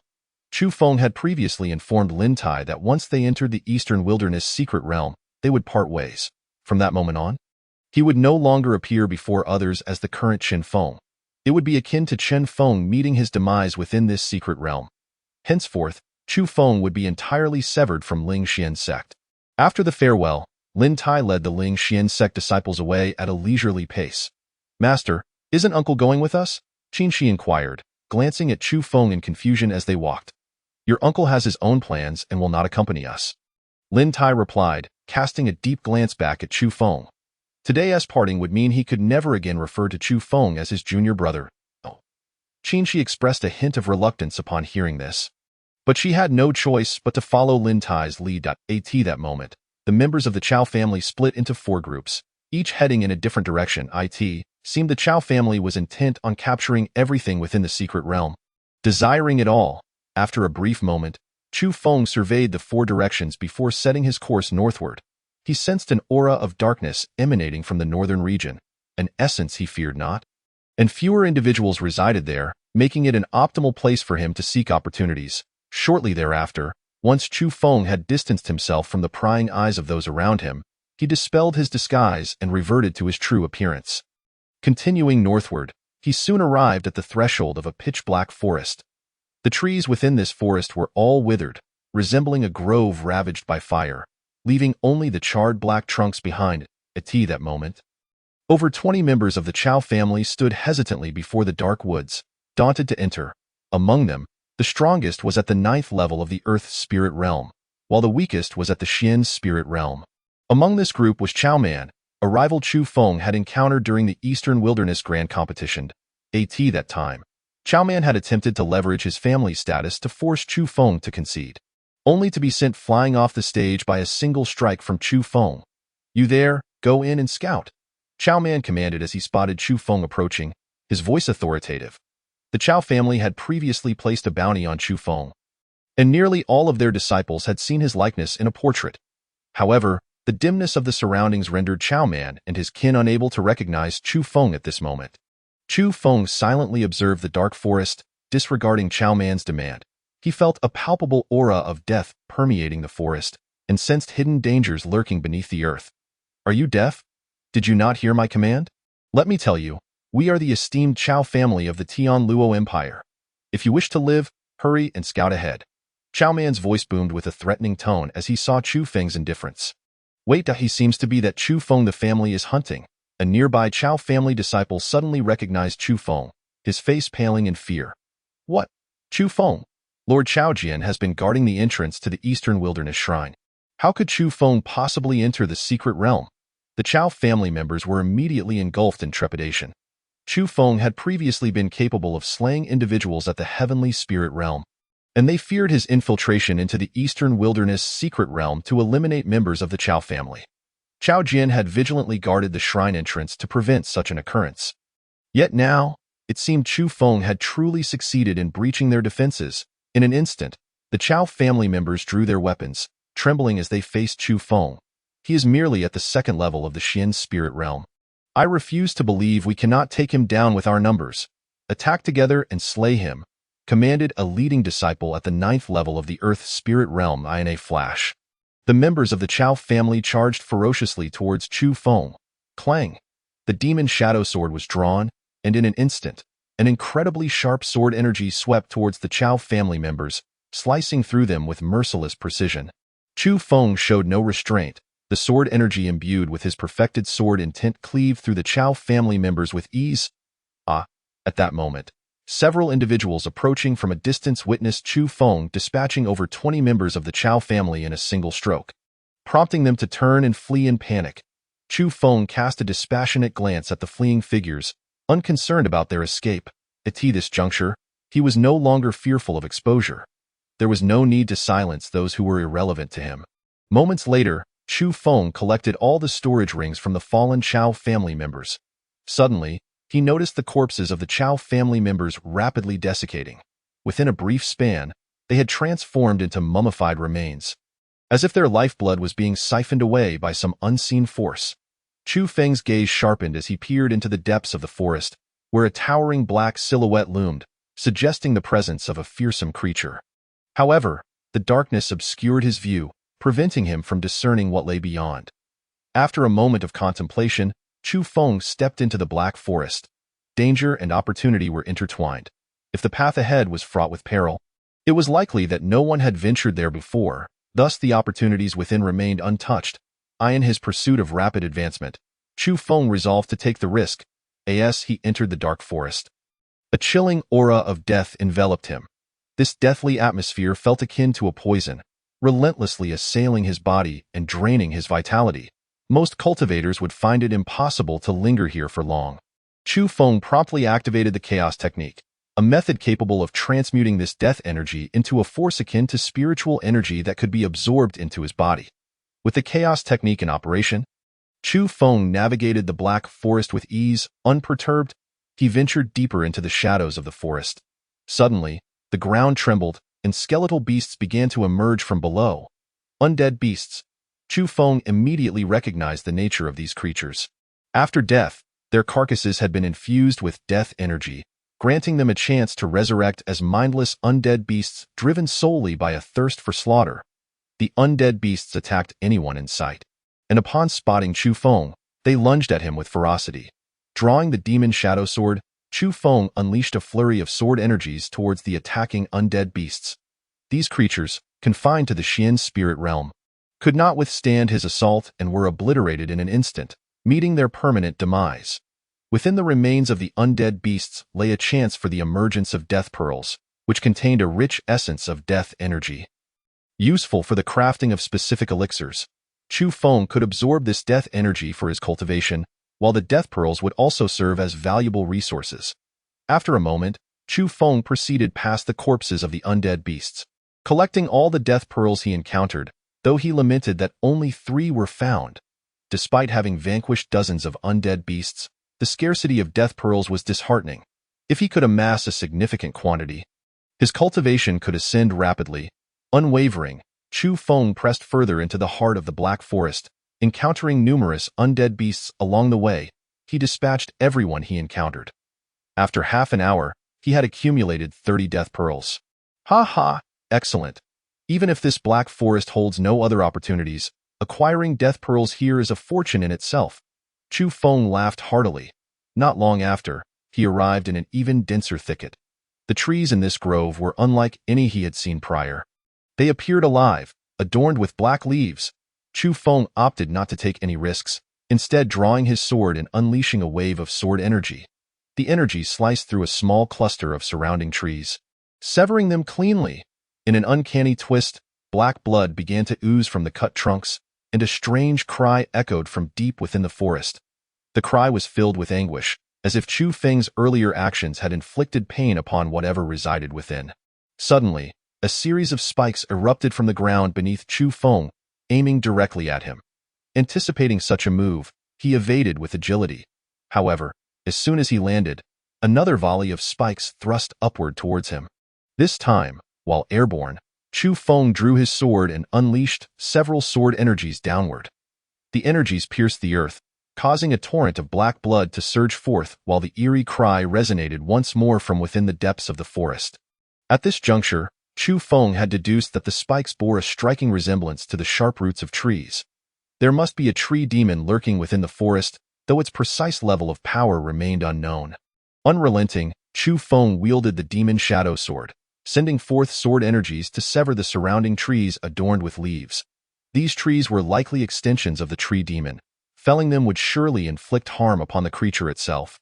Sure enough, as Chu Feng continued to sever the trees, the cries from the forest intensified considerably.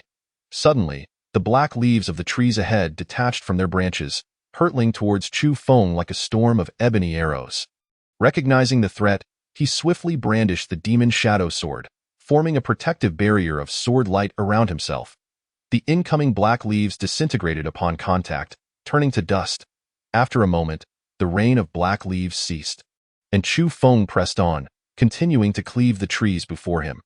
Abruptly, the sky rained down an onslaught of enormous branches, akin to a meteor shower, crashing down with terrifying force. This time, Chu Feng chose not to confront the assault head-on. Instead, he employed the shadow step technique, deftly weaving left and right to evade the descending branches. Boom, boom, boom. The colossal branches struck the ground, creating deep craters and sending plumes of dust soaring. At this moment, Chu Feng finally discerned that the immense shadow ahead was a gargantuan tree. This colossal tree was, in fact, a living tree demon. It must have existed for countless years to have grown to such an immense size.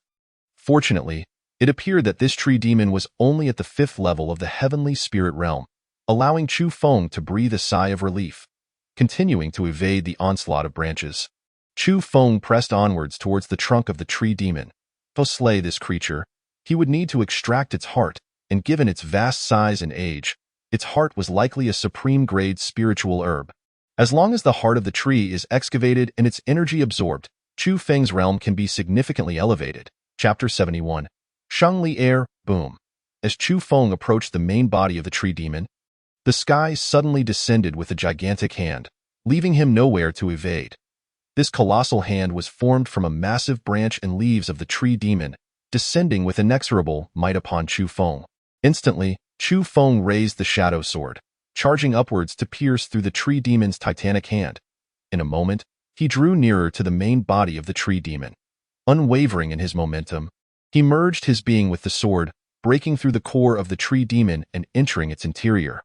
The inside of the tree demon was nearly hollow, interconnected by a labyrinth of black branches. Resembling the creature's veins, Chu Feng swiftly leaped upwards along these black tendrils. At this moment, the tree demon had become aware of Chu Feng's intrusion, emitting continuous roars, and the internal space began to tremble violently.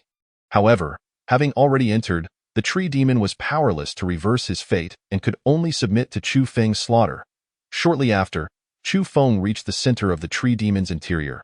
At that moment, a black oval the size of a water tank pulsated eerily, connected by a dense array of branches.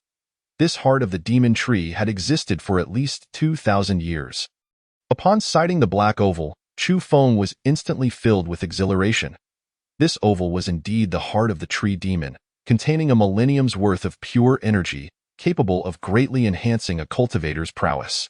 In a brief moment, Chu Feng cradled the ancient heart and severed all the black branches connected to it. Instantly, the internal tremors ceased. With the heart taken, The tree demon had perished completely. Chu Feng, holding the ancient heart, directly entered the Chaos Star Pearl. With dangers lurking outside, he prepared to absorb the energy of the ancient heart within the protective confines of the pearl. What a magnificent ancient heart! Chu Feng, you have acquired a remarkable treasure. Ling Er, witnessing the ancient heart in Chu Feng's grasp, displayed an expression of astonishment. Yes, Ling Er, I shall cultivate first. The time within the secret realm is limited to half a year. Chu Feng aimed to swiftly absorb the energy of the ancient heart before exploring other areas. Very well, Ling Er, upon hearing this, ceased to disturb Chu Feng. He immediately activated the chaos technique, commencing the absorption of the ancient heart's energy. 1 day, 10 days, a month, 3rd level of the Xinling realm, 4th level of the Xinling realm, 8th level of the Xinling realm. After a month, Chu Feng finally absorbed all the energy from the ancient heart, elevating his realm to the 8th level of the Xinling realm. After a moment, he ceased his cultivation, his eyes sparkling with excitement. The heart of a millennium-old demon tree had indeed propelled him up by 6 minor realms. Delightful, Chu Feng, congratulations! Ling Er appeared before him, joyously congratulating him. Thank you. Chu Feng laughed heartily. With 6 minor realms gained, his strength had risen dramatically. Now, facing Chao Jian, he felt confident in a confrontation. After exchanging pleasantries with Ling Er, Chu Feng ventured back into the outside world. Time was of the essence in the secret realm, and he sought to continue his quest for opportunities to grow stronger. At this moment, the main body of the tree demon had withered, and the branches connecting the ancient heart had also turned dry. Chu Feng emerged from the tree demon's carcass, continuing to explore the surroundings. However, after an extensive search, he found nothing of value, save for a few dead spirit pearls obtained from slaying spirit beasts along the way. Thus, he resolved to return to the entrance of the secret realm and seek fortune in another direction. Before long, Chu Feng returned to the entrance of the secret realm. Glancing at the 3 other directions, he pondered for a moment before heading towards the western Red Mountains. The nameless woman he had encountered several times previously had initially led people westward. He was unsure if she remained there now. As he drew closer to the Red Mountains, Chu Feng felt a wave of searing heat greeting him, intensifying with proximity. Is this a volcano? Chu Feng mused, slightly perplexed. Yet, even if it were a volcano, it should not emit such heat from such a distance. It seems there must be something peculiar within the mountains to cause this. Battling the heat, Chu Feng searched within the mountains for a day, ultimately discovering something unusual atop a massive peak. This mountain appeared to be an active volcano, with dozens of individuals gathered around the crater. Among them was the nameless woman he had seen before. The woman stood at the volcano's edge, diligently observing the situation below. In such oppressive heat, even a typical practitioner of the Xinling realm would struggle, yet the woman, devoid of cultivation, stood there effortlessly. This left Chu Feng bewildered. After a moment, he cautiously approached the volcano's edge, suddenly catching a whiff of an incredibly refreshing fragrance wafting from the crater.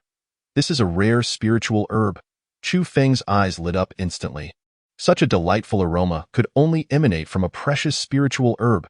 At that moment, he finally understood why so many were gathered here. Yet, he found it puzzling why none of them descended to seize the herb. Saint Maiden, the demon dragon below is too fearsome. Its realm is at the 9th level of the Tianling realm, constantly guarding the Qi Yin Honglian. We have made numerous attempts to lure it away, but to no avail, and several of our number have been injured. If we try again, we may very well meet our demise at the jaws of the demon dragon. A burly man across from the woman spoke with a face full of dread. They had tried multiple times, but each attempt ended in failure and casualties. Should they attempt again, they would likely perish in the dragon's maw. Saint Maiden? Chu Feng mused inwardly. He finally discerned the woman's surname. From the burly man's words, Chu Feng also learned what spiritual herb lay within the volcano. Indeed, it was the Qi Yin Honglian. Approaching the crater, Chu Feng peered down and beheld several red lotus flowers floating in the magma. 2 kilometers below. The space within the volcano was immense, with the crater being approximately 2 kilometers from the magma surface, which spanned a radius of 5 kilometers. Chu Feng did not spot the demon dragon the burly man had mentioned. It was likely submerged within the magma beneath the Qi Yin Honglian. Kid, who are you? Suddenly, a towering man nearby spotted Chu Feng approaching the crater and bellowed angrily. Chu Feng turned to regard the burly man with a calm gaze. His words drew the attention of everyone present towards Chu Feng. "Oh!" The woman in the distance exclaimed in surprise upon seeing Chu Feng. Her name was Shangli Er, endowed with the illusory-colored glazed eyes. Capable of perceiving all illusions and disguises, she recognized that the previously encountered Qin Feng was indeed Chu Feng. However, just a month prior, Chu Feng had been at the second level of the Xinling realm. How had he ascended to the 8th level in such a short time? This left Shangli Er momentarily astonished. "You are Chu Feng," the burly man, upon seeing Chu Feng's visage, exclaimed in alarm. The surrounding individuals promptly drew their weapons, aiming them at Chu Feng. "Are you from the Chao family?" Chu Feng inquired, his gaze fixed steadily upon the burly man. Chapter 72. Extraordinary Fire. "Chu Feng, we are many here. You would do well to refrain from rash actions," the burly man threatened. Chu Feng had the capability to slay formidable opponents of the Tianling realm, and the burly man could only rely on sheer numbers to instill fear in him. "If you are not from the Chao family, stand aside." Chu Feng's gaze swept over Shangli Er, curious to see how she would respond. Given her previous association with the Chao family, he wondered if she would join forces with them against him. "We are not from the Chao family." Shangli Er, upon hearing Chu Feng's words, promptly led her 9 bodyguards, all at the 9th level of the Diling realm, to stand aside. "Saint Maiden?" The burly man grew anxious upon seeing this. With Shangli Er's 9 formidable bodyguards, they would surely pose a significant challenge for Chu Feng. Now that she had distanced herself from the Chao family, they would find it exceedingly difficult to contend with Chu Feng. The bodyguards surrounding Shangli Er were filled with confusion regarding her choice. They had previously known of her amicable relationship with Chao Jian, yet now she seemed willing to sever ties with the Chao family for the sake of the 8th level Chu Feng. Clang! Suddenly, the sound of a sword being drawn echoed. Instantly, 2 sharp streams of sword energy surged forth, striking fiercely towards the burly man and the Chao family members beside him. A shriek rang out, only to be abruptly silenced. How could it be? The remaining individuals in the vicinity were momentarily stunned, their expressions filled with disbelief. Just moments ago, Chu Feng had casually unleashed 2 sword strikes, yet he had effortlessly annihilated over 20 members of the Chao family. It was worth noting that among them were 8 at the Diling realm, with the others predominantly at higher levels of the Xinling realm. How could such a force have been wiped out by Chu Feng in a mere 2 strikes? If they had not witnessed it with their own eyes, they would never have believed such a feat possible. At that moment, they grasped why Shangli Er had so decisively distanced herself from the Chao family. After dispatching the foes, Chu Feng looted the bodies of the Chao family members. Once finished, he turned to cast a deep, surprised glance at Shangli Er, impressed by her earlier decisiveness. Chu Feng never showed mercy to his enemies. And thankfully, Shangli Er had made the right choice. Otherwise, she might have faced dire consequences as well. Moments later, Chu Feng leaped into the volcano's mouth, swiftly descending along the volcanic walls. "Miss Lin, can he obtain the Qi Yin Honglian?" One of Shangli Er's bodyguards inquired, concerned about whether Chu Feng could defeat the demon dragon below and seize the precious lotus. "He should be able to," Shangli Er nodded slightly. According to previous intelligence, Chu Feng had been capable of slaying a second-level Tianling practitioner when he was at the first level of the Xinling realm. Now that he had reached the 8th level, he should be able to contend with the 9th-level demon dragon.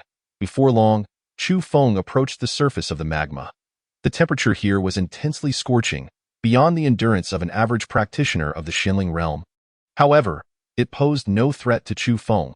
At this moment, 3 resplendent crimson flame lotus blossoms floated gracefully at the center of the molten lava surface. Each flower boasted a seed pod, adorned with over 10 precious crimson flame lotus seeds.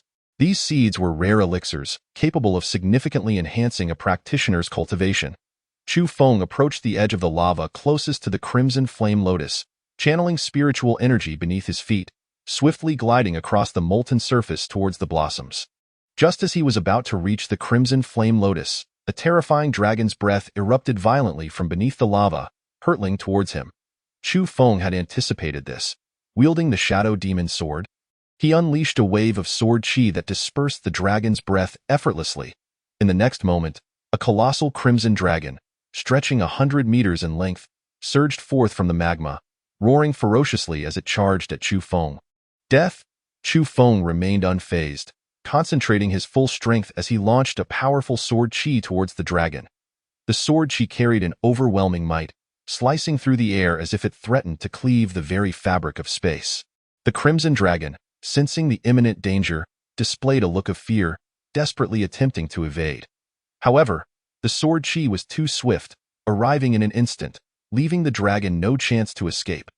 The chi cut through the dragon with surgical precision, cleaving it in half from head to tail. At that moment, at the volcano's mouth, onlookers were left in stunned silence as they witnessed Chu Feng's instantaneous annihilation of the Crimson Dragon. Shang Lier widened her beautiful eyes in disbelief. Her mouth agape, filled with incredulity. She was aware of Chu Feng's strength and recognized that he had a significant chance of overcoming the Crimson Dragon. Yet, she had anticipated a hard-fought victory, never imagining he would dispatch the dragon with a single stroke. This was utterly astounding. The 9 guards flanking Shang Lier were equally dumbfounded, unable to articulate their shock. They were all at the 9th level of the Earth's spirit realm, a full realm above Chu Feng. Previously, they had fought valiantly yet had been unable to inflict any harm on the Crimson Dragon, suffering injuries from the dragon's breath in the process. Now, a practitioner 1 major realm below them had effortlessly slain the dragon with a mere sword stroke. This was beyond their comprehension. After vanquishing the Crimson Dragon, Chu Feng quickly approached the Crimson Flame Lotus, harvesting the seed pods from all 3 blossoms. Regrettably, the Crimson Flame Lotus could only survive in this molten environment. Otherwise, he would have transplanted them into his own realm. With the seed pods secured within the Chaos Star Pearl, Chu Feng was about to depart when suddenly, he heard Linger's voice. Chu Feng. There is a rare fire beneath the lava. Rare fire? Chu Feng's heart surged with excitement upon hearing this. Rare fire was a favorite among alchemists, not only enhancing the success rate of alchemy but also serving as a potent means of attack. In his previous life, Chu Feng had acquired the supreme rare fire, the Netherworld Ghost Flame. It was with the aid of the Netherworld Ghost Flame that he had been able to concoct divine-grade elixirs. Moreover, the Netherworld Ghost Flame was an incredibly formidable weapon, often allowing him to catch his enemies off guard and inflict severe damage.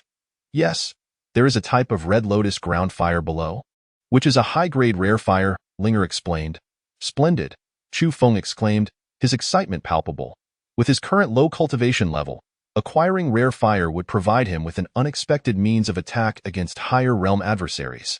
After saying that, Chu Feng gathered all his spiritual energy to manifest a shield of qi and plunged directly into the lava. He descended deeper, the temperature rising with every meter. In just a quarter of an hour, Chu Feng had plunged nearly 1,000 meters, yet he still had not sensed the Red Lotus ground fire. His spiritual energy began to wane, prompting him to consume a Crimson Flame Lotus seed to maintain the Qi shield and protect himself from the scalding lava. The Red Lotus ground fire was located 500 meters below, but your body may not withstand it, Linger cautioned suddenly. I shall try again. Chu Feng refused to concede so easily, swallowing another Crimson Flame Lotus seed as he continued his descent. No, I can't endure it. After descending for a moment longer, the heat became unbearable, and his Qi shield could no longer hold. Chapter 73. The treasure on her chest. Not long after, Chu Feng surfaced from the molten lava and flew to the volcanic wall. What a pity! Chu Feng turned to gaze at the center of the lava, letting out a soft sigh. His current realm was too low. He simply could not acquire the Red Lotus ground fire. If only he could break through to the Earth's spirit realm, perhaps he would be able to obtain the rare flame. With time still remaining before the secret realm closed, Chu Feng resolved to continue seeking opportunities to grow stronger before attempting to claim the Red Lotus ground fire. Meanwhile, Shang Lier and the others had not left. After witnessing Chu Feng plunge into the lava, they were curious about what treasure he had discovered, waiting eagerly for the outcome. To their surprise, Chu Feng emerged after over a minute submerged in the molten rock. Observing his expression now, it seemed he had not acquired the treasure he sought, which only deepened their curiosity about what lay beneath the lava. Shortly thereafter, Chu Feng returned to the volcano's mouth. Why haven't you all left? Chu Feng inquired indifferently. The fact that they had not departed led him to suspect they coveted his Crimson Flame Lotus seeds. Chu Feng, what lies beneath the lava? Shang Lier asked, her curiosity bubbling forth, the treasure that you cannot obtain. Chu Feng replied coolly, preparing to leave. Suddenly, he heard Linger's voice. Chu Feng, the treasure on that woman's chest might help you acquire the Red Lotus ground fire. The treasure on her chest? Chu Feng immediately turned to gaze at Shang Lier's bosom. It was alluringly voluptuous, captivatingly enchanting, leaving Chu Feng parched and tongue-tied. This woman was not only beautiful but possessed an equally stunning figure. It was regrettable that she could not cultivate. Noticing Chu Feng's gaze, Shang Lier quickly shielded herself with her hand, glaring at him furiously. "What are you staring at? I wasn't looking at anything." Chu Feng chuckled awkwardly. "Linger, how can the treasure on her chest assist me in obtaining the red lotus ground fire?" Shang Lier indeed possessed a treasure on her chest, yet Chu Feng could not fathom how it could aid him in acquiring the rare flame. The jade pendant she wears is a rare treasure that can shield against ground fire. If you can persuade her to give it to you, your chances of obtaining the red lotus ground fire will increase significantly. Linger explained a jade pendant. Chu Feng was momentarily taken aback. He had thought it was something else entirely, not realizing it was the jade pendant on her chest. After a brief moment, Chu Feng looked at Shang Lier and softly asked, "May I inquire about your esteemed name, fair lady?" "Not a chance," Shang Lier replied coldly. Given that Chu Feng had been staring at her chest earlier and was now inquiring about her name, it was evident he harbored improper intentions. Shang Lier, feeling icy towards him, was disinclined to engage further. After saying that, she turned to leave with her 9 guards. "My lady, I wish to propose a trade with you." Chu Feng interjected, stepping in front of Shang Lier as she attempted to depart. "Step aside. I have no interest in your trade." Shang Lier assumed Chu Feng had ulterior motives, believing any trade he proposed would be dubious at best. "Then I must insist." Chu Feng's voice turned chilling. The rare fire was of utmost importance to him, and he was unwilling to relent. If Shang Lier refused, he would have no qualms about forcibly seizing her jade pendant. "Chu Feng, do not presume that I am easy to bully simply because I lack cultivation. If you dare to lay a hand on me, you will meet a certain death," Shang Lier retorted icily. "Certain death? I find that hard to believe. I will give you one last chance. Hand over the jade pendant at your chest, or I will slay you all." Chu Feng glared coldly at Shang Lier. "The jade pendant?" Shang Lier was momentarily taken aback. "Of course, it's the jade pendant. What else could it be? You don't think I harbor any thoughts about you, do you? Humph with you? I wouldn't even look your way." Chu Feng feigned disdain as he scanned Shang Lier from head to toe. "You scoundrel!" Shang Lier, incensed by Chu Feng's contemptuous gaze, felt her temper flare, her chest rising and falling with indignation as she erupted in vehement curses. "Enough with the idle chatter. I will grant you 1 crimson flame lotus in exchange for the jade pendant." Chu Feng, not wishing to take advantage of Shang Lier, sought to trade a single crimson flame lotus for her jade pendant. A single crimson flame lotus contained numerous seeds, so Shang Lier would not be at a loss. "Not a chance," Shang Lier replied furiously. "If you refuse, then I cannot be held responsible. I can easily eliminate you and seize it," Chu Feng declared, drawing the shadow demon sword and feigning a menacing stance. Seeing this, Shang Lier's guards immediately tensed, forming a protective circle around her. "Halt!" Realizing Chu Feng was genuinely about to strike, Shang Lier quickly called for him to stop. "What is this? Have you changed your mind?" Chu Feng asked with a faint smile. "Leave this place first, and I will give you the jade pendant." Shang Lier, not wanting her companions to be slaughtered, reluctantly agreed to hand over the pendant to Chu Feng. Very well. Chu Feng understood that without the jade pendant, Shang Lier would not be able to withstand the scorching heat here. Thus he readily consented to conduct the exchange outside. Shortly thereafter, Chu Feng and Shang Lier, along with her entourage, moved to a safer distance from the volcano. Shang Lier shot Chu Feng a fierce glare before slowly reaching for her neck. Where she retrieved the jade pendant, "Scoundrel, here you go." Shang Lier gradually extended the pendant towards Chu Feng. Elated, Chu Feng accepted the jade pendant. It radiated warmth and emitted a soothing fragrance. Unable to resist, he brought the pendant closer to his nose to take a gentle whiff. "Scoundrel, I'll kill you." Shang Lier, witnessing Chu Feng's actions, was infuriated and lunged at him, sinking her teeth into his hand with ferocity. It was at this moment that Chu Feng realized his earlier actions had been rather reckless, having inadvertently insulted Shang Lier. After allowing her to bite for a moment, he gently extricated his hand. "Very well, I apologize." After saying that, Chu Feng tossed aside a crimson flame lotus and swiftly turned to leave. "Scoundrel, I will remember you. Once we exit the secret realm, I will ensure you pay for this." Shang Lier glared at the receding figure of Chu Feng, her anger palpable. I lacked the strength to defend myself and allowed this lady to be insulted. I ask for your forgiveness. The 9 guards surrounding Shang Lier bowed their heads in acknowledgement of her fury. Moments later, Shang Lier's anger abated slightly, and she spoke calmly. It is not your fault. That scoundrel is the true villain. Once we exit the secret realm, I shall deal with him. Let us venture elsewhere. With that, Shang Lier turned and departed. Miss, the Qi Yin Honglian. A guard in green picked up the Qi Yin Honglian that Chu Feng had placed aside and hurried to catch up with Shang Lier, presenting it to her. I have no need for that wretched item. Shang Lier replied coldly. The guard, seeing her reaction, felt a pang of regret, as did the other guards, who wore expressions of disappointment. The Qi Yin Honglian seeds were rare spiritual herbs, capable of significantly enhancing one's cultivation.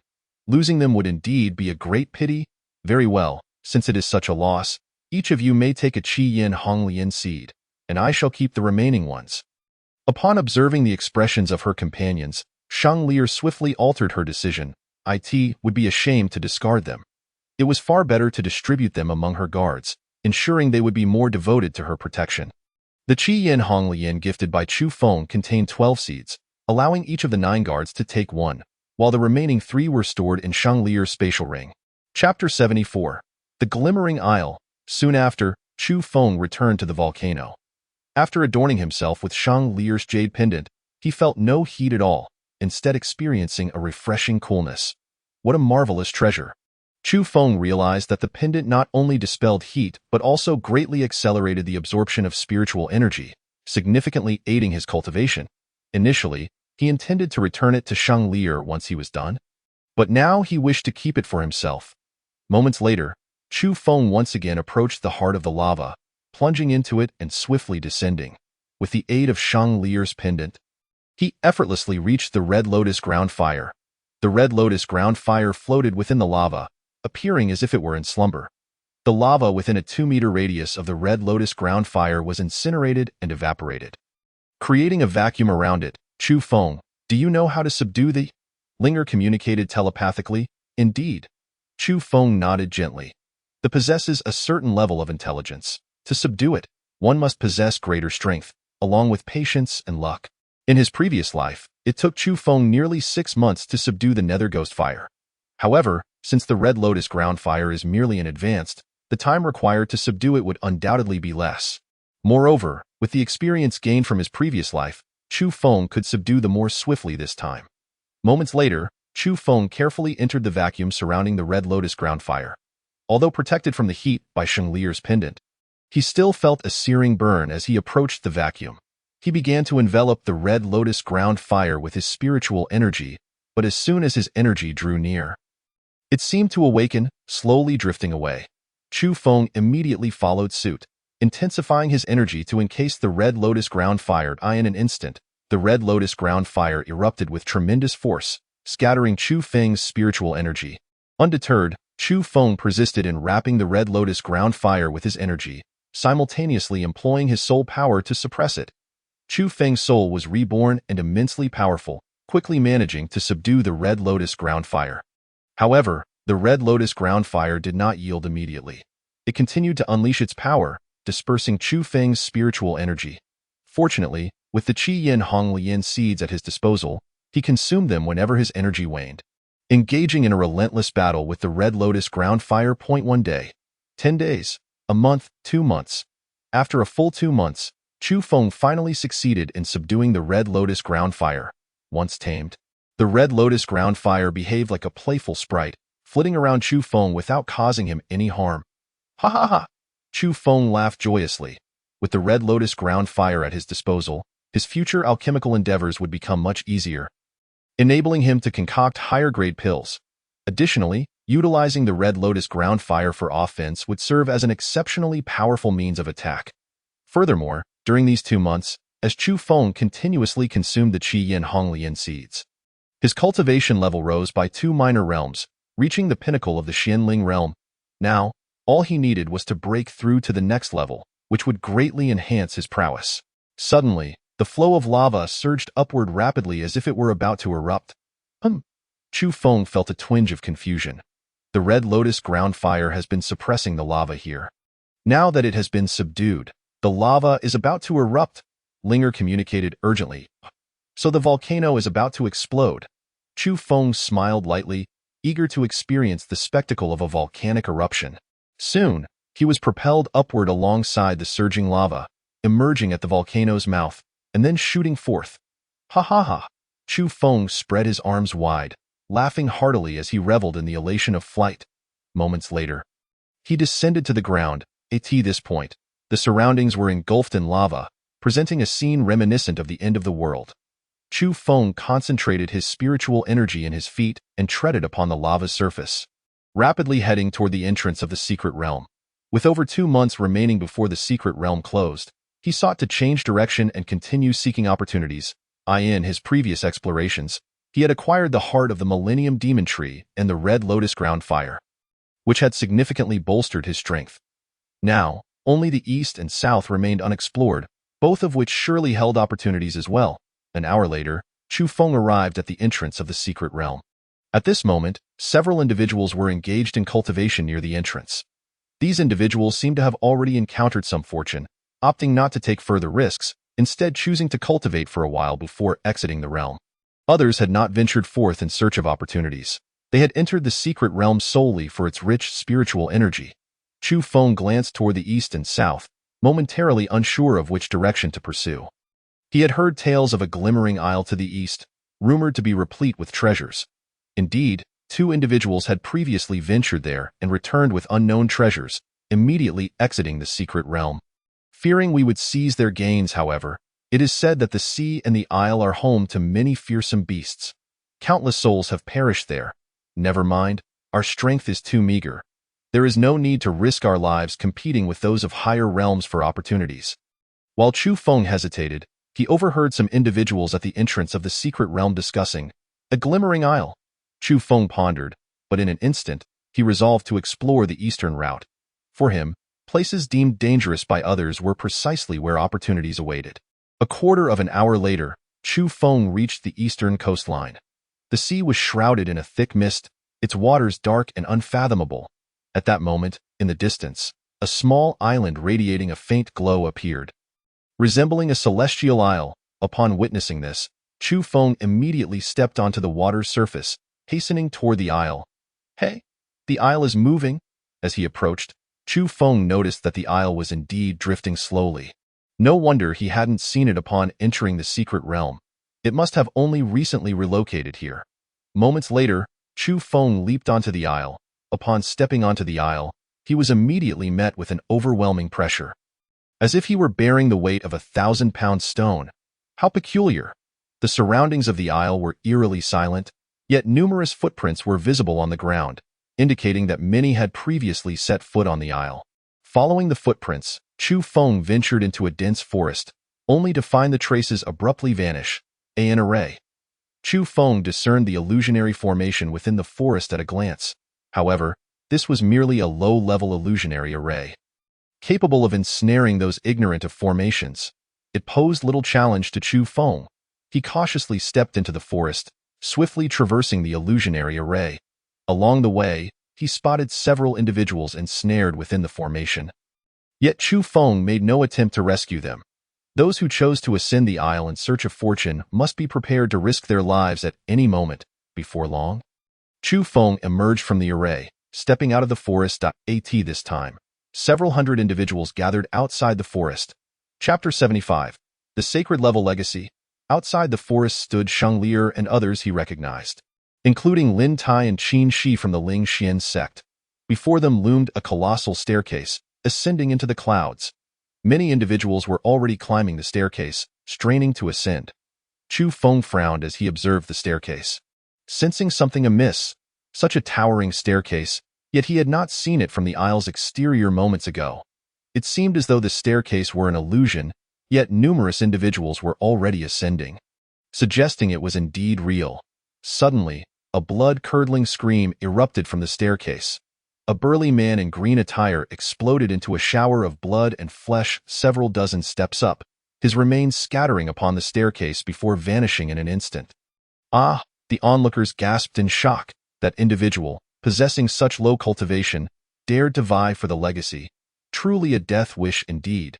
He was merely at the Xianling realm. Seeking to seize the legacy was nothing short of folly. This staircase was designed for those at the Earth Spirit realm. Attempting to ascend while at the Xianling realm was tantamount to courting death. After the initial shock, the crowd erupted into fervent chatter. At that moment, Chu Feng noticed a massive stone tablet before the staircase, inscribed with bold characters. Those who ascend the staircase may obtain the sacred legacy. A sacred level legacy? In his previous life, Chu Feng had reached the pinnacle of the Emperor realm and held no interest in a sacred level legacy. However, legacies typically contained ample cultivation resources, and Chu Feng was eager to acquire these resources to rapidly enhance his strength. Moments later, Chu Feng pushed through the gathering crowd and began to ascend the staircase. Xianling Realm 9th Layer? Another one unafraid of death. The recently deceased burly man was at the Xianling Realm 9th Layer. He had only climbed a few dozen steps before meeting his demise. How many steps could this newcomer possibly ascend? I wager he will share the same fate as the previous man, exploding after climbing only a few dozen steps. Let us hope he retreats in time and does not perish in vain. As the onlookers observed Chu Feng ascending the staircase, a chorus of speculation ensued, seemingly lacking faith in his ability to ascend many steps. Chu Feng. At that moment, not far away, Shang Lier spotted Chu Feng and immediately ground her teeth in fury. Glaring fiercely at him, ignoring the murmurs of the crowd, Chu Feng ascended the heavenly ladder with swift strides. The ladder was fraught with immense pressure and illusions that targeted the soul. However, these challenges posed no threat to Chu Feng. His strength had long surpassed that of an ordinary celestial spirit realm cultivator, and his soul, inherited from a previous life, was terrifyingly powerful. The soul-based illusions were easily shattered by his spiritual awareness. How can he ascend so quickly? In the eyes of the onlookers, Chu Feng appeared to be walking normally up the steps, showing no signs of pause as he continued his ascent. Could it be that he possesses a treasure that shields him from the ladder's effects? Impossible! The heavenly ladder not only exerts tremendous physical pressure but also launches attacks on the soul. Even if he has a treasure to protect his body, it cannot shield him from soul attacks. Then how can he climb so rapidly? He looks remarkably familiar. He seems to be the fifth-grade alchemist, Chu Feng, who is wanted by the Chao family. Chu Feng. To think he is not only adept at alchemy but also possesses such formidable strength.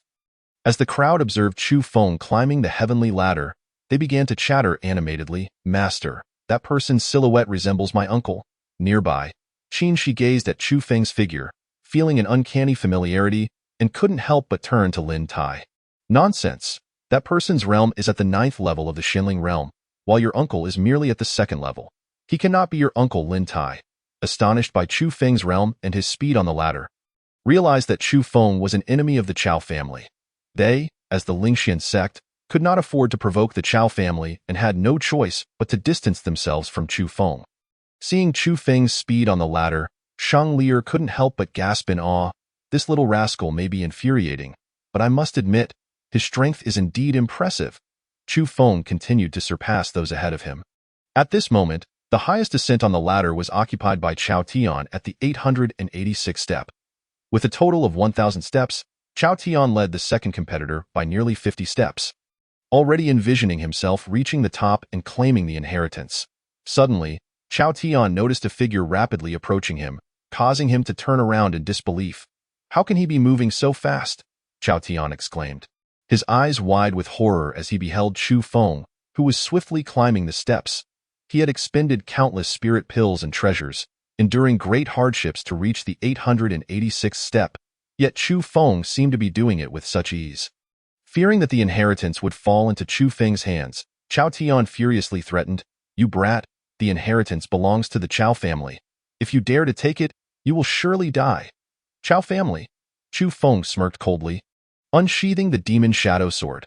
In an instant, a razor-sharp sword aura sliced through Chao Tian's body, cleaving him in two. Ah, Chu Feng has actually slain Chao Tian in an instant. Chao Tian, who had ranked second in the Spirit Realm segment of the Eastern Wilderness competition, was unexpectedly killed by Chu Feng with a single strike. How could Chu Feng be so powerful? Killing a peak Spirit Realm cultivator with a single strike from the Xianling realm. If I hadn't witnessed it myself, I would never have believed it. As the crowd watched Chu Feng eliminate Chao Tian, their expressions were filled with shock and bewilderment. This little rascal is truly ruthless. Previously, at the volcano, Shang Lier had witnessed Chu Feng slay a 9th-level celestial spirit realm dragon with a single strike. Now, seeing him kill Chao Tian, she was no longer surprised, merely offering a light-hearted critique of his brutality. However, given that Chu Feng and the Chao family were enemies, showing mercy to foes would only be cruelty to oneself. Thus, Chu Feng's decisive action against Chao Tian was not unwarranted. After dispatching Chao Tian, Chu Feng continued his rapid ascent. The higher he climbed, the greater the pressure and soul attacks he endured, yet all remained within his capacity. Soon, Chu Feng reached the 1000th step. The moment he set foot on the final step, he felt as if he had entered an entirely different realm. This space was shrouded in swirling black mist, pitch dark and devoid of visibility. Suddenly, a peculiar shadow materialized from the black mist. Fated one, congratulations on obtaining the inheritance of this saint, the shadow declared with a smile. And who are you? Chu Feng inquired. His expression calm, Chu Feng discerned that the shadow was a soul entity, and this space was specifically designed to house such spirits, though he was uncertain of its origin. I am the sole heavenly sage from ancient times, who left behind this inheritance for a fated individual before my demise, the shadow proclaimed. Sole heavenly sage. Chu Feng's heart scoffed silently as he pressed on. Pray tell, aside from the inheritance, do you possess any cultivation resources? My inheritance is the finest in this world. Once you accept it, you shall never lack for cultivation resources, the sole heavenly sage boasted. Without cultivation resources, then I shall not accept the inheritance, Chu Feng declared. Turning to leave, the sole heavenly sage was taken aback by Chu Feng's response. Young brother, I assure you, if you accept my inheritance, you will rise above all realms and become the foremost among them. There's no need to continue. Without cultivation resources, I have no interest in your inheritance. Chu Feng remained unyielding. Resources, I do have some. If you accept my inheritance, I shall provide them. The sole heavenly sage suddenly changed his tune. First, give me the resources, and then I shall consider accepting your inheritance, Chu Feng retorted, pleased by the mention of resources. The sole heavenly sage acquiesced. Very well. I can provide you with something first. Following his words, a jade vial slowly emerged from the black mist, drifting towards Chu Feng. He promptly grasped it and shook it, sensing that it contained barely a drop of liquid. He turned to the sole heavenly sage and asked, Is this all there is? This is chaos divine liquid. Although it is but a drop, it is the finest divine elixir in existence, the sole heavenly sage explained. Chaos divine liquid? Chu Feng's heart soared with joy. He opened the jade vial to inhale its fragrance before swiftly storing it within the chaos star pearl. Indeed, the aroma emanating from the vial was enough to elevate one's soul. Now that you have the divine elixir, commence the acceptance of my inheritance, the sole heavenly sage urged. Are there no other resources? This amount is far too meager, Chu Feng replied with a faint smile. None other remain. It has been far too long since my demise, and only this drop of chaos divine liquid has endured while all other resources have long since dissipated. The sole heavenly sage lamented. What a pity! Chu Feng expressed mild disappointment. Originally, he had hoped to acquire more resources from the sole heavenly sage. But alas, he was left with but a drop of chaos divine liquid. However, acquiring even that was not in vain. Let us begin. I shall now impart my inheritance to you. You must open your soul sea and allow my soul to enter. Only then can the inheritance be bestowed. The sole heavenly sage smiled. You don't mean to seize my body, do you? Chu Feng chuckled lightly. An inheritance does not necessitate the soul's entry into the recipient's soul sea. I have dabbled in possession techniques in my previous life.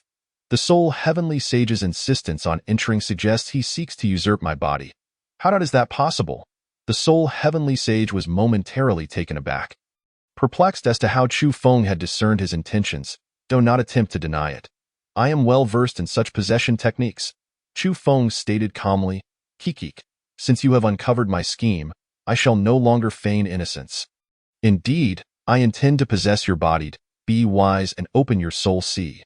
Otherwise, I shall forcibly extract your soul, subjecting you to eternal torment. The sole heavenly sage grinned wickedly. Ha! You, A mere trashy sage. Think you can possess me?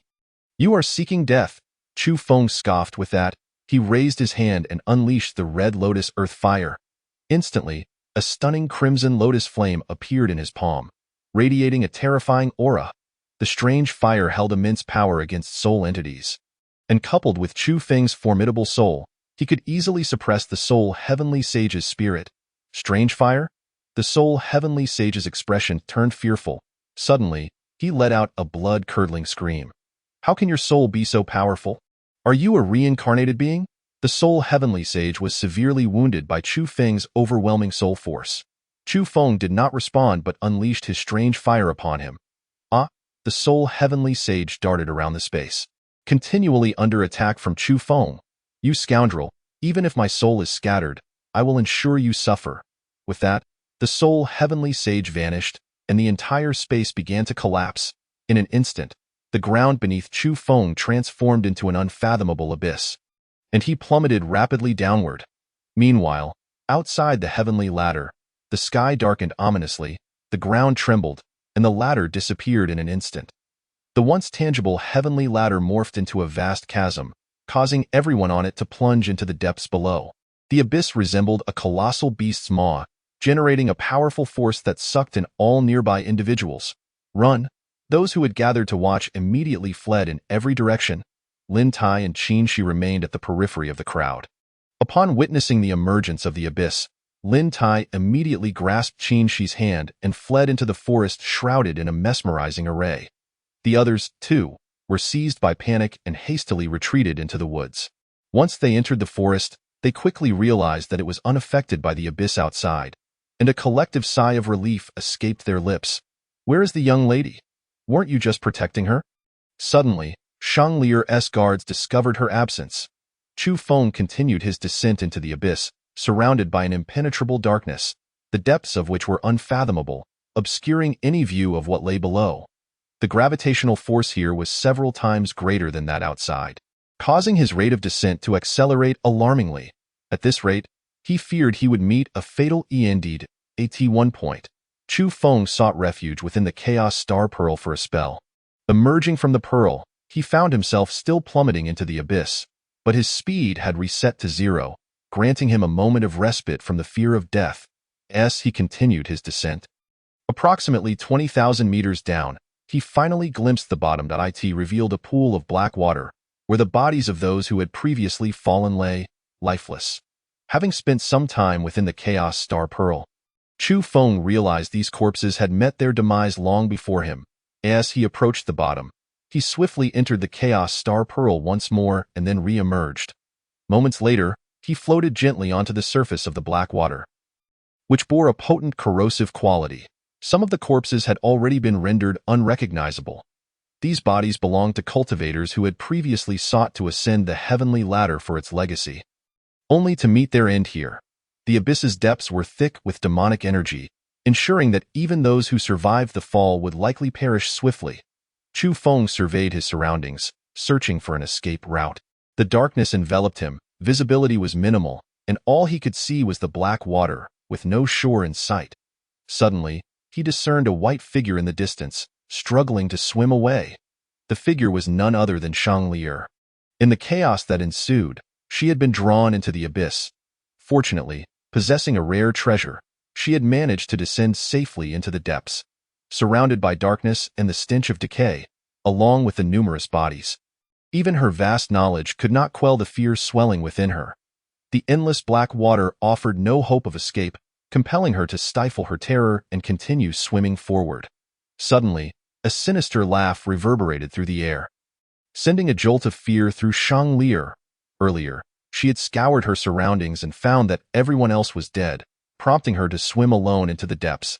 The unexpected sound of that eerie laughter nearly sent her heart racing out of her chest. After a moment of composure, she turned to face the source of the noise, and upon identifying the culprit, her anger flared, wishing nothing more than to pounce and exact her vengeance. Chu Feng, you scoundrel! You bastard!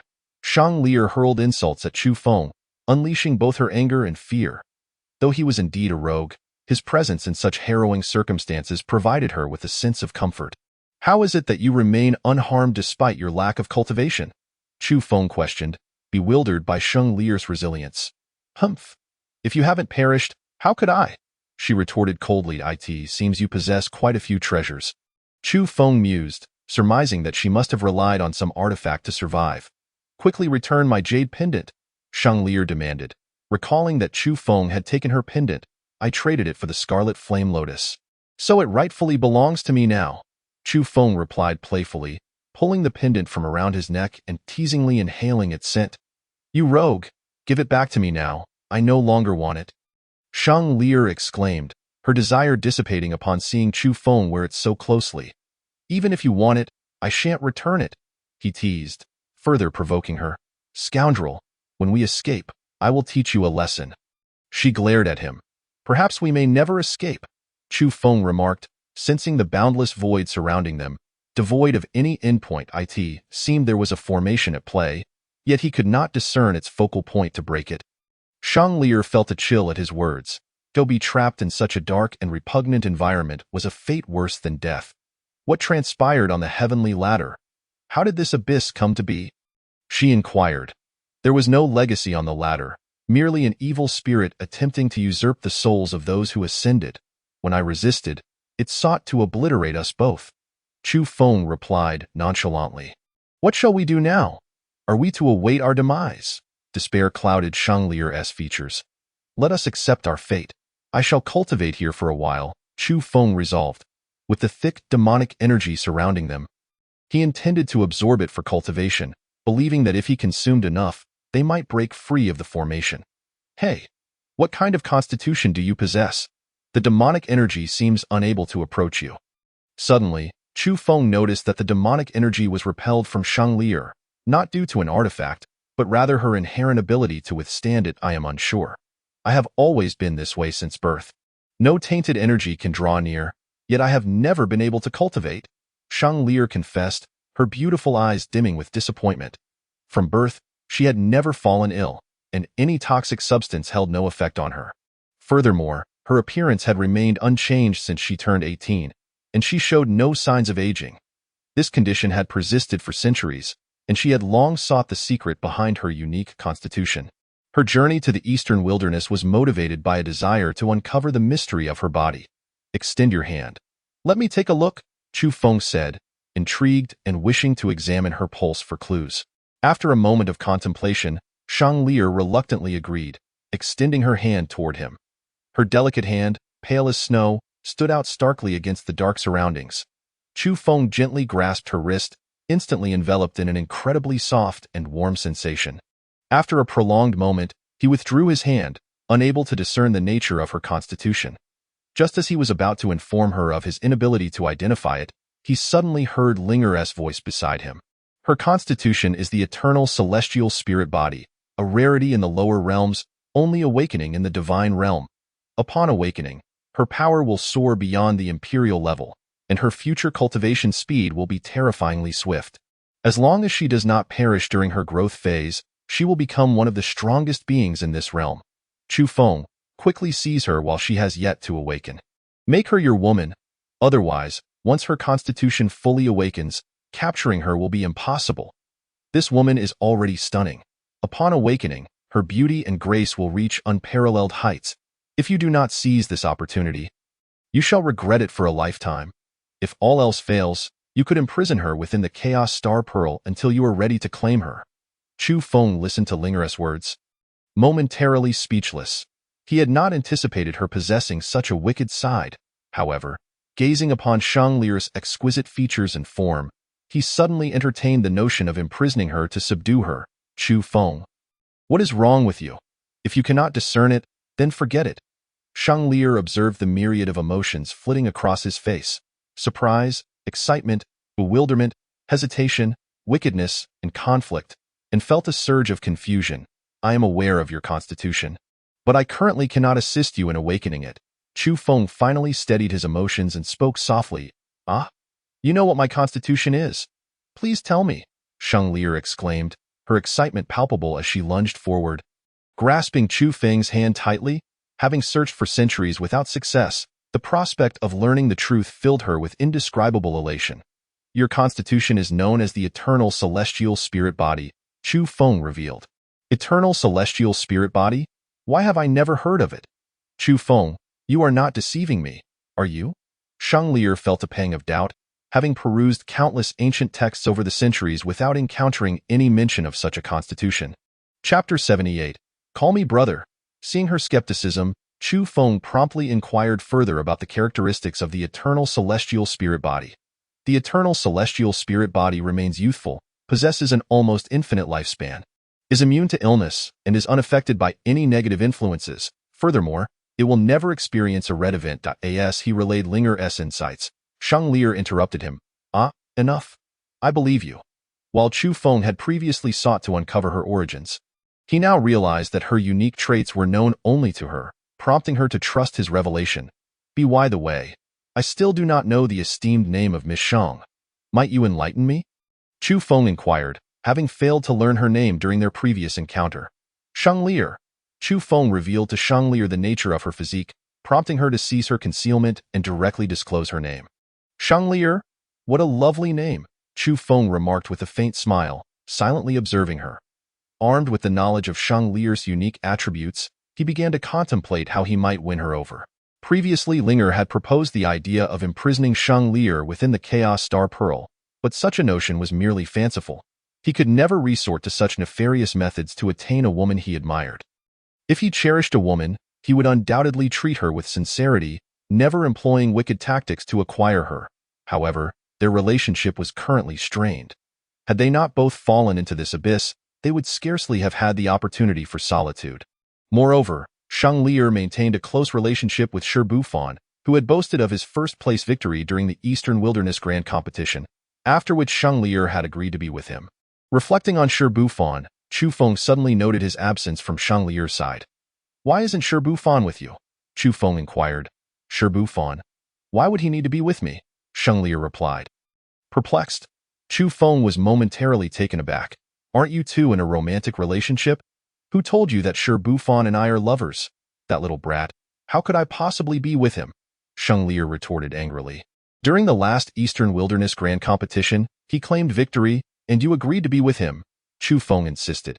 He was referring to a miss from the Du family. Not me, Shang Lier snapped back. Oh, then I must have misunderstood, Chu Feng exclaimed, elated at the revelation.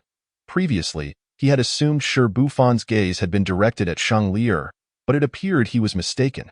Shi Bufan was indeed speaking of another woman. What, do you have feelings for my sister? Shang Lier observed Chu Feng's joyful demeanor after she had denied her relationship with Shi Bufan and quickly grasped his intentions. Sister? Chu Feng was momentarily taken aback. I have lived for hundreds of years. Don't even think of me as your sister. I could be your great-aunt. Shang Lier teased. You think too highly of yourself. Before me, you are merely a little sister. Chu Feng replied playfully. In his previous life of several millennia, Shang Lier was but a little sister to him. Humph. I can't be bothered to converse with you. Rest assured, my sister would never be interested in a little brat like you. So do not harbor any delusions, Shang Lier huffed. If that's the case, then I shall take my leave. You can remain here, Chu Feng stated, turning away to depart. If you have the ability, then go, Shang Lier scoffed. Believing he would not get far, upon hearing this, Chu Feng immediately soared into the distance, and once out of Shang Lier's sight, he swiftly entered the Chaos Star Pearl. Linger, keep an eye on her. Do not let anything happen, Chu Feng instructed. Chu Feng, you really should capture her. This is the perfect opportunity, Linger urged. There is no need. She is merely a woman, and I can handle it. Chu Feng waved his hand dismissively. With that, he stripped off his clothes and leaped into the nearby stream, enjoying a refreshing bath. Afterward, he approached Linger and inquired, How is that woman, Shang Lier? She is still waiting in place, occasionally calling for you. Seemingly a bit frightened, Linger replied. As long as she is afraid, it will be easy to manipulate her. I shall go see. Chu Feng chuckled softly. Moments later, he stealthily approached Shang Lier in the abyss. Chu Feng, you bastard, come out at once. Shang Lier shouted. In this dark and terrifying environment, being alone was exceedingly frightening. So she called out to Chu Feng intermittently to bolster her courage. Lier, why are you calling for your brother? Chu Feng appeared before her with a teasing smile. Bastard. Who is your sister? I am your great-aunt, Shang Lier exclaimed in anger upon seeing him. Very well, it seems I am not welcome here. I shall take my leave. Chu Feng said, turning to depart once more. Bastard, what do you want? Shang Lier called out, halting him. Nothing much, just call me brother. Chu Feng turned back with a playful grin. Dream on? I refuse, Shang Lier retorted angrily. Then I shall leave, Chu Feng declared, not looking back as he exited once more into the Chaos Star world. Bastard, you better get lost and never return, Shang Lier shouted in fury as he vanished again. After cursing for a while, she finally calmed down. How infuriating. Must I truly be trapped in this place? Shang Lier looked around, unable to conceive of any means to escape. After contemplating for a moment, suddenly a figure floated toward her. Chu Feng, you bastard. Are you trying to scare me? Just wait until I bite you to death. Shang Lier swam toward the figure, believing it to be Chu Feng. However, upon nearing, she discovered it was a grotesquely disfigured corpse, with a gaping hole where its heart should be, as if something had devoured it. Shang Lier gasped in terror and swiftly swam in the opposite direction. Chu Feng, you bastard, come out quickly. I agree to call you brother, she shouted as she swam, sensing something rapidly approaching her. Meanwhile, within the Chaos Star world, Chu Feng was resting when Linger's voice suddenly reached his ears. That woman is in trouble. You must go save her. Upon hearing this, Chu Feng rushed out into the external world. Chapter 79. Abyssal Black Serpent. Chu Feng hurriedly sped toward Shang Lier's direction. Moments later, he finally laid eyes on her. At that moment, a black serpent was coiling around Shang Lier. The serpent was not large, only the size of an arm, but it stretched nearly 200 meters in length.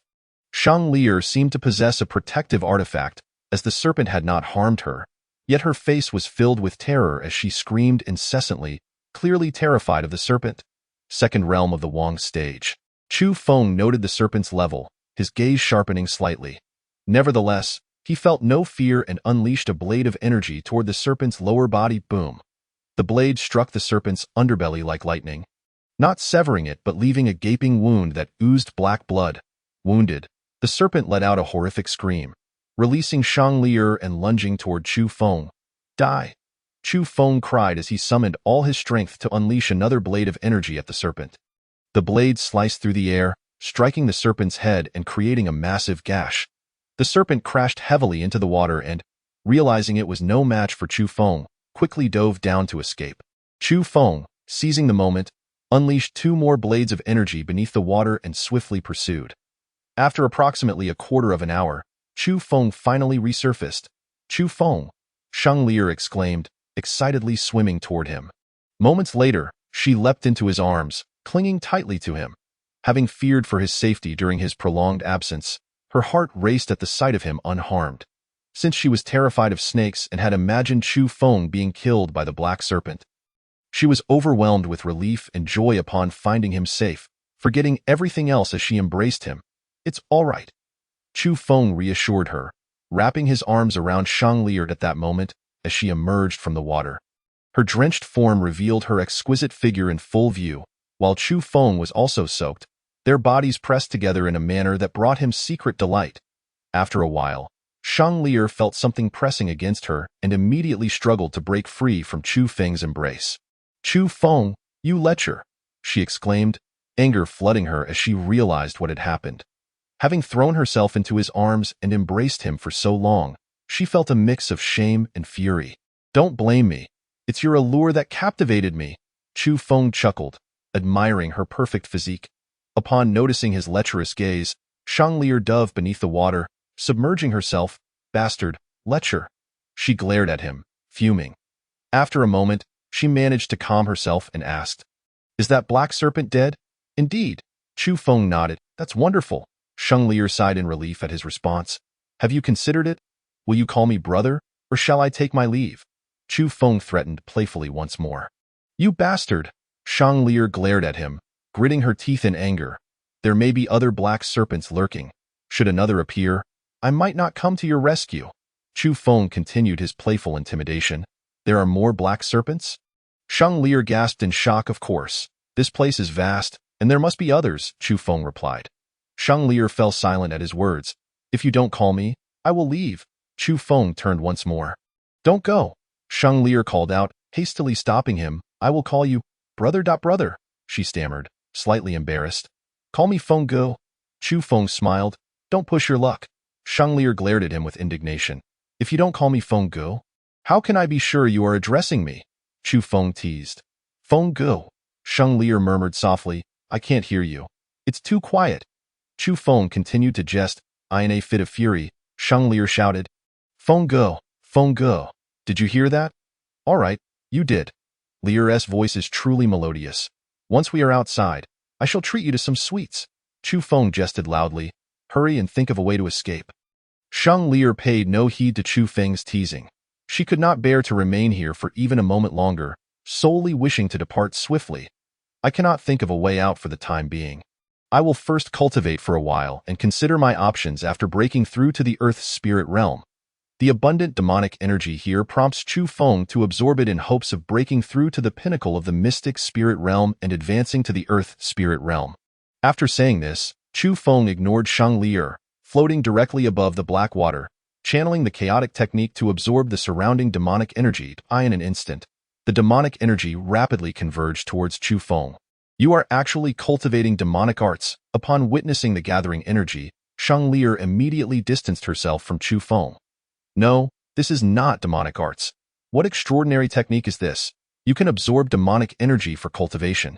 Shang Lier exclaimed in surprise. After observing for a moment, she confirmed that what Chu Feng was practicing was not demonic arts, but rather a wondrous technique. Over the past few centuries, although Shang Lier had been unable to cultivate, she had studied countless techniques, including many demonic arts. She understood well what constituted demonic arts. Chu Feng could absorb demonic energy yet emitted none, instead radiating a sense of righteousness. This could not possibly be demonic arts, but rather an extraordinary technique she was unfamiliar with. Chu Feng did not respond to Shang Lier, fully immersing himself in his cultivation. The pinnacle of the mystic spirit realm is exceedingly difficult to break through, requiring a significant amount of time. With over 2 months until the secret realm closes, Chu Feng aimed to seize the opportunity to absorb the demonic energy here and advance to the Earth's spirit realm. As Shang Lier noticed that Chu Feng was ignoring her, she could only silently watch him die in the distance. The darkness was eerily silent. It was uncertain whether the abyssal black serpent still lurked nearby. The thought of the serpent caused Shang Lier to unconsciously inch closer to Chu Feng. Moments later, she rummaged through her storage ring and found several water-resistant garments. She placed these garments upon the black water and gently leaned against them, ensuring she would not sink. Thus, Shang Lier continued to observe Chu Feng, occasionally dozing off, only to wake up shortly after. Seeing Chu Feng beside her brought her a sense of peace. 1 day, 3 days, 10 days. Chu Feng remained quietly cultivating, while Shang Lier vigilantly stayed by his side, consuming nourishing pills whenever hunger struck. Once the surrounding demonic energy was depleted, Chu Feng led Shang Lier to another area rich in demonic energy. However, upon changing locations, the energy was soon absorbed once more. Before long, Chu Feng realized that the space here was not vast, and the demonic energy was not particularly abundant. It merely appeared immense due to the formations, in almost a month's time. Chu Feng had completely absorbed the demonic energy here and exhausted the previously obtained soul pearl, yet his realm still showed no signs of breaking through. Suddenly, Chu Feng took out the chaotic divine liquid he had received from the soul heaven sage. Preparing to consume it for cultivation, Chapter 80. Exiting the abyss. What is this divine medicine? As Chu Feng opened the vial, Shang Lier felt a wave of refreshing clarity and could not help but inquire with curiosity. The chaotic divine liquid, Chu Feng replied succinctly, immediately pouring the liquid into his mouth. Such a divine medicine truly exists. Shang Lier was astonished. Previously, she had come across an introduction to the chaotic divine liquid in an ancient text. Yet that text described many things that were non-existent in the abandoned realm. She had long thought them to be figments of imagination. She never expected that Chu Feng would possess the divine medicine described in the ancient text, the chaotic divine liquid. Chu Feng paid no further attention to Shang Lier. After the chaotic divine liquid entered his body, he felt a terrifying surge of power erupting within, continually impacting his meridians and dantian. He swiftly activated the chaotic technique to gradually absorb this power. 1 day, 10 days, a month, boom. A tremendous force erupted within Chu Feng, blasting everything around him apart. Lier was violently propelled several meters away, yet fortunately, her protective artifact activated at the moment of impact. Shielding her, "You rascal, do you wish to kill me?" Lier emerged from the water, furiously scolding Chu Feng. "Ha ha, I lost control for a moment. My apologies." With the breakthrough, Chu Feng laughed joyfully. Having advanced to the Earth's spirit realm, Chu Feng's meridians and dantian expanded significantly, his strength growing immensely. Now, facing Chao Jian, Chu Feng felt absolute confidence in his ability to defeat him. "You have broken through to the Earth's spirit realm. We must find a way out quickly, as the secret realm will close in just a few days." Lier urged Chu Feng anxiously, though she refrained from interrupting him during his critical breakthrough phase. Now that he had succeeded, she immediately pressed him to hurry. "Yes, no trouble. If we cannot exit, we can simply remain here and have 10 or 8 children," Chu Feng teased with a grin. "You can die for all I care. I have no desire to bear children with you," Lier retorted angrily.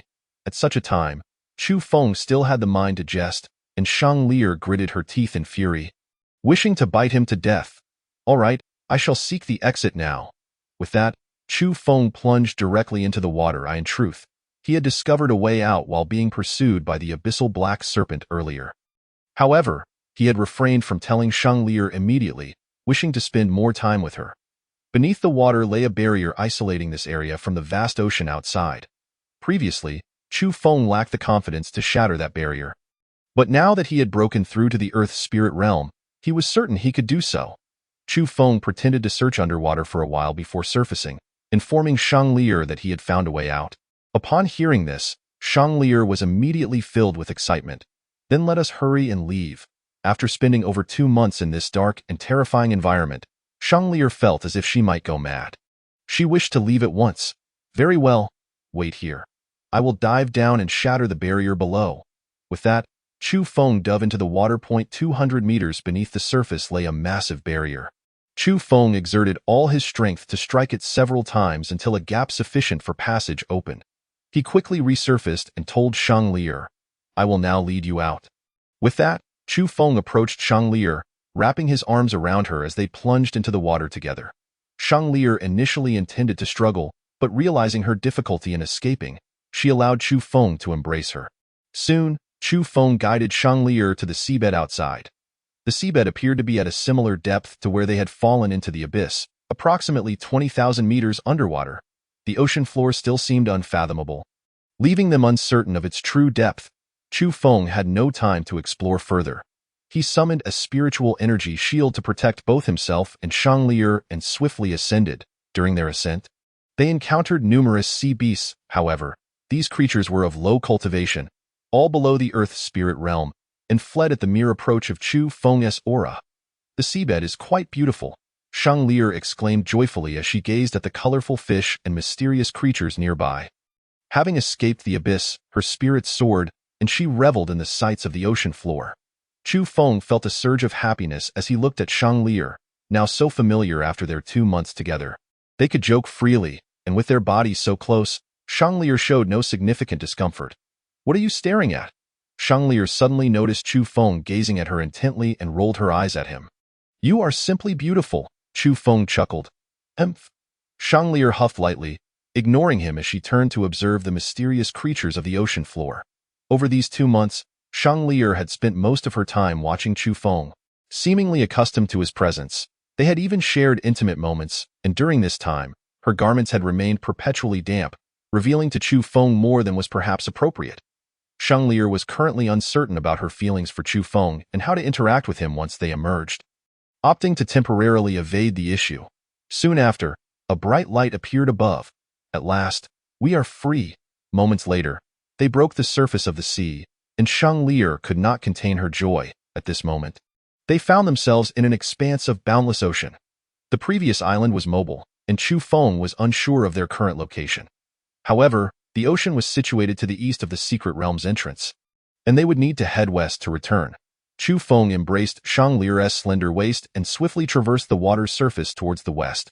With their rapid speed, Lier could only cling tightly to Chu Feng.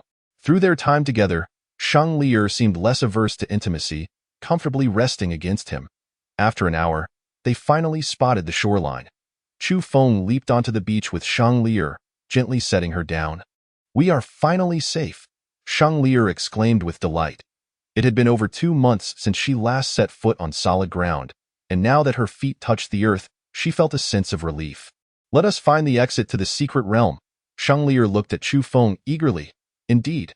Chu Feng nodded and once more wrapped his arms around her as they soared into the distance. "Wait!"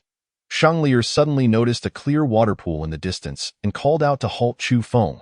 Having been submerged in the foul waters of the abyss for so long, she felt utterly unclean. Although she had washed briefly in the ocean, the salty water left her feeling sticky. Now, seeing the clear freshwater pool, Shang Lier longed for a thorough cleansing. Upon hearing Shang Lier's request, Chu Feng promptly brought her down beside the pool. "Chu Feng, please keep watch for me. I need to wash up. You are not allowed to peek." Shang Lier glared at Chu Feng with her beautiful eyes. Chapter 81. The Elder of Tai Academy, rest assured. "I certainly want to peek." Upon hearing Shang Lier's words, Chu Feng immediately assured her. After making this promise, he soared into the distance to keep watch for her. Once Shang Lier noticed that Chu Feng had departed, she slowly entered the water pool, shedding her garments to swiftly cleanse herself of the stickiness that clung to her. She was not at all concerned that Chu Feng might do anything untoward. After all, they had spent an extensive period in the abyss, and if he truly intended to take any liberties, he would have done so long ago. Before long, Shang Lier completed her cleansing ritual and donned a magnificent moonlight gown. Chu Feng, after changing into her attire, Shang Lier immediately called out for him. Moments later, Chu Feng appeared before her. "You didn't sneak a glance, did you?" Shang Lier inquired with a playful sparkle in her beautiful eyes. "Not at all. If I wished to see, I would do so openly." Chu Feng replied with a faint smile. He held no interest in engaging in such furtive behavior, for he would prefer to witness openly if ever given the chance. "You wishful thinker, who would grant you such a privilege?" Shang Lier retorted, casting a sideways glance at him. Chu Feng merely smiled in response. While it was inappropriate to gaze openly now, the future remained uncertain. Perhaps one day, Shang Lier might even invite him to take a look. Noticing that Chu Feng remained silent, she continued, "Help me dry my hair." "Of course." Chu Feng approached Shang Lier, gathering her tresses and utilizing his spiritual energy to gently dry them. Fresh from her bath, a captivating fragrance emanated from Shang Lier, compelling Chu Feng to inhale deeply several times. Clad in her moonlight gown, she exuded an air of unparalleled nobility, and her exquisite beauty and figure stirred Chu Feng's heart. Yet, as their relationship had not yet reached that level, he could only temporarily suppress his desires. Shang Lier's future was boundless, and Chu Feng yearned to genuinely win her affection, hoping that her heart would wholly belong to him. "All right." After a brief moment, he successfully dried her hair. "Thank you." Shang Lier gently styled her hair into an elegant arrangement. "Let us go." Once her hairstyle was complete, she smiled at Chu Feng. Chu Feng once again wrapped his arm around her slender waist, leading her as they soared into the distance. "What is your relationship with the Chow family?" As Chu Feng contemplated the need to resolve the grievances with the Chow family upon their exit, he felt compelled to inquire about the depth of Shang Lier's connection to them. Her previous appearance at the Chow family indicated some form of relationship, though he was uncertain of its profundity. "The Chow family? I have no ties with them," Shang Lier replied. "Chow Jian was formerly a student of Tai Academy, and I am an elder there. I had merely provided guidance to him in the past." "Then that is a relief." Chu Feng felt a slight easing of his worries upon hearing this. He had previously been concerned that Shang Lier might have a deep connection with the Chow family, fearing that extinguishing the Chow family could create a rift between them. Now that he was aware of her lack of ties, he felt reassured. "You are still an elder at Tai Academy?" Chu Feng expressed his surprise. Tai Academy was one of the most formidable forces in the central continent, perhaps even throughout the entirety of the Wasteland realm. It was said that there existed swift paths to power within Tai Academy, which enticed the prodigies of the Wasteland realm to vie for admission. Chu Feng had not anticipated that someone without cultivation like Shang Lier could hold a position as an elder there. "Indeed, although I cannot cultivate, I have immersed myself in countless texts over the centuries, mastering various theories of cultivation. I possess knowledge surpassing that of many who are at higher realms," Shang Lier declared with pride. Chu Feng nodded slightly. With several centuries of knowledge at her disposal, It was indeed justifiable for Shangli to be an elder at Tai Academy. By the way, I still know very little about your background. Chu Feng suddenly realized his ignorance regarding her origins. I am the young lady of the Shang family in the central continent. Oh, no. I am now considered the matriarch of the Shang family. Shangli paused momentarily, casting a glance at Chu Feng. Noticing his lack of reaction, she continued, Our Shang family is one of the top-tier families in the central continent. Chu Feng pressed further. Is that all? Have you ever been married or had someone you cherished? At his inquiry, Shangli shot him an indignant glare, proudly declaring, No, however, the number of suitors vying for my attention is no less than 8,000. Ha ha! Chu Feng couldn't help but chuckle at her haughty demeanor. What are you laughing at? Be careful or I shall give you a beating. Shangli warned playfully. Nothing, I merely find you quite adorable. Chu Feng replied with a gentle smile. Humph! Shangli huffed, then continued. I have heard of your grievances with the Chao family and know about your partner, however. Since Chao Jian is a student of Tai Academy, I cannot assist you in dealing with the Chao family. Be cautious when confronting them. I do not wish to help you collect your remains. No need for your assistance. My current strength is sufficient to annihilate the Chao family. Chu Feng asserted with confidence. By the way, I have been curious about your background. How did you become a 5th-grade alchemist, and how is your strength so formidable? Shangli voiced her long-held curiosity. Chu Feng did not answer immediately, but instead gazed deeply at Shangli for a moment before finally saying, What if I told you I am a reincarnation? Would you believe me? Chu Feng had already regarded Shangli as his future partner, and thus, he felt no inclination to conceal anything from her. Moreover, he was no longer afraid of his secret being exposed. Being honest with Shangli could facilitate the advancement of their relationship. Reincarnation? Shangli's eyes widened in astonishment. It seemed that only reincarnation could explain how Chu Feng became a 5th-grade alchemist at such a young age and possessed such formidable strength. Indeed, I lived for several millennia in my previous life. As I mentioned before, in my eyes, you are merely a little sister. Chu Feng chuckled lightly. You are the little sister. Shangli shot him a playful glare. Ha ha! Chu Feng chuckled softly. Chu Feng, what kind of person were you before your reincarnation? Shangli inquired, eager for more information. I will tell you next time if the opportunity arises. We have arrived at the entrance. Your people are waiting for you, Chu Feng pointed out as he spied the entrance to the secret realm, where several of Shangli's guards awaited. Oh. Shangli expressed a hint of regret upon hearing this.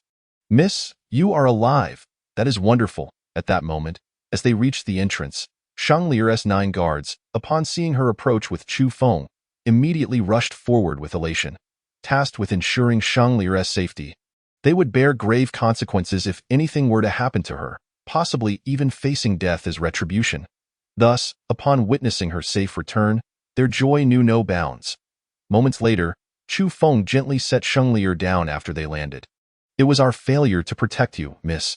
Please punish us. The 9 guards knelt on one knee before Shangli, seeking her forgiveness. Chapter 82.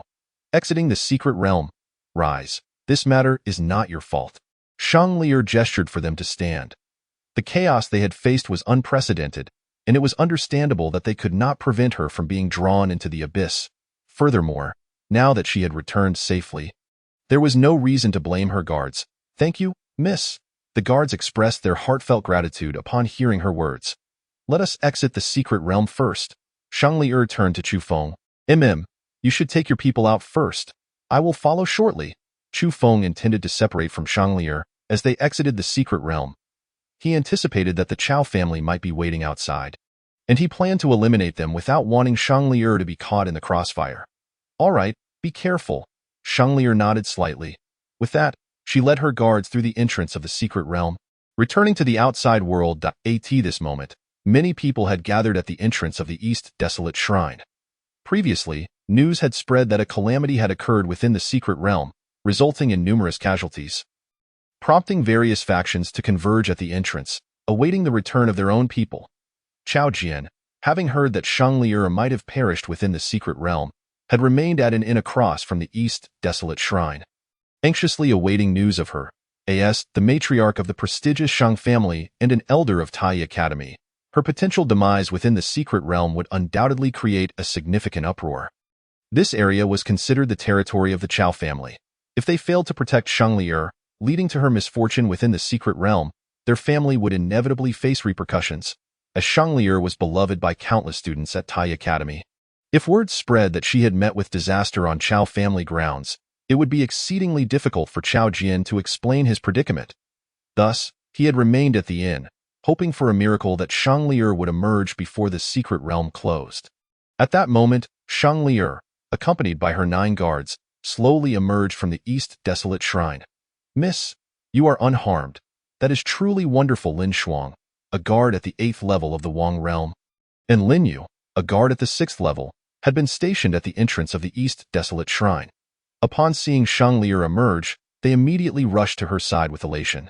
They had heard rumors that Shangli might have perished on a small island within the secret realm, and the thought had left them utterly despondent.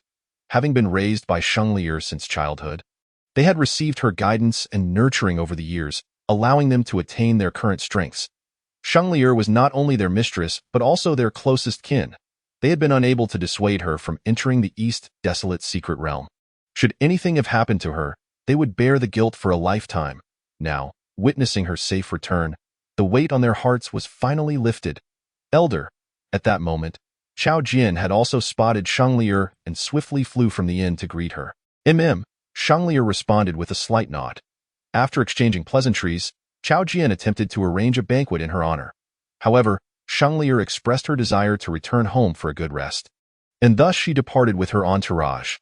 Chao Jian could only watch helplessly as Shangli and the others departed. However, he did not follow them immediately. Instead, he lingered at the entrance of the secret realm. Previously, those who had emerged reported that Chu Feng had infiltrated the secret realm and had killed many members of the Chao family. Chao Jian intended to ambush him at the entrance and eliminate him for good. In recent days, he had reserved an inn across from the East Wilderness Temple, biding his time for the arrival of Shangli and Chu Feng. Now that Shangli had exited, he awaited Chu Feng's appearance. After parting ways with Shangli, Chu Feng had taken a refreshing bath within the Chaos Star Pearl, waiting approximately half an hour before making his way out of the secret realm. His delay was intentional, allowing Shangli to leave first. As a respected elder of the Tai Academy, her witnessing Chao Jian's assault without intervening would surely draw criticism from the academy. Chu Feng wished to spare her that predicament. Hence his decision to wait. Moments later, Chu Feng emerged from the East Wilderness Temple. A disciple of the Chao family stationed nearby immediately shouted upon seeing him. At that moment, Chao Jian, who had been in the inn across from the temple, heard the commotion and swiftly ascended into the air. "Chu Feng, today I shall see where you can escape," he bellowed, brandishing a purple bow. This instant, those near the entrance of the East Wilderness Temple panicked and scattered at the sight of Chao Jian preparing to attack.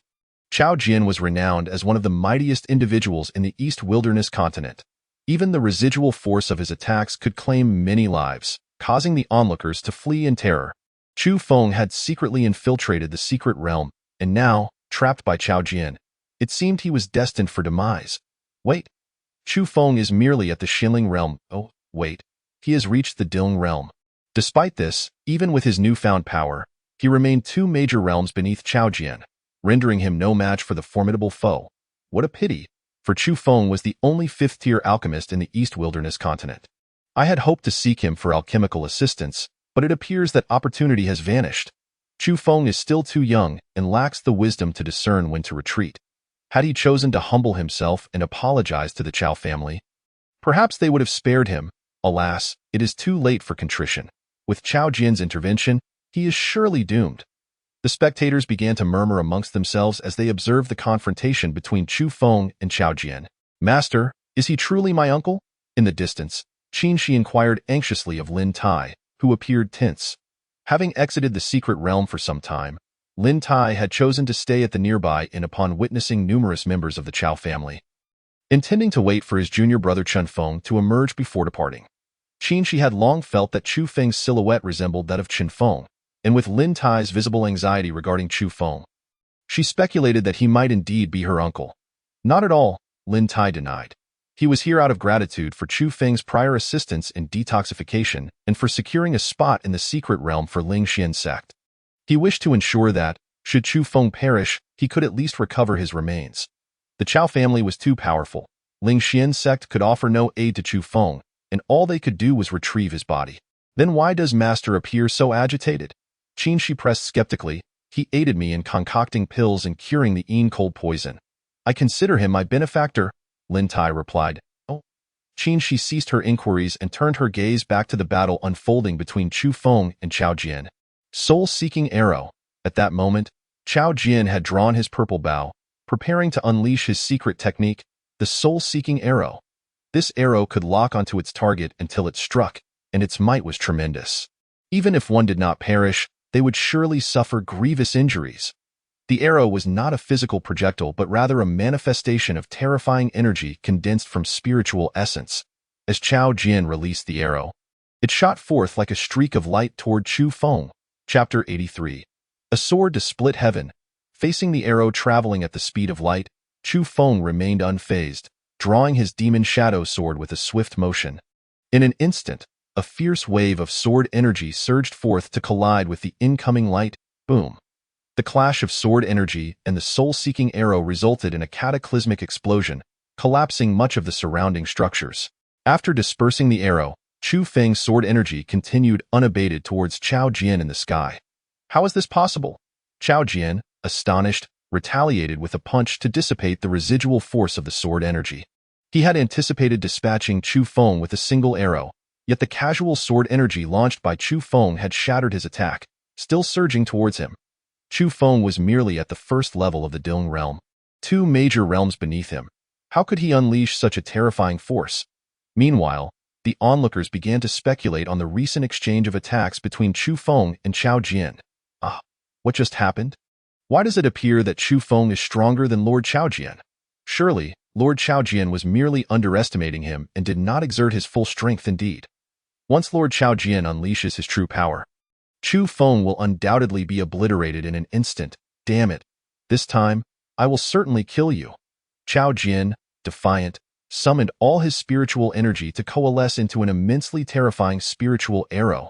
The moment the arrow materialized, the entire space became charged with a volatile energy, as if it could explode at any moment. It was dreadfully frightening. This spiritual arrow could level the surrounding area. The spectators immediately recoiled in terror. Who would have thought that in their lifetimes, they would witness such a display of power? Such a fearsome spiritual arrow assuredly meant Chu Feng's demise. Once released, he would surely be reduced to nothing. The crowd buzzed with speculation, convinced that Chu Feng would be unable to withstand Chao Jian's overwhelming force. Moments later, Chao Jian smirked coldly and released the arrow in an instant. The terrifying spiritual arrow shot toward Chu Feng at lightning speed, shattering the space in its wake. Before the arrow even arrived, everything around Chu Feng was obliterated. Look, Chu Feng is paralyzed with fear. Even if he attempted to move, the outcome would be the same. It would be wiser to await his end in silence. Why does it seem as though Chu Feng is preparing some grand move? What could he possibly conjure against such a terrifying spiritual arrow? Even if he had a year to prepare, he would not stand a chance. The onlookers were abuzz as they witnessed Chu Feng's immobility. At that moment, Chu Feng was concentrating his sword intent. Having ascended to the Dong realm, he could now utilize sword intent with precision. As the spiritual arrow neared, Chu Feng suddenly swung his sword. A sword to split heaven. In an instant, an extraordinarily sharp wave of sword energy erupted from his blade. The sword energy seemed as though it could cleave the heavens, instantly dispersing Chao Jian's spiritual arrow, continuing its momentum towards the airborne Chao Jian. How is this possible? Chao Jian's face turned ashen. Attempting to evade but finding his body firmly restrained by an overwhelming sword intent, rendering him motionless. Whoosh! The sword energy sliced through Chao Jian, cleaving him in two from head to toe. The scene fell into a profound silence. A first-level Dong realm swordsman effortlessly obliterated a second-level Wang realm master with a single strike. How could this be? No, this cannot be real. The spectators were left dumbfounded, disbelief etched across their faces. Chu Feng was merely at the first level of the Dong realm, while Chao Jian was at the second level of the Wang realm. Their disparity was akin to that of a firefly to the moon. Moreover, Chao Jian had unleashed such a fearsome arrow with all his might, only to be vanquished by Chu Feng's single counterstrike. How could they possibly accept this? Lord Chao Jian. Numerous members of the Chao family rushed forward upon witnessing Chao Jian's lifeless body plummet from the sky. Calling out in disbelief, They could not fathom that he had perished so easily. After all, Chao Jian had secured the title of champion in the East Wilderness competition and was regarded as the most powerful figure in the East Wilderness continent. They refused to believe that he could be slain by Chu Feng, a mere first-level Ding realm cultivator. Ah, Lord Chao Jian, truly dead? Moments later, the Chao family members who reached his body erupted into wails of grief. Who could have imagined that Chao Jian would indeed meet his end? It was utterly inconceivable. Had I not witnessed it with my own eyes, I would never have believed that Chu Feng could slay Chao Jian with a single sword strike. Chu Feng is truly extraordinary. From this day forth, he shall be recognized as the strongest individual in the East Wilderness continent. Not only is Chu Feng powerful, but he is also a fifth-tier alchemist. How could such an extraordinary individual exist in this world? The crowd, upon hearing the Chao family confirm Chao Jian's demise, buzzed with shock and disbelief. Chu Feng actually killed Chao Jian. I thought I would be collecting his remains. Lin Tai stared wide-eyed at Chu Feng in utter disbelief. Master, can you finally reveal the truth? Is he truly my uncle? Qin Shi, convinced that Chu Feng was indeed her long-lost Uncle Qin Feng. Pressed he was, but not anymore. Damn, why previous dealings with him were merely transactional. Once our transaction concluded, he ceased to be associated with Ling Xian's sect. Lin Tai murmured. Transactional? Qin Shi's expression fell to one of regret. Sire, do not harbor such fantasies. Our Ling Xian sect lacks the fortune to possess such a remarkable prodigy. Lin Tai sighed heavily. At that moment, Chu Feng coldly surveyed the Chao family members surrounding Chao Jian's corpse, suddenly unleashing two more waves of sword energy, decimating all present. Having become irrevocable foes with the Chao family, he could not afford to show mercy. He was determined to eradicate them completely. After slaying the remaining members of the Chao family, Chu Feng soared towards their ancestral domain. The Chao family was doomed. Little did they know, the enmity between the Chao family and Chu Feng would culminate in his resounding victory. In the future, the Chu family, to which Chu Feng belongs, shall undoubtedly emerge as the most formidable clan in the Eastern Wilderness continent. Not far from the Eastern Wilderness Divine Temple, Shang Liar had not departed. She had instructed Lin Shuang to remain vigilant about the happenings outside the temple. Now, Lin Shuang hurried back to report the situation. Miss, Chu Feng has slain Chao Jian with a single sword strike. Lin Shuang's face still bore the astonishment from earlier. What? That is impossible, Lin Yu. Another of Shang Liar's guards expressed disbelief. A single sword strike. Shang Liar's mouth slightly agape, her face reflected shock. Chao Jian was no ordinary warrior. His strength was comparable to many at the pinnacle of the King realm. While Shang Liar was aware of Chu Feng's capability to defeat Chao Jian, she had not anticipated that he could accomplish this with a mere sword strike. Indeed, Miss, Chu Feng is utterly terrifying. The strike he used to slay Chao Jian, we certainly would not have been able to withstand it. We must swiftly return to Zhongzhou, Lin Shuang advised, fear evident in her voice. Miss, given how dangerous Chu Feng is, we should leave at once. Lin Yu urged as well. If Chu Feng were to target Shang Liar, they would be utterly incapable of safeguarding her. Thus, their only option was to hasten back to Zhongzhou to ensure her safety. Do not worry. My relationship with Chu Feng is quite good. He would not harm me. You need not fear. Chapter 84. Students of Tai Academy. Shang Liar understood Lin Shuang and Lin Yu's concerns and promptly recounted how Chu Feng had saved her in the secret realm, reassuring them that there was no cause for alarm. That is a relief. Lin Shuang and Lin Yu sighed, their worries alleviated. Upon arriving at the Chao family, Chu Feng unleashed a massacre. Cutting grass without uprooting it allows it to grow back. Chu Feng showed no mercy, eliminating every member of the Chao family. The few remaining celestial spirit realm experts present were swiftly annihilated by Chu Feng. After the slaughter, Chu Feng proceeded to plunder the resources and valuables of the Chao family. The Chao family was the most powerful clan in the Tianluo continent, rich in resources, and Chu Feng collected all useful items into the Chaos Star Pearl. Once he finished looting, Chu Feng prepared to return to the Chu family in the Songfeng Empire before heading to Zhongzhou. Having destroyed the Chao family, it was time for the Chu family to rise again.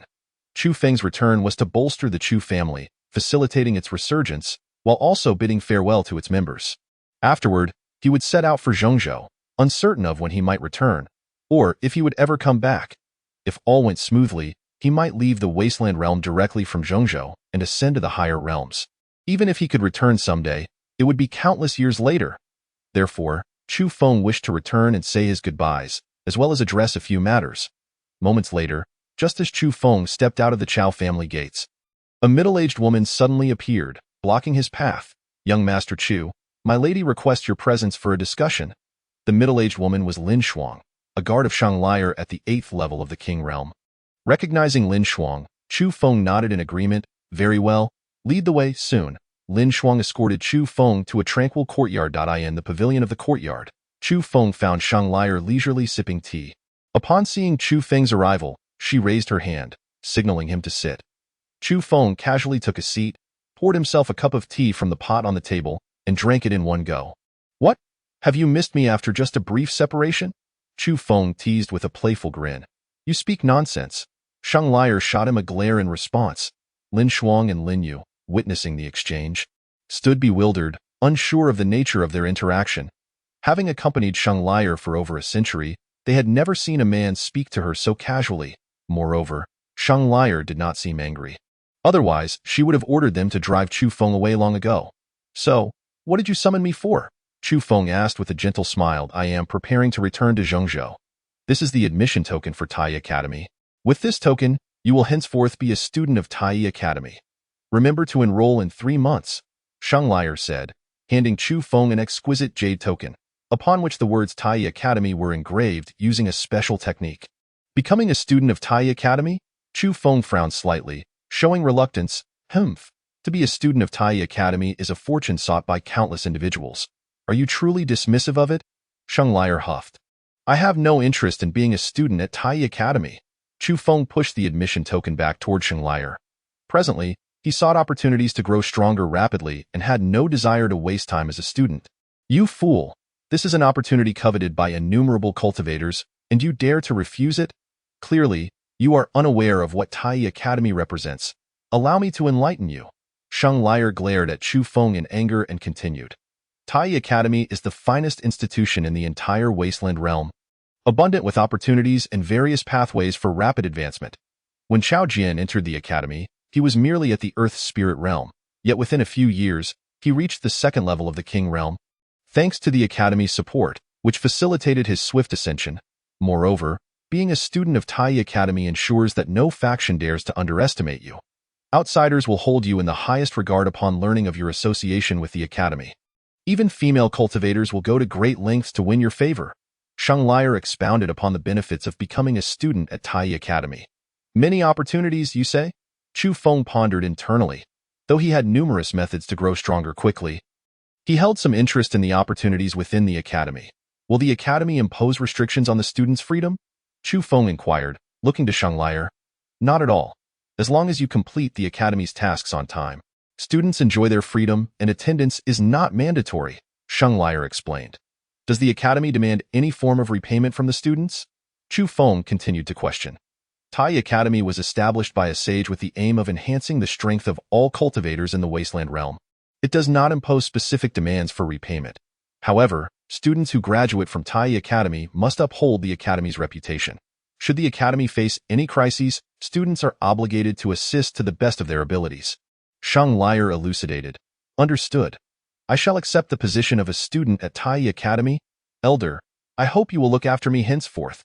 Chu Feng grinned mischievously at the breathtakingly beautiful Shanglier. "Rest assured, I will certainly take good care of you." Shanglier glared at Chu Feng with gritted teeth, recalling how he had previously snatched her jade pendant, provoking her ire. Once at Tai Academy, she vowed to keep a close watch on him. Chu Feng chuckled in response, unfazed by her implied threat, and turned to Lin Shuang and Lin Yu nearby. "Dinner time has arrived. Please prepare the evening feast swiftly, as I wish to dine with your lady." Lin Shuang and Lin Yu exchanged surprised glances before looking at Shanglier for guidance. Shanglier shot Chu Feng an exasperated glare, but ultimately gestured for Lin Shuang and Lin Yu to proceed with the arrangements. Seeing this, Chu Feng smiled with delight. Shanglier's acquiescence indicated she held some affection for him. Otherwise, he would have been dismissed long ago. As they awaited dinner, Chu Feng continued to inquire about Tai Academy and the Zhengzhou continent from Shanglier. In turn, she asked him about his previous life and various matters concerning higher realms. The two conversed for an extended period, and after the evening meal, they continued their discussion late into the night. Shall we find a place to lie down and talk until dawn? Chu Feng jested, noticing Shang Lier was still eager for more information about the higher realms. Chapter 85. A failed endeavor? You wishful thinker, I shall not entertain you any longer. You must take your leave, Shang Lier retorted angrily at Chu Feng's suggestion. Then I shall be on my way. I need to return to my family to address some matters before heading to Zhengzhou. Chu Feng replied with a calm smile as he took his leave. Yes, I too shall return to Zhengzhou tomorrow. We shall meet again at Tai Academy. Shang Lier nodded slightly. Very well, after saying this. Chu Feng cast a lingering glance at Shang Lier before swiftly departing. Shang Lier silently watched his retreating figure until it vanished from sight, her gaze finally returning. Miss, I have never seen you interact so casually with any man. Nor have I witnessed such an extended conversation, Lin Shuang remarked in astonishment. Miss, could it be that we are preparing to welcome a suitor? Lin Yu teased with a smile. What nonsense are you speaking? Shang Lier replied, exasperated.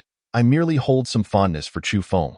What the future holds remains uncertain, so do not spread rumors. During their 2-month stay in the abyss of the secret realm, although Chu Feng had often provoked her, Shang Lier felt an inexplicable fondness for him.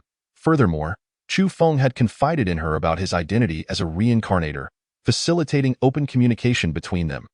His strength, status, and knowledge all aligned perfectly with her criteria for a partner. Indeed, Chu Feng was a very suitable choice for her. However, while she perceived his affection, she remained uncertain about his true intentions regarding their relationship. Thus, Shang Lier could only allow their connection to develop naturally and await the opportunity to clarify their bond in the future. Indeed, Lin Shuang and Lin Yu nodded in agreement. After so many years, Lin Shuang and Lin Yu hoped that Shang Lier would find someone capable of protecting and loving her. After Chu Feng departed from Shang Lier's small courtyard, he sped towards the direction of the Tsongfeng Empire. 10 days later, Chu Feng returned to the Tsongfeng Empire. At this moment, the news of Chu Feng's annihilation of the Chao family from the Tianluo Empire had just reached the Tsongfeng Empire. Everyone was profoundly astonished by Chu Feng's terrifying prowess. Many factions that had previously distanced themselves from Chu Feng, believing he could not escape the Chao family's pursuit, were now filled with deep regret upon learning that he had indeed destroyed the Chao family. They had severed ties with him in his time of peril, and now that he had emerged as the foremost figure in the eastern wasteland continent, it would be exceedingly difficult for them to reconnect with him. Soon after, Chu Feng returned to the Chu family's residence in Qingfeng town. The Chu family was now in ruins, utterly desolate. Chu Feng had not inquired about the hiding place of Chu Tianyue and the others, but it was ever-changing, making such inquiries futile. After a moment of contemplation, Chu Feng set off towards Lingxiao Pavilion. Previously, the second elder Ji Feiyang had formed a close friendship with Chu Tianyue, and Chu Feng hoped to seek Ji Feiyang's assistance in locating news about him. At Lingxiao Pavilion, since the death of the Grand Elders Wei Yushan, Ji Feiyang had ascended to the position of Grand Elder, standing above all within Lingxiao Pavilion. At this moment, Ji Feiyang had just received the exhilarating news of Chu Feng's destruction of the Chao family. Not long ago, the Chao family had sent individuals to the Tsongfeng Empire to annihilate the Chu family, resulting in the brutal murder of several of the Chu family's younger members. Chu Tianyue and Chu Wanshan had nearly been discovered as well, but Ji Feiyang had secretly intervened to save them. Now, Chu Tianyue and Chu Wanshan were hiding within Lingxiao Pavilion, disguised as 2 elderly servants in the rear hall. Upon learning of Chu Feng's triumph over the Chao family, Ji Feiyang hastened to the rear hall to inform Chu Tianyue and Chu Wanshan. Wonderful news! Upon hearing that Chu Feng had annihilated the Chao family, Chu Tianyue and Chu Wanshan were instantly filled with uncontainable joy. After waiting for so long, they had finally received the news they had longed for. With the Chao family destroyed, no one in the eastern wasteland continent would dare to provoke the Chu family anymore, and they would ascend to become a top-tier family in the region. The prospect of becoming a premier family in the eastern wasteland continent made Chu Tianyue feel that all previous sacrifices had been worthwhile. Has Chu Feng returned to the Tsongfeng Empire? Chu Tianyue inquired eagerly. Not yet, but the news has reached the Tsongfeng Empire, and Master Chu should be returning soon. You should hide for a couple more days, and once Master Chu arrives, I will take you to meet him. Currently, the Chao family's members were still searching for the Chu family, including a peak Earth Spirit Realm expert. Ji Feiyang could not protect Chu Tianyue and Chu Wanshan, so they had no choice but to await Chu Feng's return to the Tsongfeng Empire. All right, we will wait a little longer. Chu Tianyue slightly calmed his excited heart. Suddenly, a middle-aged man with a scarred face burst into the rear hall. Leading a group of people, at the forefront of the crowd stood a green-robed elder at the 9th level of the Earth Spirit Realm, causing Ji Feiyong to gasp in shock. Ji Feiyong recognized this elder as Chao Feng, the leader sent by the Chao family to annihilate the Chu family. Ji Feiyong, how dare you harbor members of the Chu family? Now that Lord Chao Feng is here, you should surrender and hand over the Chu family members. The scarred middle-aged man glared fiercely at Ji Feiyong. Zhou Fei, are you trying to bring ruin upon Lingxiao Pavilion? Ji Feiyong glared angrily at the scarred man. Zhou Fei was the son of the former Grand Elders Wei Yushan and had always believed that Ji Feiyong had plotted to become the Grand Elder, leading to Zui Yushan's demise, thus seeking opportunities to bring Ji Feiyong down. Recently, Zhou Fei had grown suspicious of Ji Feiyong's frequent visits to the rear hall, ultimately discovering that members of the Chu family were hidden there. He quickly contacted the Chao family's people. Today, he had finally brought Chao Feng with him to capture them. It was an unfortunate coincidence that Ji Feiyong was present, making it impossible for him to escape unscathed. Your harboring of the Chu family members is your own affair. Lord Chao Feng has promised to punish only you as the main culprit. Lingxiao Pavilion will not suffer alongside you. Zhou Fei laughed heartily. You know nothing. The Chao family has been annihilated by Master Chu, and if you invite the Chao family to kill the head of the Chu family, Master Chu will surely eradicate our entire Lingxiao Pavilion afterward. Ji Feiyong retorted angrily. Chu Feng has destroyed the Chao family. We are just waiting for him to return to eliminate Chao Feng and the rest of the Chao family members. Then the Chu family will be completely safe. And Ji Feiyong will earn immense gratitude from Chu Feng. Ji Feiyong thought desperately. How could he let everything end in failure? No. Ji Feiyong instantly considered abandoning Chu Tianyue and Chu Wanshan to flee.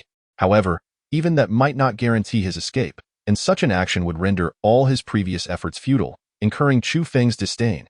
In an instant, Ji Feiyong resolved to fight to protect Chu Tianyue and Chu Wanshan. Chapter 86. Reunion. Ha ha ha, Ji Feiyong, are you still dreaming? The Chao family possesses a king realm expert. How could Chu Feng possibly destroy them? Zhou Fei scoffed loudly upon hearing Ji Feiyong's words. In Zhou Fei's eyes, the king realm was nearly invincible.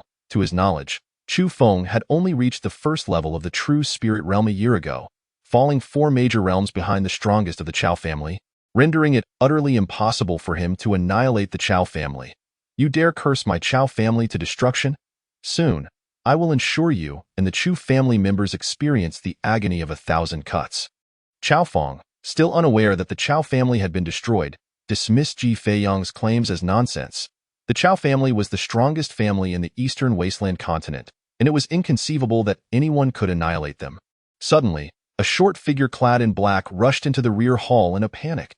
This black-clad individual was also from the Chao family, tasked with gathering intelligence. Not long ago, he had received word of the Chao family's destruction and hastened to report to Chao Feng. After several twists and turns, he had learned that Chao Feng was at Lingxiao Pavilion and rushed over to deliver the news. Lord Chao Feng, our Chao family has been destroyed by Chu Feng. We must flee the Songfeng Empire immediately, the diminutive black-clad man exclaimed in alarm. What? Zhou Fei cried out in shock. If Chu Feng had truly annihilated the Chao family, then his actions today would be tantamount to seeking his own demise. Impossible! Chao Feng's face was filled with disbelief, but recalling Ji Feiyong's earlier remarks, he quickly inquired again. Is the news accurate? Accurate. I have confirmed it, Lord Chao Feng. We must escape quickly. Once Chu Feng returns, we will not be able to flee. The small, black-clad man urged anxiously. Chao Feng fell silent for a moment, a flicker of grief and ferocity flashing in his eyes. Even if we must flee, I will ensure the head of the Chu family is killed. Chu Feng has annihilated my Chao family. I will make him taste the pain of the Chu family's destruction. With that, Chao Feng cast a fierce glance at Chu Tianyue and Chu Wanshan. Intent on killing them. Chao Feng, Master Chu will be returning shortly. If you wish to escape, do so now. If you dare harm the head of the Chu family, Master Chu will hunt you down to the ends of the earth to avenge him. Ji Feiyong warned, seeing Chao Feng's intent to strike, die. Chao Feng disregarded Ji Feiyong's threat and launched a powerful palm strike towards Chu Tianyue and Chu Wanshan. Seeing this, Ji Feiyong immediately positioned himself before them. Exerting all his strength to block Chao Feng's attack, boom, Ji Feiyong was only at the 2nd level of the Earth Spirit Realm, 7 realms lower than Chao Feng, and he could not withstand the force of Chao Feng's assault. He was instantly sent flying several dozen meters, heavily injured and spitting blood. Elder Ji, Chu Tianyue and Chu Wanshan rushed over to support Ji Feiyang. How dare a useless fool stand in my way? You are simply courting death. Chao Feng coldly regarded Ji Feiyang. After speaking, he prepared to strike again, aiming to kill Ji Feiyang, Chu Tianyue, and Chu Wanshan. Despair washed over Chu Tianyue and Chu Wanshan. Chu Feng had already annihilated the Chao family, and just moments ago, they had been envisioning the Chu family becoming a top-tier family in the eastern wasteland continent. They had never anticipated that they would not survive long enough for Chu Feng to return. Ji Feiyang also wore a face of despair. At this moment, numerous disciples of Lingxiao Pavilion were present, yet they all shrank back in fear, unwilling to assist against Chao Feng's terrifying might, merely watching from a distance. Die! Chao Feng bellowed as he unleashed a devastating palm strike towards the three. Instantly, a colossal palm imprint, formed from condensed spirit energy, surged towards Chu Tianyue and the others. Ji Feiyang, already gravely injured, was powerless to resist Chao Feng's strike and could only await death with a face full of despair. Suddenly, a figure appeared before the three in a flash. With a mere wave of his hand, he dispersed the terrifying palm imprint unleashed by Chao Feng. Chu, Master. Ji Feiyang was momentarily taken aback upon seeing the newcomer, only to be filled with joy the next instant. Chu Feng, Chu Tianyue, and Chu Wanshan, who had closed their eyes awaiting death, suddenly opened them at Ji Feiyang's exclamation, and upon recognizing Chu Feng, their bodies trembled with excitement. Patriarch, Second Elder, Chu Feng greeted Chu Tianyue and Chu Wanshan. He had intended to visit Lingxiao Pavilion to seek Ji Feiyang's help in locating the Chu family members, never expecting to encounter them in such a perilous situation. Thankfully, he had not delayed. Had he arrived a moment later, Chu Tianyue and Chu Wanshan would likely have perished. Thank you, Elder Ji. Chu Feng turned to the severely injured Ji Feiyang, instantly comprehending that it was he who had risked his life to save Chu Tianyue and Chu Wanshan. Master Chu, there is no need for formality. This is what I ought to do. Ji Feiyang exclaimed, his face alight with fervor.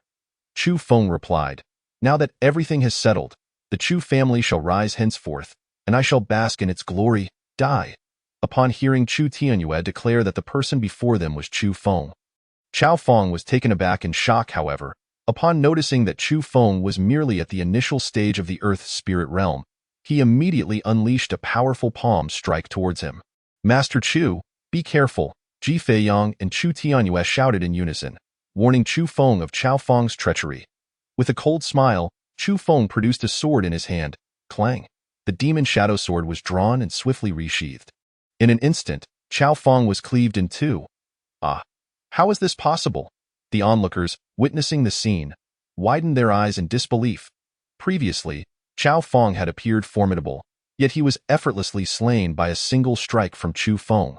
This left everyone in a state of shock. Lord Chao. The members of the Chao family who accompanied Chao Feng displayed expressions of terror, with some immediately turning to flee. Observing this, Chu Feng drew the demon shadow sword once more, unleashing several sword energies that swiftly dispatched the members of the Chao family. At that moment, Suofei, terrified by Chao Feng's demise, discreetly turned to escape. However, Ji Feiyang quickly noticed him and bellowed, Suofei, do you still wish to flee? Ji Feiyang then turned to Chu Feng, stating, Master Chu, this person was the one who lured the Chao family here. Upon hearing this, Chu Feng's gaze turned icy as it fell upon Suofei. I was wrong. Please do not kill me. Suofei, seeing the murderous intent in Chu Feng's eyes, immediately begged for mercy.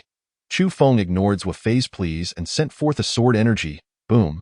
In an instant, Suofei was bisected, his death gruesome beyond imagination. After completing this, Chu Feng promptly retrieved a healing pill and administered it to Ji Feiyang. Thank you, Master Chu. Ji Feiyang, after consuming the pill, felt a significant improvement in his injuries.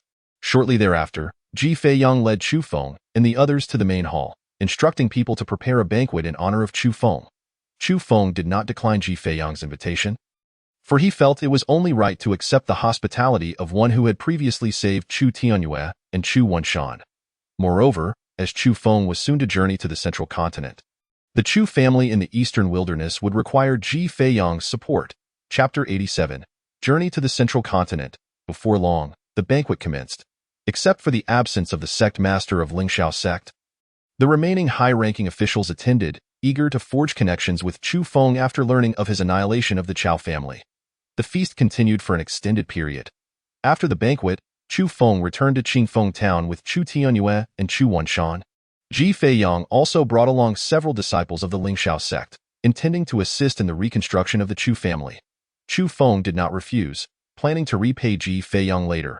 Upon returning to Qingfeng town, numerous nearby factions, having heard of Chu Feng's intent to rebuild the Chu family, rushed to offer their assistance. With the support of various factions, the Chu family was reconstructed in less than 10 days. And it was even more spacious and grand than before. During this time, Chu Tianyue also gradually summoned the remaining disciples of the Chu family from outside. The Chu family basked in the limelight, with visitors from various major factions arriving daily to pay their respects. Gu Qiuyang, the sect master of Qinglan sect, also brought Li Taiqing to seek an audience, hoping that Chu Feng would once again become a guest elder of the Qinglan sect. However, Chu Feng declined. His previous affiliation with the Qinglan sect had been due to Yun Qingying, and with her absence, he saw no need to rejoin. Nevertheless, he treated Li Taiqing with utmost courtesy and warmth. During this time, Chu Feng continually imparted numerous profound and earth-level techniques and spiritual skills to Chu Tianyue and Chu Wanshan, including several heavenly-level techniques. He informed them that he would soon be heading to the Tai Academy in the Central Continent and was uncertain when he would return, urging them to make good use of these techniques to develop the Chu family. Chu Feng also bestowed upon Ji Feiyang a high-quality earth-level technique as a token of gratitude for his previous kindness to the Chu family. Ji Feiyang was overjoyed to receive the earth-level technique, repeatedly expressing his gratitude to Chu Feng. The highest grade techniques in the Lingxiao sect were merely of the profound level. Obtaining a high-quality earth-level technique was an extraordinary gain for Ji Feiyang. After spending a month and a half at the Chu family, during which he consistently taught Chu Tianyue and the disciples various cultivation techniques and occasionally received visiting factions, Chu Feng concluded his affairs and bid farewell to Chu Tianyue and Chu Wanshan. Preparing to journey to the Central Continent, during this time, he had also spread word of his imminent journey to the Central Continent to prevent any factions from mistakenly believing he had gone missing and threatening the Chu family. Upon learning that Chu Feng was to become a student of the Tai Academy, various factions regarded him and the Chu family with even greater reverence. They understood that entering the Tai Academy could lead to rapid advancement in power. And considering Chu Feng's already formidable strength, it was likely he would emerge as one of the strongest individuals in the entire desolate realm. After departing from the Chu family, Chu Feng hastened towards the Tianluo Empire. 10 days later, he arrived at Misty Sea City in the Tianluo Empire. Misty Sea City was situated at the extreme western edge of the Tianluo Empire, adjacent to the Misty Sea, and much of the city was shrouded in fog. The city was sparsely populated, with only a few passers-by visible on the streets. Chu Feng had initially thought that this city, being close to the Misty Sea, would serve as a bustling bridge to the Central Continent. But to his surprise, Misty Sea City was merely a small town with few inhabitants. After some inquiries, Chu Feng learned the reason for the city's scarcity of people. Being adjacent to the Misty Sea, it frequently faced assaults from sea beasts, making it exceedingly difficult for ordinary cultivators to survive there. Generally, few would come to Misty Sea City unless they were heading to the Central Continent. However, the cost of traveling to the Central Continent was exorbitant, leading to even fewer individuals making the journey. After some investigation, Chu Feng learned that the fare to the Central Continent was at least 1 million low-grade spirit stones. This was merely the price for a standard warship. Such ships faced significant risks navigating through the Misty Sea. High-grade warships had a somewhat better chance of passage, yet their fares soared to several million low-grade spirit stones. With such an amount of spirit stones, an ordinary cultivator could cultivate diligently in the eastern wilderness, making the perilous journey to the Central Continent unnecessary. The Misty Sea was teeming with countless sea beasts, and even the highest-grade warships could face total annihilation. Thus, aside from those with compelling reasons to travel to the Central Continent, few would dare to take the risk. Only the lowest-grade warships were available. Navigating through the Misty Sea would take at least half a month, and a round trip for a warship would take a minimum of 1 month, with additional time required for repairs. Consequently, a warship would only undertake the journey through the Misty Sea once every 2 months. Chu Feng learned that the high-grade warships had recently departed, leaving only the lowest-grade warships in Misty Sea City. One such low-grade warship was scheduled to depart in 2 days. With only a month remaining until the Tai Academy commenced, Chu Feng could not afford to wait that long. Thus he resolved to board the low-grade warship to the central continent. The low-grade warship was neither as sturdy as its high-grade counterparts, nor did it have the protection of a king-level expert, making the journey through the misty sea considerably riskier. However, Chu Feng was confident in his abilities and dismissed these risks from his mind. After paying the fare, he received a boarding token and waited for 2 days in Misty Sea City until the warship was ready to depart. At dawn, Chu Feng arrived at the shore of the Misty Sea, only to find a considerable crowd waiting for the low-grade warship. He discovered nearly 100 people gathered at the shore, men and women of all ages, their cultivation levels ranging from true spirit to earth spirit realms. Clearly, many were drawn by the affordability of the low-grade warship, eager to take the chance. After all, the fare for a high-grade warship was several million low-grade spirit stones, a sum many cultivators would struggle to amass over a lifetime. At that moment, a 50-meter-long warship was docked by the shore, emblazoned with the characters Storm on its side. The ship was equipped with 10 spirit energy cannons on each side, which utilized spirit stones as energy. Boasting tremendous power capable of slaying and repelling sea beasts, however, the immense spirit stone consumption was one reason for the high fare. The entire warship appeared somewhat worn, with signs of a previous large hole that had been patched up. Numerous other evident repair marks adorned the vessel. "Captain, this ship looks so dilapidated. Can it truly navigate through the misty sea?" Seeing the condition of the warship, some of the waiting individuals felt trepidation. A few were already reconsidering their decision, contemplating refunding their fare. Though not be misled by the storm's worn appearance. It has successfully navigated the misty sea 10 times. A middle-aged, plump man, the captain of the storm, Lu Qi, smiled at the crowd. "Moreover, we have a king-level expert of the first stage providing escort. Rest assured, we will undoubtedly pass through the misty sea this time." Upon hearing Lu Qi's words, the crowd felt reassured and ceased their doubts.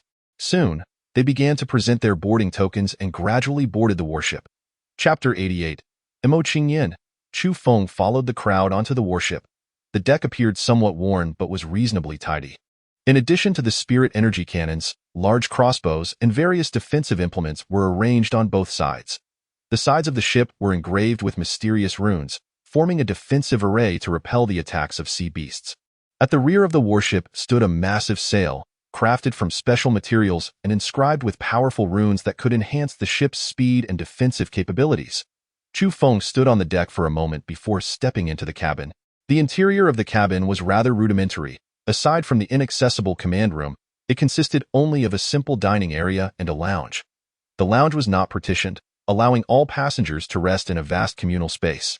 The individuals aboard were all cultivators, and as long as they had a place to meditate and cultivate, rest was hardly necessary. Additionally, there were 2 specific rooms adjacent to the command room, but both were off-limits, likely reserved for the captain or some distinguished guests.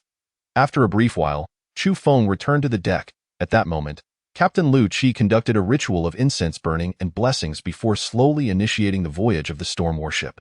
Chu Feng stood silently on the deck, observing the direction in which the warship was headed. Ahead lay a shroud of mist, and with his current level of cultivation, he could only clearly perceive the surroundings within a radius of 500 meters. At this moment, the sea was calm, yet the water appeared deep and dark, evoking a sense of trepidation. It was said that the misty sea was nearly 100,000 meters deep, home to terrifying sea beasts, including those of the Emperor Realm. The Emperor Realm represented a significant threshold for cultivators. Those who attained this level could harness the forces of heaven and earth for their attacks, akin to the sword force Chu Feng had unleashed when defeating Chao Jian, capable of erupting with terrifying power in an instant. However, Chu Feng's current cultivation level was too low, barely allowing him to employ a rudimentary sword force. In contrast, Emperor Realm cultivators could adeptly wield the forces of heaven and earth in their assaults. If Chu Feng were to encounter an Emperor Realm expert now, his only option would be to flee. Emperor Realm sea beasts could also manipulate the forces of heaven and earth, and might even surpass human cultivators of the same realm in strength. Nonetheless, it was rumored that only once had an Emperor Realm sea beast attacked passing vessels in the Misty Sea, suggesting that such creatures were not numerous in these waters. Even if many did exist, they would likely remain submerged in the depths, not prone to surfacing to assault ships. Chu Feng possessed the Chaos Star Pearl, which would allow him to hide within it if confronted by an Emperor Realm sea beast.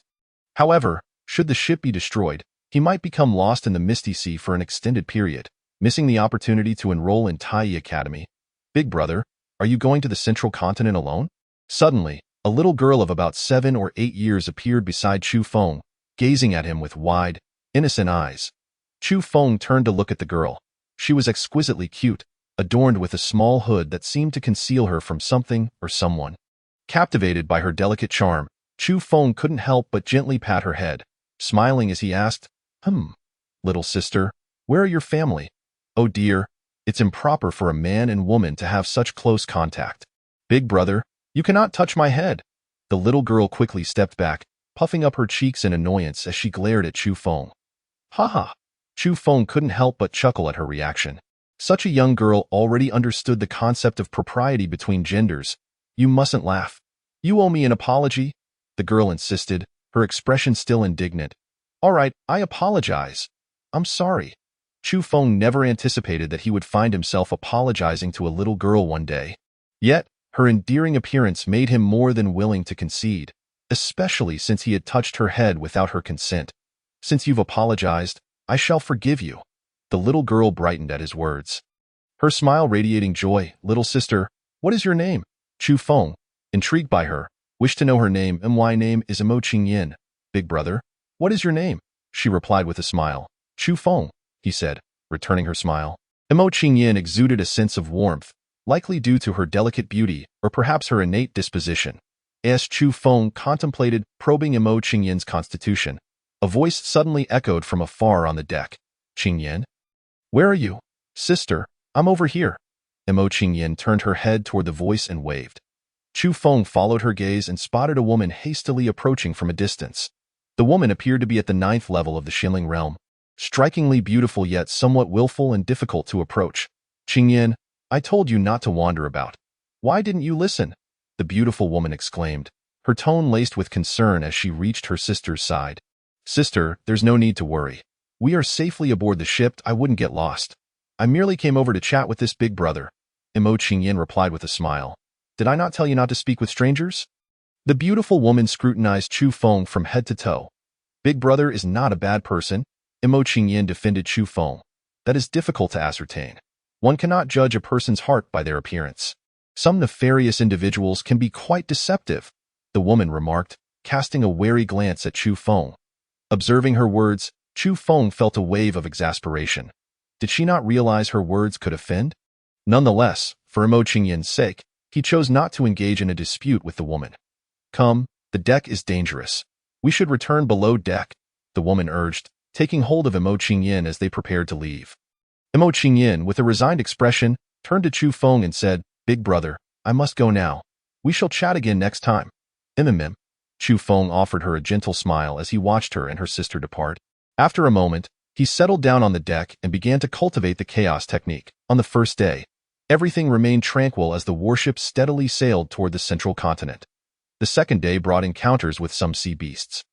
However, these were all low-tier beasts below the Xinling realm, quickly driven away by the ship's guards. On the third day, the warship altered its course, seemingly to evade something.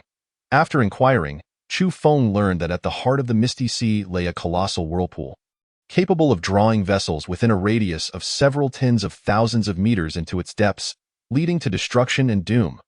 The whirlpool was so immense that the warship had to change direction from a considerable distance. Otherwise, once they approached, evasion would be impossible.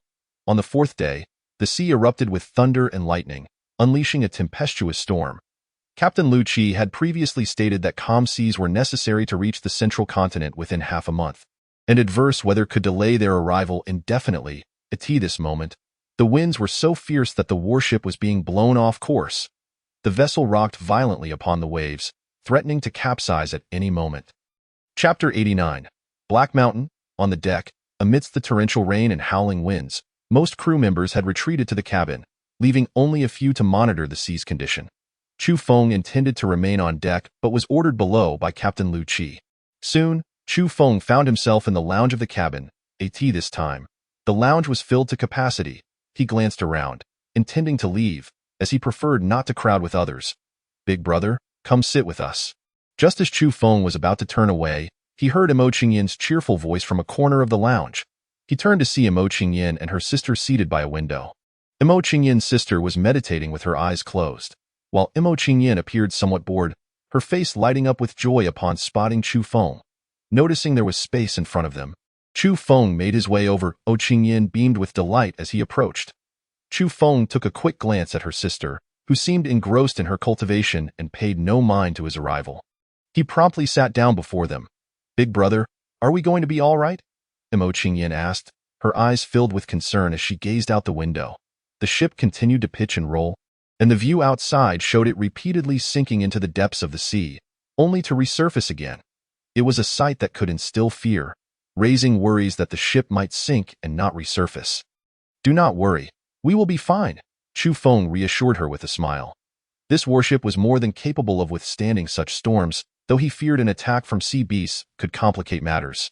As he observed the tumultuous scene outside, he lost interest in cultivating and engaged in light-hearted conversation with Imo Qingyin. She bombarded him with an array of questions, drawing him into an increasingly enjoyable chat. Through their conversation, Chu Feng learned that Imo Qingyin's sister was named Imo Qingqing, and the two sisters were on their way to the central continent to visit relatives. Suddenly, Chu Feng felt a surge of intuition and stood up abruptly. "I need to step outside for a moment." With that, he exited the lounge and swiftly ascended to the deck. The storm raged on outside. Chu Feng made his way to the bow of the ship. Peering into the darkness ahead, sensing the presence of a massive sea beast, though it remained hidden from sight. "What are you doing up here?" "Hurry back down." Captain Lu Qi, patrolling the deck, spotted Chu Feng at the bow and called for him to return. "There's something ahead." Chu Feng remained focused on the horizon, not turning his head. Lu Qi was momentarily taken aback, but, out of caution, summoned a guard from the first layer of the Wang realm. "Lu Yang, Captain, I see nothing unusual ahead." Lu Yang observed carefully for a moment, but detected no abnormalities. Lu Qi, upon hearing this, glared at Chu Feng in anger, assuming he was deliberately causing trouble, and shouted, "Get back down at once. Stop causing a ruckus." Chu Feng ignored Lu Qi and, without hesitation, retrieved the shadow sword from his storage ring, preparing to unleash his sword force. Lu Qi was taken aback to see Chu Feng disregarding his warnings and drawing his sword, contemplating whether to have Lu Yang subdue him. "Not good, Captain. There's truly something ahead. Our warship is accelerating," Lu Yang suddenly exclaimed, his face pale with alarm as he noticed the ship picking up speed. "Accelerating? Is it the Great Whirlpool? Didn't we steer clear of that?" Lu Qi's heart sank at the realization that the ship was speeding toward danger. Only the colossal whirlpool could cause the vessel to accelerate in the misty sea. In an instant, Lu Qi understood that they had been swept close to the whirlpool by the tumultuous winds and waves. "We should have steered far clear of the previous maelstrom. However, I have heard that the whirlpool is ever shifting. Shall we not be unfortunate enough to encounter it?" Lu Yang exclaimed, his face a mask of horror. Those caught in the whirlpool are doomed to perish, and even with Lu Yang's formidable strength at the King realm, he could not hope to escape in that instant. Both Lu Qi and Lu Yang contemplated abandoning the ship in a desperate bid for survival. Yet, amidst this vast and fog-laden sea, without the protection of their vessel, escape was but a fleeting dream. They would surely meet their demise. Suddenly, a colossal black mountain loomed ahead of the warship. Before the mountain yawned a massive black hole, emanating an ominous gravitational pull that was drawing the ship closer. It was not the whirlpool, but the devourer whale. Upon sighting the black mountain, Lu Yang let out a piercing scream. "It is over. Whether it be the whirlpool or the devourer whale, there is no escaping our fate." Lu Qi's countenance turned ashen. The devourer whale, a leviathan of the deep, rarely breached the surface, and yet they had the misfortune of crossing paths with it. Although the whale was not yet at the Emperor realm, it had already reached the 9th level of the King realm. There was no chance of the warship evading its predatory gaze. Lu Yang, merely at the 1st level of the King realm, stood no chance against the devourer whale. It seemed they could only await their doom. At that moment, the crew in the cabin felt an overwhelming sense of pressure. What is happening? Why does it feel as though something is crushing my heart? This oppressive aura seems to belong to a powerful being. Surely, we have not encountered some monstrous sea creature? In an instant, The crew began to murmur in fear. Imo Qingyin, with worry etched on her face, grasped the arm of Imo Qingqing, and she couldn't help but fret for Chu Feng, who had ventured out of the cabin. Meanwhile, on the deck, Lu Qi incessantly commanded the crew to fire their spiritual energy cannons at the devourer whale, hoping to drive it away.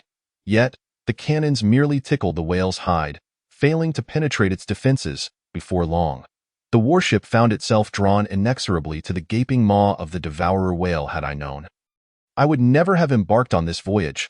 Lu Qi was consumed by regret. His wife and child had previously urged him to abandon the perilous life at sea, but he had insisted on one last expedition to earn a few more spirit stones. Little did he know that this final journey would cost him his life. At this time, the crew on deck ceased firing their cannons, engulfed in utter despair. The devourer whale was far too terrifying for them to withstand. All they could do now was wait for their inevitable end. Suddenly, a crisp sound resonated as a sword was unsheathed. In an instant, the crew beheld a brilliant light slicing through the air. Soaring towards the horizon, the light pierced the devourer whale, which let out a mournful cry. Yet, just as the whale began, it was abruptly silenced. Boom! The devourer whale was cleaved in two, collapsing into the sea and sending forth colossal waves. Chu Feng slowly sheathed his sword and turned to descend the cabin. At that moment, Lu Qi, Lu Yang, and the others on deck stood in stunned silence, unable to utter a word. What had they just witnessed? Chu Feng, at the first level of the Earth's spirit realm, had effortlessly slain the 9th-level devourer whale? In their understanding, such an event was utterly inconceivable, and yet they could not deny their own eyes. Some crew members believed they were dreaming, pinching themselves to confirm their reality. The sharp pain proved they were indeed awake. Is he a deity? How could he possess such strength? It was simply unfathomable. As Chu Feng exited the cabin, the crew slowly regained their senses, erupting into exclamations of astonishment. Chapter 90. Just slayed a small whale. The devourer whale had been akin to a wooden post, affording Chu Feng ample time to accumulate power for his strike, thus allowing him to dispatch it with such ease. Had he faced a more agile King Realm sea creature, he would have found it much more challenging to achieve such a feat. Moments later, Chu Feng returned to the cabin and sat beside Imo Qingyin. Big brother, you're back. Where did you go?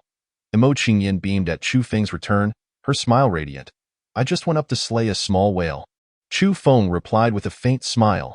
In his previous life, Chu Feng had encountered the towering celestial demon whale. Thus, the devourer whale was merely a small creature in comparison. Earlier, a terrifying presence had suddenly dissipated. Could it be that big brother slay that small whale? Imo Qingyin's eyes widened with curiosity.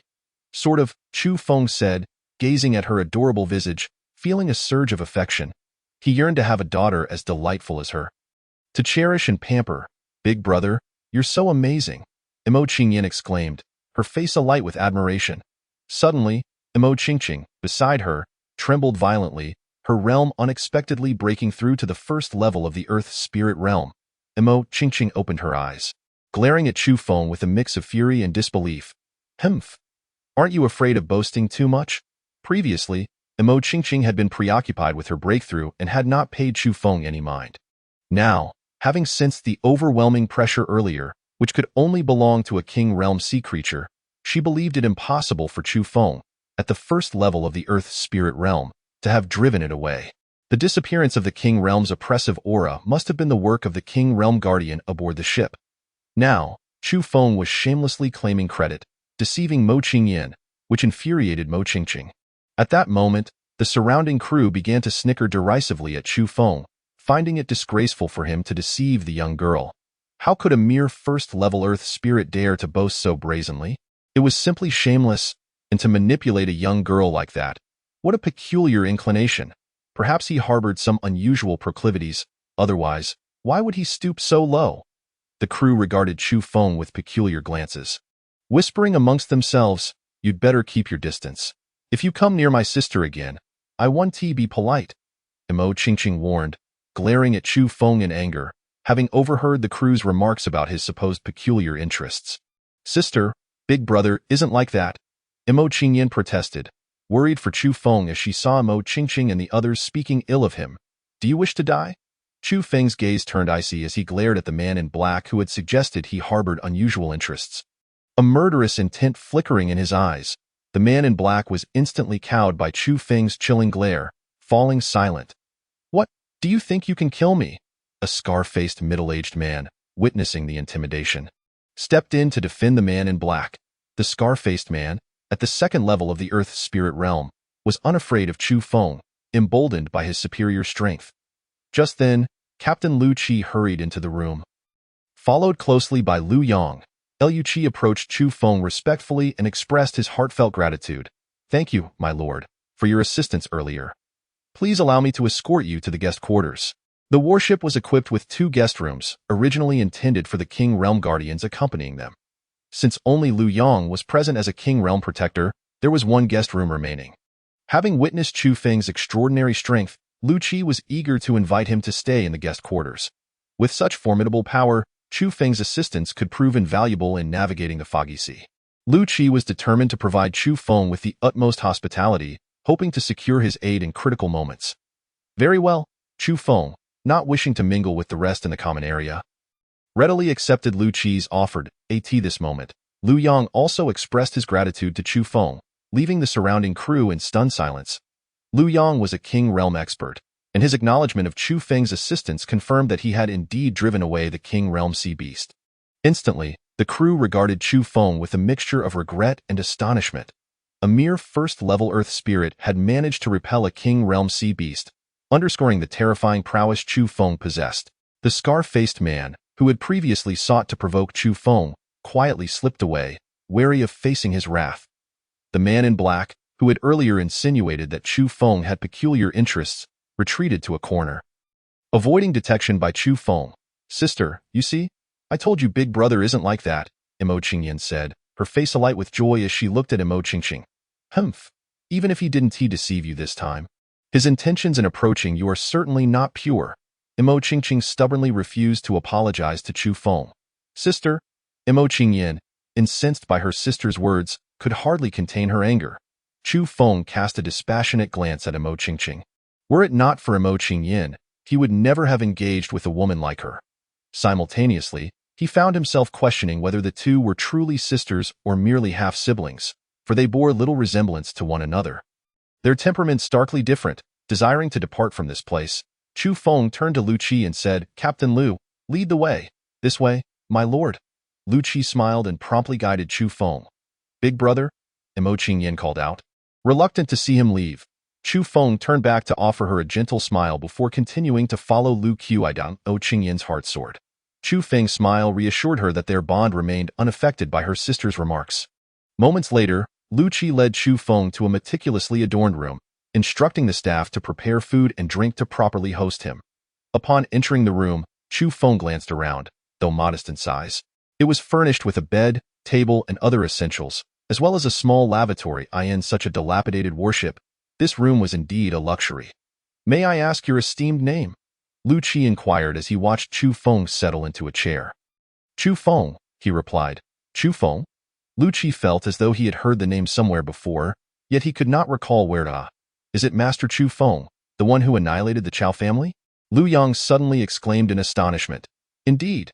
Chu Feng nodded slightly. "Previously, we did not extend proper hospitality. I ask for your forgiveness, esteemed sir." Upon witnessing this, Lu Qi immediately expressed his apologies to Chu Feng. "It is of no consequence." Chu Feng replied nonchalantly. His objective was to traverse the misty sea. Other matters were of little concern to him. 3 days later, the warship finally emerged from the stormy seas, the rain having subsided and the skies cleared. However, the vessel had been blown into an unfamiliar maritime territory. Chapter 91. The Ghost Ship. Having exited the stormy waters, Lu Qi promptly instructed the crew to alter the ship's course towards the central continent. The warship possessed a navigational compass. Although the sea was shrouded in mist, as long as they followed the designated route, they could reach the central continent. At that moment, realizing the warship had entered unknown waters, Chu Feng ascended to the deck to assist in vigilance against sudden sea beast attacks. "Young Master Chu." Upon seeing Chu Feng, Lu Qi immediately bowed respectfully. "Is there any anomaly?" The previous tumultuous waves had caused Chu Feng some concern that the ship might be swept into perilous waters. Rest assured, there is nothing unusual in the vicinity. I have instructed the crew to adjust our course. We should soon return to the predetermined route. Lu Chi smiled reassuringly. As long as all is well. Chu Feng nodded slightly. His primary concern was encountering Imperial-grade sea beasts. Other threats could be managed. Captain, there is a warship ahead. Suddenly, a lookout shouted from the bow at a warship. Could it be the one we set sail with earlier? Lu Chi was momentarily taken aback. The warship that had departed before should have been far from their location. They should not have crossed paths. Had something gone amiss? Lu Chi immediately made his way to the bow to discern the situation. Chu Feng followed closely behind. At that moment, 500 meters ahead of the storm, a vessel significantly larger than theirs was gliding through the waters. The ship was ancient and dilapidated, covered in rust. As if it had existed for countless years, there were no living beings aboard. It was a ghost ship. Sensing the absence of any human presence aboard, Chu Feng was perplexed as to how the ship could be sailing. This is bad. It is a ghost ship. Quickly, change course and accelerate with all haste. Lu Chi suddenly shouted frantically. What? A ghost ship? The other crew members, seemingly familiar with the legend, were filled with dread and hastily maneuvered the vessel to flee. What is a ghost ship? Chu Feng, unable to sense any immediate danger from the opposing ship, felt a wave of confusion. The ghost ship is a forbidden entity of the Misty Sea. It is said that anyone who encounters it will meet their demise. Lu Chi gazed at the ghost ship in terror. Meet their demise? Chu Feng's expression stiffened at the words, and he turned his gaze back towards the ghost ship. In his past life, Chu Feng had encountered numerous forbidden entities. Yet he did not believe that such terrifying forces could exist in the lowly realm of the abandoned world. Suddenly, Chu Feng noticed a gigantic tortoise beneath the ghost ship. The tortoise emanated a faint aura of demonic power. The ghost ship was being carried along by this colossal creature. 9th level of the Divine Emperor realm? Chu Feng sensed the tortoise's power, his face turning pale with shock. He had not anticipated the existence of a 9th level Divine Emperor beast within the Misty Sea. Such a formidable creature was far beyond Chu Feng's current capabilities, and he instantly prepared to enter the Chaos Star Pearl at a moment's notice. If the tortoise were to attack, Chu Feng would have no choice but to abandon everyone else and retreat into the Chaos Star Pearl. He thought of Imo Qingyan, contemplating whether to bring her into the Chaos Star Pearl as well. Suddenly, Imo Qingyan emerged from the cabin, smiling as she approached Chu Feng. Big brother, what are you looking at? At that moment, the giant tortoise seemed to hear Imo Qingyan's voice and abruptly turned its head. Chu Feng was taken aback, fearing the tortoise was about to launch an assault. He immediately rushed to Imo Qingyan's side, grasping her hand, ready to take her into the Chaos Star Pearl as well. However, after a considerable wait, the tortoise showed no sign of attacking. Their warship also swiftly distanced itself from the ghost ship. Why isn't that demonic tortoise making a move? Chu Feng pondered with confusion. Lu Chi and the other crew members, witnessing the situation, also displayed excitement, relieved to have narrowly escaped peril. Big brother, men and women should keep a respectful distance. You cannot hold my hand. At this moment, Imo Qingyan blushed slightly as she looked at Chu Feng, who was still holding her hand. Scoundrel, let go of my sister at once. Just then, Imo Qingqing also stepped onto the deck. Seeing Chu Feng holding Imo Qingyan's hand, she rushed over in a fury, intending to swat Chu Feng's hand away. Chu Feng, realizing the situation, sheepishly released Imo Qingyan's hand, saying, Just now, we encountered a ghost ship, and I was worried about potential danger. So I held on to Qingyan's hand to protect her. What ghost ship? You simply want to take advantage of my sister. Imo Qingqing glared at Chu Feng in anger. You can ask Captain Liu and the other crew members if you don't believe me. Chu Feng helplessly waved his hand. Imo Qingyan was merely a 7 or 8-year-old girl. He had no such thoughts about someone so young. He simply found her adorable. We indeed encountered the fabled ghost ship. Lu Chi said, still shaken. A bunch of rogues. Imo Qingqing clearly did not believe him, thinking that Lu Chi was colluding with Chu Feng to deceive her. With that, Imo Qingqing quickly took Imo Qingyan back to the cabin. Chu Feng was left speechless. At times, he felt a strong urge to simply silence Imo Qingqing, but she was Imo Qingyan's sister. Hurting her would likely mean Imo Qingyan would never forgive him. After the warship had fled for some time, Lu Chi felt it was safe and ordered the crew to adjust their course towards the central continent once more in the following days. The sea remained calm. They encountered a few sea beast attacks, but with Chu Feng's assistance, they quickly repelled the creatures. The warship had returned to the predetermined route, and according to Lu Qi's calculations, they would reach the central continent in 5 days. Furthermore, the waters ahead had previously posed little danger, so barring any unforeseen circumstances, they should successfully traverse the Misty Sea and arrive at the central continent. Upon learning this news, the passengers aboard were filled with excitement. Many of them had exhausted their savings for this gamble, and now they were on the verge of reaching the central continent, where victory awaited them, promising a bright future. This naturally spurred their exhilaration, with some even celebrating joyously. Seeing that the danger had lessened, Chu Feng returned to the room Lu Qi had prepared for him to cultivate.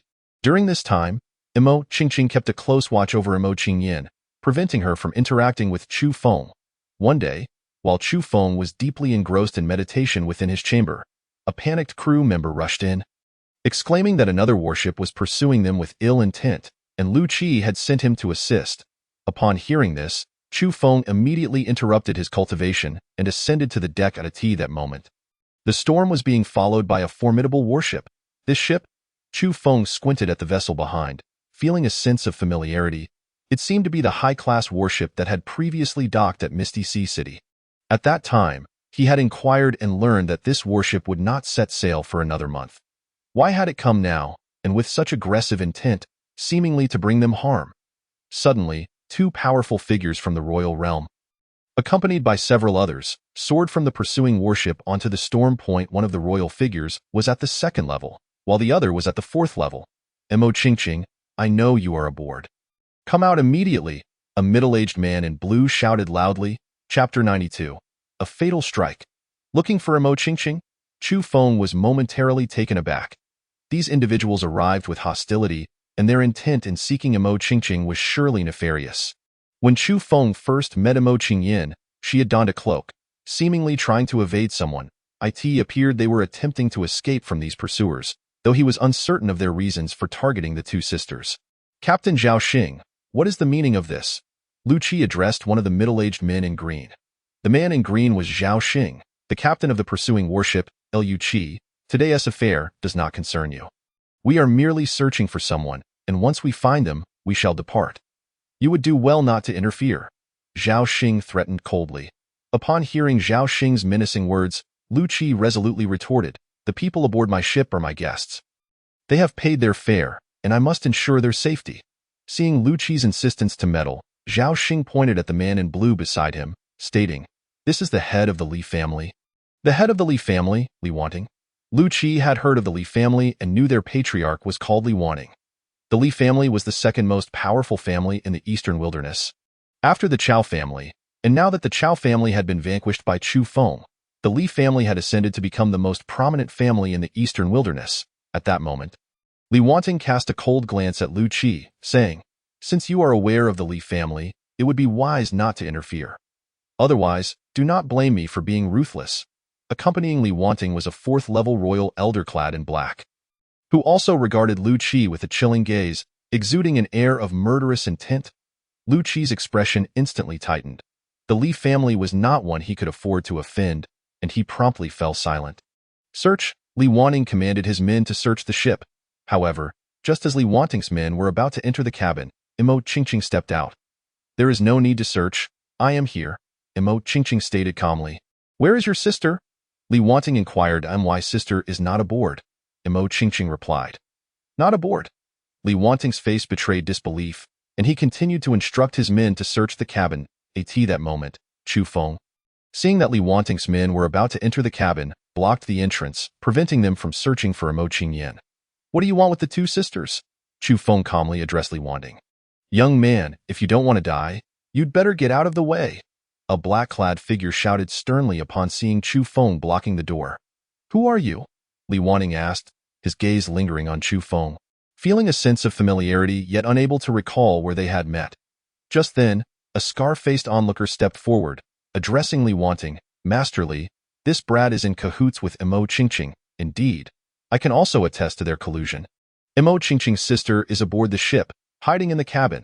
A middle-aged man in black, accompanying the scar-faced individual, also stepped forward to corroborate the accusations against Chu Feng. Previously, They had falsely accused Chu Feng of having peculiar inclinations.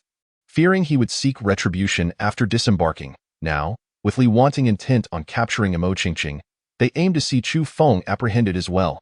Upon hearing their words, Chu Feng's expression turned icy as a long sword suddenly appeared in his hand. With a flash of steel, the heads of the scar-faced man and the middle-aged figure in black soared into the air. Chu Feng had no intention of confronting them, but their reckless provocation left him no choice but to act ruthlessly. Ah! The onlookers gasped in horror at the sight of the severed heads landing on the deck. You are the Chu Feng who annihilated the Chao family? Li Wanning seemed to recognize Chu Feng's identity. He had previously seen the wanted poster of Chu Feng issued by the Chao family, but the discrepancies between the likeness and reality had led to his momentary confusion. Now, witnessing Chu Feng's lethal prowess, recognition dawned upon him. Indeed, Master Li, this is the illustrious Chu Feng who brought ruin to the Chao family. Lu Qi chimed in to validate Chu Feng's identity. What? He destroyed the Chao family? The surrounding crowd was struck with disbelief, their faces a mixture of astonishment and fear. The Chao family was once the foremost clan in the eastern wilderness, a fact they were all aware of. They had heard of its downfall but could scarcely believe that the perpetrators stood before them. Mo Qingqing's eyes widened in disbelief as she gazed at Chu Feng, unable to fathom how he had managed to obliterate the Chao family. Both she and Chu Feng were at the first level of the Earth spirit realm. While she was being relentlessly pursued by the Li family, Chu Feng had single-handedly vanquished an enemy far mightier than them. Though Qingqing struggled to comprehend why, despite their equal realms, there was such a vast disparity in strength.